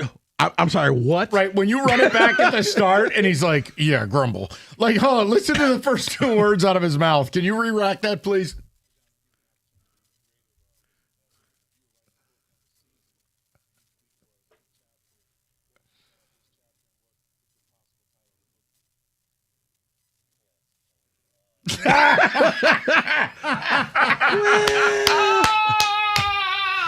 Can you isolate Justin's initial? Yes, you son of a. The look of befuddlement on Jonathan Smith's face was incredible. Like, Kenny, that was everybody like, Huh? Lindsay, What? no. What would you call this chapter? Medicated coma. And what would you call the book? My Greatest Mistake. The Art of the Con. Yeah. Oh, my God. I hate being here. You don't want me here. Right. What would you call this chapter? My family's moved back to Corvallis. Right.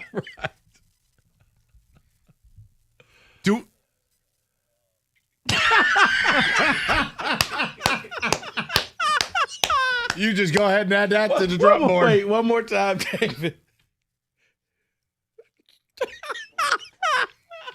If you've ever wanted to hear, honestly, here's what Jonathan Smith wanted to say.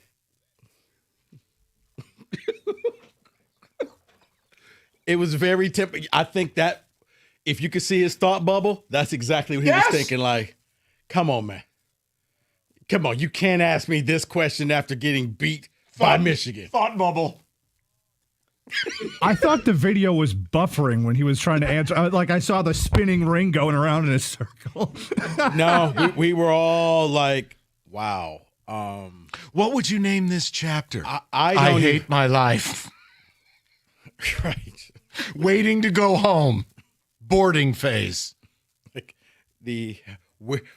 cut the check and which door do you want me to walk out of? Foreword by Ed Orgeron. I think that's the most emotion I've ever seen from the guy. Yeah. That actually happened. Jonathan Smith's thought bubble.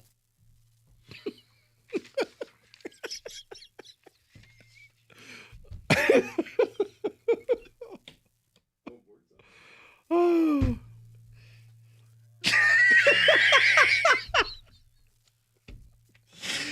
Okay. In all seriousness, I felt so bad for him after that question. Like, just opt out. Just you know what? I'm not answering that. Just don't even try. Because He should have just deadpan and go, what the hell do you think the book should be called? This is terrible. What do you want me to say?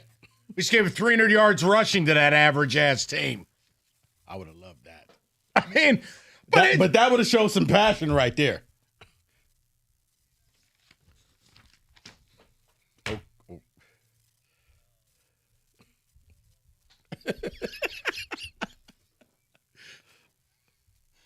Maybe that's what. Honestly, we should get him a kazoo for the Minnesota game. Just let him go over there and toot away on that thing. Go for it. At least we know he's breathing. Maybe the title of the book, Something Was Wrong.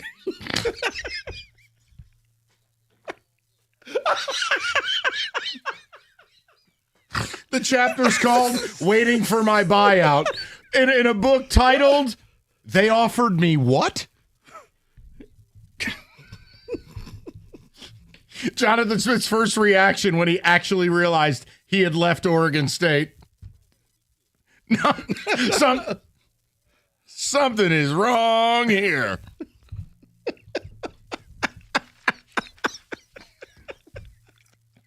His face, though, it's so good. I want to give you a chance to be creative. You know, I often find I choose creativity on the worst day of my life. Look, if you find it on YouTube, it's like at 6 minutes and 10 seconds in. His face is the thing, because we were all, I'm sorry, what? Yeah. He was not ready for that question. Ticket text, that reaction actually makes me like Smith more. That's the highlight of his time here. I'm Jonathan Smith, dying. Can we say trial? Thanks. Someone else says, stop making me laugh. Oh, God. Oh, man. Hey, you just got your ass kicked up and down the boulevard. I want to give you a chance to be creative. Creative? I'm in a body cast. Aaron and Taylor, that's a 3-seed for the drop tournament. There's not even words there. It doesn't have to be. Don't you understand? It's not about proper grammar. What would you call this chapter? Yeah, Waiting to Die. In a book called 33 Million Reasons Not to Leave Your Alma Mater. I'm telling you, best title, Something's Wrong Here.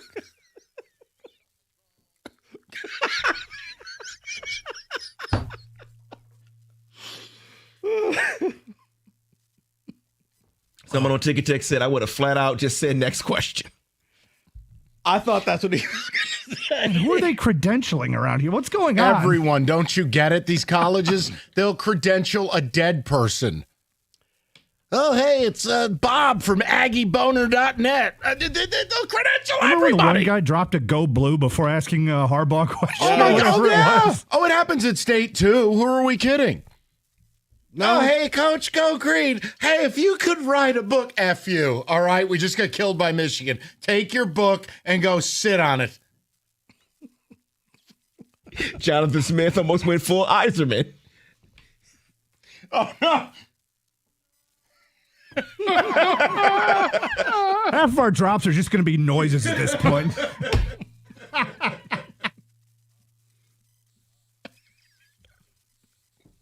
All right, sorry. Oh, man. What would you call the chapter and what would you name the book? Okay.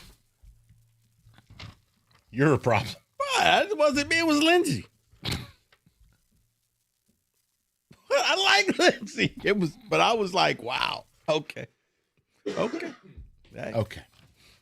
Hungry Howie's. How about some pizza? Look, not all of us have a $33 million buyout to brighten our day, but maybe some pizza and Monday Night Football will work for you. Authentic Detroit-style pizza, Hungry Howie's, $12.99, in-house made dough, real mozz, the best ingredients, and at $12.99, can't miss. So go to hungryhowies.com to celebrate this boldly authentic Detroit-style pizza. And don't sound like Jonathan Smith when you order. Get excited about it. Go to hungryhowies.com and take advantage of the deal today.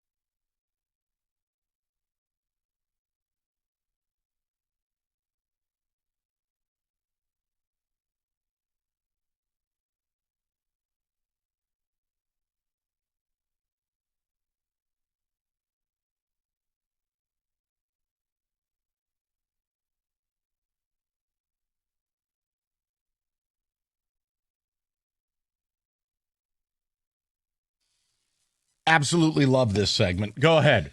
Fire away. All right, let's just start off. Can we say that Brian Kelly will coach again? I'm saying no. 64 years old, the same age as Curt Cignetti, 54 million reasons to go the F away. And here's my problem. He was going to get fired at Notre Dame if he didn't leave. He goes to LSU. He was a complete disaster.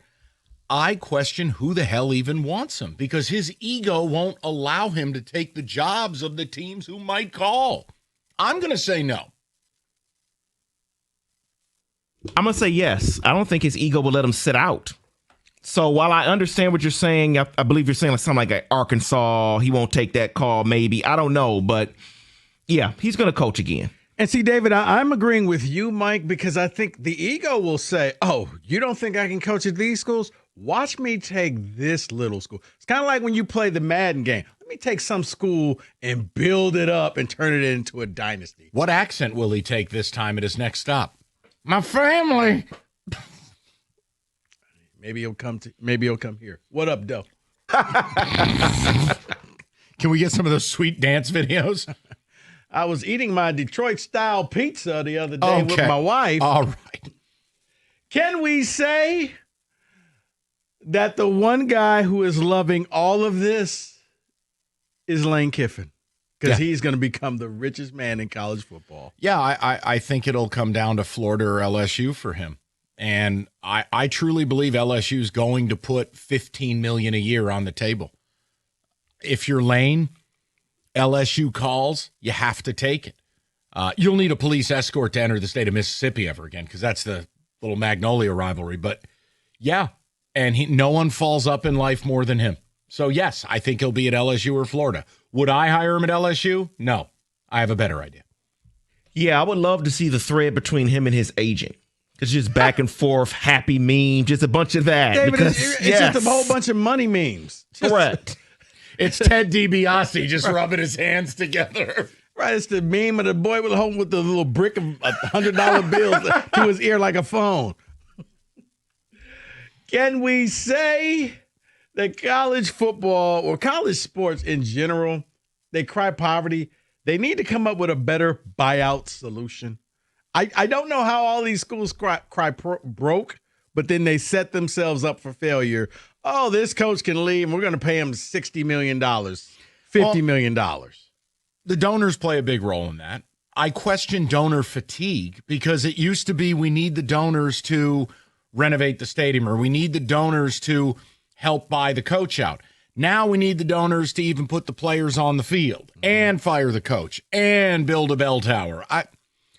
Rico, I don't know of another job where you get paid egregious amounts of money to not work. See, I'm thinking the better solution. What if you just, and this is thinking outside the box, that the coach makes $1 million or $500,000 per win towards that buyout. So if you're a winning coach, okay, your buyout's going to be high because chances are some other team wants you. If you're a losing coach, I'm not going to sit here and pay this high buyout for you. You didn't win enough games. So here's your check for 32 cents. You didn't win anything. You can leave. David? It is the ultimate retirement package for your family. Yeah, it is. Brian Kelly lived the dream. He did. Yeah, it is a weird setup. You're right. You sucked, and we're going to pay you $60 million? I don't know. Something about it is weird to me. All right, let's get to some football. We kind of touched upon this, but can we say that Sherrone Moore made a gigantic mistake right before the half? I don't want to say gigantic. I just think it's a mistake. I just don't think it's optimizing your chances of winning. You had an opportunity to call a timeout. Your quarterback's got a cannon for an arm. Yeah, I think I think it's the second time this year before the end of a half there's a little bit of a screw up. I don't want to say gigantic though. I don't think that's fair. David. Sherrone Moore doesn't really his in-game stuff just doesn't make sense to me. But he's got a blue collar shirt.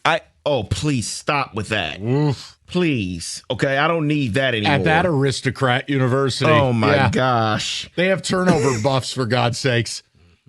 But to your point, Mike, I agree. It's not egregious or it's not Is it blue collar to pay your quarterback $14 million?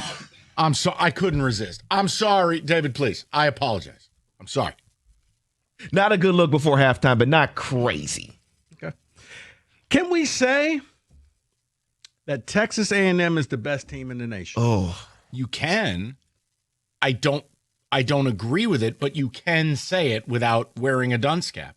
You don't go into Death Valley on a Saturday night and put up 50 and empty that place out. And Elko's who I wanted at State. Now, oops. Bottom line, he's got them rolling. And yeah, they got landman money. I know that. But yeah, Rico, comprehensively, we got Ishii bucks. Do we? Do we? Do we?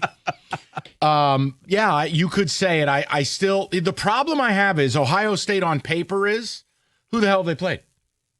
That's the issue. Even this weekend was supposed to be the big showdown. The Big Ten blows. You don't play anyone. So I haven't had to see them kind of taste their own blood and respond to it. David, I'm going to let you finish, and then I want to have a rebuttal to that. Please, go ahead. I'm sorry. It pains me to say that Texas A&M may be the best team in college football. It really does. But seeing what they did on Saturday, empty seats at the end of that game, that was joyous. Yeah, and not even like a hated rival. It's just that was just LSU. It wasn't like Texas where we really want to stick it to you. No, the reason that it's funny that you say that, Mike, because I was going through and I saw a stat because it was like Ohio State hasn't played anybody. I'm like, well, Indiana should be the best team. You know who's got the most wins over a top seeds, top ranked opponents this year? No, Alabama. Makes sense. They had 4 straight ranked wins. Then they played unranked South Carolina this week. Again, finally Cookies broke. Did he? He's given up on his NBC propaganda. Can we say that I don't know if the people will be ready for an Indiana versus Georgia Tech national title game? You can say it, and I agree with a lot of it because we all like a certain amount of Cinderella. But we can't have off-brand Saturday night. You only want Cinderella the first round. Right. Just like the NCAA tournament. You only wanted that first weekend. After that, you want to see teams that you know. But right here, right now, look at it. Georgia Tech, Vanderbilt, Indiana. Okay. I didn't make this mess. You can do whatever the hell you like. But yeah, I don't think that would move the needle. For sure. It wouldn't move the needle, and it would be like the year Florida Gulf Coast and all these the only comparison I would have in the Four. history of college football would be 1990, where Georgia Tech and Colorado split a mythical national title. Yeah. Bobby Ross's Georgia Tech Yellow Jackets. Yeah. Okay. Can we say that Haynes King has now entered into the Heisman chat? 400 total yards, 5 touchdowns, including 2 rushing. I think it's him. It should be Pavia. It should be Mendoza. If you want to throw a Buckeye in there, obligatory, go ahead. Give him a plane ticket to New York. But it's wide open because all the perceived good players tanked. I have no problem with it. Haynes King is their entire offense. Yeah, they keep winning. We'll see them. Okay. Can we say that, Mike, I know you probably know this because you watch all things. Pitt's going to have a hard time keeping their true freshman quarterback, Mason Heitschel, on that team because he's been lighting it up for the last 4 games. Yeah, that's a couple million. million. Nard Dog's going to have a hard time keeping him as his quarterback. That's a couple $1 million. I mean, it's just what it is. Yeah. Rico, it's sad because, in the past, that kid would develop into Kenny Pickett. Now, he'll develop into Kenny Pickett. It'll just be somewhere else. Maybe Florida, maybe anywhere, right? David, boats and hoes, baby. Whoever offers that 2.5. Between him and the North Texas quarterback, I think they're going to be the two most sought after people. Metson Maker. Did you see his 600 yards on Friday? I did. Woo! He was like Kenny with the cold cut girl. I did. Brought to you by Twin Peaks. David, Lions coach Dan Campbell said today corner Terrion Arnold will put on the pads You know what? tomorrow. Can we say Rodriguez will also kick off his practice with all he the was asked which with all Vikings the QB brand they're new preparing job to face openings this week? Get the pastrami, Kenny. Yes. Can we stop with the new job openings? Can we say Dabo will be at a new place next year?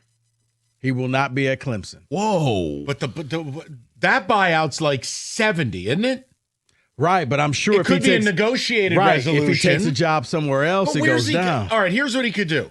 Could he get half the money there. See, he's the perfect useful idiot for television. Dabo, just say this, and he'll sit there in a terrible necktie and do it. But who's going to want him? Well, maybe LSU goes out. Yeah, current buyout, $60 million. I've already got the LSU job handled. Just stop with your inferior suggestions. Jonathan Smith? Yeah, when they need a milkman. Hey, I've got your delivery of mayonnaise. Where should I put it? That's Can We Say That, College Edition, 97.1.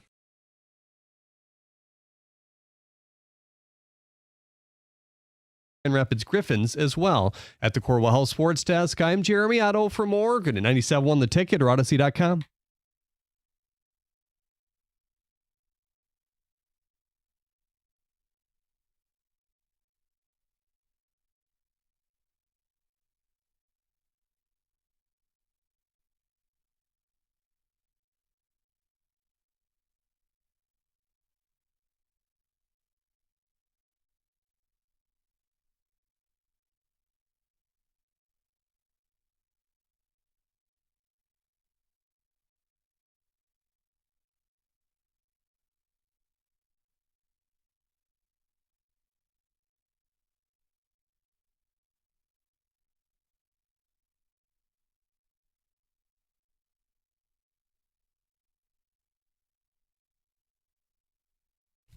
All right, 5 o'clock. Good to have everybody with us.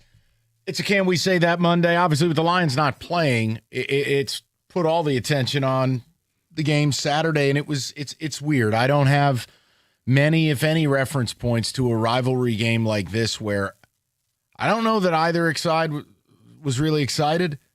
You'd rather win than lose, clearly. I don't think State played good enough to win. Yeah, the referee screwjob stuff upset a lot of people, rightfully so. Whether you're going to win or lose, you want to see the game called straight down the middle. Mm-hmm. And officiating's been a big problem in sports. But that aside, can we say blank? And getting Michigan fan opinion from Saturday, State fan, and our new drop, by the way. But it's really interesting is State fans are fully checked out, and rightfully so. This Jonathan Smith's dead man walking. It's not if he'll be fired, it's just when. And I'm going to do something I rarely do. Benefit of the doubt. Jay Batt, the AD at MSU, has only been there for a few months. He comes with a very good rep as a money guy, a massive fundraiser, and he's cutthroat. And that's everything MSU needs. And you've seen it with some of the hires he's made. He's trying to reshape Michigan State's rinky-dink Mickey Mouse nonsense athletic department and do for them what Scott Harris did for Tigers minor league system and development. And the back channeling's already started. Who the hell are we kidding? Mm-hmm. You'd have to be a babe in the woods to think that Jay Batt is just sitting around going, oh, golly gee. No. You're the CEO of one of the 15 to 17 most profitable programs in the country, or revenue generating, rather. Excuse me. This is a business. Mm-hmm. Jonathan Smith is bad for business. Mm-hmm. He's dead. Professionally, of course. Yeah, something just tells me that win or lose, I think Minnesota is going to be it for him. If you're going to make a change, you do it during the bye week. So, yeah. But you know what? I do have a Can We Say That? And it's funny because you told me, I was at the game, but you told me something that happened at halftime on the Peacock show. Oh. The low-rent NBC broadcast. Because after watching that game, I was going to say, can we say that Michigan shouldn't be the fourth team from the Big Ten in the playoffs? I don't think the Big Ten should have a fourth team. Well, that goes along well because I don't think they will, because I think Oregon's going to make sure, because all the teams that are vying for that fourth spot, they have to play Oregon, and Michigan has to play Ohio State. But yeah, I'm watching that team, and that's not a playoff team. And I know people have been saying, well, Michigan can be the fourth team. No, they can't. I don't think you want to step into that arena this year, because that means you're going to be playing, one of the top teams early. It could be the Oklahoma game, except for they won't turn the ball over and do something stupid. No, you can absolutely say it. But I'd love to know what your takeaways from Saturday are. That's essentially, can we say that? You're a Michigan fan? You tell me. We still have people calling in today. They're upset with Sharon Moore. I think it's a little bit weird, but okay. State fans, I mean, what else is there to say? I give Joe Rossi a lot of credit. At least he looked like he cared about, wife, kids, and not having to sell his house. Came down from the booth, tried to motivate the players. I thought they gave everything they had on defense. They got worn down. And credit to Michigan for that. But also, too, is like to Rico's point. I don't want to hear this, well, they didn't need to run. Guys, it was 24-13 and you fumbled the football. And MSU was going to have the ball with a chance to make it 24-20 on your side of the field, right? No, it was 10-7. Excuse me. Sorry. Yeah, it was 10-7. The point I'm making is your quarterback completed 8 passes. You weren't up 42-3 and said, all right, cool, we can just shut this down. I didn't like the way either team played. It's just your team is way less terrible than my team is. Your team had a running game. Your team was able to put the ball away and just basically tell your freshmen, turn around, hand the ball off, and just get out of their way. I will say this. Can we say that as much as I thought there was a real chance for upside for Aiden Childs, and clearly got that totally wrong because he's been terrible since Big Ten play started. He has gotten injured twice, but he's been bad. I was about to say, you know what, Mike? I would say inconsistent, but I do think that look, I think he got concussed, okay? I can't prove it. But those hits that he took, he has not been the same after those hits. My point is, can we say the Aiden Childs era should be over? Just play the kid you tried to say I was related to, even though he's like Czechoslovakian and I'm Italian. Milohojevic. You ever meet an Italian guy named Milohojevic? Rico? The point is, over in East Italy. Don't you just play the kid at this point? Aiden's not going to be here. I think I need to see what he can do. Yeah. At least you'd have a chance to put some tape out there and do right by the kid. I mean, Childs, I don't know. Maybe he'll follow Jonathan Smith to wherever he's going to go. I'd love to know where people are at because there's not a lot else to say. Now, we could do a different topic. I just didn't want to go there. What did if you guys watched the pregame, what did you make of what Chris Sims said? Because I thought it was factually incorrect and honestly a pretty dreadful take. But basically, it was who do you think you are, MSU, to be talking about firing a coach? You're not a big-time program. And it's like, all right, well, Chris, here's what the numbers say. I mean, first of all, they've made a college football playoff. True or false? Okay. Yeah, true. True or false, they're top 20 in the following 3 categories: revenue, living alumni, attendance. Those are all facts. Mm-hmm. Where does this conversation come from that state fans don't deserve better? That we don't have a right. Now, look, I'm not telling you we can do what LSU does. Coach goes 34-14 at Michigan State. You're getting an extension. We're not LSU, right? We're not Penn State. We can't fire a coach for going 10-2.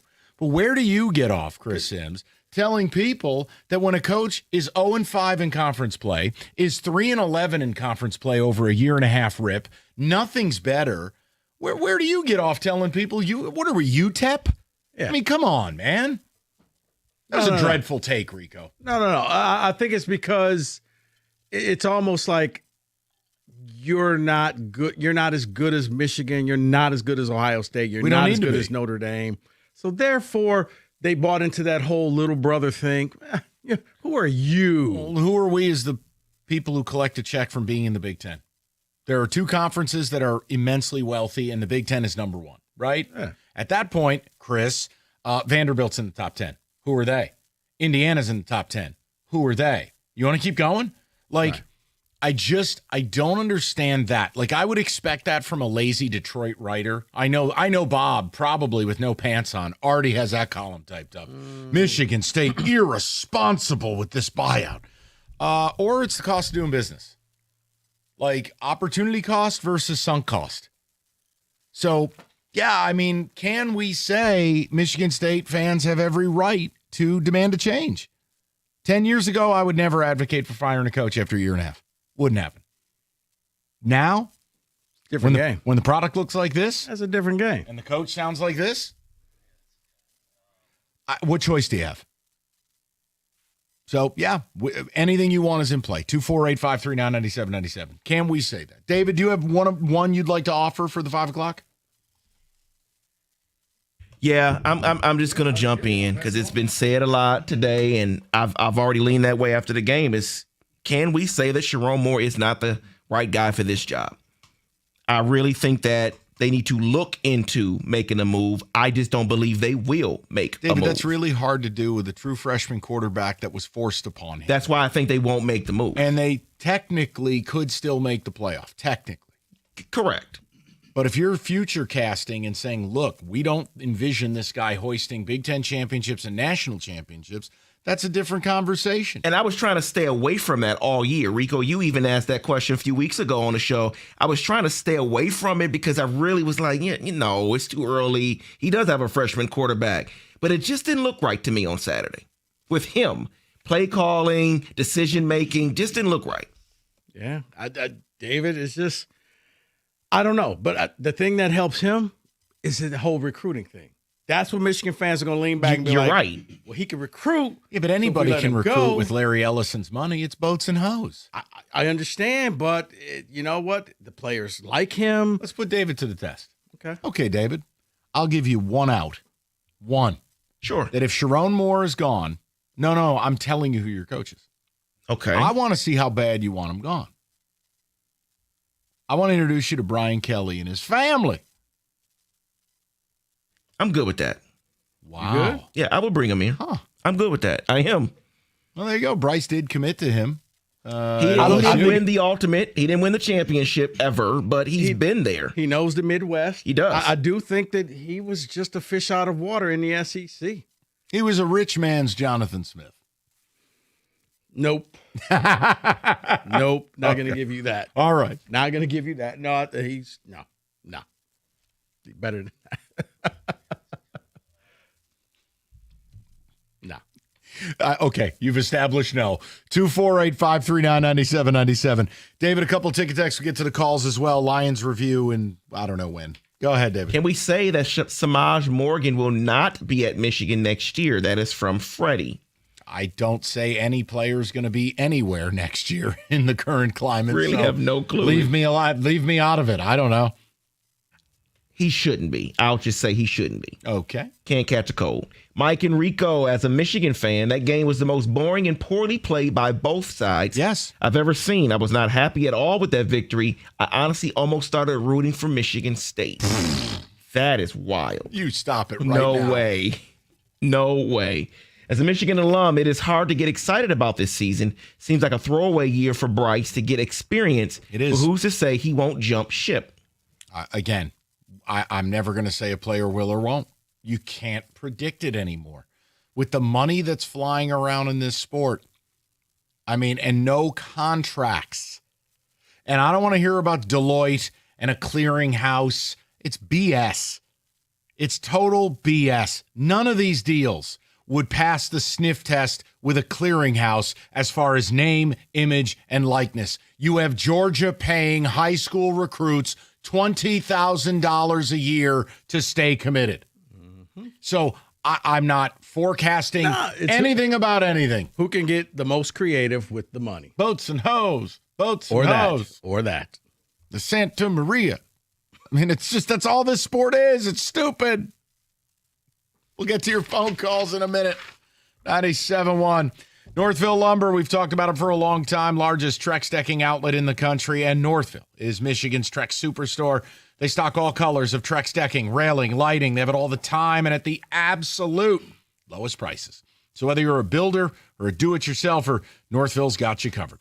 Stop on by the new showroom, take home some samples, and as always, go to northvillelumber.com. That's northvillelumber.com.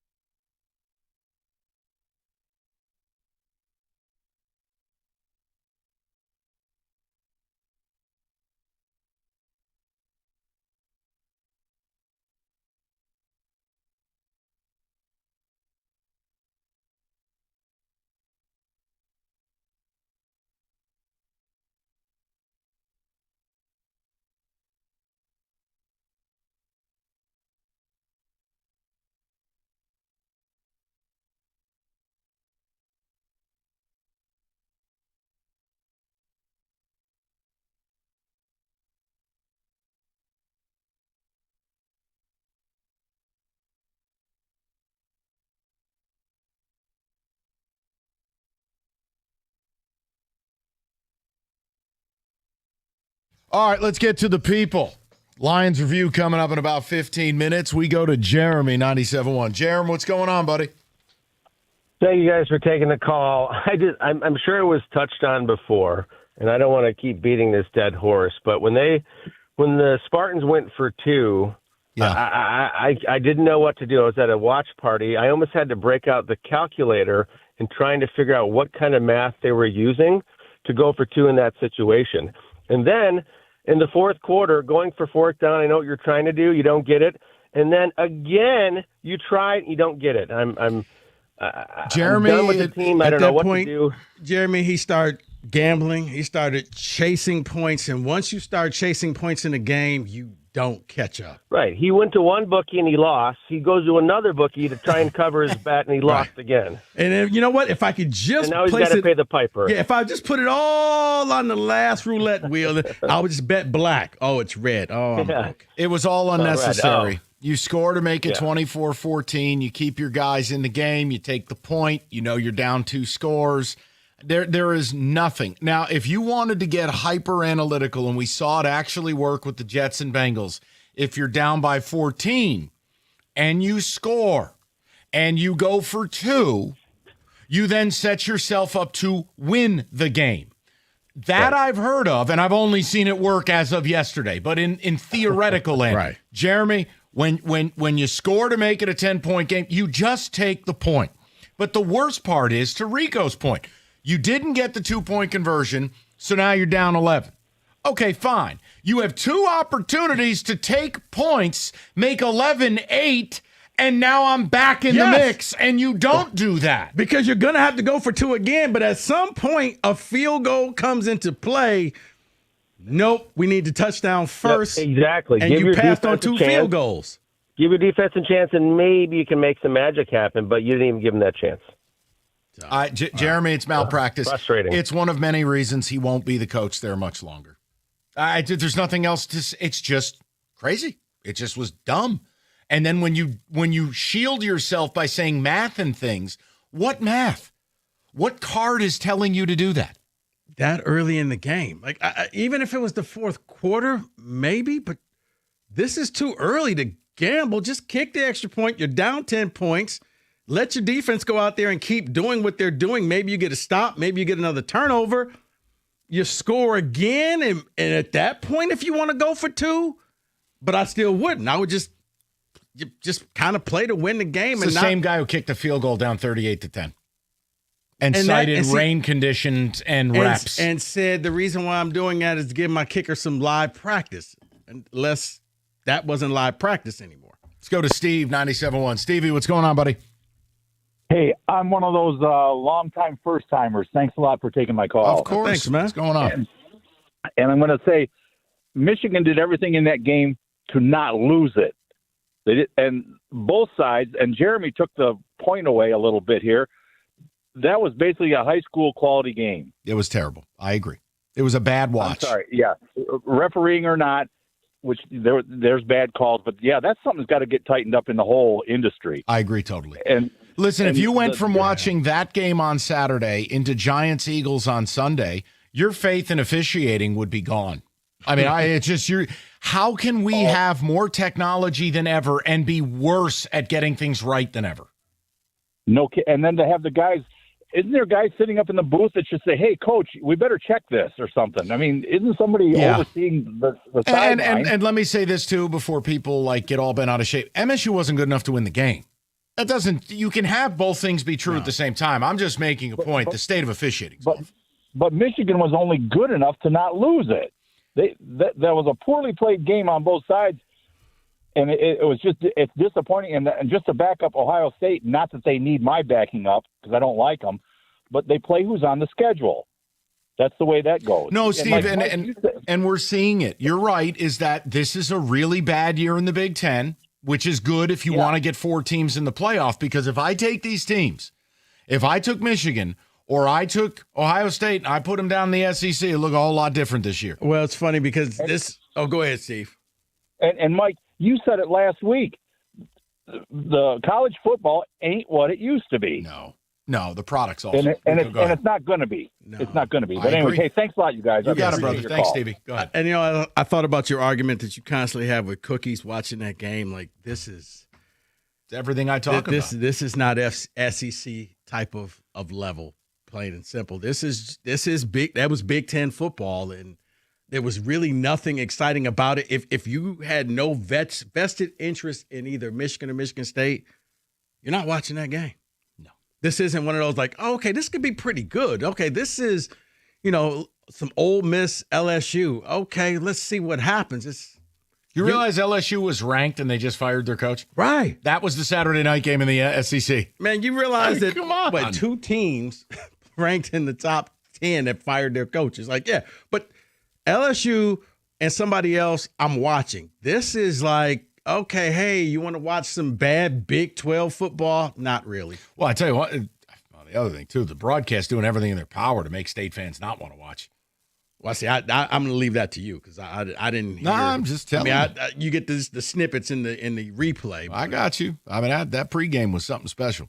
We'll go to Jack, 97.1. Jack, what's going on, buddy? Question for you, Mike. I'll take it off the air. Sure. Brian Kelly to Michigan State. Thoughts? Yeah, I mean, look, is he my first choice? No. But is MSU in any position to thumb their nose at anyone who's appeared in a national championship game? No. You can dislike Brian Kelly. I do. You can think he's a bad human. I do. But integrity left the building a long time ago. Signed Michigan getting away with cheating. So I don't care. You can hire Satan at this point. I just have a headset designed for horns. I don't know. Sure. I'm probably going to draw the line on Satan, but I get what you're saying. Yes. I mean, because now it's just it's how much do you want to win and to what level? Correct. Now, if you're still trying to be a Boy Scout, well, you're not going to win games. Well, you end up with this. So, yeah, if you bring in a coach. That's what MSU did. Right. But because they had to. It's like, Mike, in the NFL, if you got that player's coach, you got to hire a hard ass. If you got the hard ass, you got to get a player's coach. You got to do the exact opposite. So you had Mel Tucker, who was out here. He was showboat. He was flashy, and he was all of that stuff. So you needed somebody so reserved and just a Boy Scout, and they got that. And then you found out, no, I kind of want a little bit more of the flashy. So I expect the next coach to be a coach that embraces being the coach at Michigan State, embraces the culture, and wants to be seen. And is that everything? Oh, you have to embrace being a villain because the media is never going to make you the good guy. So just go with it. Yeah, you got to be a wrestling heel and just go with it. Yeah. No, you're right. Either you got to be a villain or you got to be, just that laughable, the other John Elson. I just can't wait. The same people who didn't say a word about Michigan paying an obscene amount for a quarterback are going to write the article about State with a buyout. Watch the hypocrisy unfold. What would you call that chapter? 248-539-9797. Woo! All right, guys. I've been talking about my basement for a while. Now I am furnishing it. Thanks to Matrix Basements. They did a fantastic job. They did exactly what they promised, and they could do the exact same thing for you. And you don't have to wait. You can do it right now. They're offering the Build Now, Pay Later program. What is that, you're asking? Well, that's a no interest, no payments for 24 months. Why wait for your dream space when you can have it done right now and not make a payment for the next 2 years? There's no reason to wait. Build now, pay later. Stop dreaming and start enjoying your basement the way that I am. Let Matrix Basements get it done for you. Go to their website, matrixbasements.com. Get the free consultation. They'll come up with their own design for you, specifically for you, whether it's a basement, whether it's a new room, addition, whatever it is. Matrix Basements can deliver your dream space and make the payment so easy with the Build Now, Pay Later. That's 24 months of absolute zero interest, zero payments. Build now, pay later, and enjoy a beautiful new basement sooner.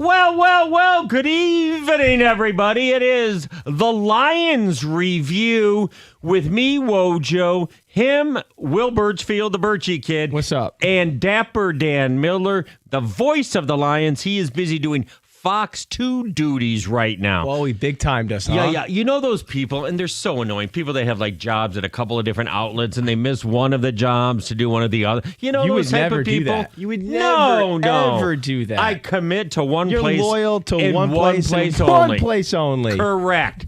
Actually, Dan Miller was doing his other job and this job because he got us a Dan on Dan crime interview. I heard Campbell this one Miller. might have been the greatest ever, too. That's what I heard. Yeah.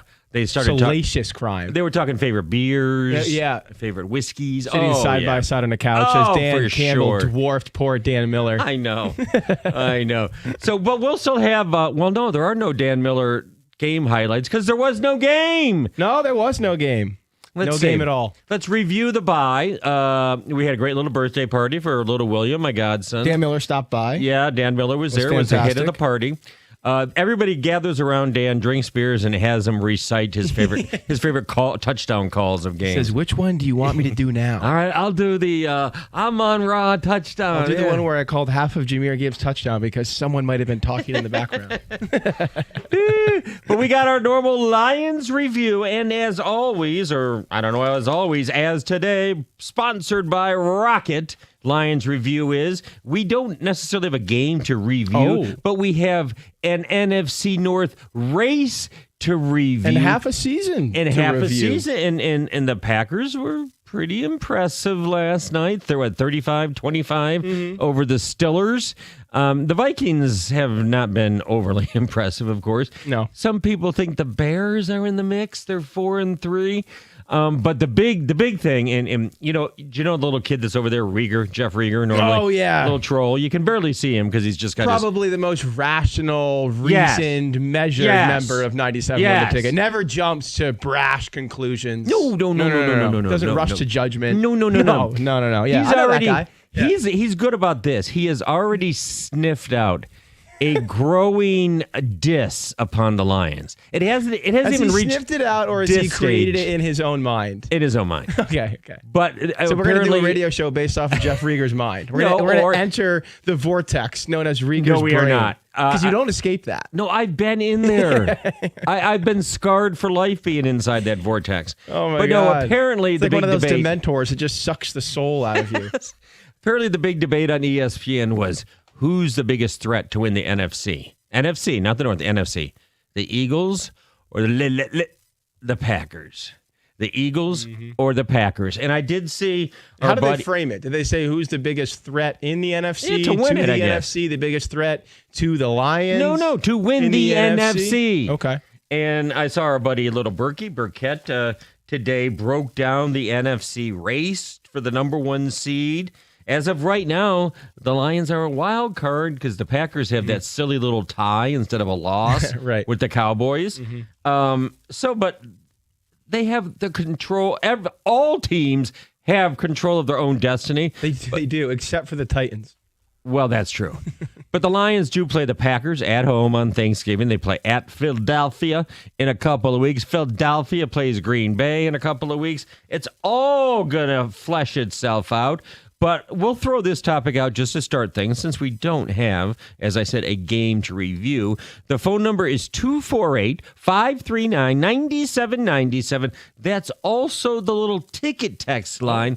Anything on your mind about the Lions, the NFC North, football in general? No, we're not going to torture you with a recap of Michigan State. We're not going to do that. Did you think it was an offsides, Birchie? No. I don't know what you're talking about. We are not doing that. It's Lions review, NFC review at 248-539-9797. Coming up later in the program, as I said, Dan Campbell, Dan Miller, great little interview. We'll break that one down. And were you down there for Campbell today, or did you watch his little presser? I tuned in. I couldn't make it, but I did. I was gathering belongings that were left behind at your house from the party, cleaning up messes that were made by others. So I couldn't quite make it to Allen Park in time, but I did tune in, and I caught everything Dan had to say. Okay. Now, I'm not being a reader. I'm not trying to read into something. I sense a but coming. But there's a but. He was asked, because Aaron Glenn got his first win with the Jets. I know where you're going with this. And Ben you Johnson. You are in Rieger's mind. You have spent too much time around him. And Ben Johnson, he's 4-3, but they lost. But they don't text all the time. Yeah. Well, let the people hear it for themselves. He was asked at the press conference about, hey, do you follow Aaron Glenn? He got his win, and Ben Johnson, and what do you think anyone on his staff helps their future to be a head coach? Because those guys might do well. And did you follow Aaron Glenn, and did you follow Ben Johnson? And his answer is, I didn't watch the whole game. I watched the score. I saw the end of it. I'm keeping up with AG. I'll text back and forth with him. I'm a huge fan, obviously. And so it's good to see. I know that was tough. You're down a couple scores. So I'm happy for all those guys.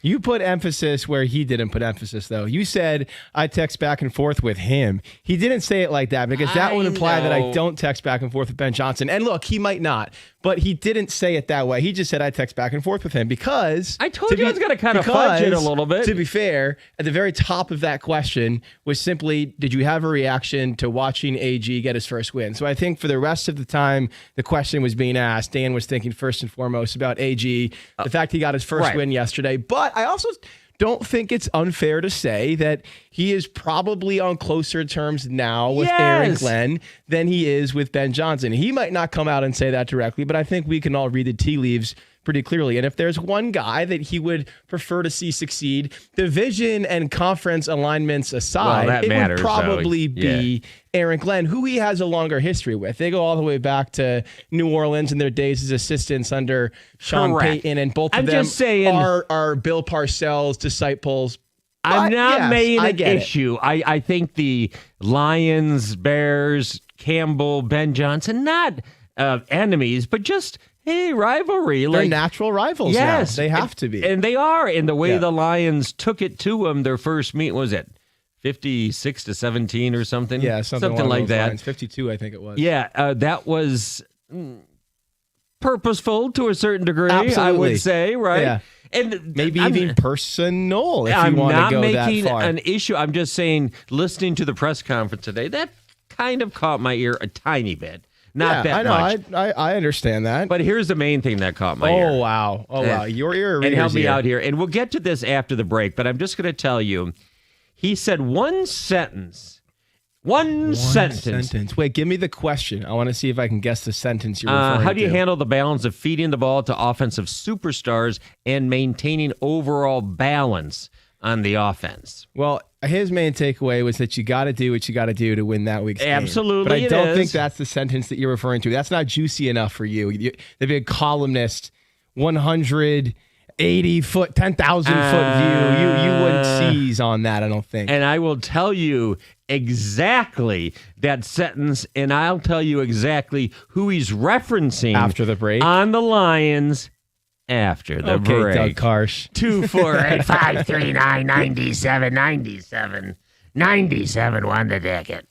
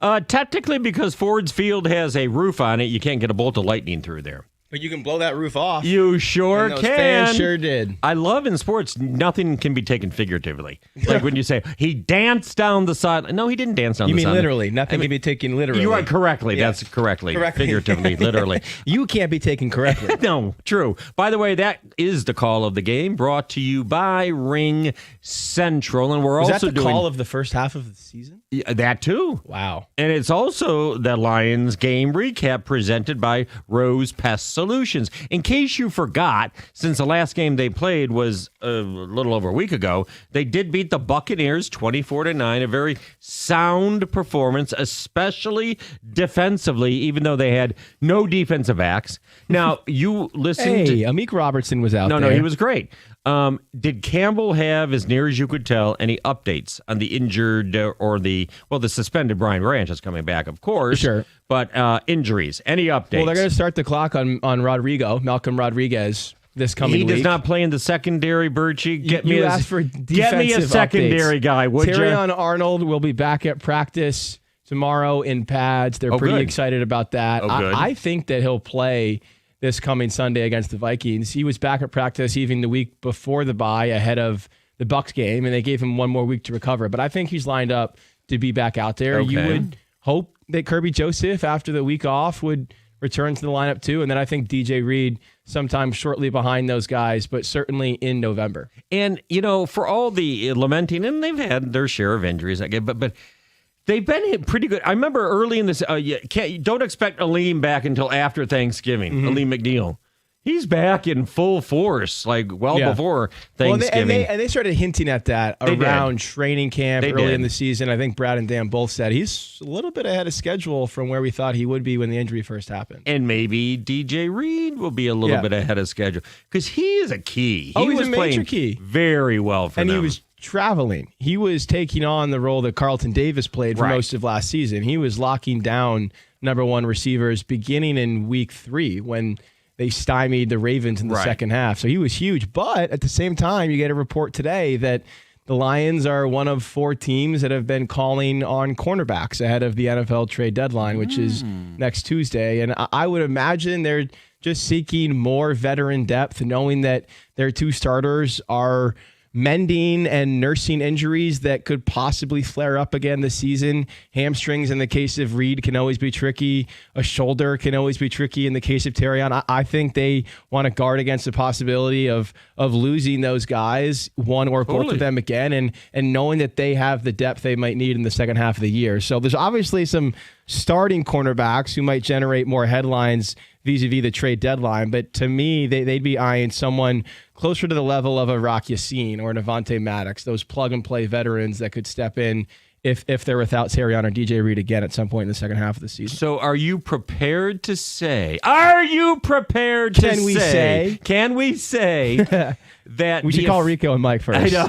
The official trade deadline narrative, and basically for the people that shout it the loudest and the longest, let's basically put it on, will Valenti and Rieger be screaming for a defensive back or an edge rusher? Here's the one. Has it switched officially? Edge rusher, now it's defensive back. I think the defensive back they'll be screaming for, clamoring for, is Reek Woolen from the Seahawks. And I actually remember mentioning him on this esteemed show maybe a month or so ago when it first felt like the Seahawks might make him available.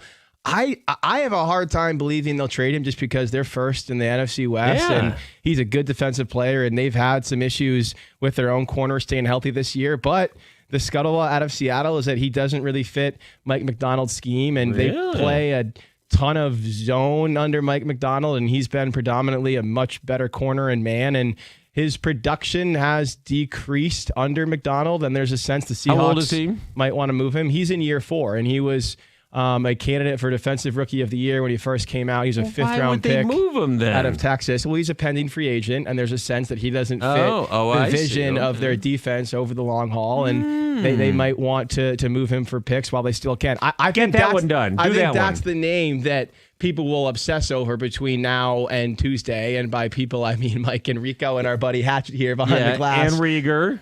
But I think that they're probably eyeing depth that wouldn't be as costly. You look at a move that the Rams made today for Roger McCreary from Tennessee, and it really just cost them a pick swap between the 5th round and the 6th round. And if that's the going rate for a starting caliber or close to starting caliber corner, I think the Lions and Brad Holmes are poised to strike. The other position, Woj, that will garner There's only two positions, edge rusher, a lot of attention and defensive back. on That's these it. airwaves and on TV and in print, I think, over the next week in regard to the Lions is offensive line. I would just warn people, offensive linemen are rarely traded, especially around the trade deadline. In fact, there was a recent study of this, and since 2002, so now a span of 24 trade deadlines, there have been I want you to guess. How many offensive linemen do you think have been traded in the month of October and November over the past 24 years? 24 years? Well, this goes back to 2002. I'm guessing not, because offensive line, it's cohesion. It takes a while to. It's receiver. You can just throw it out there, whatever. So I will say in 20 whatever years, offensive linemen traded around the trade deadline. I will say 9, 7, and bad. 3, and only 3 tackles.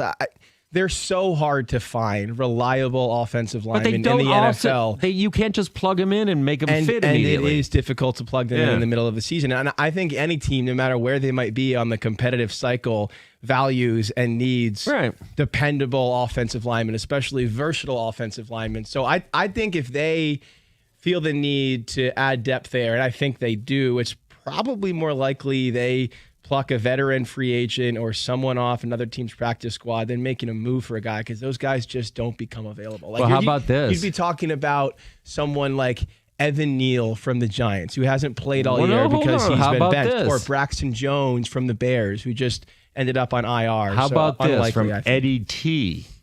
What about getting Kevin Zeitler back? The Titans are terrible, although that's home for him. That's why he wanted to go there. Right. That would be someone that you could plug and play, although I think they like the way their guards are playing, don't you? Yeah, and I don't think they need depth on the interior as much as they do as insurance for Taylor Decker. And I don't mean any disrespect or dismissiveness of Dan Skipper, but the Lions themselves were the one that felt comfortable enough putting him on the practice squad coming out of training camp. I don't know, they would love the idea, if Decker has to miss time again, of turning to Skipper for a playoff run or down the stretch run. So I just think they might be monitoring how they can add some more dependable pieces at tackle. Yeah, okay. So here we go. We're going to discern or try to figure out, and I think we know exactly what Dan Campbell was talking about here. And it's great self-scouting. Like, you're 5-2, you have the bye, and you look at